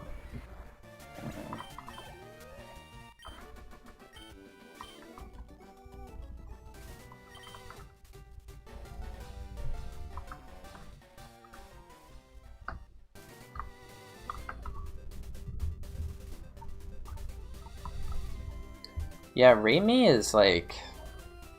He's been streaming too many attempts for him to...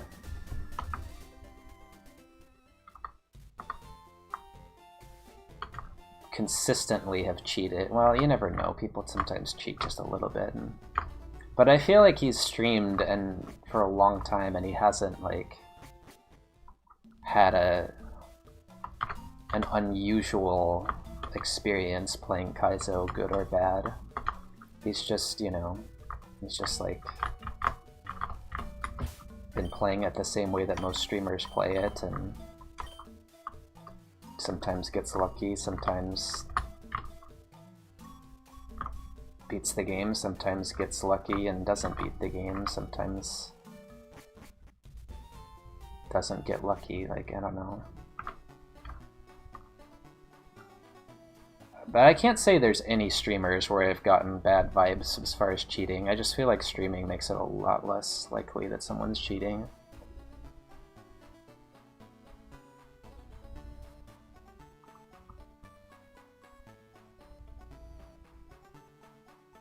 As long as it's, like, you know, an established streamer, not like someone who does one stream, beats the game, and then never streams again. Like, that sort of thing is quite suspicious. Doesn't sound, yeah, like, now that I know who it is, doesn't sound that suspicious that they won.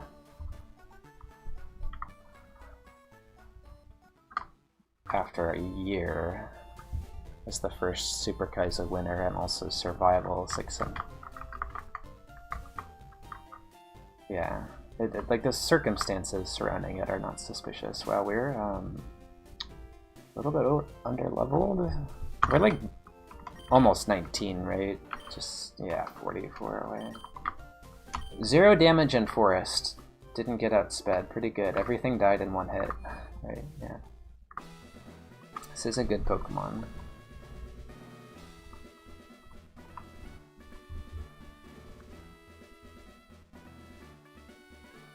Yeah, I wouldn't talk about it if it weren't for the fact that there are dozens, if not hundreds, of Kaizo runs that were obviously cheated and it gets swept under the rug, like, pretty much intentionally by people in the community, under the logic of, oh, you shouldn't accuse someone of cheating without hard physical evidence because it's insensitive. Like, it gets exploited too much when, like, we're not allowed to discuss the possibility of cheating. Or it has gotten exploited in this particular community. The Bayleaf run, all of the Nancy runs, and then all of the, like, whoops, I accidentally healed type runs. And there's always going to be a higher degree of scrutiny for the first win.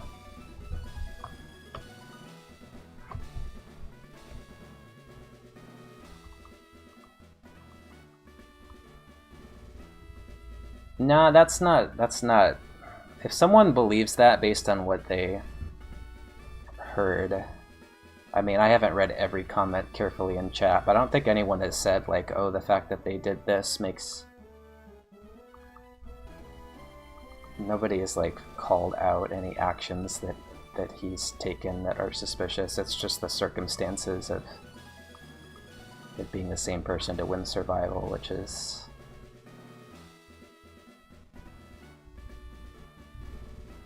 not really that suspicious when you think about, like, who it is and how long it's been for both runs, but yeah, I mean, it's unfortunate. Like, there's just been so many examples across gaming in general, and particularly in the IronMON community, of runners cheating and then runners gaslighting the people who bring up the conversation of, hey, maybe this run should be looked at a little more closely. It's not like somebody cheats, but we don't know it yet, and then without any proof, people just start attacking them and doxing them and stuff, and then it becomes like both sides look bad. It's like somebody cheats, and then someone in the community says, hey, maybe we should look at this, and then the cheater starts attacking and blaming, gaslighting the accusers. and basically trying to silence the discussion, and then other people defend them, and that's when it just gets ugly, where like there's a risk of even having the discussion, and therefore the run is passed off as legit just because people don't want to deal with all of the stress and the drama. And that bothers me personally, that like we can't even have the discussion.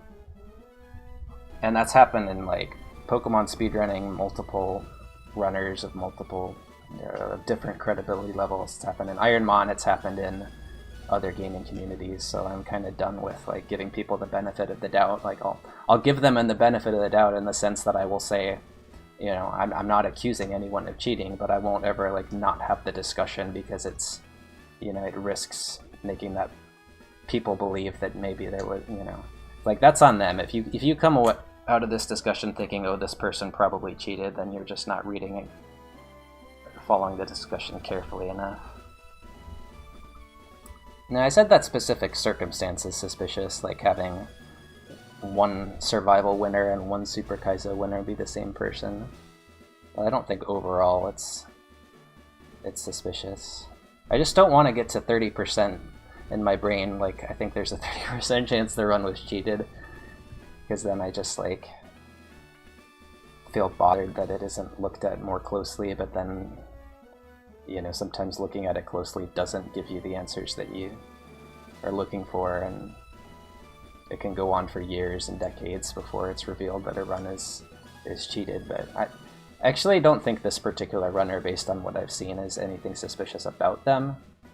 So I'm open to the discussion, but I don't think in this particular case like the suspicion comes from anything really other than the fact that it's the first Super Kaizo win after a year and 2-3 months or whatever, you know?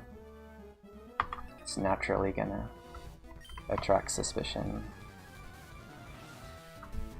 Well, I don't necessarily want the discussion, it's just the discussion came up. I'm not gonna shut it down if that's what people want to talk about, as long as they're not, you know, saying things that are blatantly false. I am open to discussion about any run ever being cheated. And there are many runs where I would like to start the discussion on whether it was cheated, but I don't want to be responsible for where it goes. Like, there's one run in particular that I would just love for everybody to dive in, because I feel like it's more than 50% that it's cheated, but you gotta be really careful about it. Like, you start the discussion, then you have the responsibility of making sure that you frame your suspicions, your words, your tone in a way that doesn't lead people toward the wrong conclusion. So I don't bring it up, but if someone else brings it up, then I don't want to be the person who, you know, shuts them down. Surf is illegal.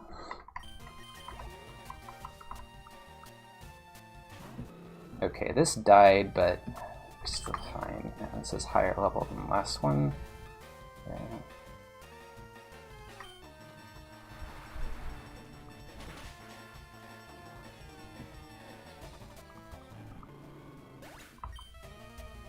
No, I kind of strongly disagree with that, like saying we shouldn't ever discuss it. Because if we had that mentality about all of the other runs that have been cheated over the years, then many of them would have slipped through the cracks. There isn't always evidence right away.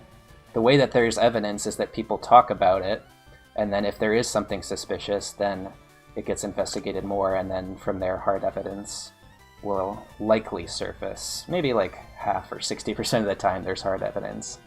And that's what happened with Bayleaf's first Kaizo win, is like people weren't talking about it, and then in this channel we started talking about it, pointing out how unlikely it is, doing, you know, statistical analysis, and then eventually someone in chat, Munch, looked at the VOD and found hard evidence the run was cheated. And then, you know, that was a good thing for the community. But in situations where there isn't hard evidence, or where there aren't 1 in several billion odds of something occurring, you know, Super Kaizo is hard, but you know, it's nowhere on the same level as like that melodic that Bayleaf had in Kaizo, right? Like nothing that happens in Super Kaizo is 1 in a billion, right? It's just like 1 in, you know, maybe a couple 100,000 at most, and that's a lot more believable than, I mean, there's just orders of magnitude between between the two. So in a case where there isn't anything especially suspicious, the discussion will naturally die down and the person will be, cleared of any suspicion if there is some. And in cases where there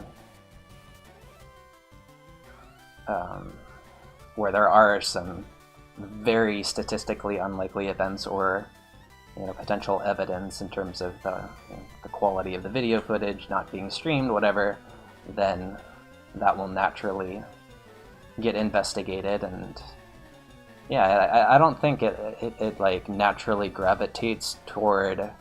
I don't know of any examples of someone being like falsely accused of cheating and then that like ruined their reputation. I just know a lot of the opposite, where somebody gets away with cheating and makes money off of their content even though it was dishonest.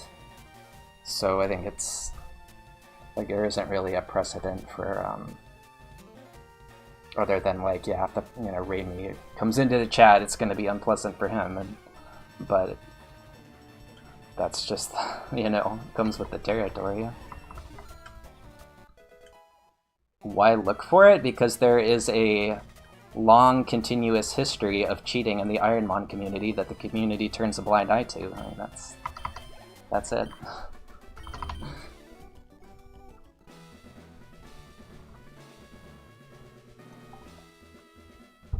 Alright, Funbro still hasn't taken any damage. I think we PP max Surf in case of a Lati type situation.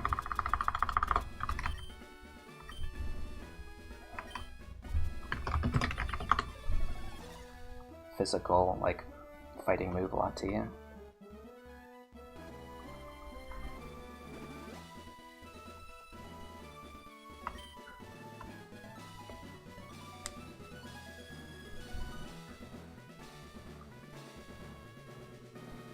But it's definitely, like, natural, I think, to underestimate these things if you're more of just, like, a...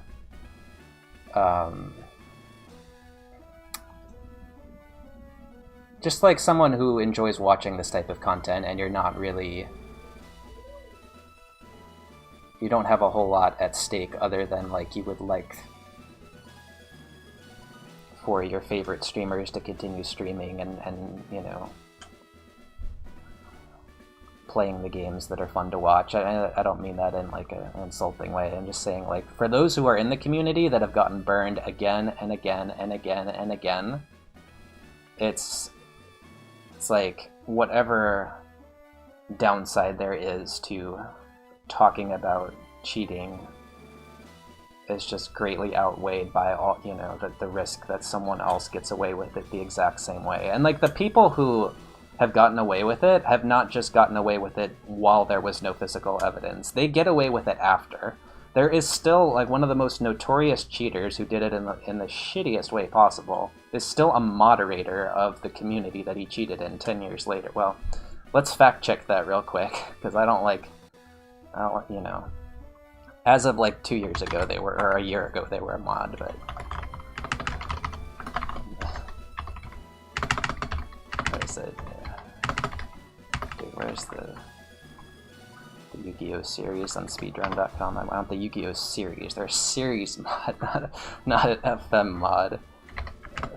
Yu-Gi-Oh series? Yu-Gi-Oh, this one.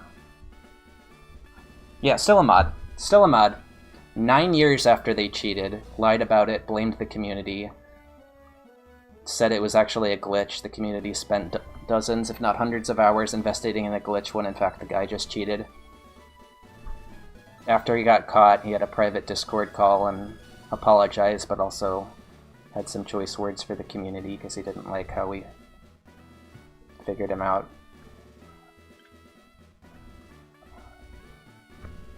Sarah Hagen is still a mod. Well, yes, them too, but anyway. I was talking about the Yu-Gi-Oh example, so. And it's like, if you didn't cheat, then what do you have to hide type of... like, the stuff that's unfortunate, but still not like a huge deal, is when a run comes out it's kind of hard to believe just on face value that it happened, and then your first thought of like, this is bullshit, becomes your YouTube comment, your Discord comment, your Twitch comment, your tweet. And that happened with my run, my first record in Red in 2014.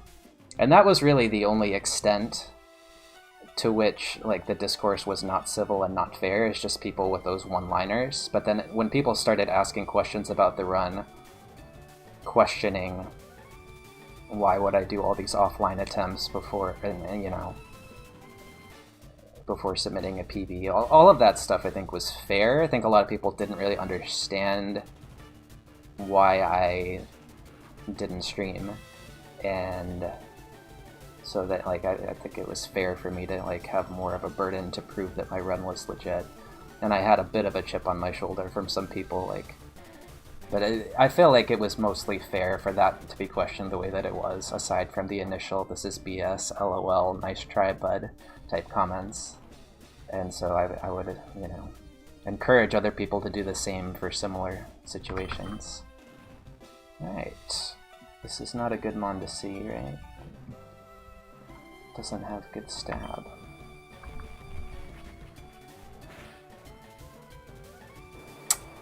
We're still pretty fast, high defense, so this isn't too bad.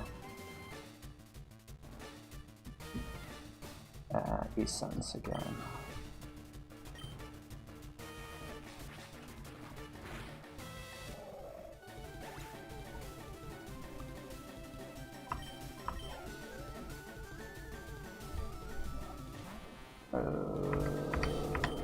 Okay.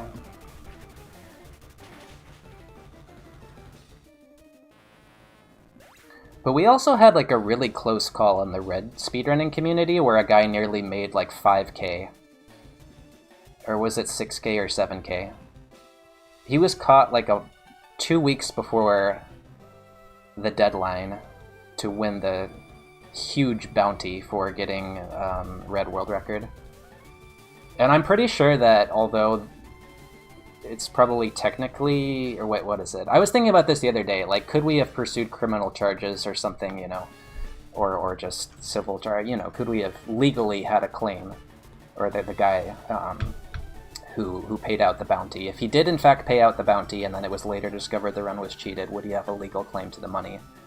And unless his bounty was like a written contract that said you can't cheat and here's exactly how cheating is defined, I don't think so. I think the dude would have just gotten the money and ran. Like, that's pretty serious. Like, we're all pretty, you know, middle class to below middle class here in the speedrunning and challenge gaming community. So, like, when we're talking about 5k, 6k, just being stolen by a cheater, you know, this stuff is not just about people's feelings, right?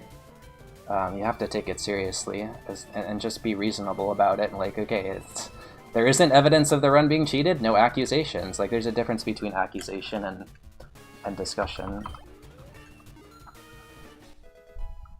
8k, like, that's crazy. I just wonder what would have happened. Oh no! Not like this! We might still win. We might still win. I mean, we need... No. No. Oh, we were close. We were close. We were close. The frickin' speed drop, dude. Best mon that I've had in a long time. It's Mudshot into Kyogre with Crunch. Could be a speed tie, but I cannot heal because I got the Spadef drop. Brock cheated, alright. Bubble Beam Psychic. Well, funny thing is we don't teach either of those. Now, we teach Psychic until we get coverage moves, which Vine Whip isn't, so... Pedal Dance, I don't know. Water Gun, kind of bad moves, huh? Like, no water coverage move? Crunch, okay, there's that. Sacred Fire, yeah, no, that's not it. Rock Throw, Thunder Punch, yeah. Yeah, that, we could make it there. That hurts, dude. 0 damage until Brock, just O-code by Brock.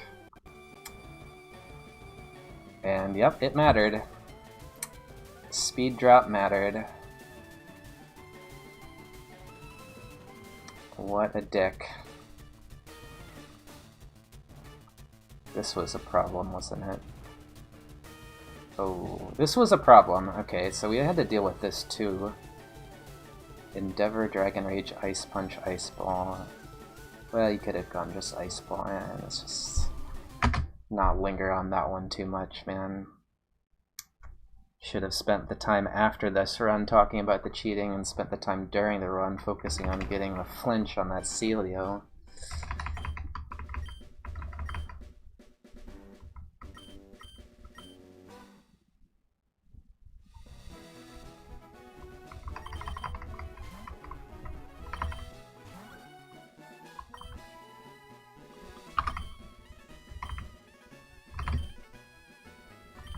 Yeah, I feel like as far as like cheating discussions go, in the early stages it's always healthy just to kind of, you know, do those quick checks. And then, basically anytime a prominent run hasn't been scrutinized at all, it's good to take a look, have that discussion. And then if a run is like 80+%, more than 80% likely to have been cheated, then you gotta keep discussing it until you can find the evidence or some resolution. The situation where it's best to not talk about it is when it's in that 30 to 80% after already having been investigated a bit. Because then it's just like a very high chance that like someone is getting hurt. There's too much uncertainty to even have the discussion, so you just kind of pretend the run didn't exist. As is the case with many old Pokemon speedruns that are no longer world record. Dog? Dog?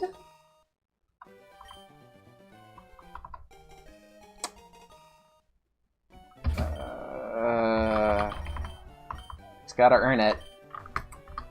Gotta earn it.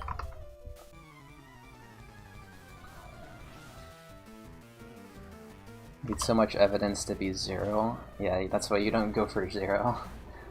71% and you're good. Wait, this wasn't a, Oh wait, hold on. I thought it was Pidgeotto for that. It was on the right, but we have Hypnosis, so it's fine. It's fine.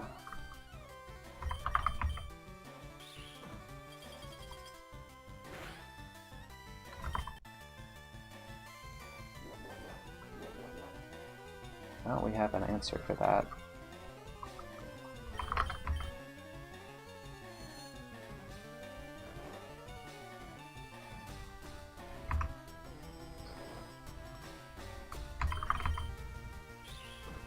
But I also just think like the way that the community approaches these things in general,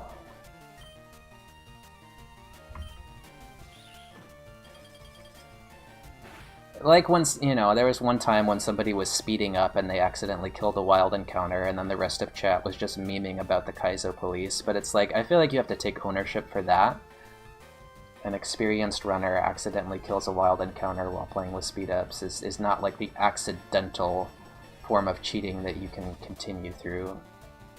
But that's the culture. It's like, oh, it's just a game, bro, you know. And it's like there's just a lot of runs that I think have fallen through the cracks, and I no longer believe on face value that any run was legit just because of that. Whereas like speedrunning, it's like runs go through a verification process. It's not the best verification process because it's a bunch of, 18 to 22-year-old volunteers checking the runs, but like it's still something, right? To before the run is considered legit, you just spot check it. That doesn't happen, and it's discouraged from happening in Kaizo. And yeah. Alright, 15 and oh, we're okay. This dog wants to play. Wow, that's a pretty monster level up, especially the +2 defense. Like, wow.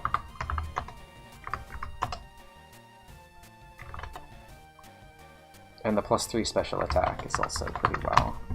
521 Doge.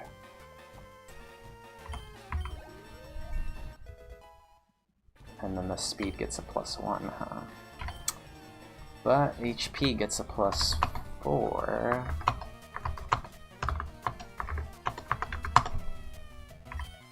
Flail is better than Sunny Day. Problem with this mon is that it's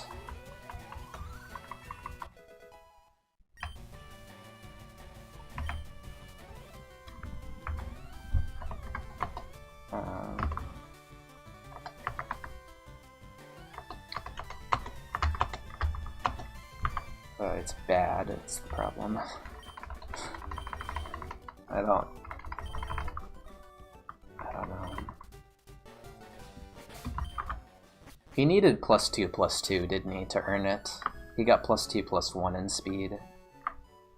He did get +3 special attack, but I feel like the speed is so important.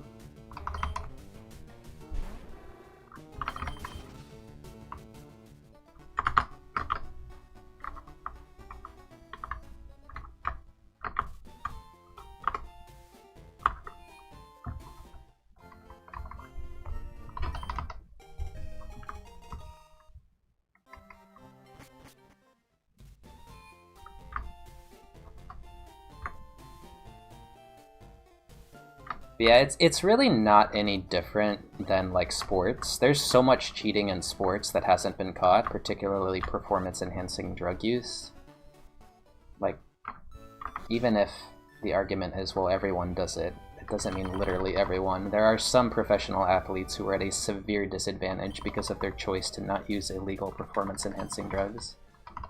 But it's such a difficult discussion to have, because it's hard to catch, and you know, people who do it are good at not getting caught. Yeah, but it's like still, you know. Yeah. I think there's no... Like, my favorite tennis player of all time is Nadal, and, like, come on. Which side are you on? More likely to have used performance-enhancing drugs, or more likely to have not, right? You don't have, you know, I'm not saying, like, 100% for sure he's a doper, but, again, if you have to pick, right, there will be conclusive proof tomorrow at midnight, and you have to pick $5,000 on the line. Which one are you picking? Yeah.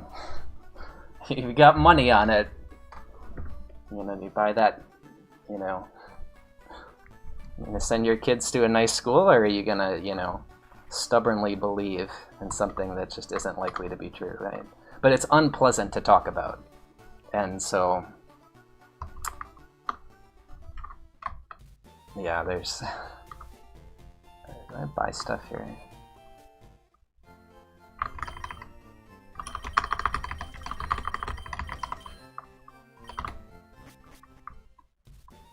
But coffee isn't.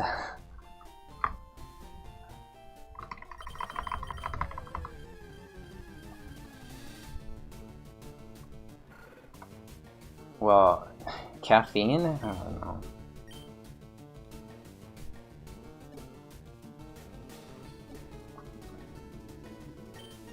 But yeah, the point being that, like, there's always going to be those runs that slip through the cracks, and you can't realistically catch all of them. There's always going to be those runs that are, you know, more likely than not to have been obtained illegally.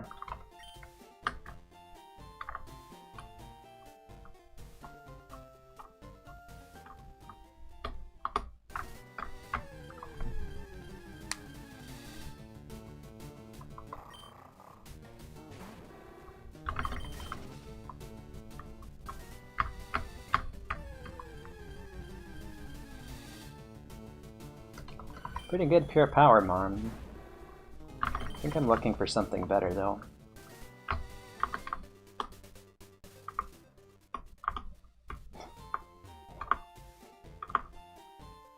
No, there's legal performance enhancers.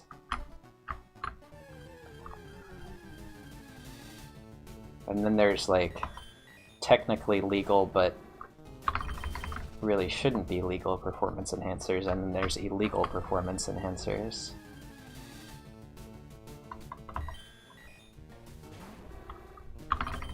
Coffee is the first category. Wait, let's see, second slot.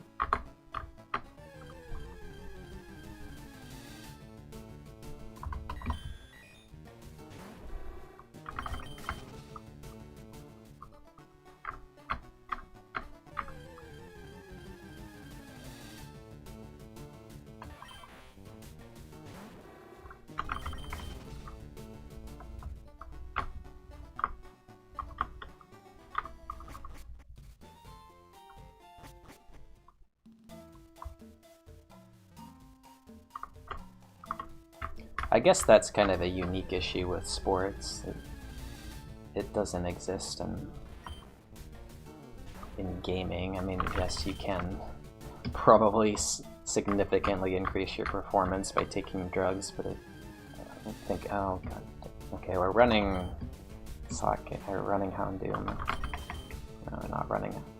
Not running Houndoom. Whatever. He didn't earn it. He had to earn it. Now we're running Skarm. No regrets. Low defense, low speed, low special attack, Houndoom, no ability. Like, no regrets. It's a take it if there's nothing else good in the Seedmon.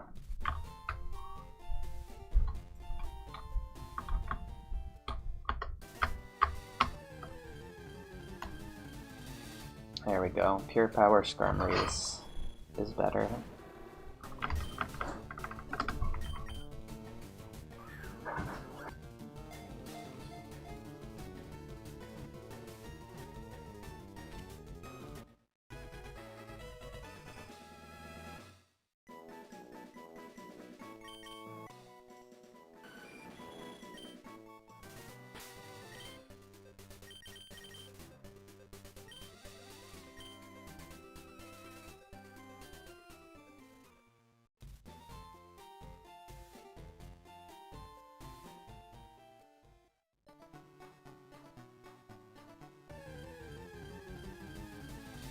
Yeah, but is Adderall banned?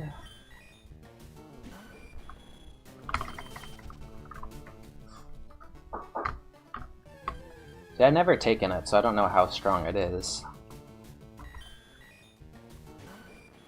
Or how effective it is for improving actual...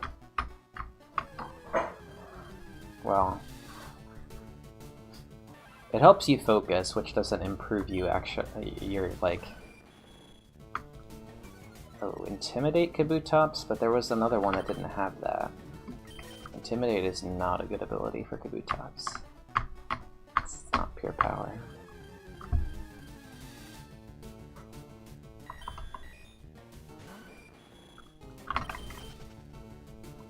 The whole subject of like performance enhancing is honestly really uncomfortable because it's just money at the end of the day. Anything that's good is gonna cost you, and the whole idea is like to focus on your craft and your skill, and then just end up being at a disadvantage because you couldn't afford the performance enhancers or performance enhancing training regimen. You know, it's just sad. Okay.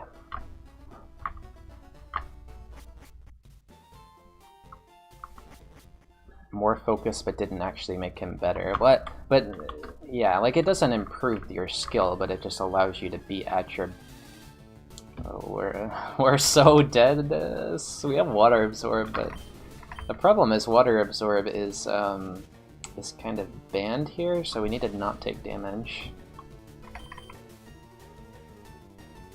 That's not banned, as long as we're at full. Okay, now it's banned. Now it's about to be banned. I can't get burned. Okay, I need to catch that Sand Slash. Oh, wow. Whoops. Okay, not a water move. Not a water move.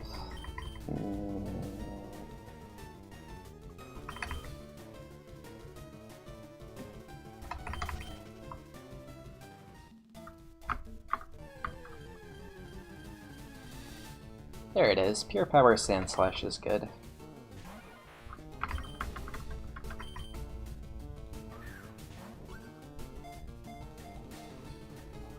I'm pretty much in the drugs are bad camp when it comes to this, and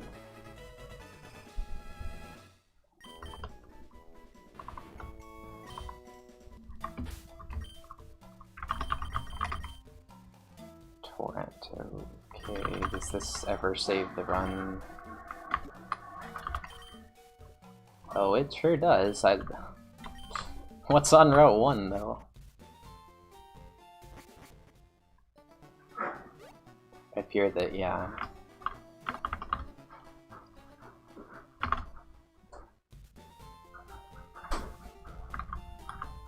But like the main reason that I'm kind of against taking... Wait. Okay, catch this. Not really performance enhancer specifically, but just the idea of like I have a problem. This drug is created to solve it, so I take the drug. It's like you really should be focused more on prevention, preparation, as opposed to just reacting to the problem. Well, we tried. Seed had a lot of good, but check the Houndoom. Obviously, like when it comes to top level performance, preparation isn't always enough. You also need to optimize your Ice Beam, Water Sprout. 69. Okay, well, this was... what is this, by the way? Ice Punch, Razor Leaf, Flail, Water Spout, Outrage, Signal Beam, Double Kick, Ice Beam. What is that? I want Funbro back. Funbro is going the distance, man. Funbro is not taking a center until after Nugget Bridge or later. 7082. That was tragic, but you know, dying to a legendary on Brock is nothing new.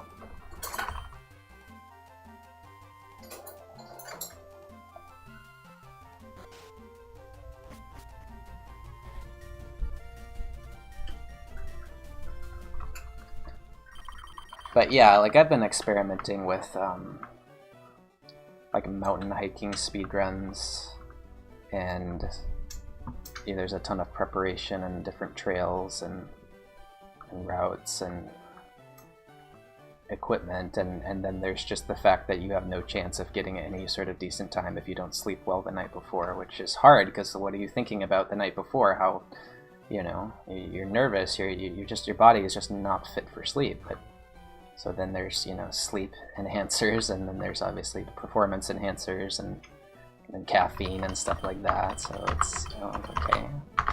And then there's this, giving Rival one of the worst mons he can have. But maybe this time we'll have Drought? We have nothing. This is actually a vanilla Houndoom moveset. Like, you can actually run Houndoom with this exact set. Right? I mean, maybe HP ground, but... This is not far from a physical Houndoom set in Gen 3 NU, or whatever the tier below NU is.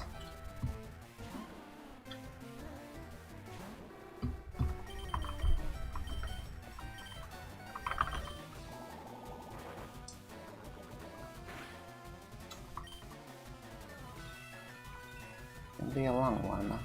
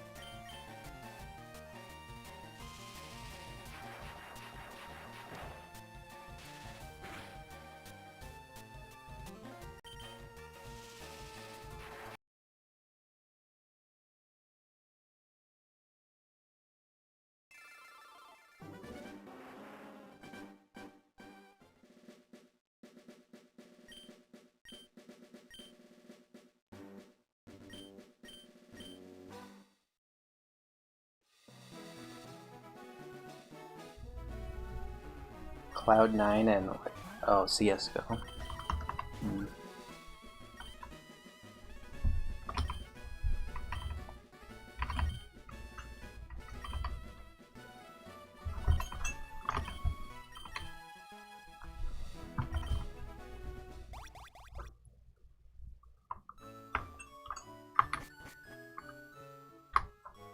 Yeah, we get like one thread a year on the speedrunning Reddit about performance-enhancing drugs, and it always gets downvoted. It's not really a good topic, but at the same time, like if, you know, I gotta imagine if you're grinding for Red World Record using the EQ-less route that you would benefit tremendously from a performance enhancer. Like, whatever medicine people take when they feel like they're, like, going insane, that would be the one you need to take to succeed at that. Ooh, bad seed. Really bad seed. We are dead to a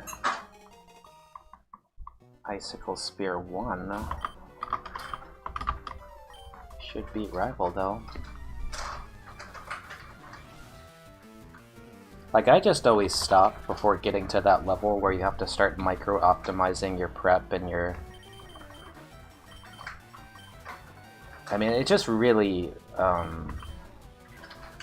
not fun to play video games that way, where you feel like you can't be at your best unless you're on, you know, 8 hours of sleep, well hydrated, nourished, focus, you know, your head's in the right spot. Because how many days are we, like the average person, on good sleep? We ate well, this is like close. Yeah, ate well, slept well, drank well, you know, didn't drink alcohol, right? That'll ruin you.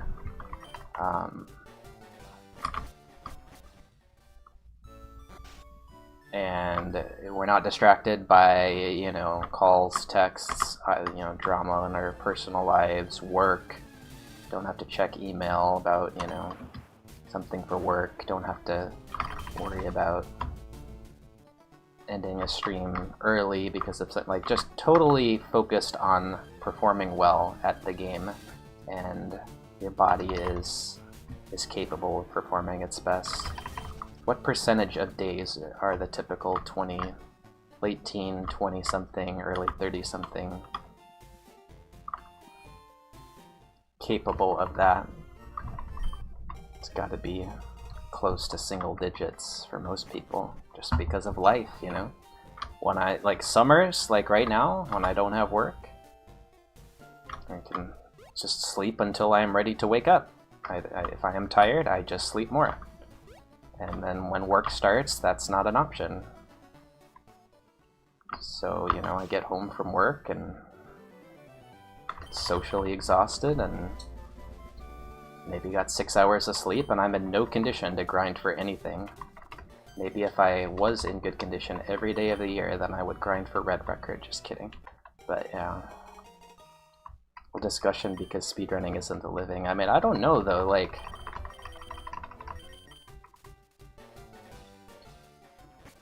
Just because something can be turned into a living doesn't mean that, like, performance-wise, anybody can do it. Like, as long as I make money from sponsors or whatever, I'm gonna be fine to perform at the highest level. Like, you have to mentally be ready for that, you have to physically be in decent shape, and then you have to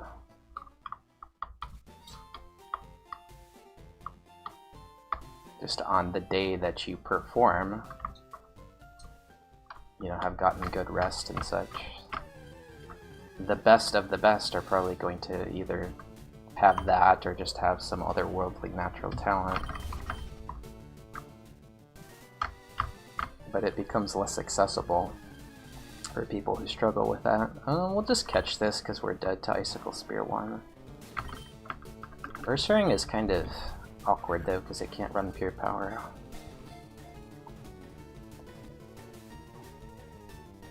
Pausing during long runs. Yeah, for stuff like all gold symbols, I think there really should be some way. It's just like, that's the main reason I don't do it. If I could break that into segments, do just a segmented all gold symbols Manipulus run, I probably would have not abandoned that. Mostly abandoned that project. Yeah, this is not it. Don't want this citrus berry to proc.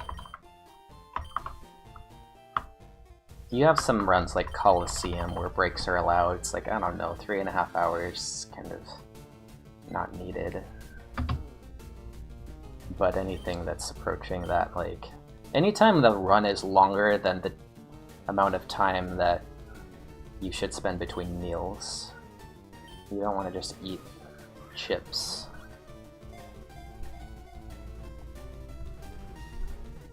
Like, you can't, you know, cook something.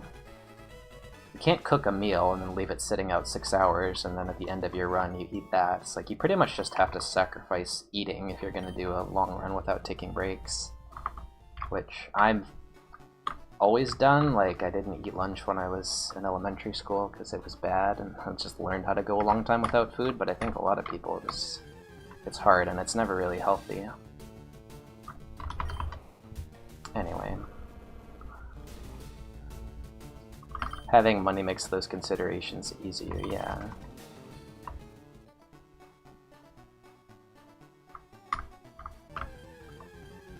But I think just in general, it's...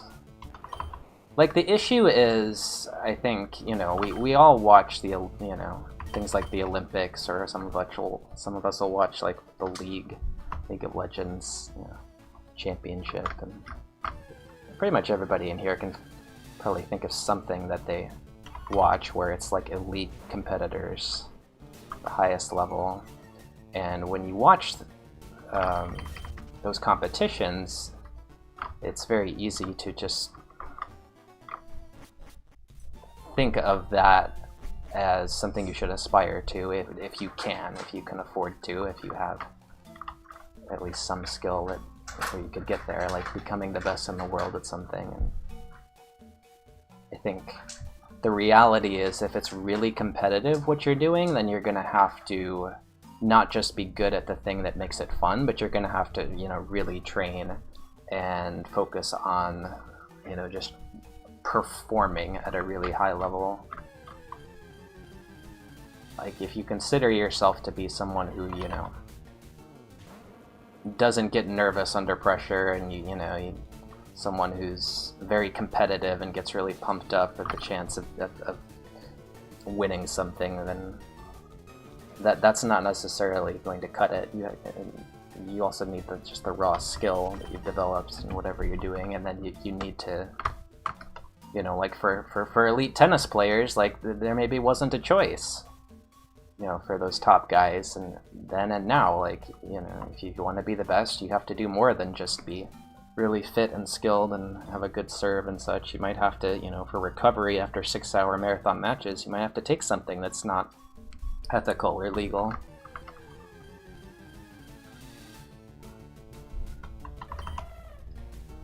But even if there aren't illegal things being considered, I think that, like, some of the things that you have to do in terms of just structuring your life, you know, family, friends, you know, career, like, if you can make money off of it, that can be your career, but what if, you know, what if your career is, you know, like, what is it with League players, where, like, after the age of 20 or something, like, they just get dropped because their reaction time isn't good enough or something, or maybe that's a different game. So, all about, you know, what were you doing between the years when you graduated from high school and now at age 25? You were a good League player, but why do you have nothing on your resume? And, you know, these players aren't making enough money to just invest and save and not work, so it's, yeah. The whole thing is just stressful. There's nothing in this seed.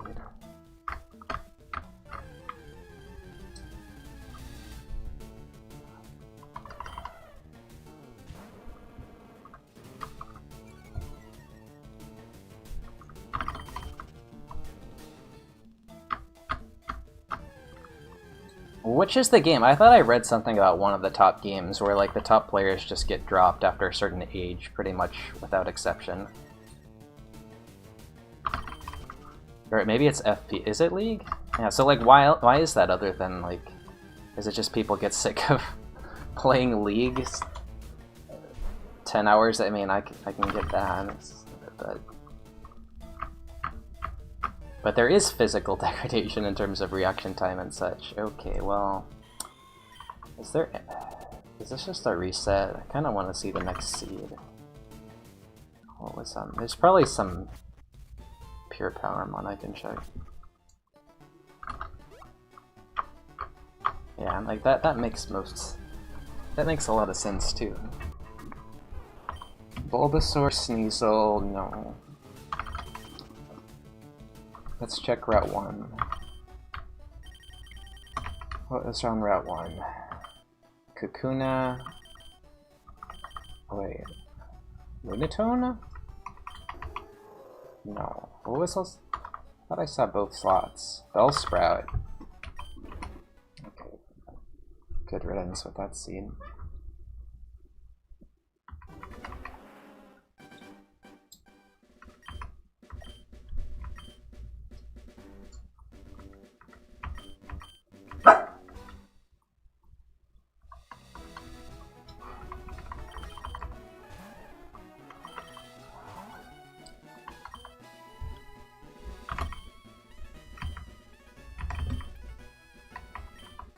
This is a totally different discussion than the cheating discussion. Maybe it's more interesting.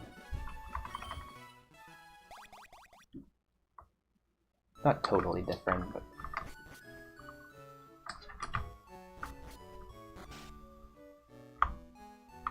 like, the people who cheat in speedrunning and such are not doing it because they are, you know, the absolute best minus Adderall, and so they have to cheat because they... No, this is like lower level stuff. But when you start talking about professional sports, it's and maybe like the most competitive games, then like it becomes more nuanced. Like if you're speedrunning, like just don't cheat. Like, well, why? You're not gonna. The only person you're cheating is yourself. Alright, Beldum rival. 25. We cannot win. Cannot win. Hey, what's up, Nate? Thank you.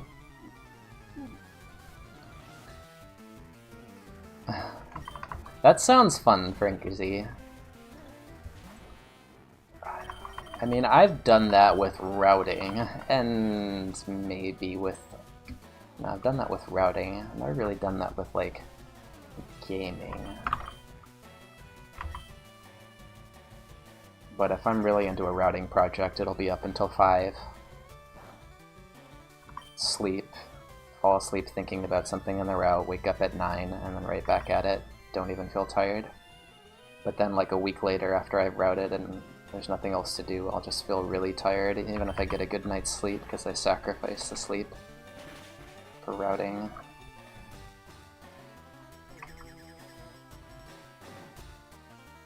Speedruns aren't competitive enough to need performance enhancing. They are absolutely hard enough. This is why I'm like wondering, like, what is it like to grind for record in red with EQ-less? That it's kind of interesting. Like, Pokeguy's obviously the guy to do it, if anybody. But Pokeguy has been grinding red EQ-less world record attempts lately, if you're wondering.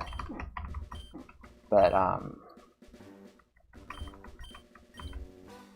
I generally don't watch too much Gen 1 speedruns because it's been routed and grinded to death. But it's interesting seeing the EQ-less grind, even though there hasn't been a run that's made it to the EQ-less section, because it just makes me wonder, like, what is that like? Like, I'm never gonna do something like that, but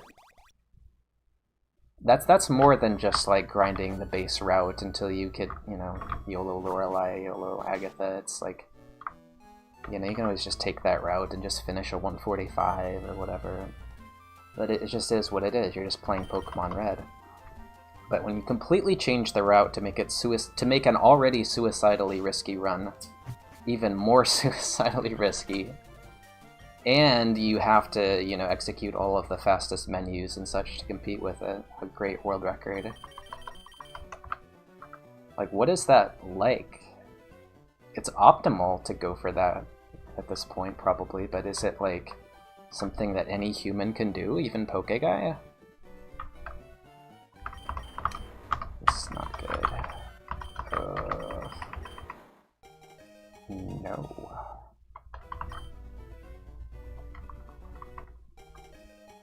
What are the chances that there have been, like, speedrunners?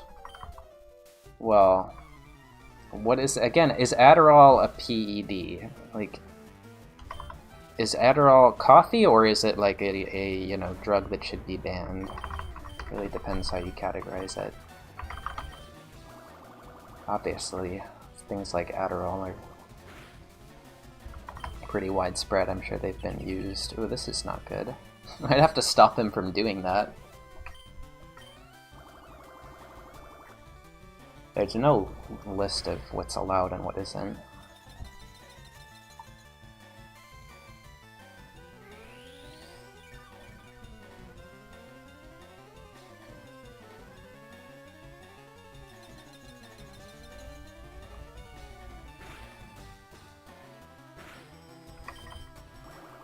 I don't know, like, if speedrunning was ever monetized, like, consistently, like... Oh, he just had a super effective move, he's just trolling. We're just so dead, like, we just got destroyed by a Sentret. He had all the answers. We can actually win here, right, if we go for this. Oh, no, he just... Wow. That is what I want to be when I grow up, that Sentret. A little... ferret that could all red and gets return and jump kick and bulk up and transfer. I mean, he's just got all the answers. It's just simply better, but he's better without cheating and taking Adderall. He's just natural and a hard worker. Why wasn't HP red? Because 42 is... Yeah, 40s aren't red, it's like 30s are red.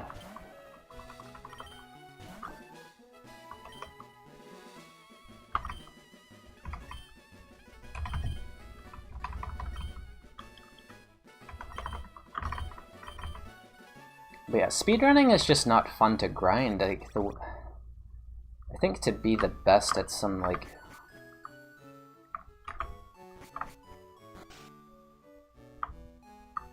I don't know. Like, speedrunning is just about routing to me, it always has been. Runs are fun if you're not going for some crazy perfect execution and luck, but... I know some people do grind, but then they're mostly people who make money from it. Yeah, I guess we go here. Pure power, one of these days. This is not good. This might be a smokescreen angle. Actually... This is definitely not a smokescreen angle. It might be Mud Slap. I think it's just this. Yeah, good. Defense. I don't know. Okay, it's a Mud Slap angle. Oh, well, we got outplayed by this too. Not as much as we got outplayed by the Sentret. What made me want to get into speedrunning... I mean, I got into speedrunning way before I actually started doing Pokemon runs. I did Zelda Ocarina of Time runs when I was a kid, and... Honestly, if emulation had existed back then, where I could practice stuff I was struggling with and just do segmented you know, and, like, I didn't have a computer back then. It was just literally stop. What the heck did I even use for a timer? I may have not actually had a timer. It was just that, you know, like, just look at the clock on the wall, start the game, periodically look at the clock on the wall. This is back in 2004, I think, or 2005 maybe. And like, it was fun but frustrating, so like, just the whole idea of going fast and improving your times and finding better routes, finding better ways to do things. Okay, let's look here.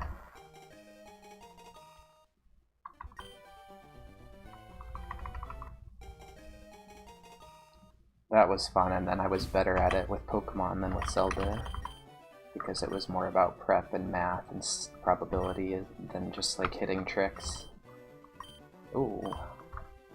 Okay. Question is, what move do I use here? Hyper Voice isn't bad. Better than Hidden Power, anything pretty much.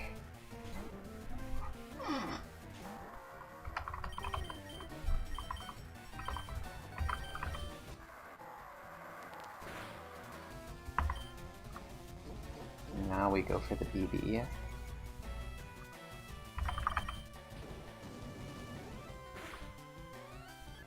Okay.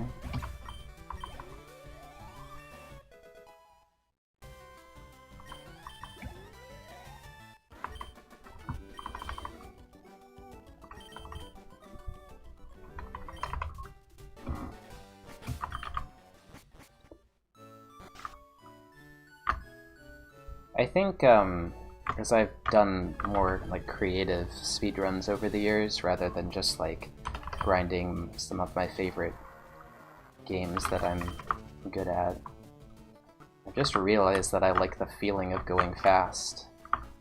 I've never once actually felt the desire to run Weedle %, Caterpie %, or even Pidgey %, because those Pokemon are not fast.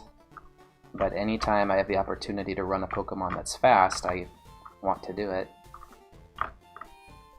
And that's really the best way I can explain it. It's like, I just like going fast, but you know, not in the literal sense of like, you know, like sprinting and this. Like, I don't like that.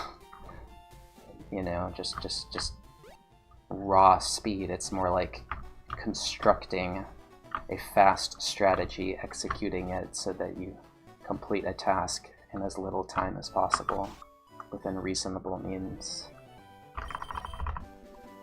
Ash %, I just love Season 1 of the anime. I think that's where that came from. Season 1 of the Pokemon anime is legit.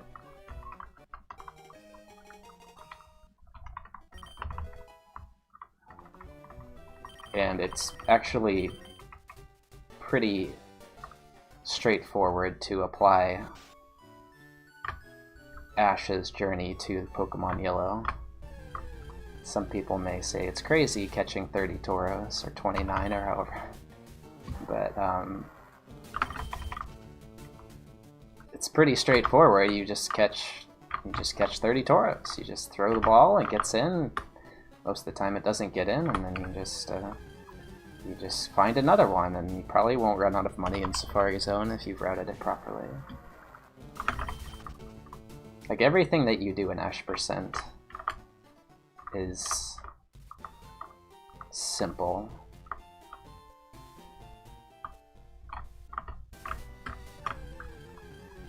The rule set is pretty simple for something like that, recreating an entire anime season.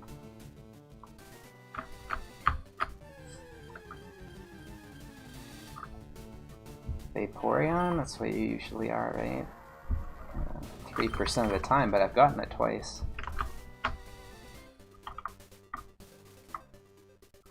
The catching, yeah, there was some cool stuff that came from that.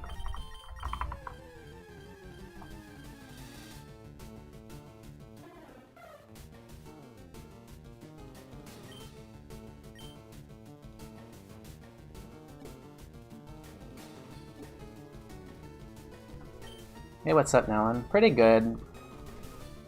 Today has been, what, 8 hours not making it past Route 3, but it's fun anyway. Or we had some with that. We started with the Espeon run and died, and then it's just been early game. But we've had some fun mons, some fun discussions.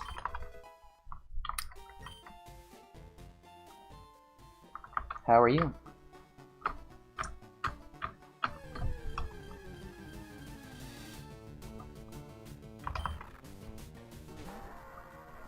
Randomizer Nuzlocke. That's pretty much what this is, except it's actually hard.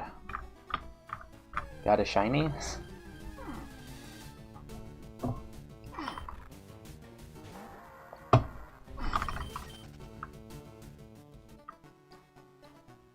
Wait, but it's a randomizer. Its move wasn't randomized? That's... Or no, wait. How do those usually go? Mons are randomized, movesets, learn sets are the same? See, is Maria in the chat? I don't think so, but she's routing that. The tasks. Random on same learn set. I don't know if I've ever done that, but I've done same BST. Whoops, every run is Kingdra. Gen 2 randomizers. Kingdra, and then normal types. Kangaskhan, Tauros. Sometimes Ursaring. But yeah, they'd have random movesets. Can you outspeed and use... I don't know. Bit of a drought here, huh?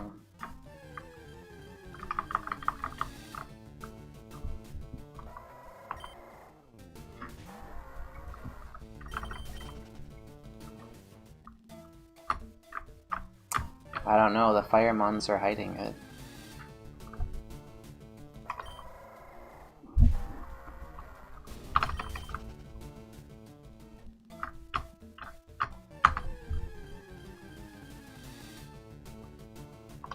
Sure. Pure power. I wonder what is like the... If you're grinding for just good mons, not like that Houndoom or... Like that Slowbro was a good mon, and then the last good mon we had was yesterday. If you're grinding for those tier mons, how long does it take you on average to get pure power? Because like... Yeah, we're just catching Seviper for that ability and that ability only. Oh yeah, we're gonna... Okay, this time we're gonna do this in the correct order so I don't have to run back. 1 out of 70, yeah. We would think it is, but I mean...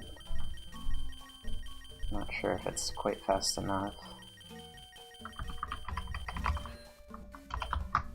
Because obviously every time you catch a 500 plus BST mon, that doesn't count. Basically, what's made me think Pure Power is so good is the fact that that Marowak, like, well, both of them had like 650 BST. Forgot how much doubling your attack actually helps. I had always counted speed boost as like plus 70 in Kaizo.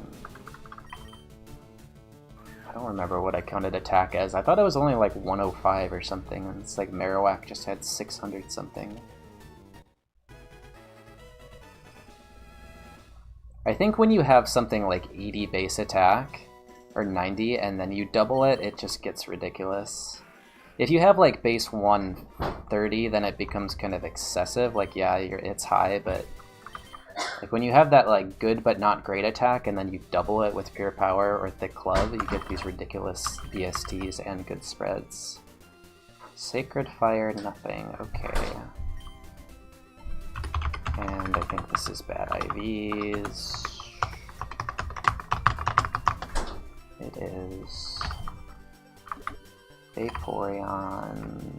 Wait. Wait, I totally screwed up. We need 8, don't we? Yeah. Well, there's a lot of stuff in here, but I think 8 is still better. Because that's also Bigorita and Huntail and Gorbis. So they can learn Drill Peck and then move Teach EQ and Pure Power. How often do huge power runs die to Confuse? Well, it happened on the only good Pure Power run with Raichu, so 100% of the time so far. But I think realistically you just use one of your items, Lumberry, and then it's fine. So maybe only 20% of the time or something. No, that's a good move! I can't have it. I mean, technically, did I die to that, or did I die to Explosion? It's like more Explosion that killed me. I was ready to Lemonade after I hit myself once, but kind of hard to hit yourself once and then get exploded on the same turn. Okay, I think the odds that this is runnable are lower than the odds that the Super Kaizo win was cheated. If you don't understand what that means, then just look at this Mon. Look at it. Even if it had Pure Power or Speed Boost. It'd be awful.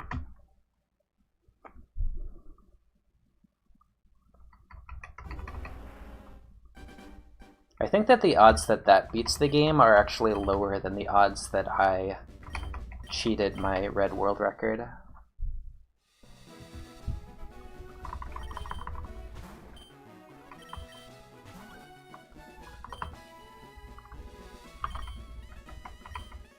I mean, I kind of cheated by playing it on a Mac, right? But I'm like, I mean, like, actually just, you know, like, hacked the ROM, played everybody for a fool, and then forgot that I did it later because I developed early onset amnesia or something. Odds of that happening are higher than the odds of that Blossom winning. Grass types are bad. Like, the Venusaur, the god Venusaur, was still bad. So what does that make Blossom?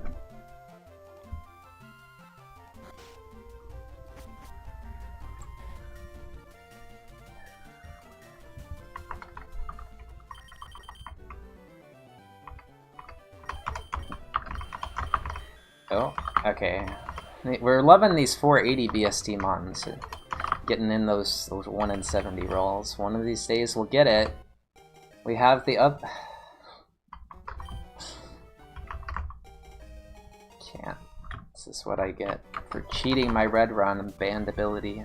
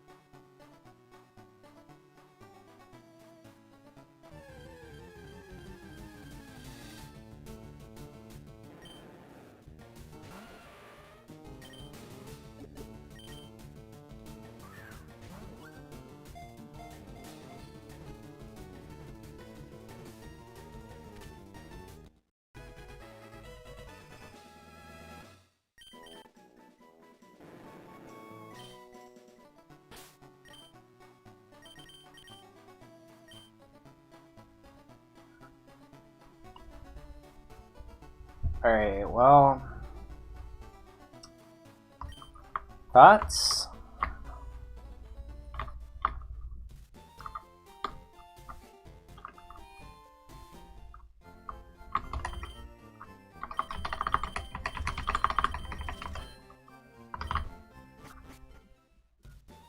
We have,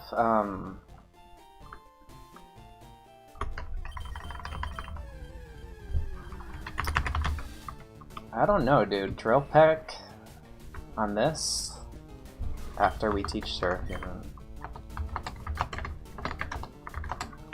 I think we run this.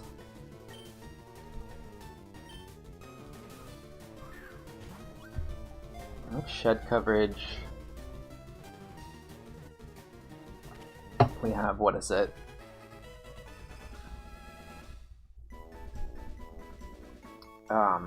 Grass coverage. We have grass coverage. Yeah, we're running this. I guess we have to use, what's it called? We have to use iron on this. Like 10 iron. Because we're a mixed attacker, mixed stab. Yeah, I was thinking that too. It's not a bad ability. We just need to make sure we have a non-contact move to use against opposing Gyarados. Maybe a... This is a contact. Twin Needle, I don't know. Yeah, I'm running this for sure. Petal Dance helps with the early PP. Coverage is there. Iron. Nature. I don't know though. Nature is not great. Could do. I think we just 10 iron and see how it goes.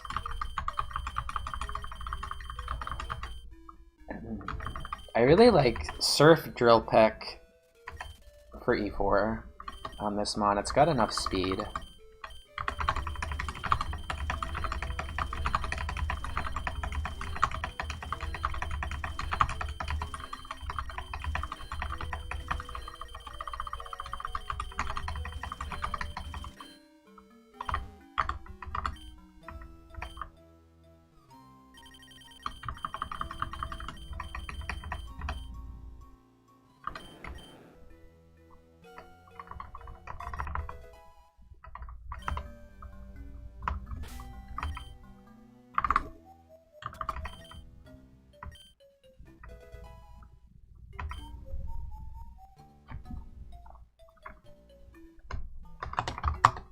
Okay, defense, that's very important. Did not get the speed. Let's get the speed, please. Yes. That was guaranteed to be +0. And now the thing is, we can get another +0. Oh, and special attack got nothing there. I don't know. No, the plan is Surf. Drip Peck is not really needed yet. We got the one! Okay, okay, he's hanging in there with the physical defense. And now we beef him up. Why did attack only get +2 again?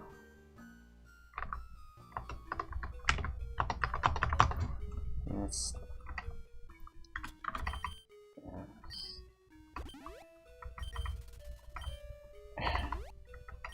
Yeah.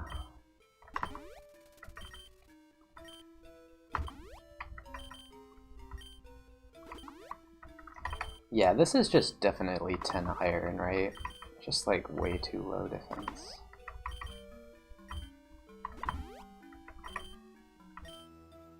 If we weren't a mixed attacker, he could throw in a calcium.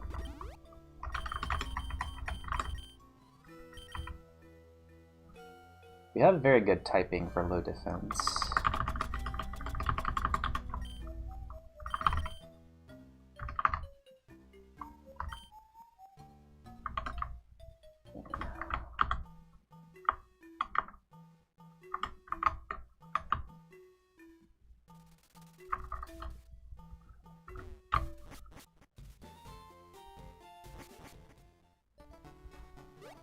The tricky thing about this mana is what do I do against other Gyarados once I do I can probably keep Twin Needle for a while.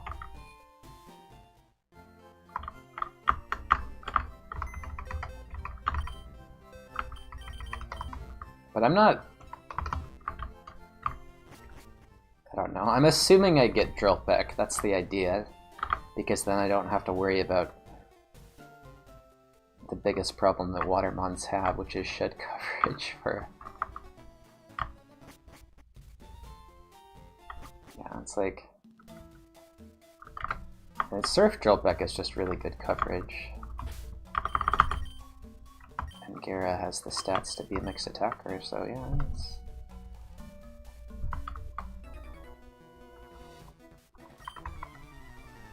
Is that good? I don't remember where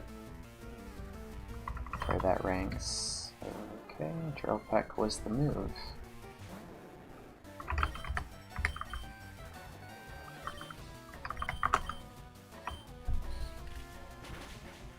Ooh, poison? Might have to surf this now.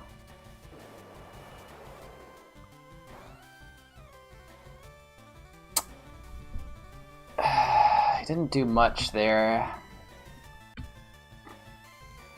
There's a few things... Okay, we're gonna have to check the odds on this, because Astonish is pretty alright here.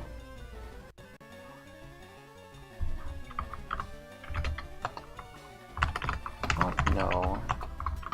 2 chances to crit. Could maybe get like double high roll or something. This is 8. 22. It's like, it's high, but not like super high. That is very low SPDEF though, right? 5. Not the lowest. It's just a Parasect. 37.5 with Surf. I would love to know what this has. It could crit it. Astonish is not the play, right? Because crit doesn't kill. Twin Needle isn't really great either. Surf crit should kill.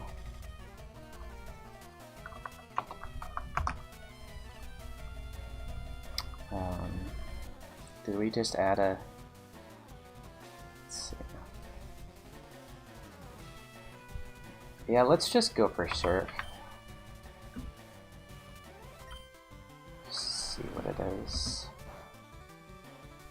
Yeah, see, that's what I thought. Like, most likely it would just kill with a crit.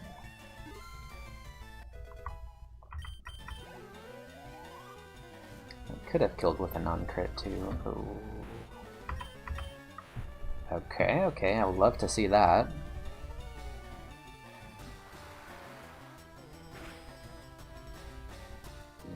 Thank you. Okay.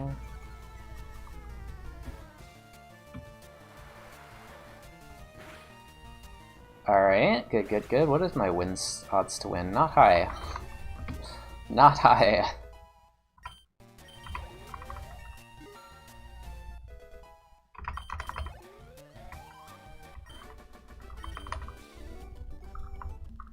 Problem is I need Drill Peck specifically. I just haven't run a Gyarados in a while. I haven't run a Stab Surfing.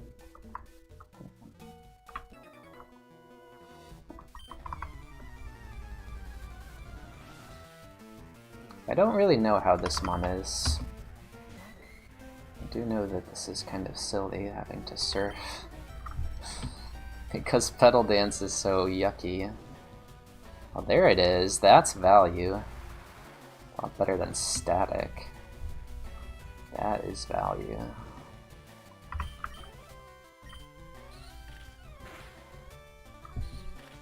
Plus.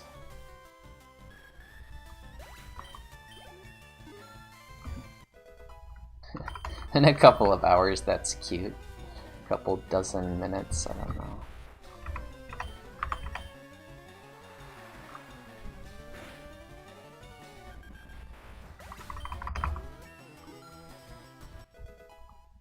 We would like no flamethrower mons though.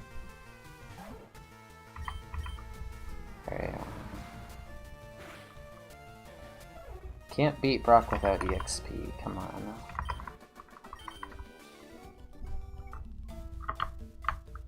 Articuno was nice. I'll take another one of those. Might be low on Surf PP for Route 3. Ah, yes, yes. The joys of pedal dance.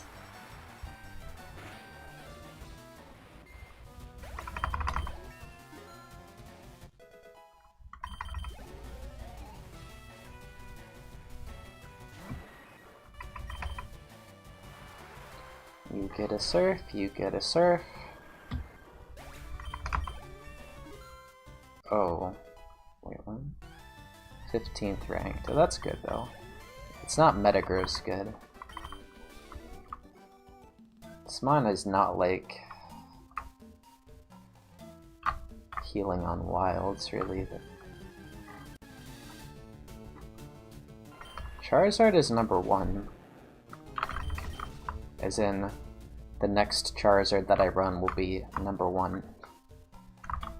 The first one I've ever run.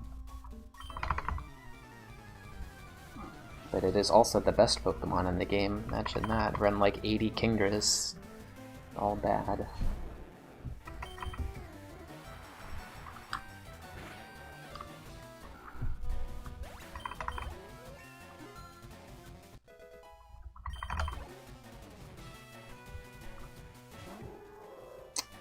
Yeah, see, this is the problem with this moveset, and it's also the problem with the Pokemon Lunatone. 4 greens. I'm going to just use Surf here.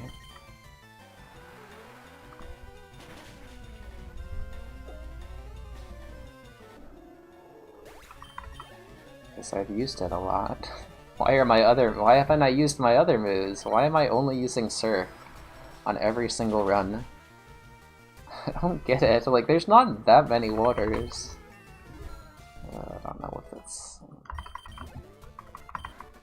defensive is.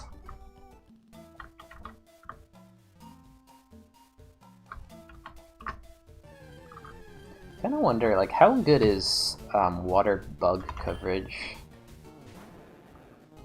as far as like 2 moves? I don't really have that because Twin Needle's weak. There's no water bug types in the game, so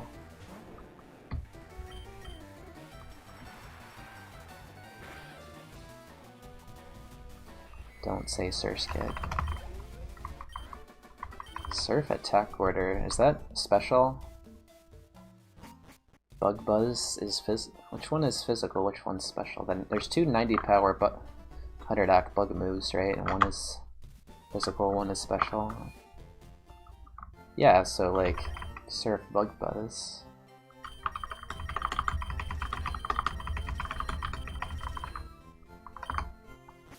I mean, Gyarados, Mantine, Pelipper.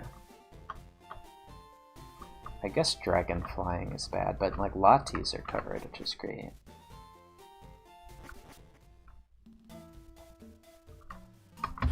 We are pretty badly walled by Rayquaza, aren't we? Like, it's pretty much impossible to beat a Rayquaza on Brock. Well, we have Astonish, but it's like, has to have low Spadef.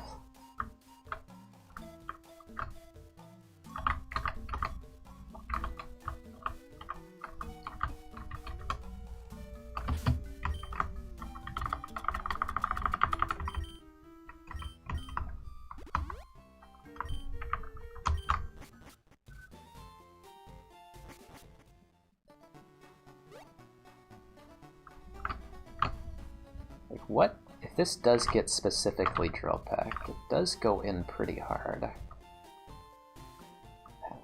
It's like a better version of Espeon.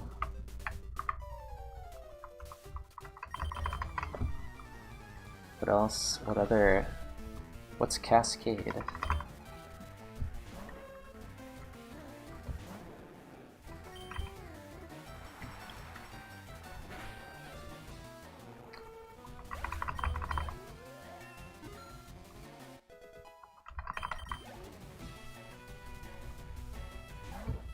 Every month. I did not realize, I mean, obviously not seeing any Watermons in the back means Pedal Dance is just an empty slot, but We have used 14 surfs, 2 twin needles. Nope. Astonish, no. Pedal dance.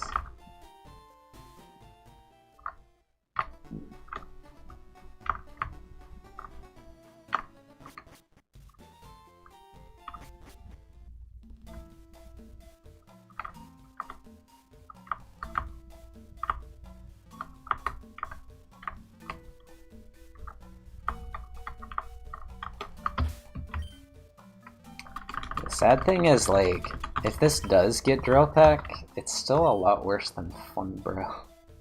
Because that thing had double stab, good ability, good physical defense. At some point this would get better by getting a, like... This with Surf T-Bolt Drill Peck is better than Fun Bro could ever have been. This Fun Bro's Dying to Frenzy Plant. This Gyarados actually isn't Dying to Frenzy Plant. Puddle Surf? Puddle Surf, yes, I remember that. Yep.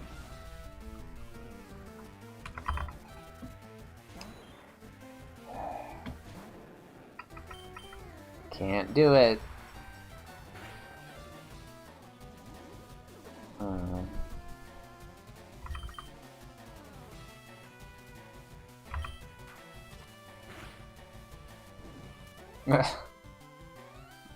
Okay.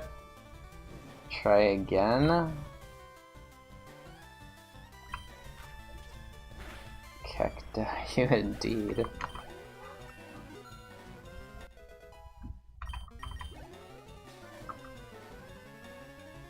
See, we couldn't pedal dance that. We just couldn't. We also can't surf it, but going to try.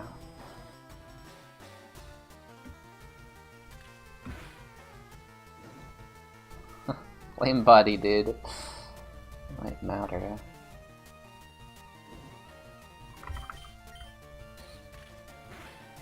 Wait, did I astonish myself? Cause I have flame body. Yeah, I forgot I transform copy's ability too. Yikes. Alright. Cause he wouldn't have. That would have been a weird spot with the Surf PP. If I didn't get the burn. Okay. Flame body it's like too hot to handle, man. This ability goes in, and now we gotta move.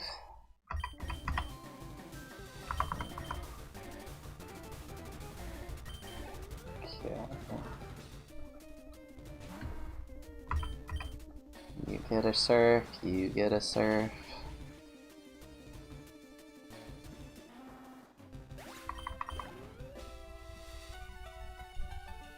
You get a surf. Boy, this Route 3 is gonna be something. YOLO dancing everything. And then dying to tackle, Registeel, or Constrict Ho-Oh. Astonish is better because it hits. You get a surf.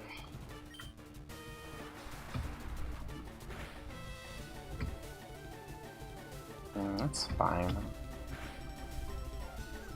Has no moves.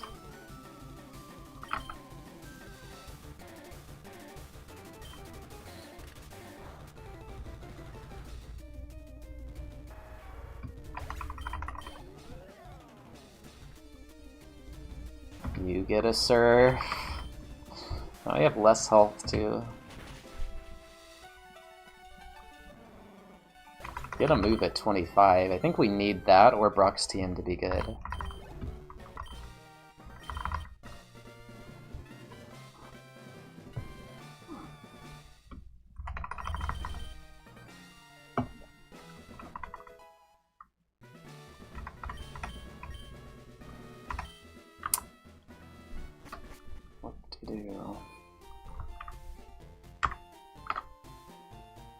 Every single Mon in the back has been resistant to grass or like too scary. Or pretty much have all been resistant to grass. Alright, well this is gonna be fun. I mean,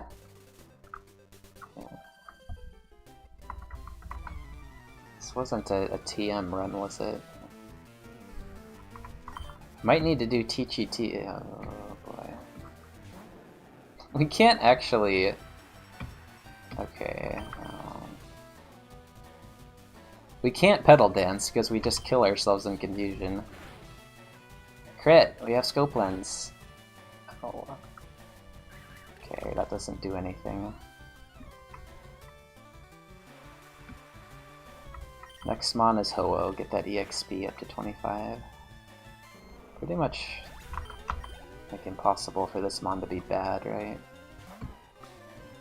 That's bad! That is bad.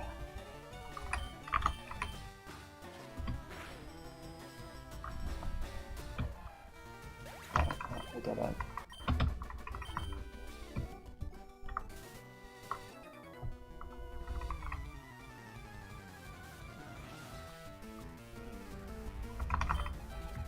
Oh no. No! Yeah.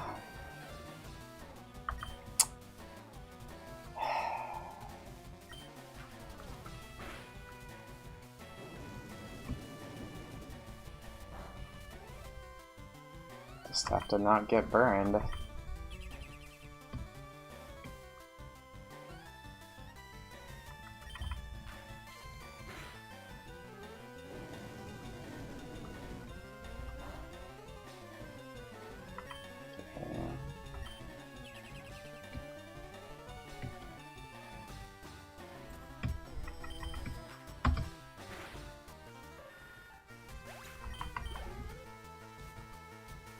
I don't know if that's even plus. Ooh. That's not good. Alright, better watch this HP bar carefully. Oh,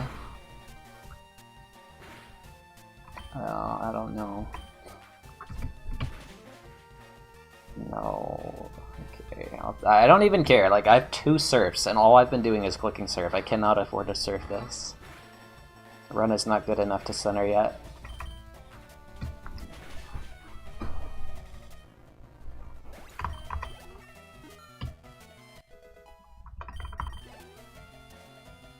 Pedal dance. Yes!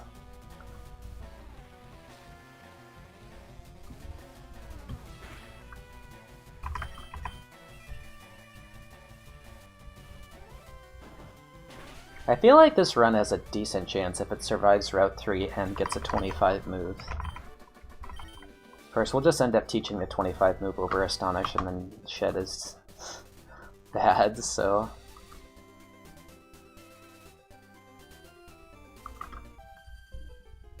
This has really got... Route 3 is pivotal for a lot of my mons because I don't take Brock Center, but especially here. Now this has to be a surf, obviously. And then the next mon, Pedal Dance, and we're in decent shape. Maybe that could have been Astonish. But he has a damaging move. Alright.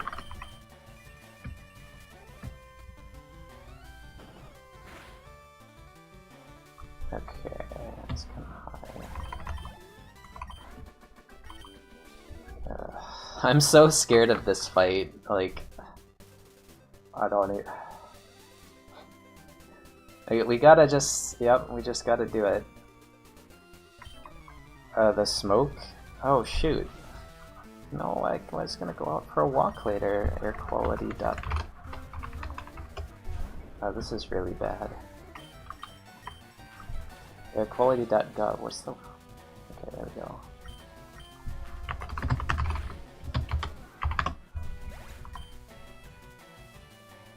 Oh, airnow.gov, that's what it is. Oh man.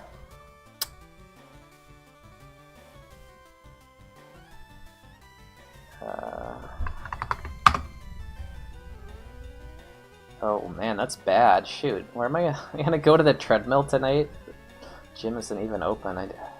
Thanks for alerting me to that, Blue Candy. Yeah, that's bad timing for that too.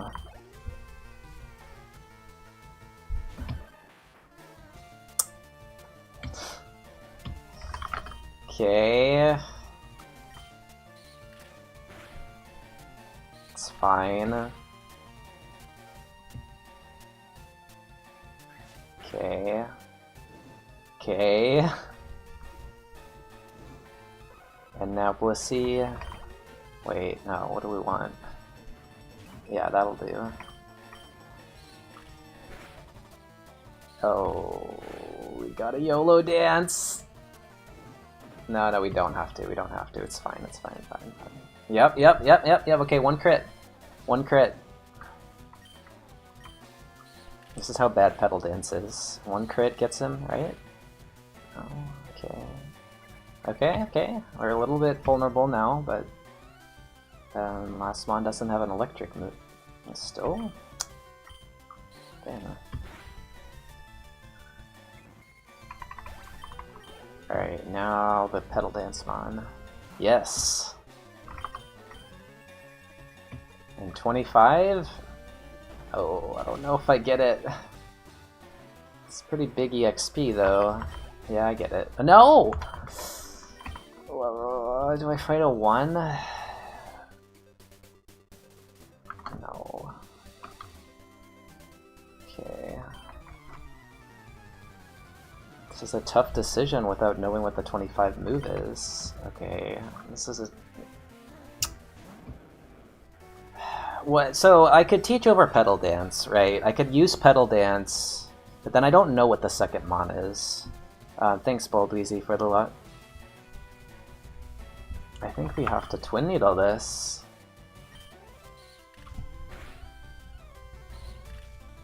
One of these days we're just gonna get punished. Poisoned, right? Right. Right. Right.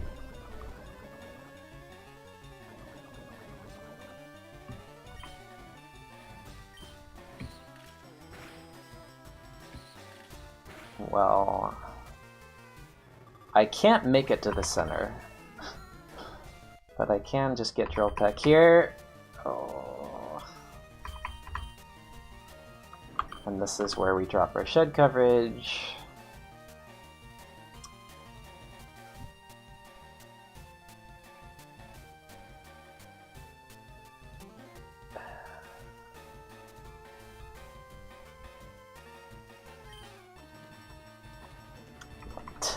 This is why we saved the surf, so we could have it when we need it.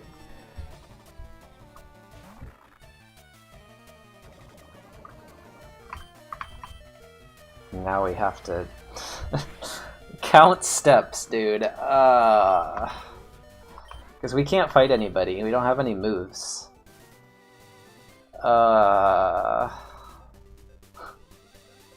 This does not make it.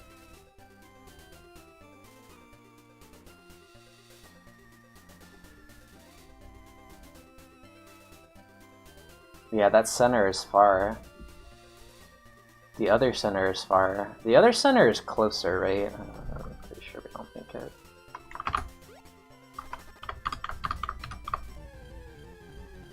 The other center is like a... Oh, it's a level... Okay, okay. Is it? No, I'm pretty sure this does not make it. He's gonna use, I don't know. There we go, button pass. Alright, Confusion is okay for Moon. I think we're in, like, not terrible shape here. Other than, like, just not having good defense. I mean, we have pretty low defense, I don't know.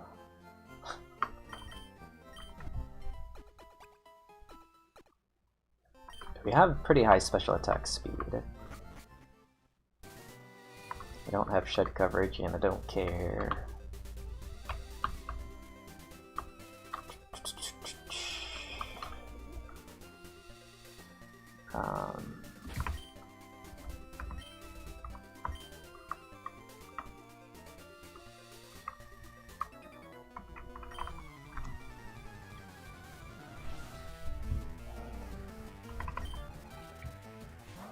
Back to surfing everything. I think like what makes this mon good is the fact that it can just Oko everything on E4 and outspeed. If I do Victory Road, which with Drill Peck I should be able to do. Yeah, you can't status heal outside of battle, or HP heal outside of battle.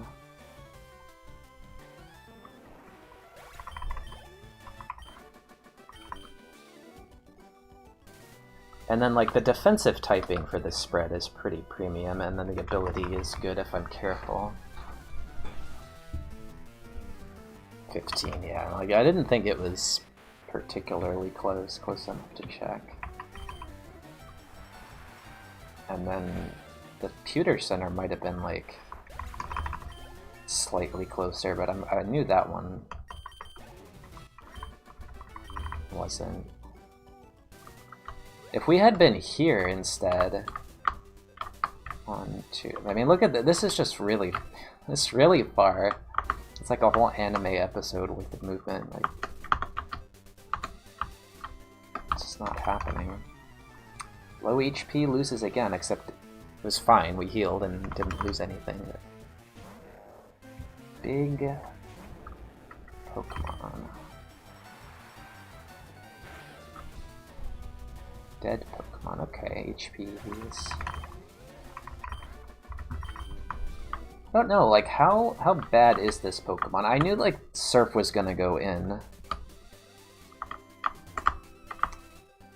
You know, Iron helped. I need to eat some food, it's been hard to eat while I've been talking, so I'll take, like, a 10-minute break. Like, it's obviously bad, but it's nice having the proper special attack and speed and defensive typing with Stab Surf. Like the Gator was like low speed, low defense. Something else was low special defense, the other Gator. And then the other Gator was... I mean, there were like 8 Gators and they all had some problem. Kingdras were bad. Like, this mon has a good...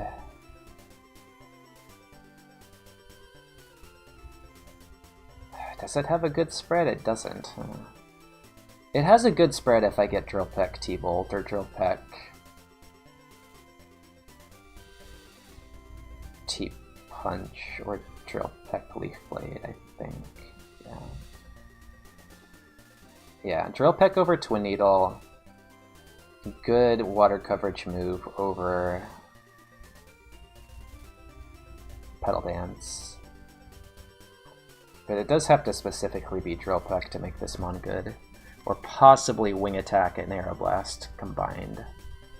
Anyway, I really do need to eat a few bites of my pasta, so... I don't need shed coverage with Flame Body. Yes, yes. I also don't need shed coverage without Flame Body, because I don't need shed coverage if my mon is bad. It's a new trick. Just run bad mons and you never need shed coverage, because it's never optimal.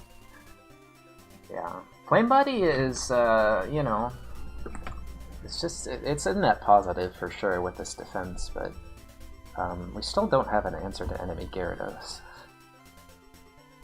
We also don't have any contact moves for enemy Gyarados, so we don't have to worry about that, but... Alright, 10 minutes and then we'll be back for Mount Noon.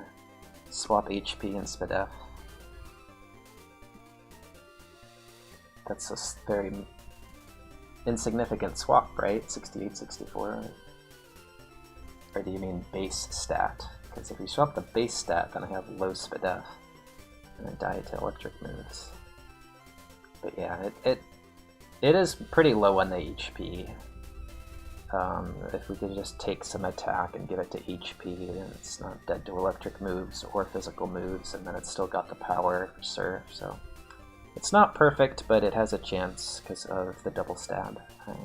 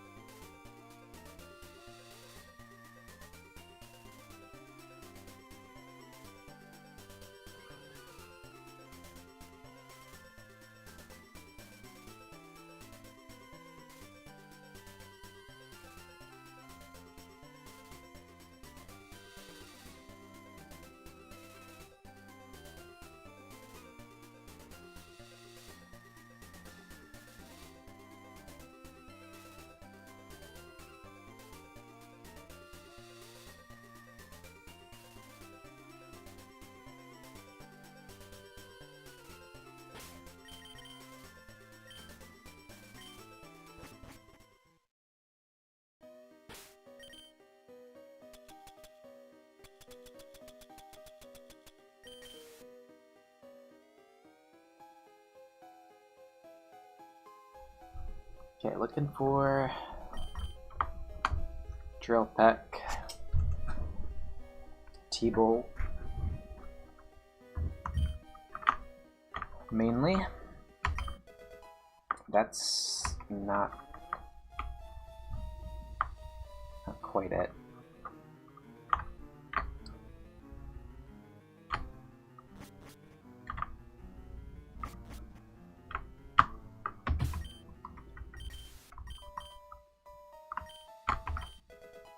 Not it.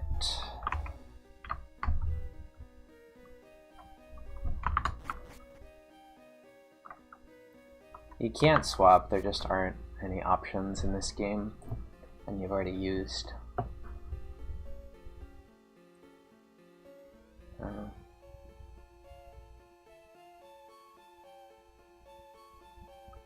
You move tutor move, which is just once per run.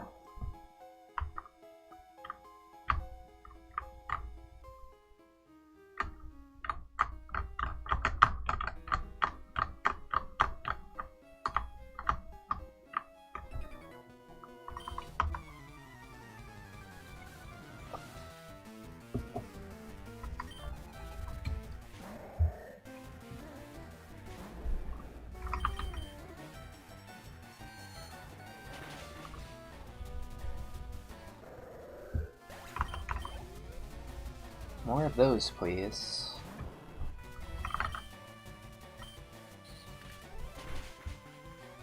Crit. Yes.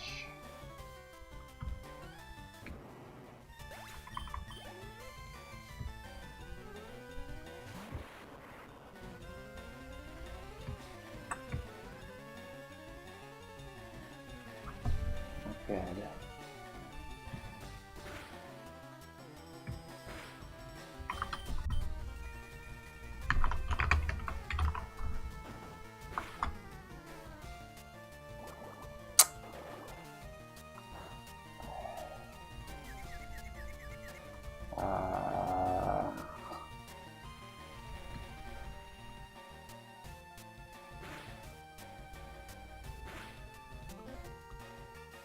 Oh, and I'm in the middle of dancing.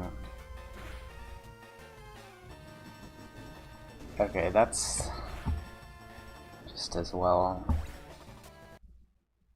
Cannot surf everything. Octazooka. Dang, Aerial Ace Hidden Power. I don't know. E-Sense. So we didn't get both, probably. I don't know. What can you do when you just die from full HP to a level 15 Electrode? You know, it's just...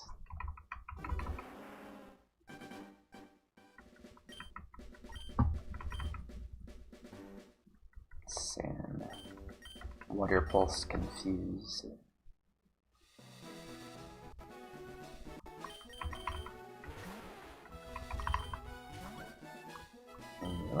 Plus nature, low roll. I don't think I've ever died from such a position before, but I just wasn't interested in that Gyarados run anymore after not getting a move from either. I mean, it just wasn't a good Pokemon. I probably shouldn't have run it. It's just too low physical defense, but...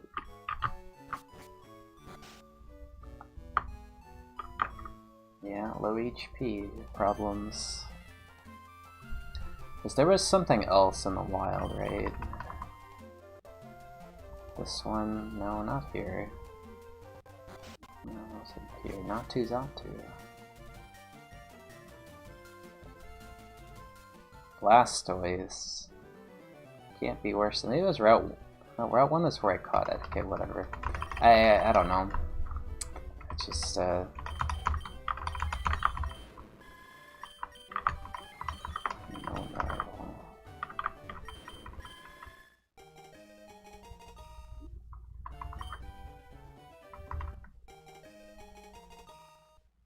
I think the HP ended up being lower.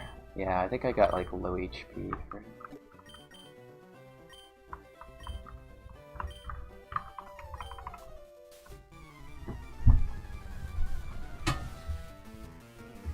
But pretty much missed the 25 move, missed 20 move, missed both TMs, Brock's TM, centered early.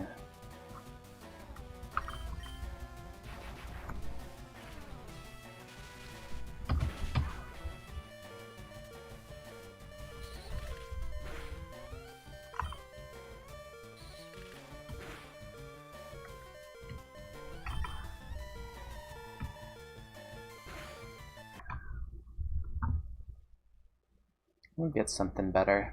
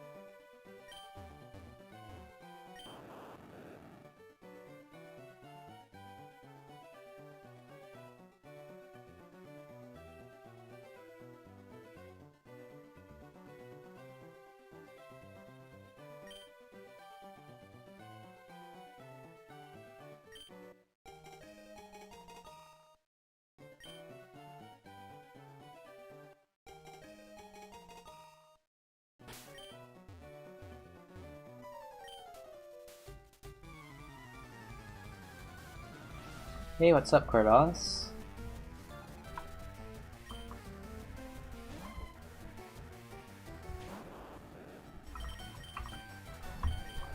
Oh, neat.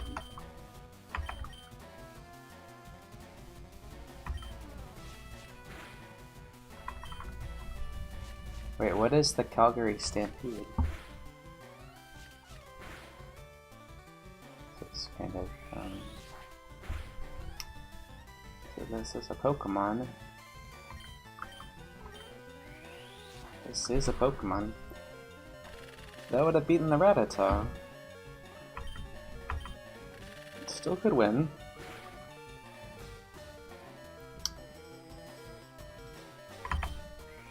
Oh. Like a festival?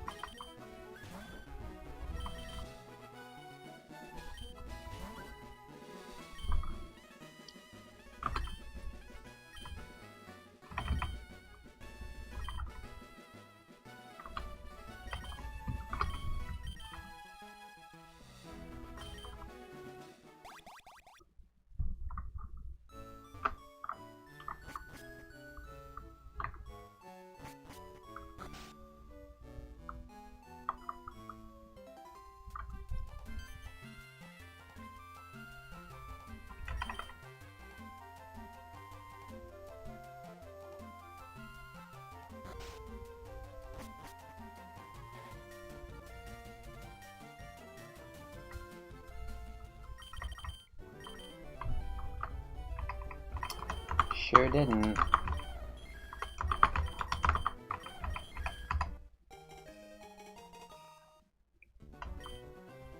Need to swap 2 stats.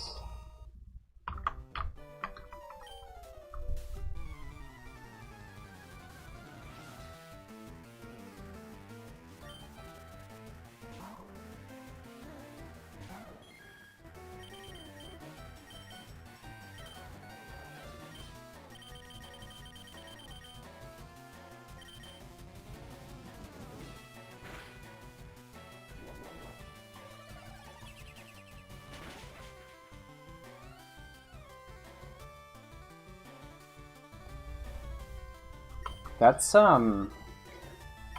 pretty good hidden power.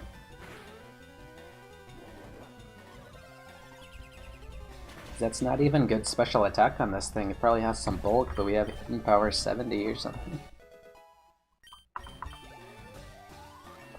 Would be a shame if your hidden power 70 Mon had 7 speed at level 7.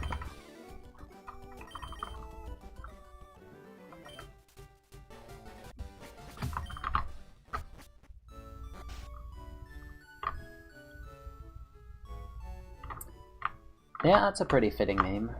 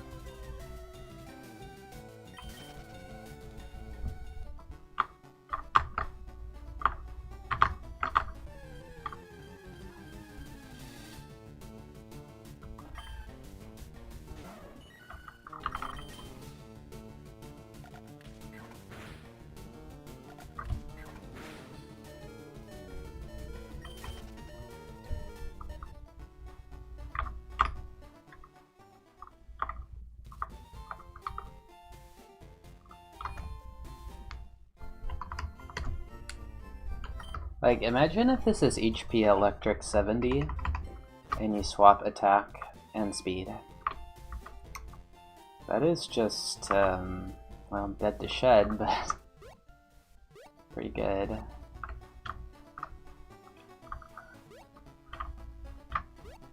Just need, we have damp too. Dang. Like an actual extrasensory Mon? I don't know. See, like, this is not an uncommon problem for me, but it has been happening again where my good Mons died to Brock and my bad Mons make it.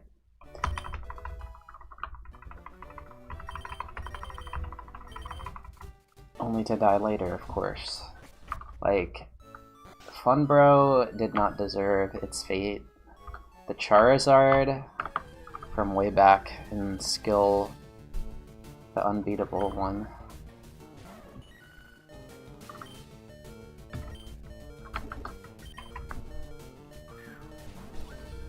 That died to Brock. And what was the good Esense Espeon, or like the okay one? Died to Brock. Oops. And then the bad Esense. Oh, we actually went to. 3 times I failed to escape from this thing with 8 speed.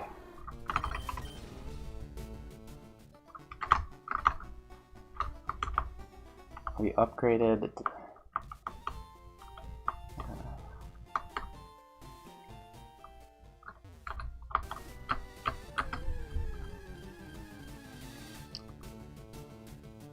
It's a trap. Drought, Drizzle. Can't be pure power.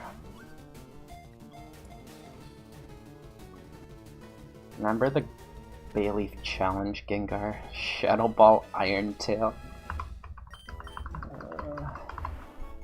Ever since then, I lost my faith in this thing.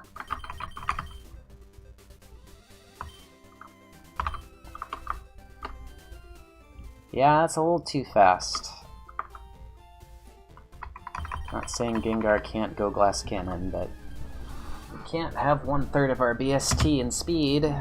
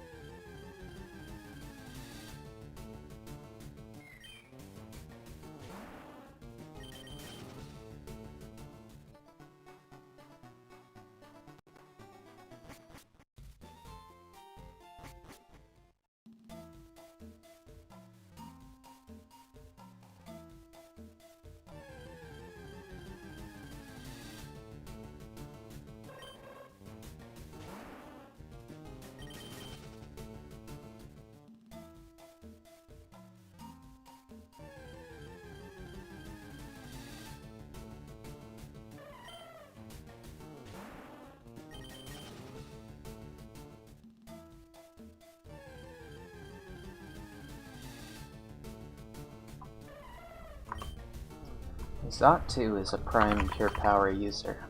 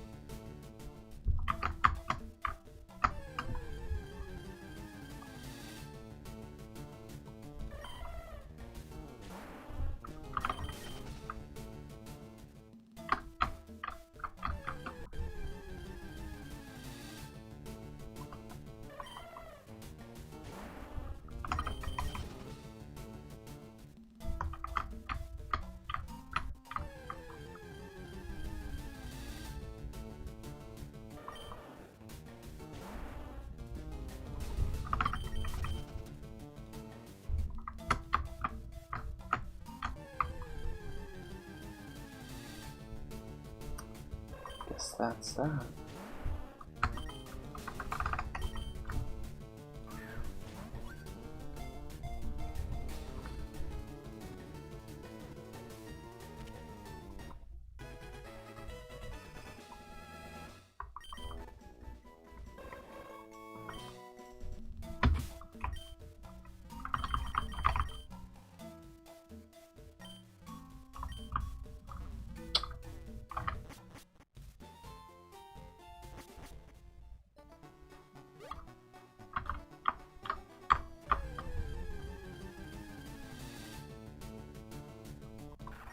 Better than Peeper time.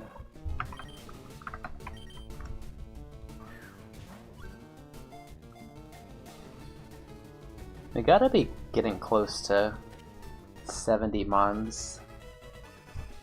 70 pure power eligible mons today. Or 73. And water absorb.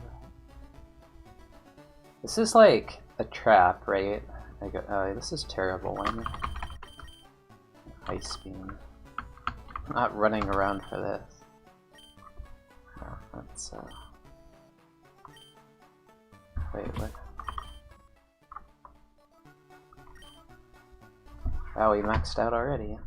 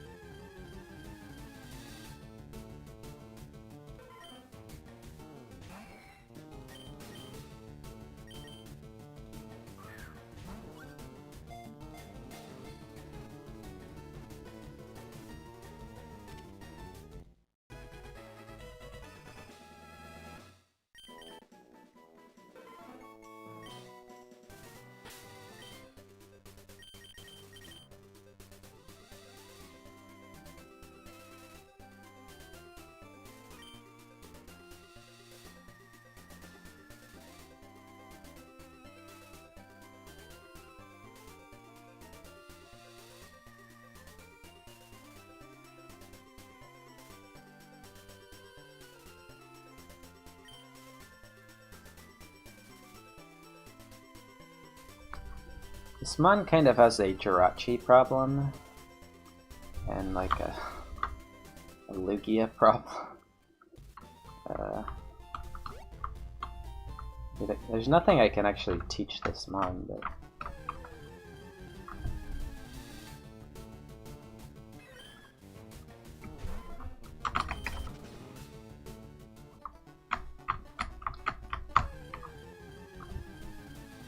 With better physical moves, it would be fine. Has a nice, very nice ability.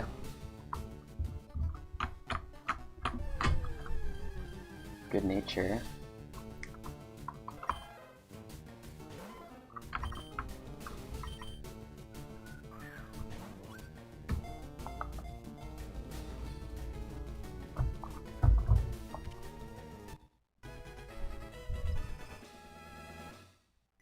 Water, yeah. This isn't water. 24. Alright, this is kind of runnable, but...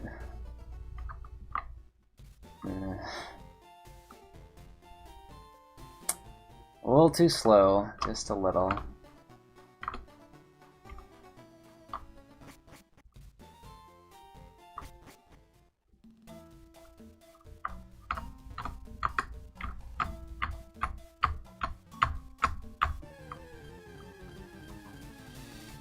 Honestly, just trying to make it to 28, no, it just doesn't evolve into anything. Cubone can't actually evolve, I mean it. Oh, here we go. Drizzle. Oh. Still could be pure power, or just good spread.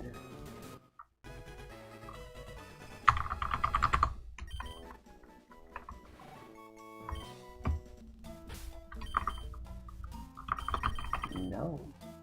No, it cannot. Okay, we're just catching 5 and resetting back to water. Yep, yep.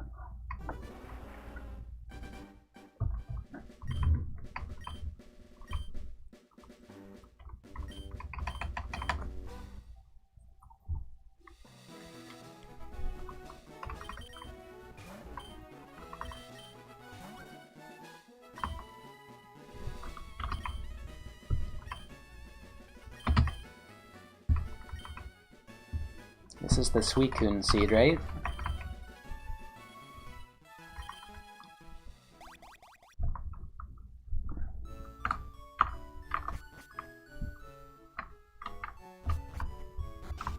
Test run.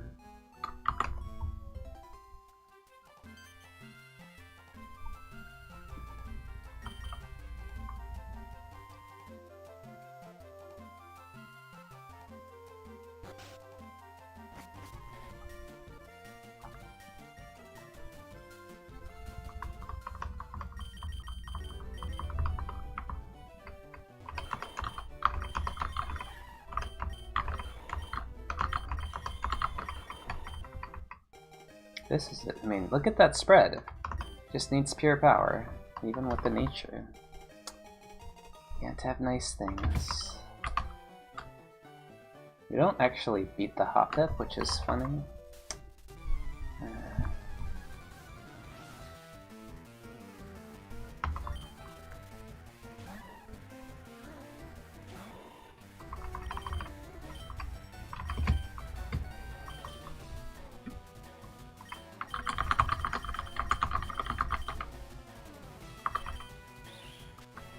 Special attack drops.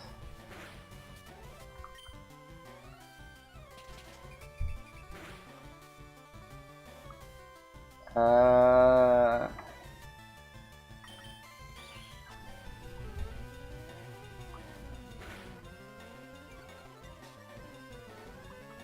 mean, now we can miss, but like maybe we get there anyway.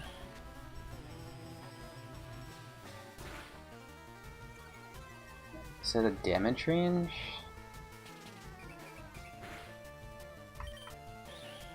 I'm gonna live on 1 exactly.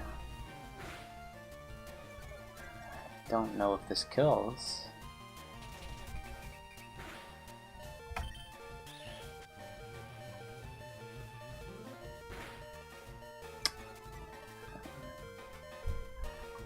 Very good.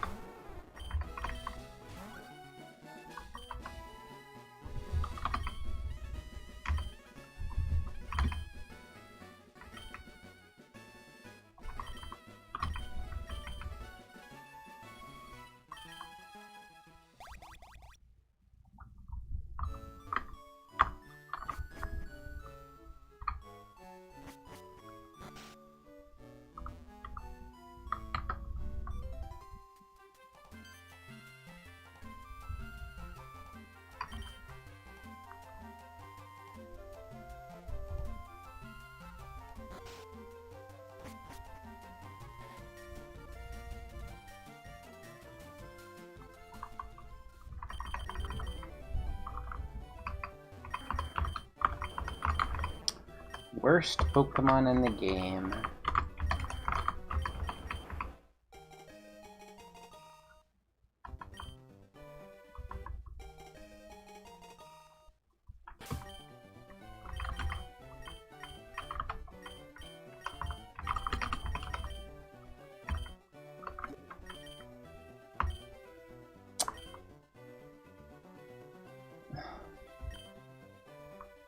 Not happy about this.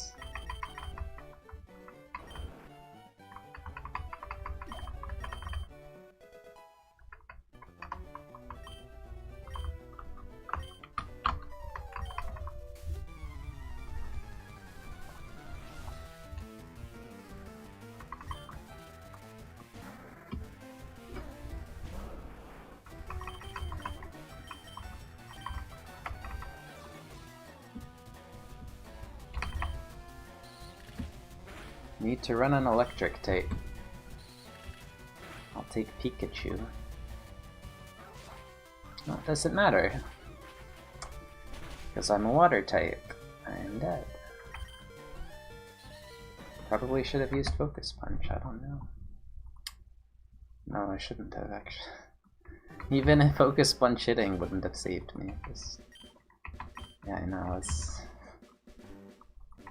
trying not to think about it. At this point, man,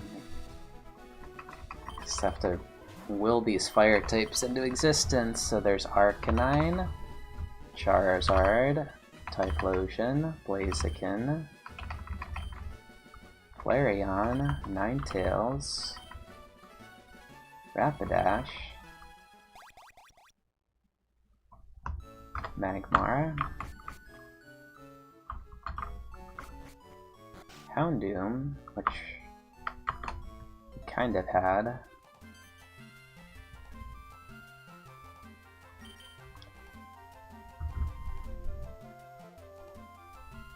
It's not as many as water. We have like 2 of the top 5 mons, Arcanine and Charizard.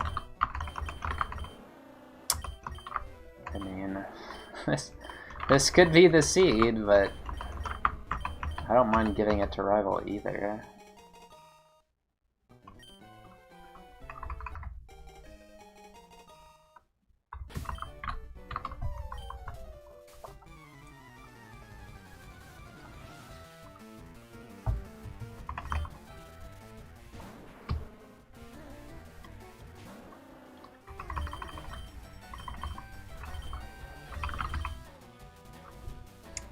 To confuse. Okay, confuse or we wanted low defense T-Tar.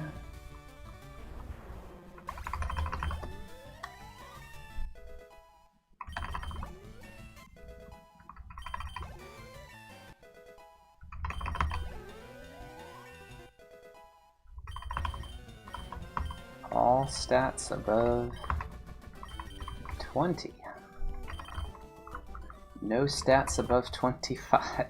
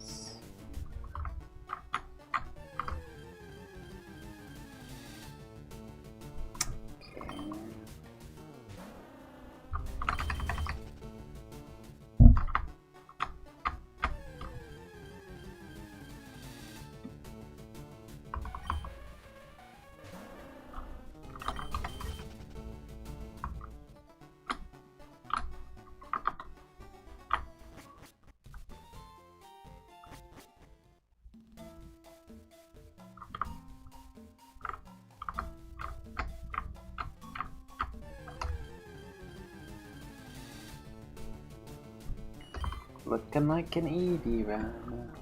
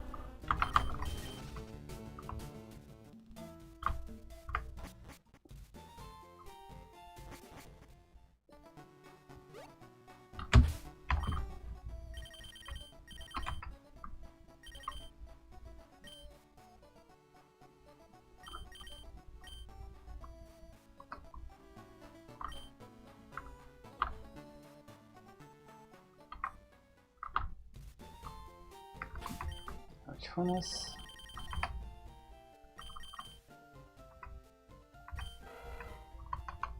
What's the other slot? Magic?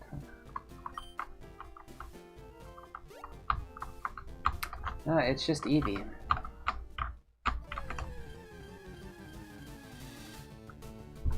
This is the one.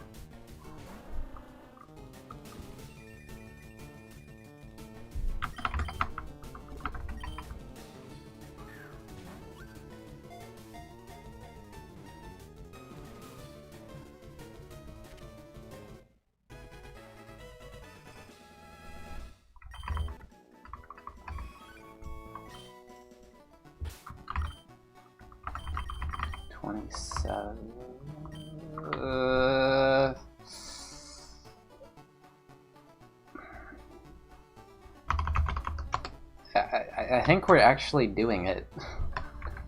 I think it's actually T-Targ. Because low special... Low... I mean, we have to. High HP. No special attack.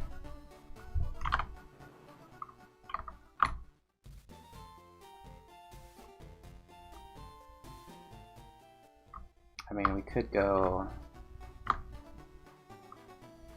No, we can't go electric. I mean, we could go for Blaziken, I guess. But just Firestoning when you're minus special attack and probably low IV is just not a good idea. We probably have high HP and defense IVs, because I mean, this is T-Tar. Like, if this is, I mean, we've done it once before, but this time for sure, it seems optimal. Like, everything is pointing to T-Tar. Low speed IV. We know T-Tar's fast. What the heck are, I mean, it has Brick Break for T-Tar, but that doesn't matter really. Like, just want to be a physical attacker regardless because of the nature. We could go Metagross. Like, all of the, yeah, this is just T-Tar. Dang, I didn't think it would be optimal 2 times in 1 week to go for this, but... Alright, so Eevee has a 21.65% chance of evolving into Tyranitar. If it does, then we should have a runnable spread, and we should have Brick Break, and then...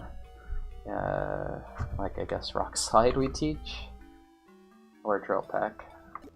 And then Rival has T-Tar, which we destroy. Might be a special attacking T-Tar since it thundered me, but also I'm Dugong, like... Could be a mixed T-Tar, but we're doing it. We're definitely going for this. And the run is just over if we get anything other than T-Tar.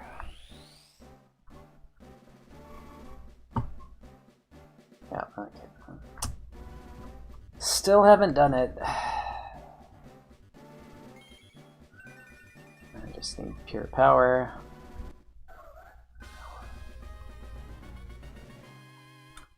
Again. I forgot to use the correct number of candies. Alright, what was he probably was bad. Let's see. Oh, he was a...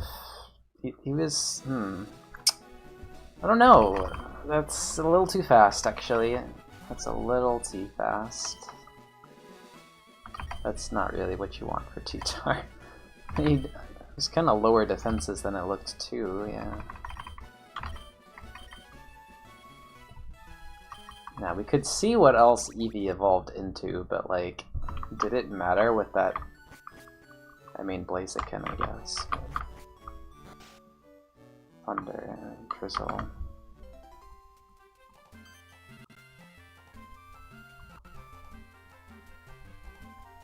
He did actually evolve into physical Blaziken, but it had no speed, and low speed IV as well. Average. Okay. Okay.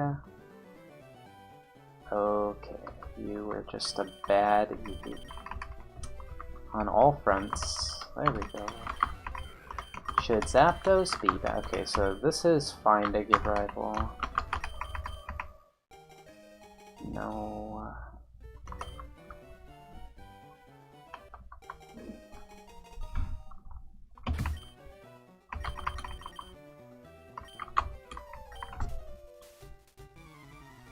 Deep Punch. Then Crab Hammer if it does nothing.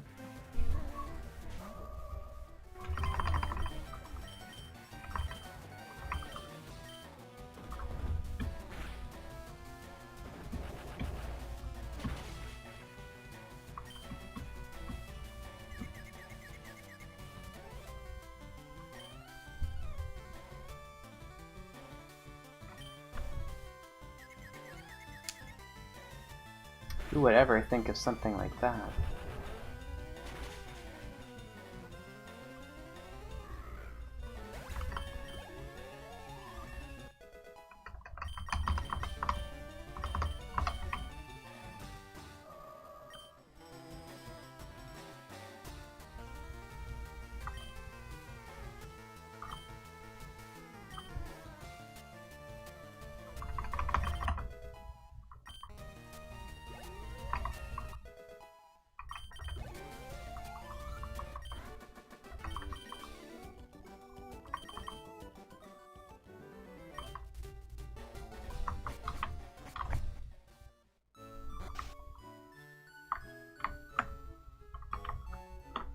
Actually, evolving at every level and being allowed to cancel evos is a good rule set, right? It's also a very broken, in favor of the player, rule set.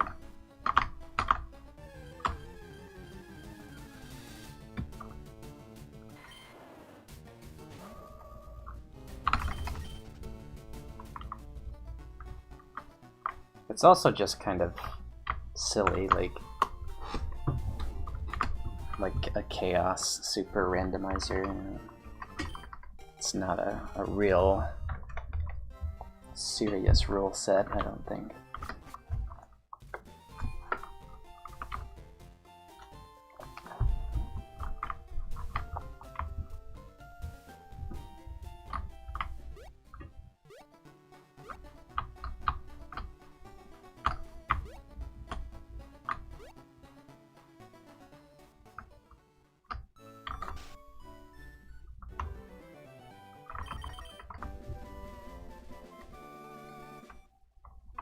Oh, for sure, for sure.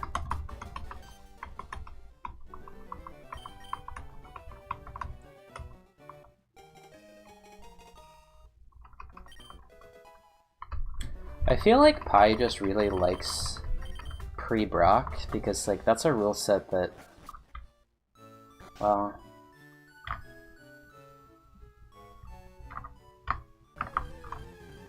seems, and it's hard to make it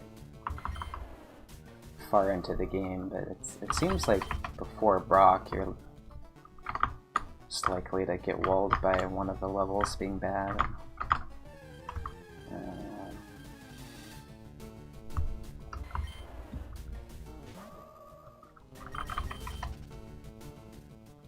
Yeah, sounds about right.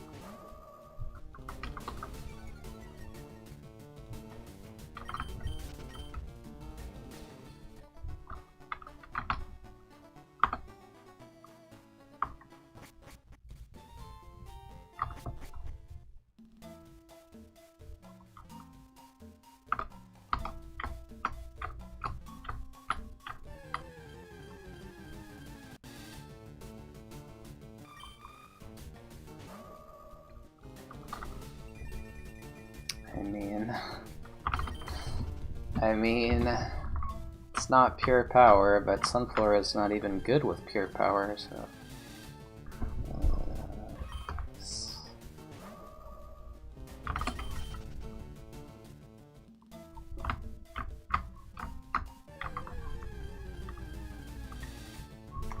I mean, this is not better. It was on Route 1 something. Venusaur, but that did not have Drought. I would really prefer Venusaur to have Drought. Or Drizzle. See, it cannot have pure power.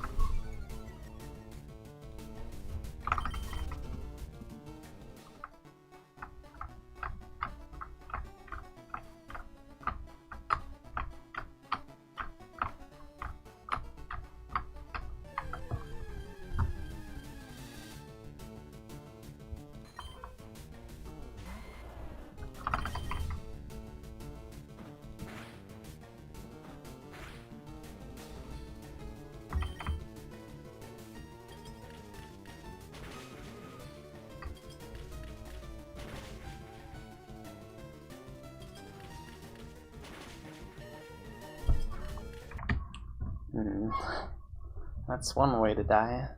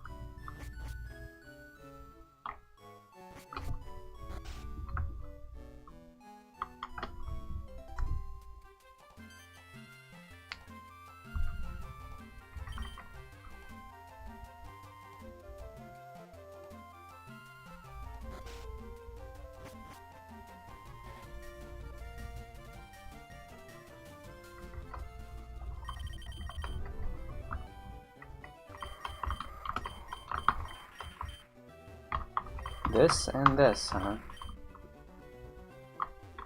Reminds me of the dark days of the Emerald bounties.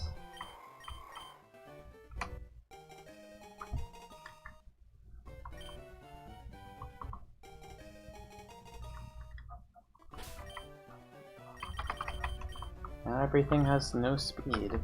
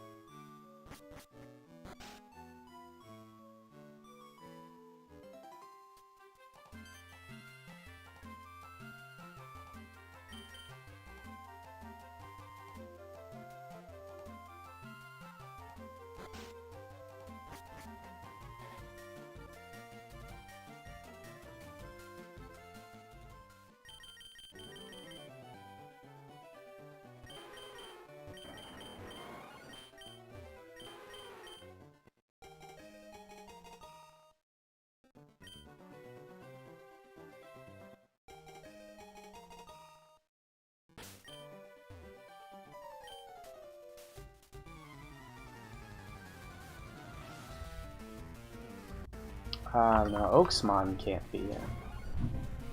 Pretty sure.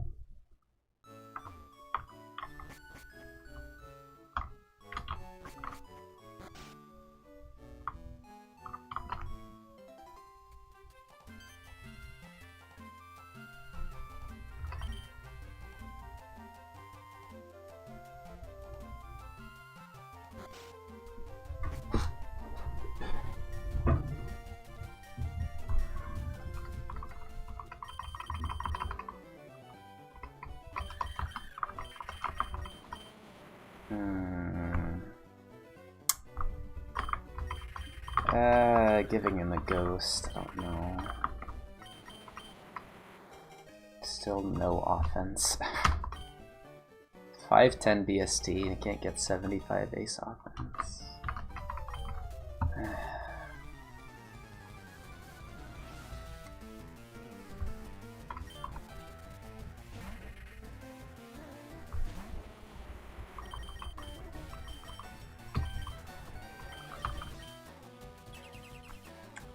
And I can't win.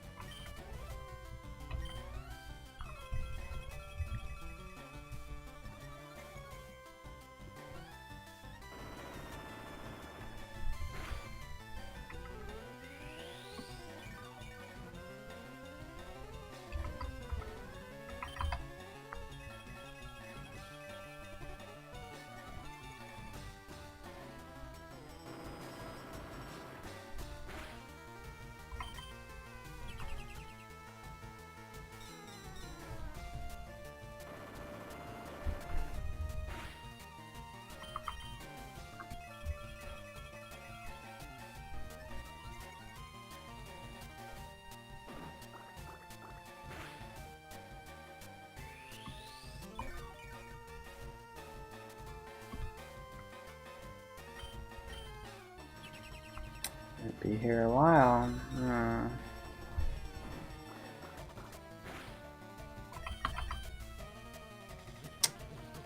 I mean...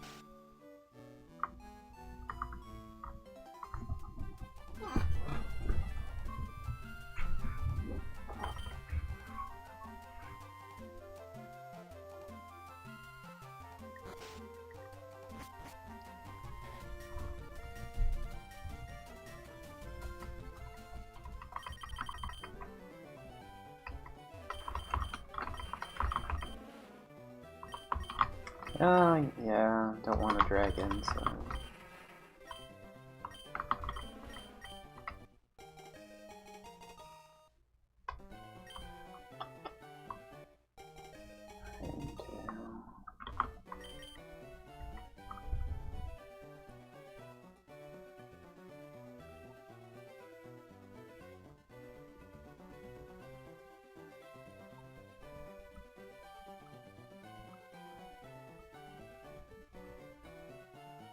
Sunstone.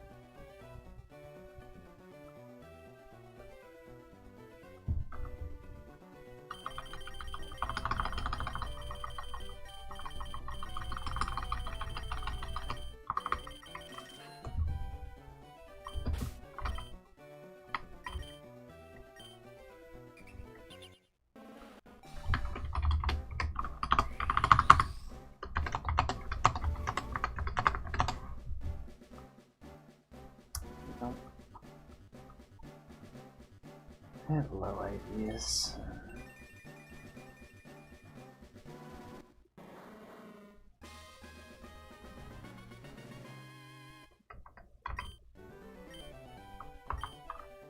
And downgrade, literal downgrade.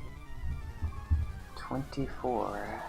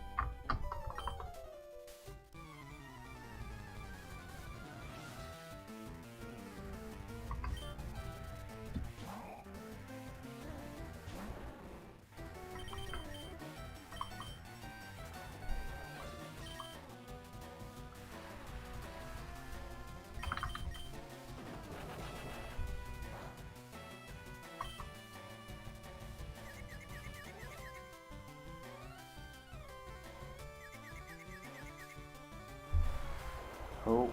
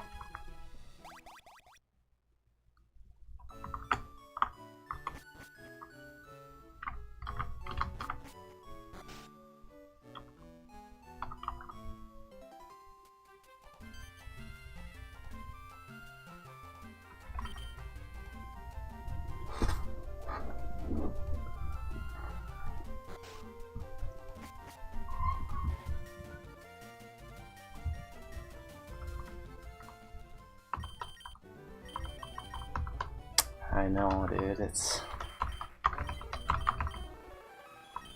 Does it look like that? Oh, dude. Mewtwo rival is not it, but this is a bad one to give rival to. I think pure power Ludicolo. I don't. Pidgey is pretty bad, dude. Like, I just. Alright, well, we have Drizzle.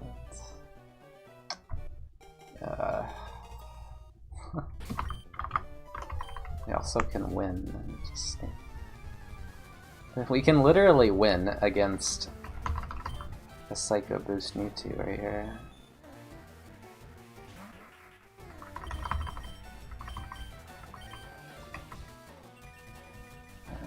Or Eruption Mewtwo? He's faster. Mist Ball Mewtwo, okay, now it begins. Yeah. Doesn't matter, doesn't matter, we got him, we got him. Vanilla spread, it's okay. Here we go. Here we go.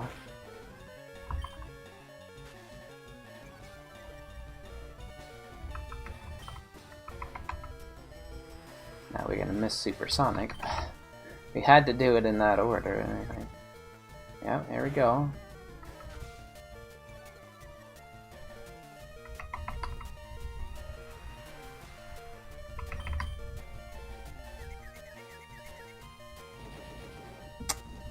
This dude is seriously packing Drought, Sacred Fire, Mist Ball with good special attack and speed.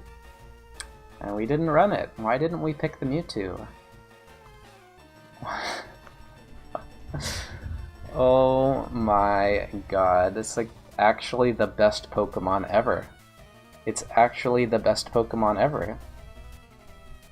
We dreamed of creating the most powerful Pokemon and we succeeded. Drought, Weather Ball, Mist Ball, Faint Attack, Sacred Fire, Rest, Dragon Nut, Psychic. That's it, dude. I think that counts as a win. We have no PP on this thing until like ever. I never have Crunch. I don't know if this actually wins because it has no PP, but it's still the most powerful Pokemon ever created.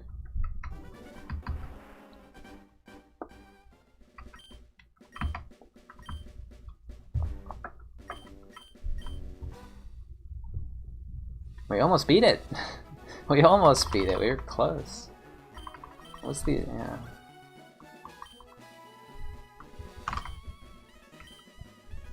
That thing had Faint Attack Weather Ball on E4, by the way, right?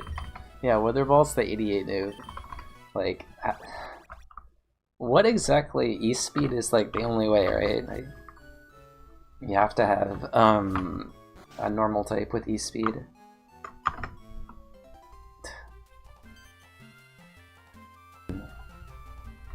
No, we almost beat the Mewtwo. Misty Gate, yeah, it's...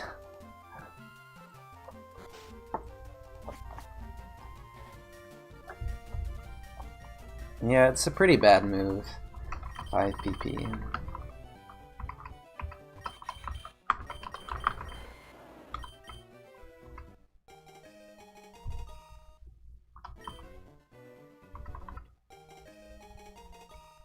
Yeah, Mist Ball again.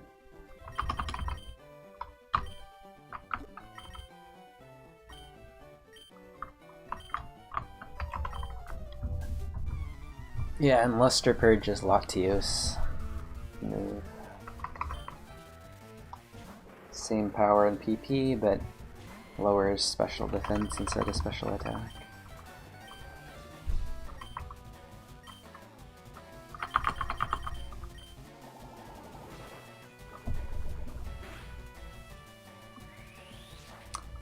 Well, this is not real.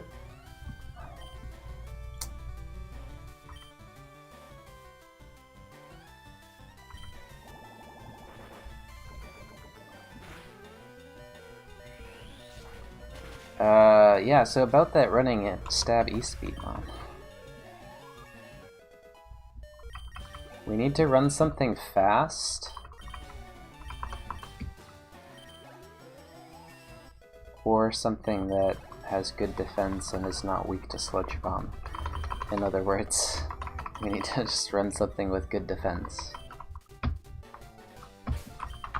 I mean, we can't run like Drizzle Meganium with average speed. It's the only considerable mon that's weak to poison. Or pure power. Grass type.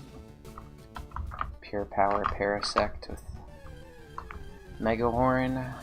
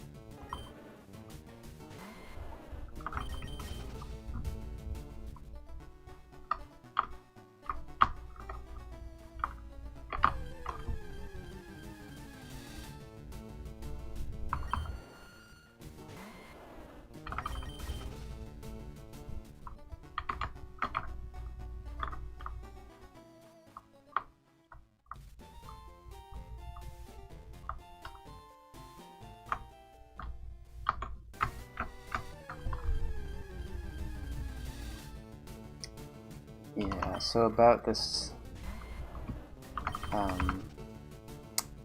not running a grass type because we lose to rival, can we please not run a grass type this seed?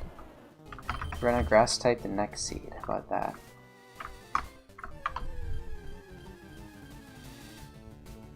Alright, okay, then you get a water type. You get a water type instead, very good. Did you know that there are flying Pokemon in Pokemon?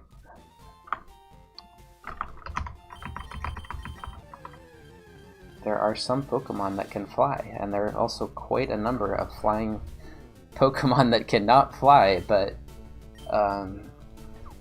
you know, we could run the best type in the game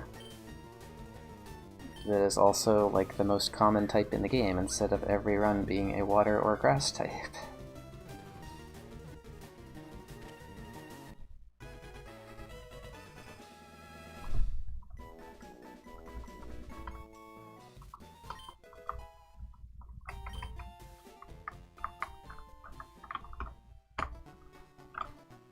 So far we have run a flying type today, and it's a grass type! We ran a flying type, and it was a water type, and it's a water flying type that can't fly. Okay, that is fine. Stand there.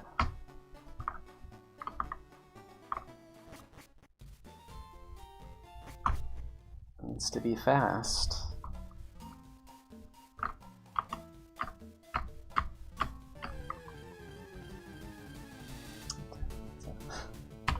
It's a flying type, it's a water type. I think this can fly, right? Or can manta rays fly, or they just float for a little bit? Hey, there we go. That's a perfectly serviceable Pokemon. Also extremely dead to rival, but we still take it because it's like a top 10 mon. Just need a special move. It's probably fine. That Sharpedo has no defense. Or special defense, most likely. But I don't know if I can even teach this thing Crunch. Oh. Dang. That nature is pretty tragic. Alright, well, I have no moves as well. Back to the grass types.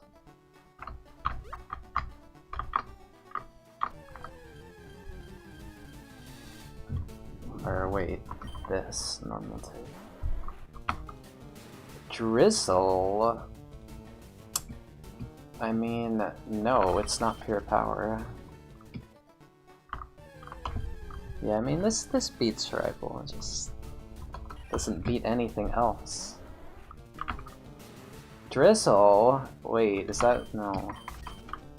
Okay, Vileplume with Drizzle, is that maybe? Water and grass, yeah. And water abilities.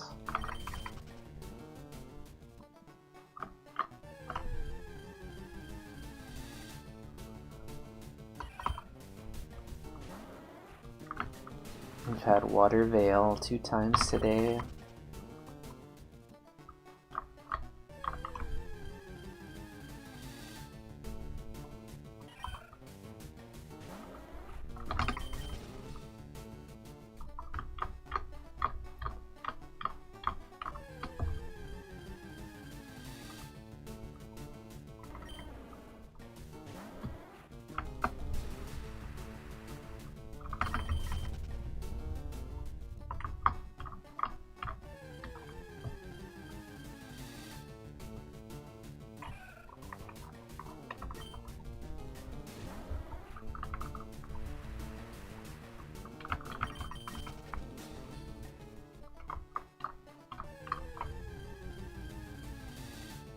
No.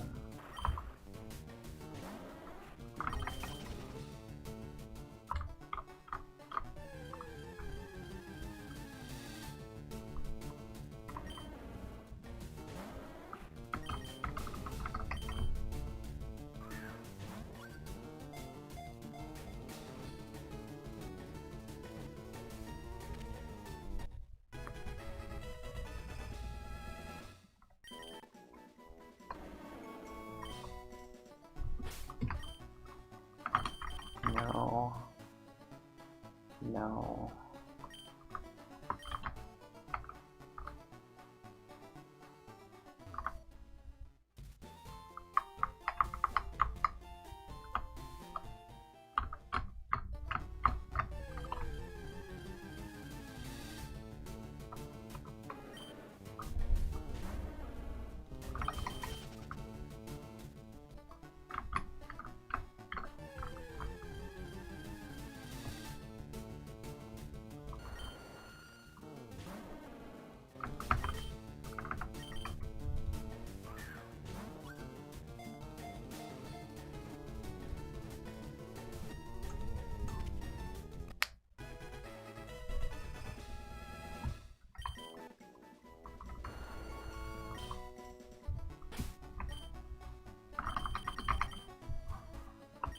No.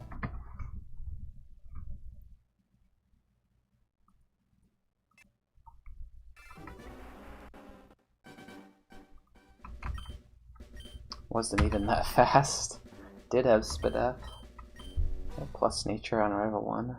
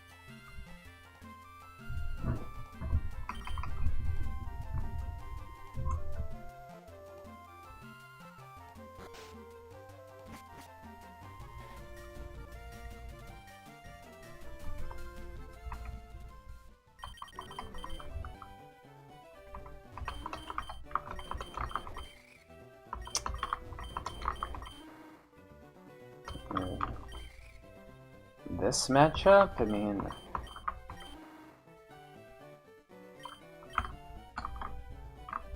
Oh.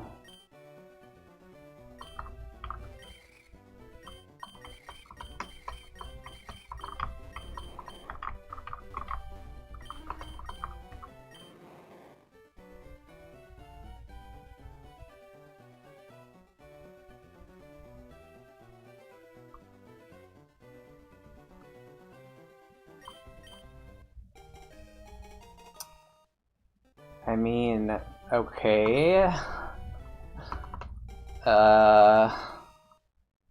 Okay.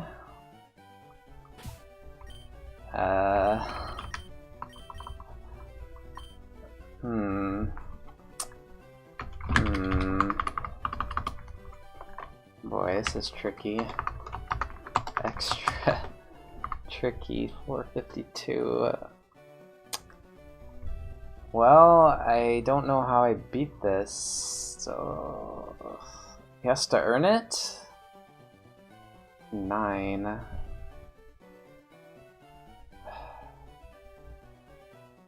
The heck do I teach this? Psycho Cut? What's the other one? My attack... It's not good though. Attack isn't good, but... he has to earn it.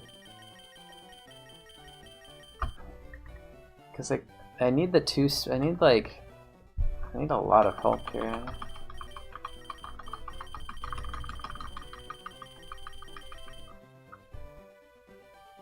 Really just wish it was flipped. I mean, this is a great mon with 15 attack, 9 special attack.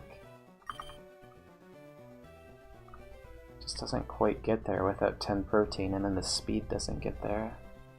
It's just a mixed attacker right now.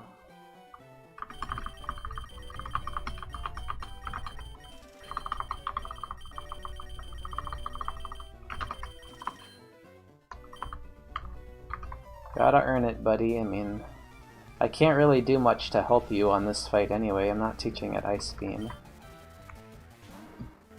Yeah, it needs to, like, overhaul the whole moveset, despite having 4 good moves.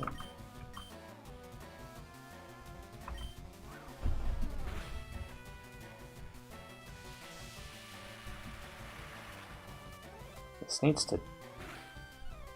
Yeah, okay. Okay, time to earn it.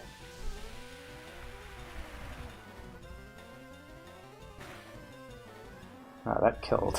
Okay. Alright, you know what you need to do. +1 attack, +2 speed on both level ups. Has to be like that. 1.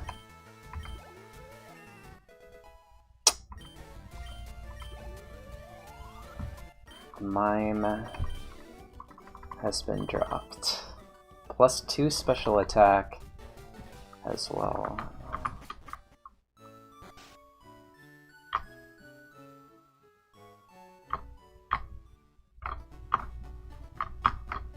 Not, I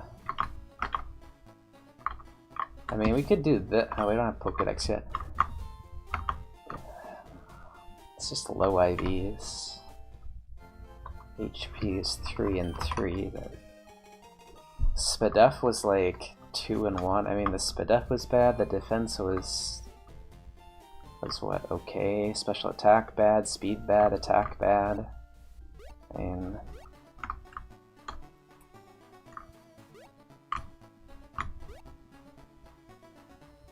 having said that, it's not unrunnable.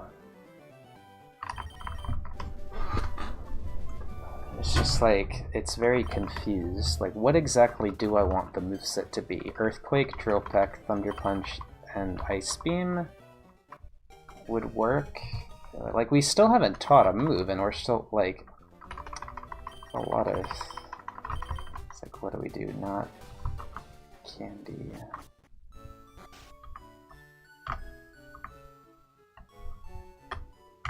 I mean, like, what do we teach? It has to be Earthquake, I guess. Okay, that's a threat. Shadow Ball.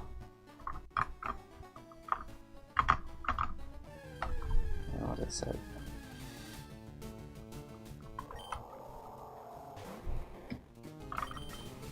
Oh.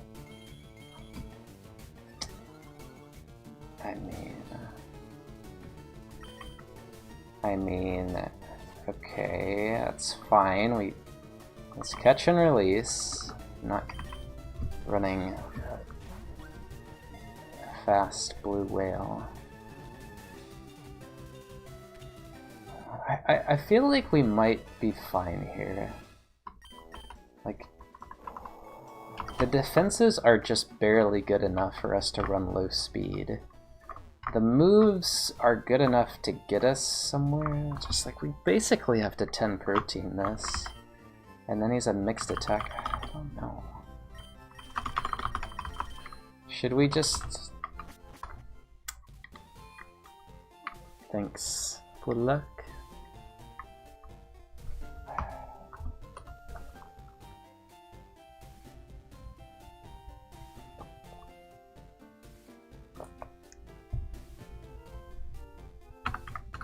T-Punch is very nice with Earthquake.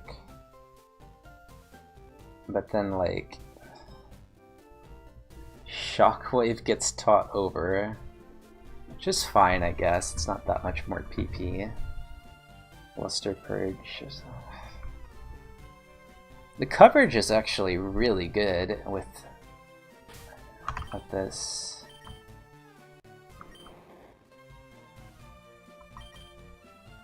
Oops, I didn't see that each. Didn't see it, didn't see it.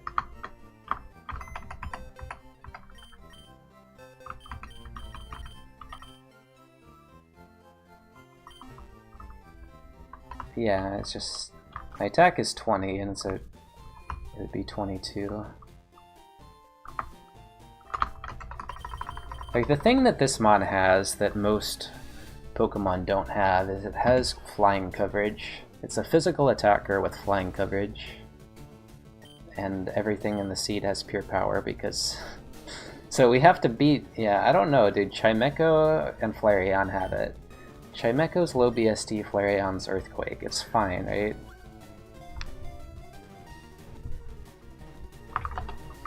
Oh no, it's 542.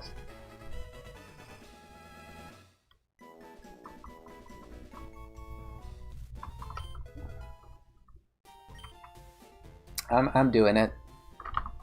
I feel like, now that I've thought about it, Earthquake goes in really hard here. Our coverage is pretty phenomenal, to the point where I can just candy here and not even teach the 8 move. I feel like this is actually maybe okay. The defense is, like, it's obviously gonna fall off if we don't get moves, but...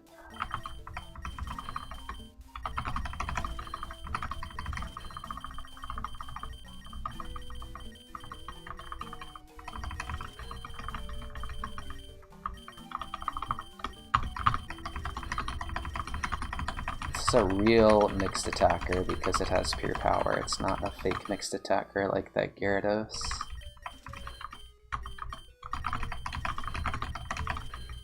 This thing just always gets good EVs. But mostly I just like the moveset the more I think about it. Because we get lots of moves, like this is just so many moves, then we'll be okay on PP.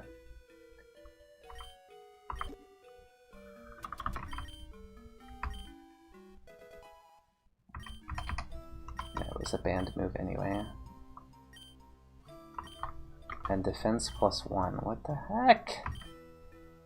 Why are you...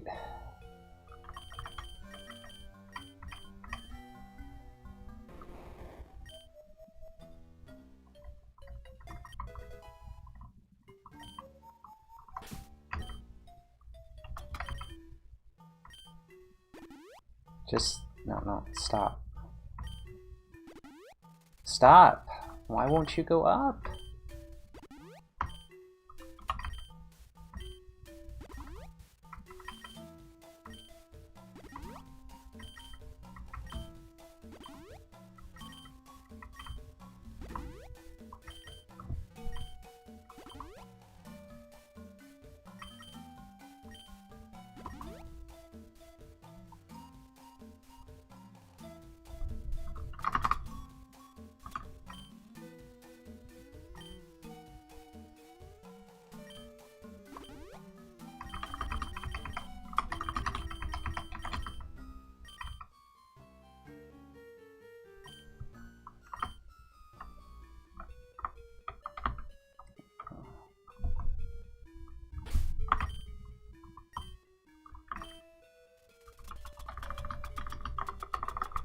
I should have gone more Scarvos. Our moveset is just so good.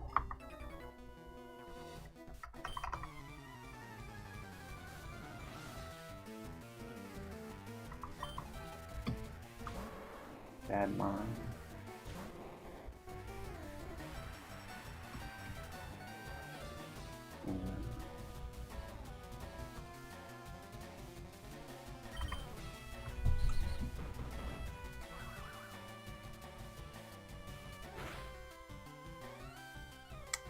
That's not good.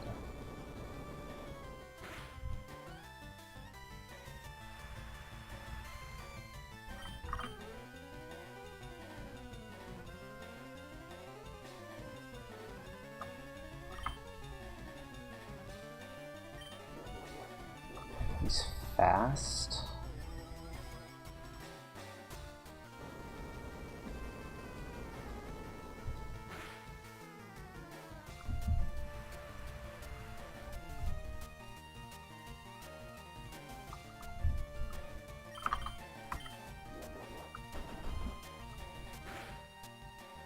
Why did he crit twice?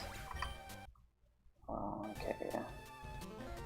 Crunch, Bubble Beam, no physical moves. Just hard to beat that though. That's like that's just a really hard first mon to face. Bad. Bad.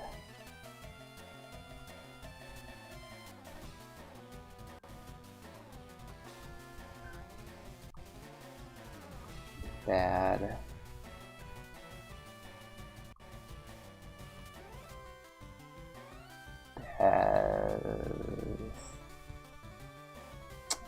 Maybe okay, but probably bad. And bad. Mine was better than all of those. It wasn't a surf mon, it had no water moves, had no grass moves. What's this though?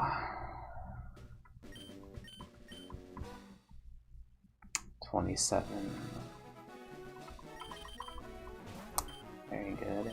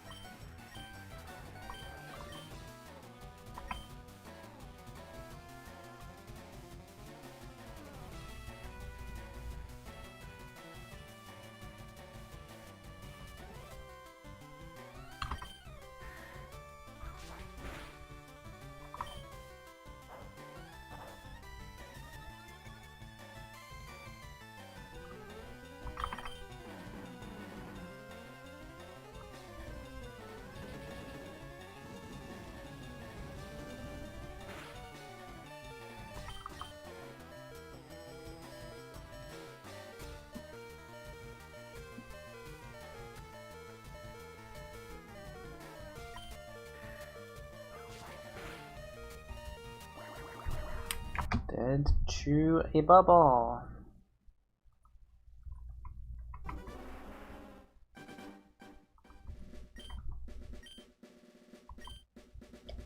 what's up, Mega? That one Gano? How long ago was that message? Need timestamps on my YouTube.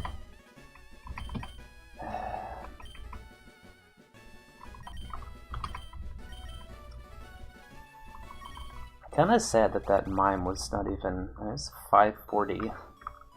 Remember the Marowak, which is much lower BST than mine, that was like 600. I don't think you really want to have single-digit attack with pure power. But particularly not when you have speed that requires Carbos. That was the real killer. And then the defense ended up not being great.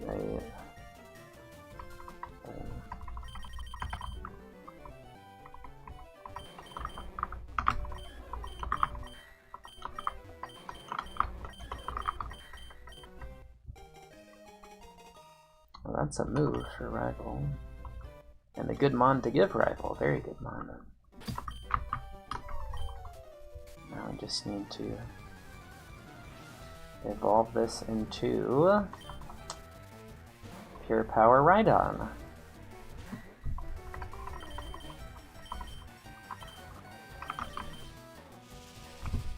Okay, this just needs to leave me on 1 and then fine. 3. Is that enough? Rough Skin? Okay, this is likely to be enough. He's fast. But not.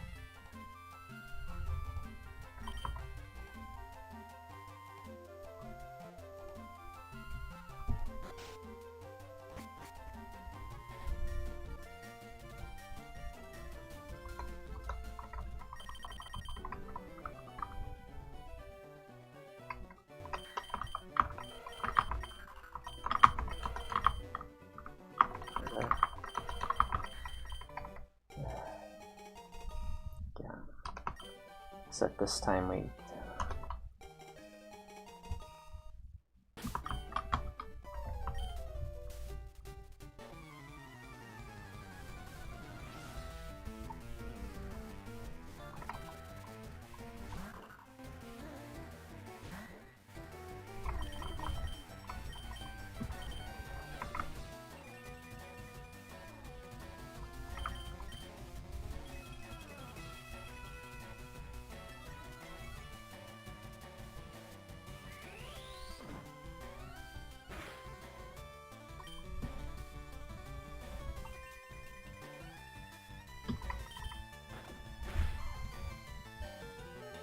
no special attack anyway.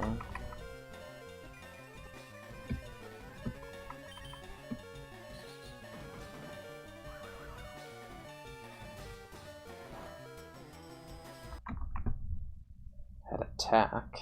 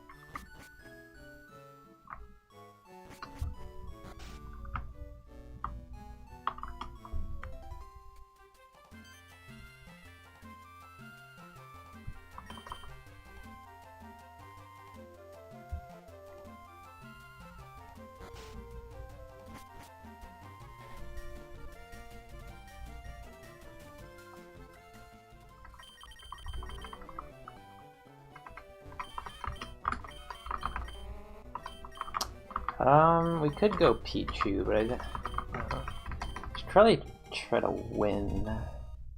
I see, this is a pure power. No, it's not. I just can't do anything anymore. Go from running water.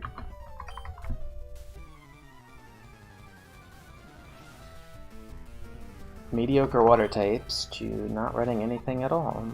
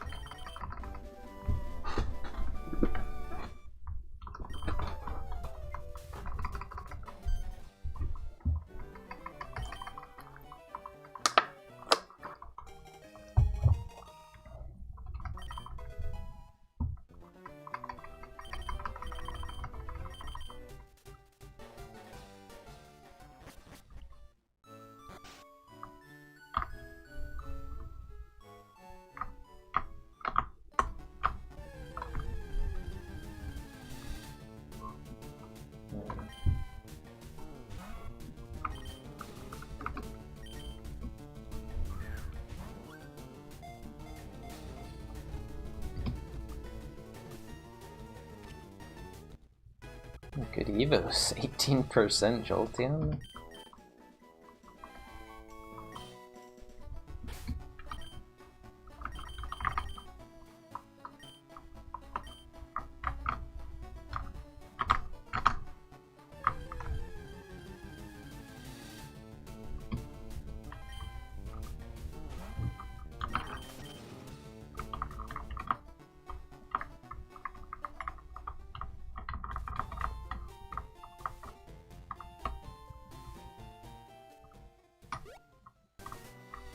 Leader and Manette.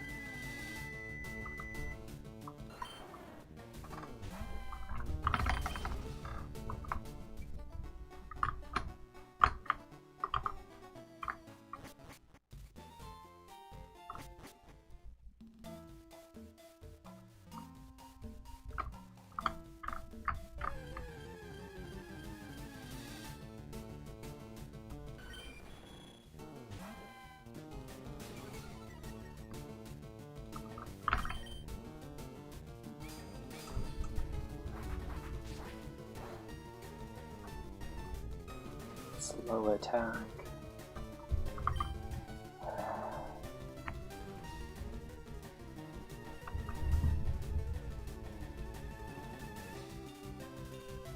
Bad nature, or bad ability.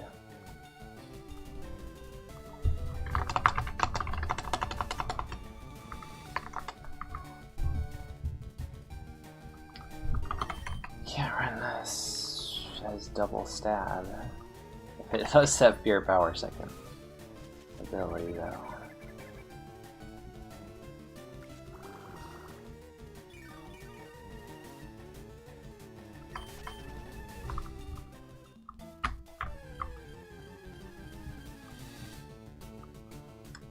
I mean, do I catch it? Drizzle. I mean, that's kind of okay. We'll try this. Might not get another chance because of the third. You know, Drizzle's Karmory is pretty good, but I don't know. That attack is kind of. Hopefully, it's like modest. The attack looked a little too mid to be special attack. Oh, okay, 40. Oh, that nature though. That nature. We have enough special attack to surf. We have a stab move. But that nature is pretty awful.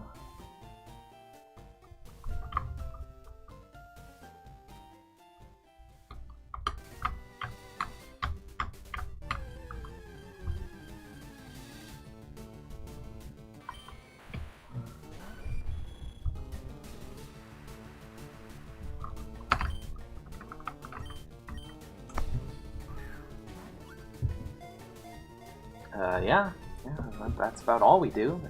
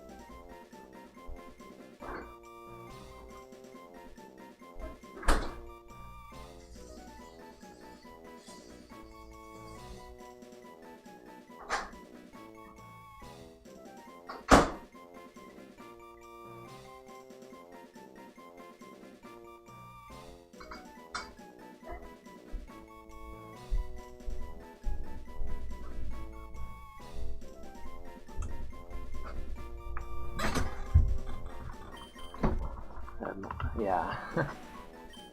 Not on champion, anyway.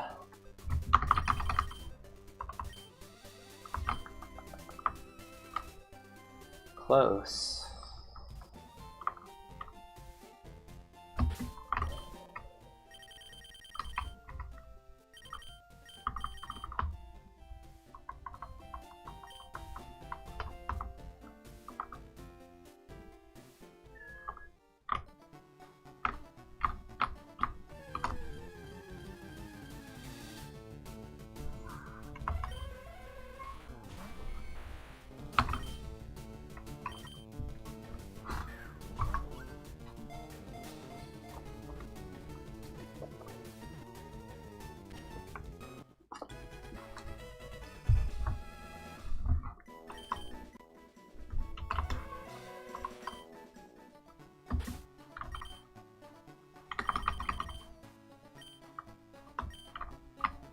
Dude.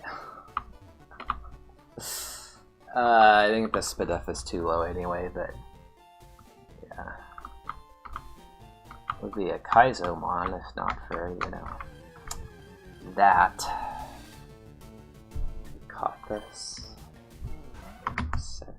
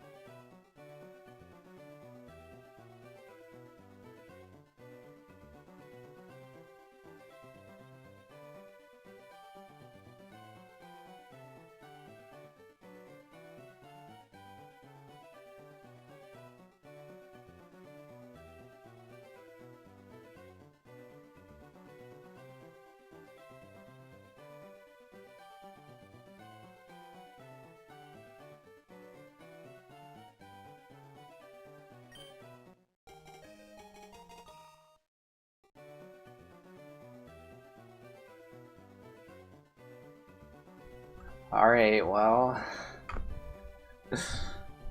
I mean...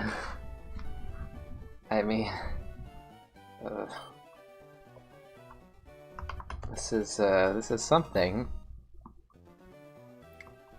Strange indeed. I mean, it's pretty glassy. Dude, I don't know.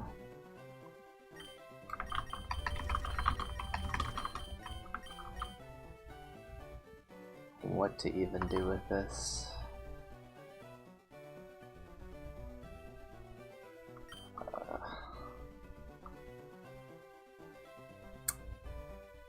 Defenses are beyond fixing.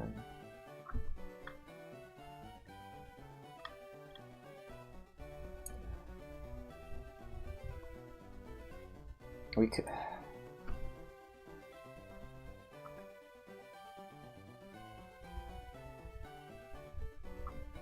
I'm gonna try it for science.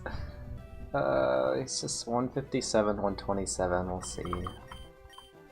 We'll see. I just don't know what I'm like this and this, obviously.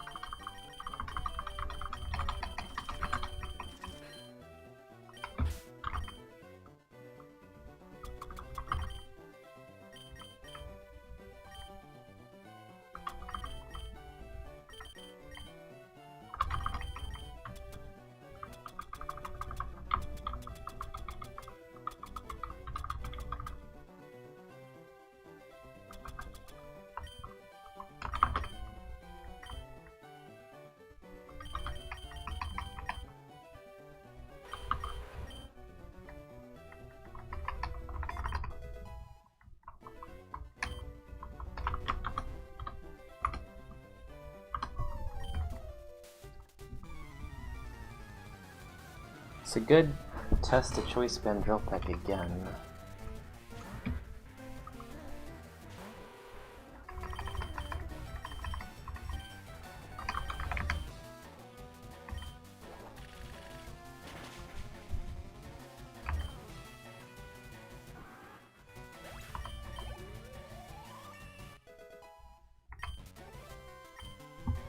Okay, I got +2 HP, that's good.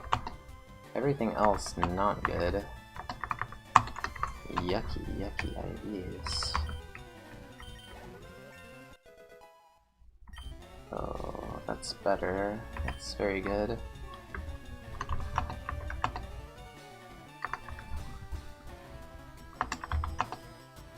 Special attack, especially.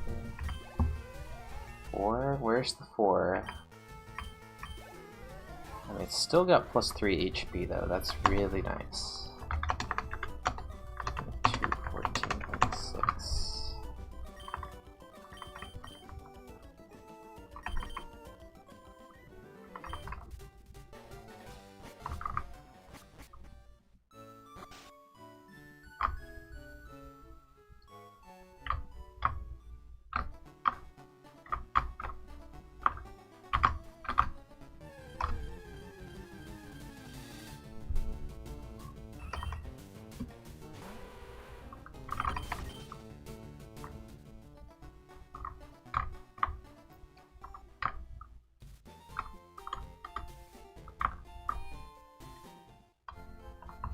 Fire Punch is a keeper. Feint Attack, Psybeam are extremely expendable. Feint Attack is what? Lunatone coverage. Psybeam is is nothing. Psybeam is really bad. Like, what if... Did that give a single Pokemon?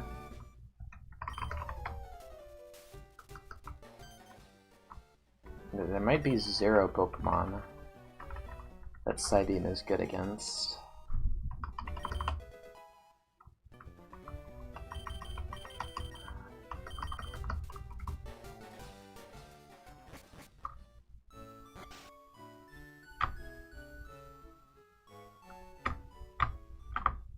Yeah, there's just 0.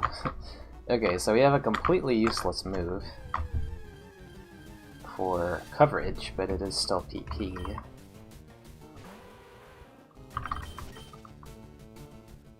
But yeah, this is...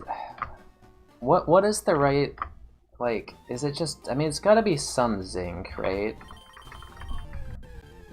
Some Zinc and then like, probably an HP up or 2. Even though we're not gonna gain any HP from the HP up, that's the problem.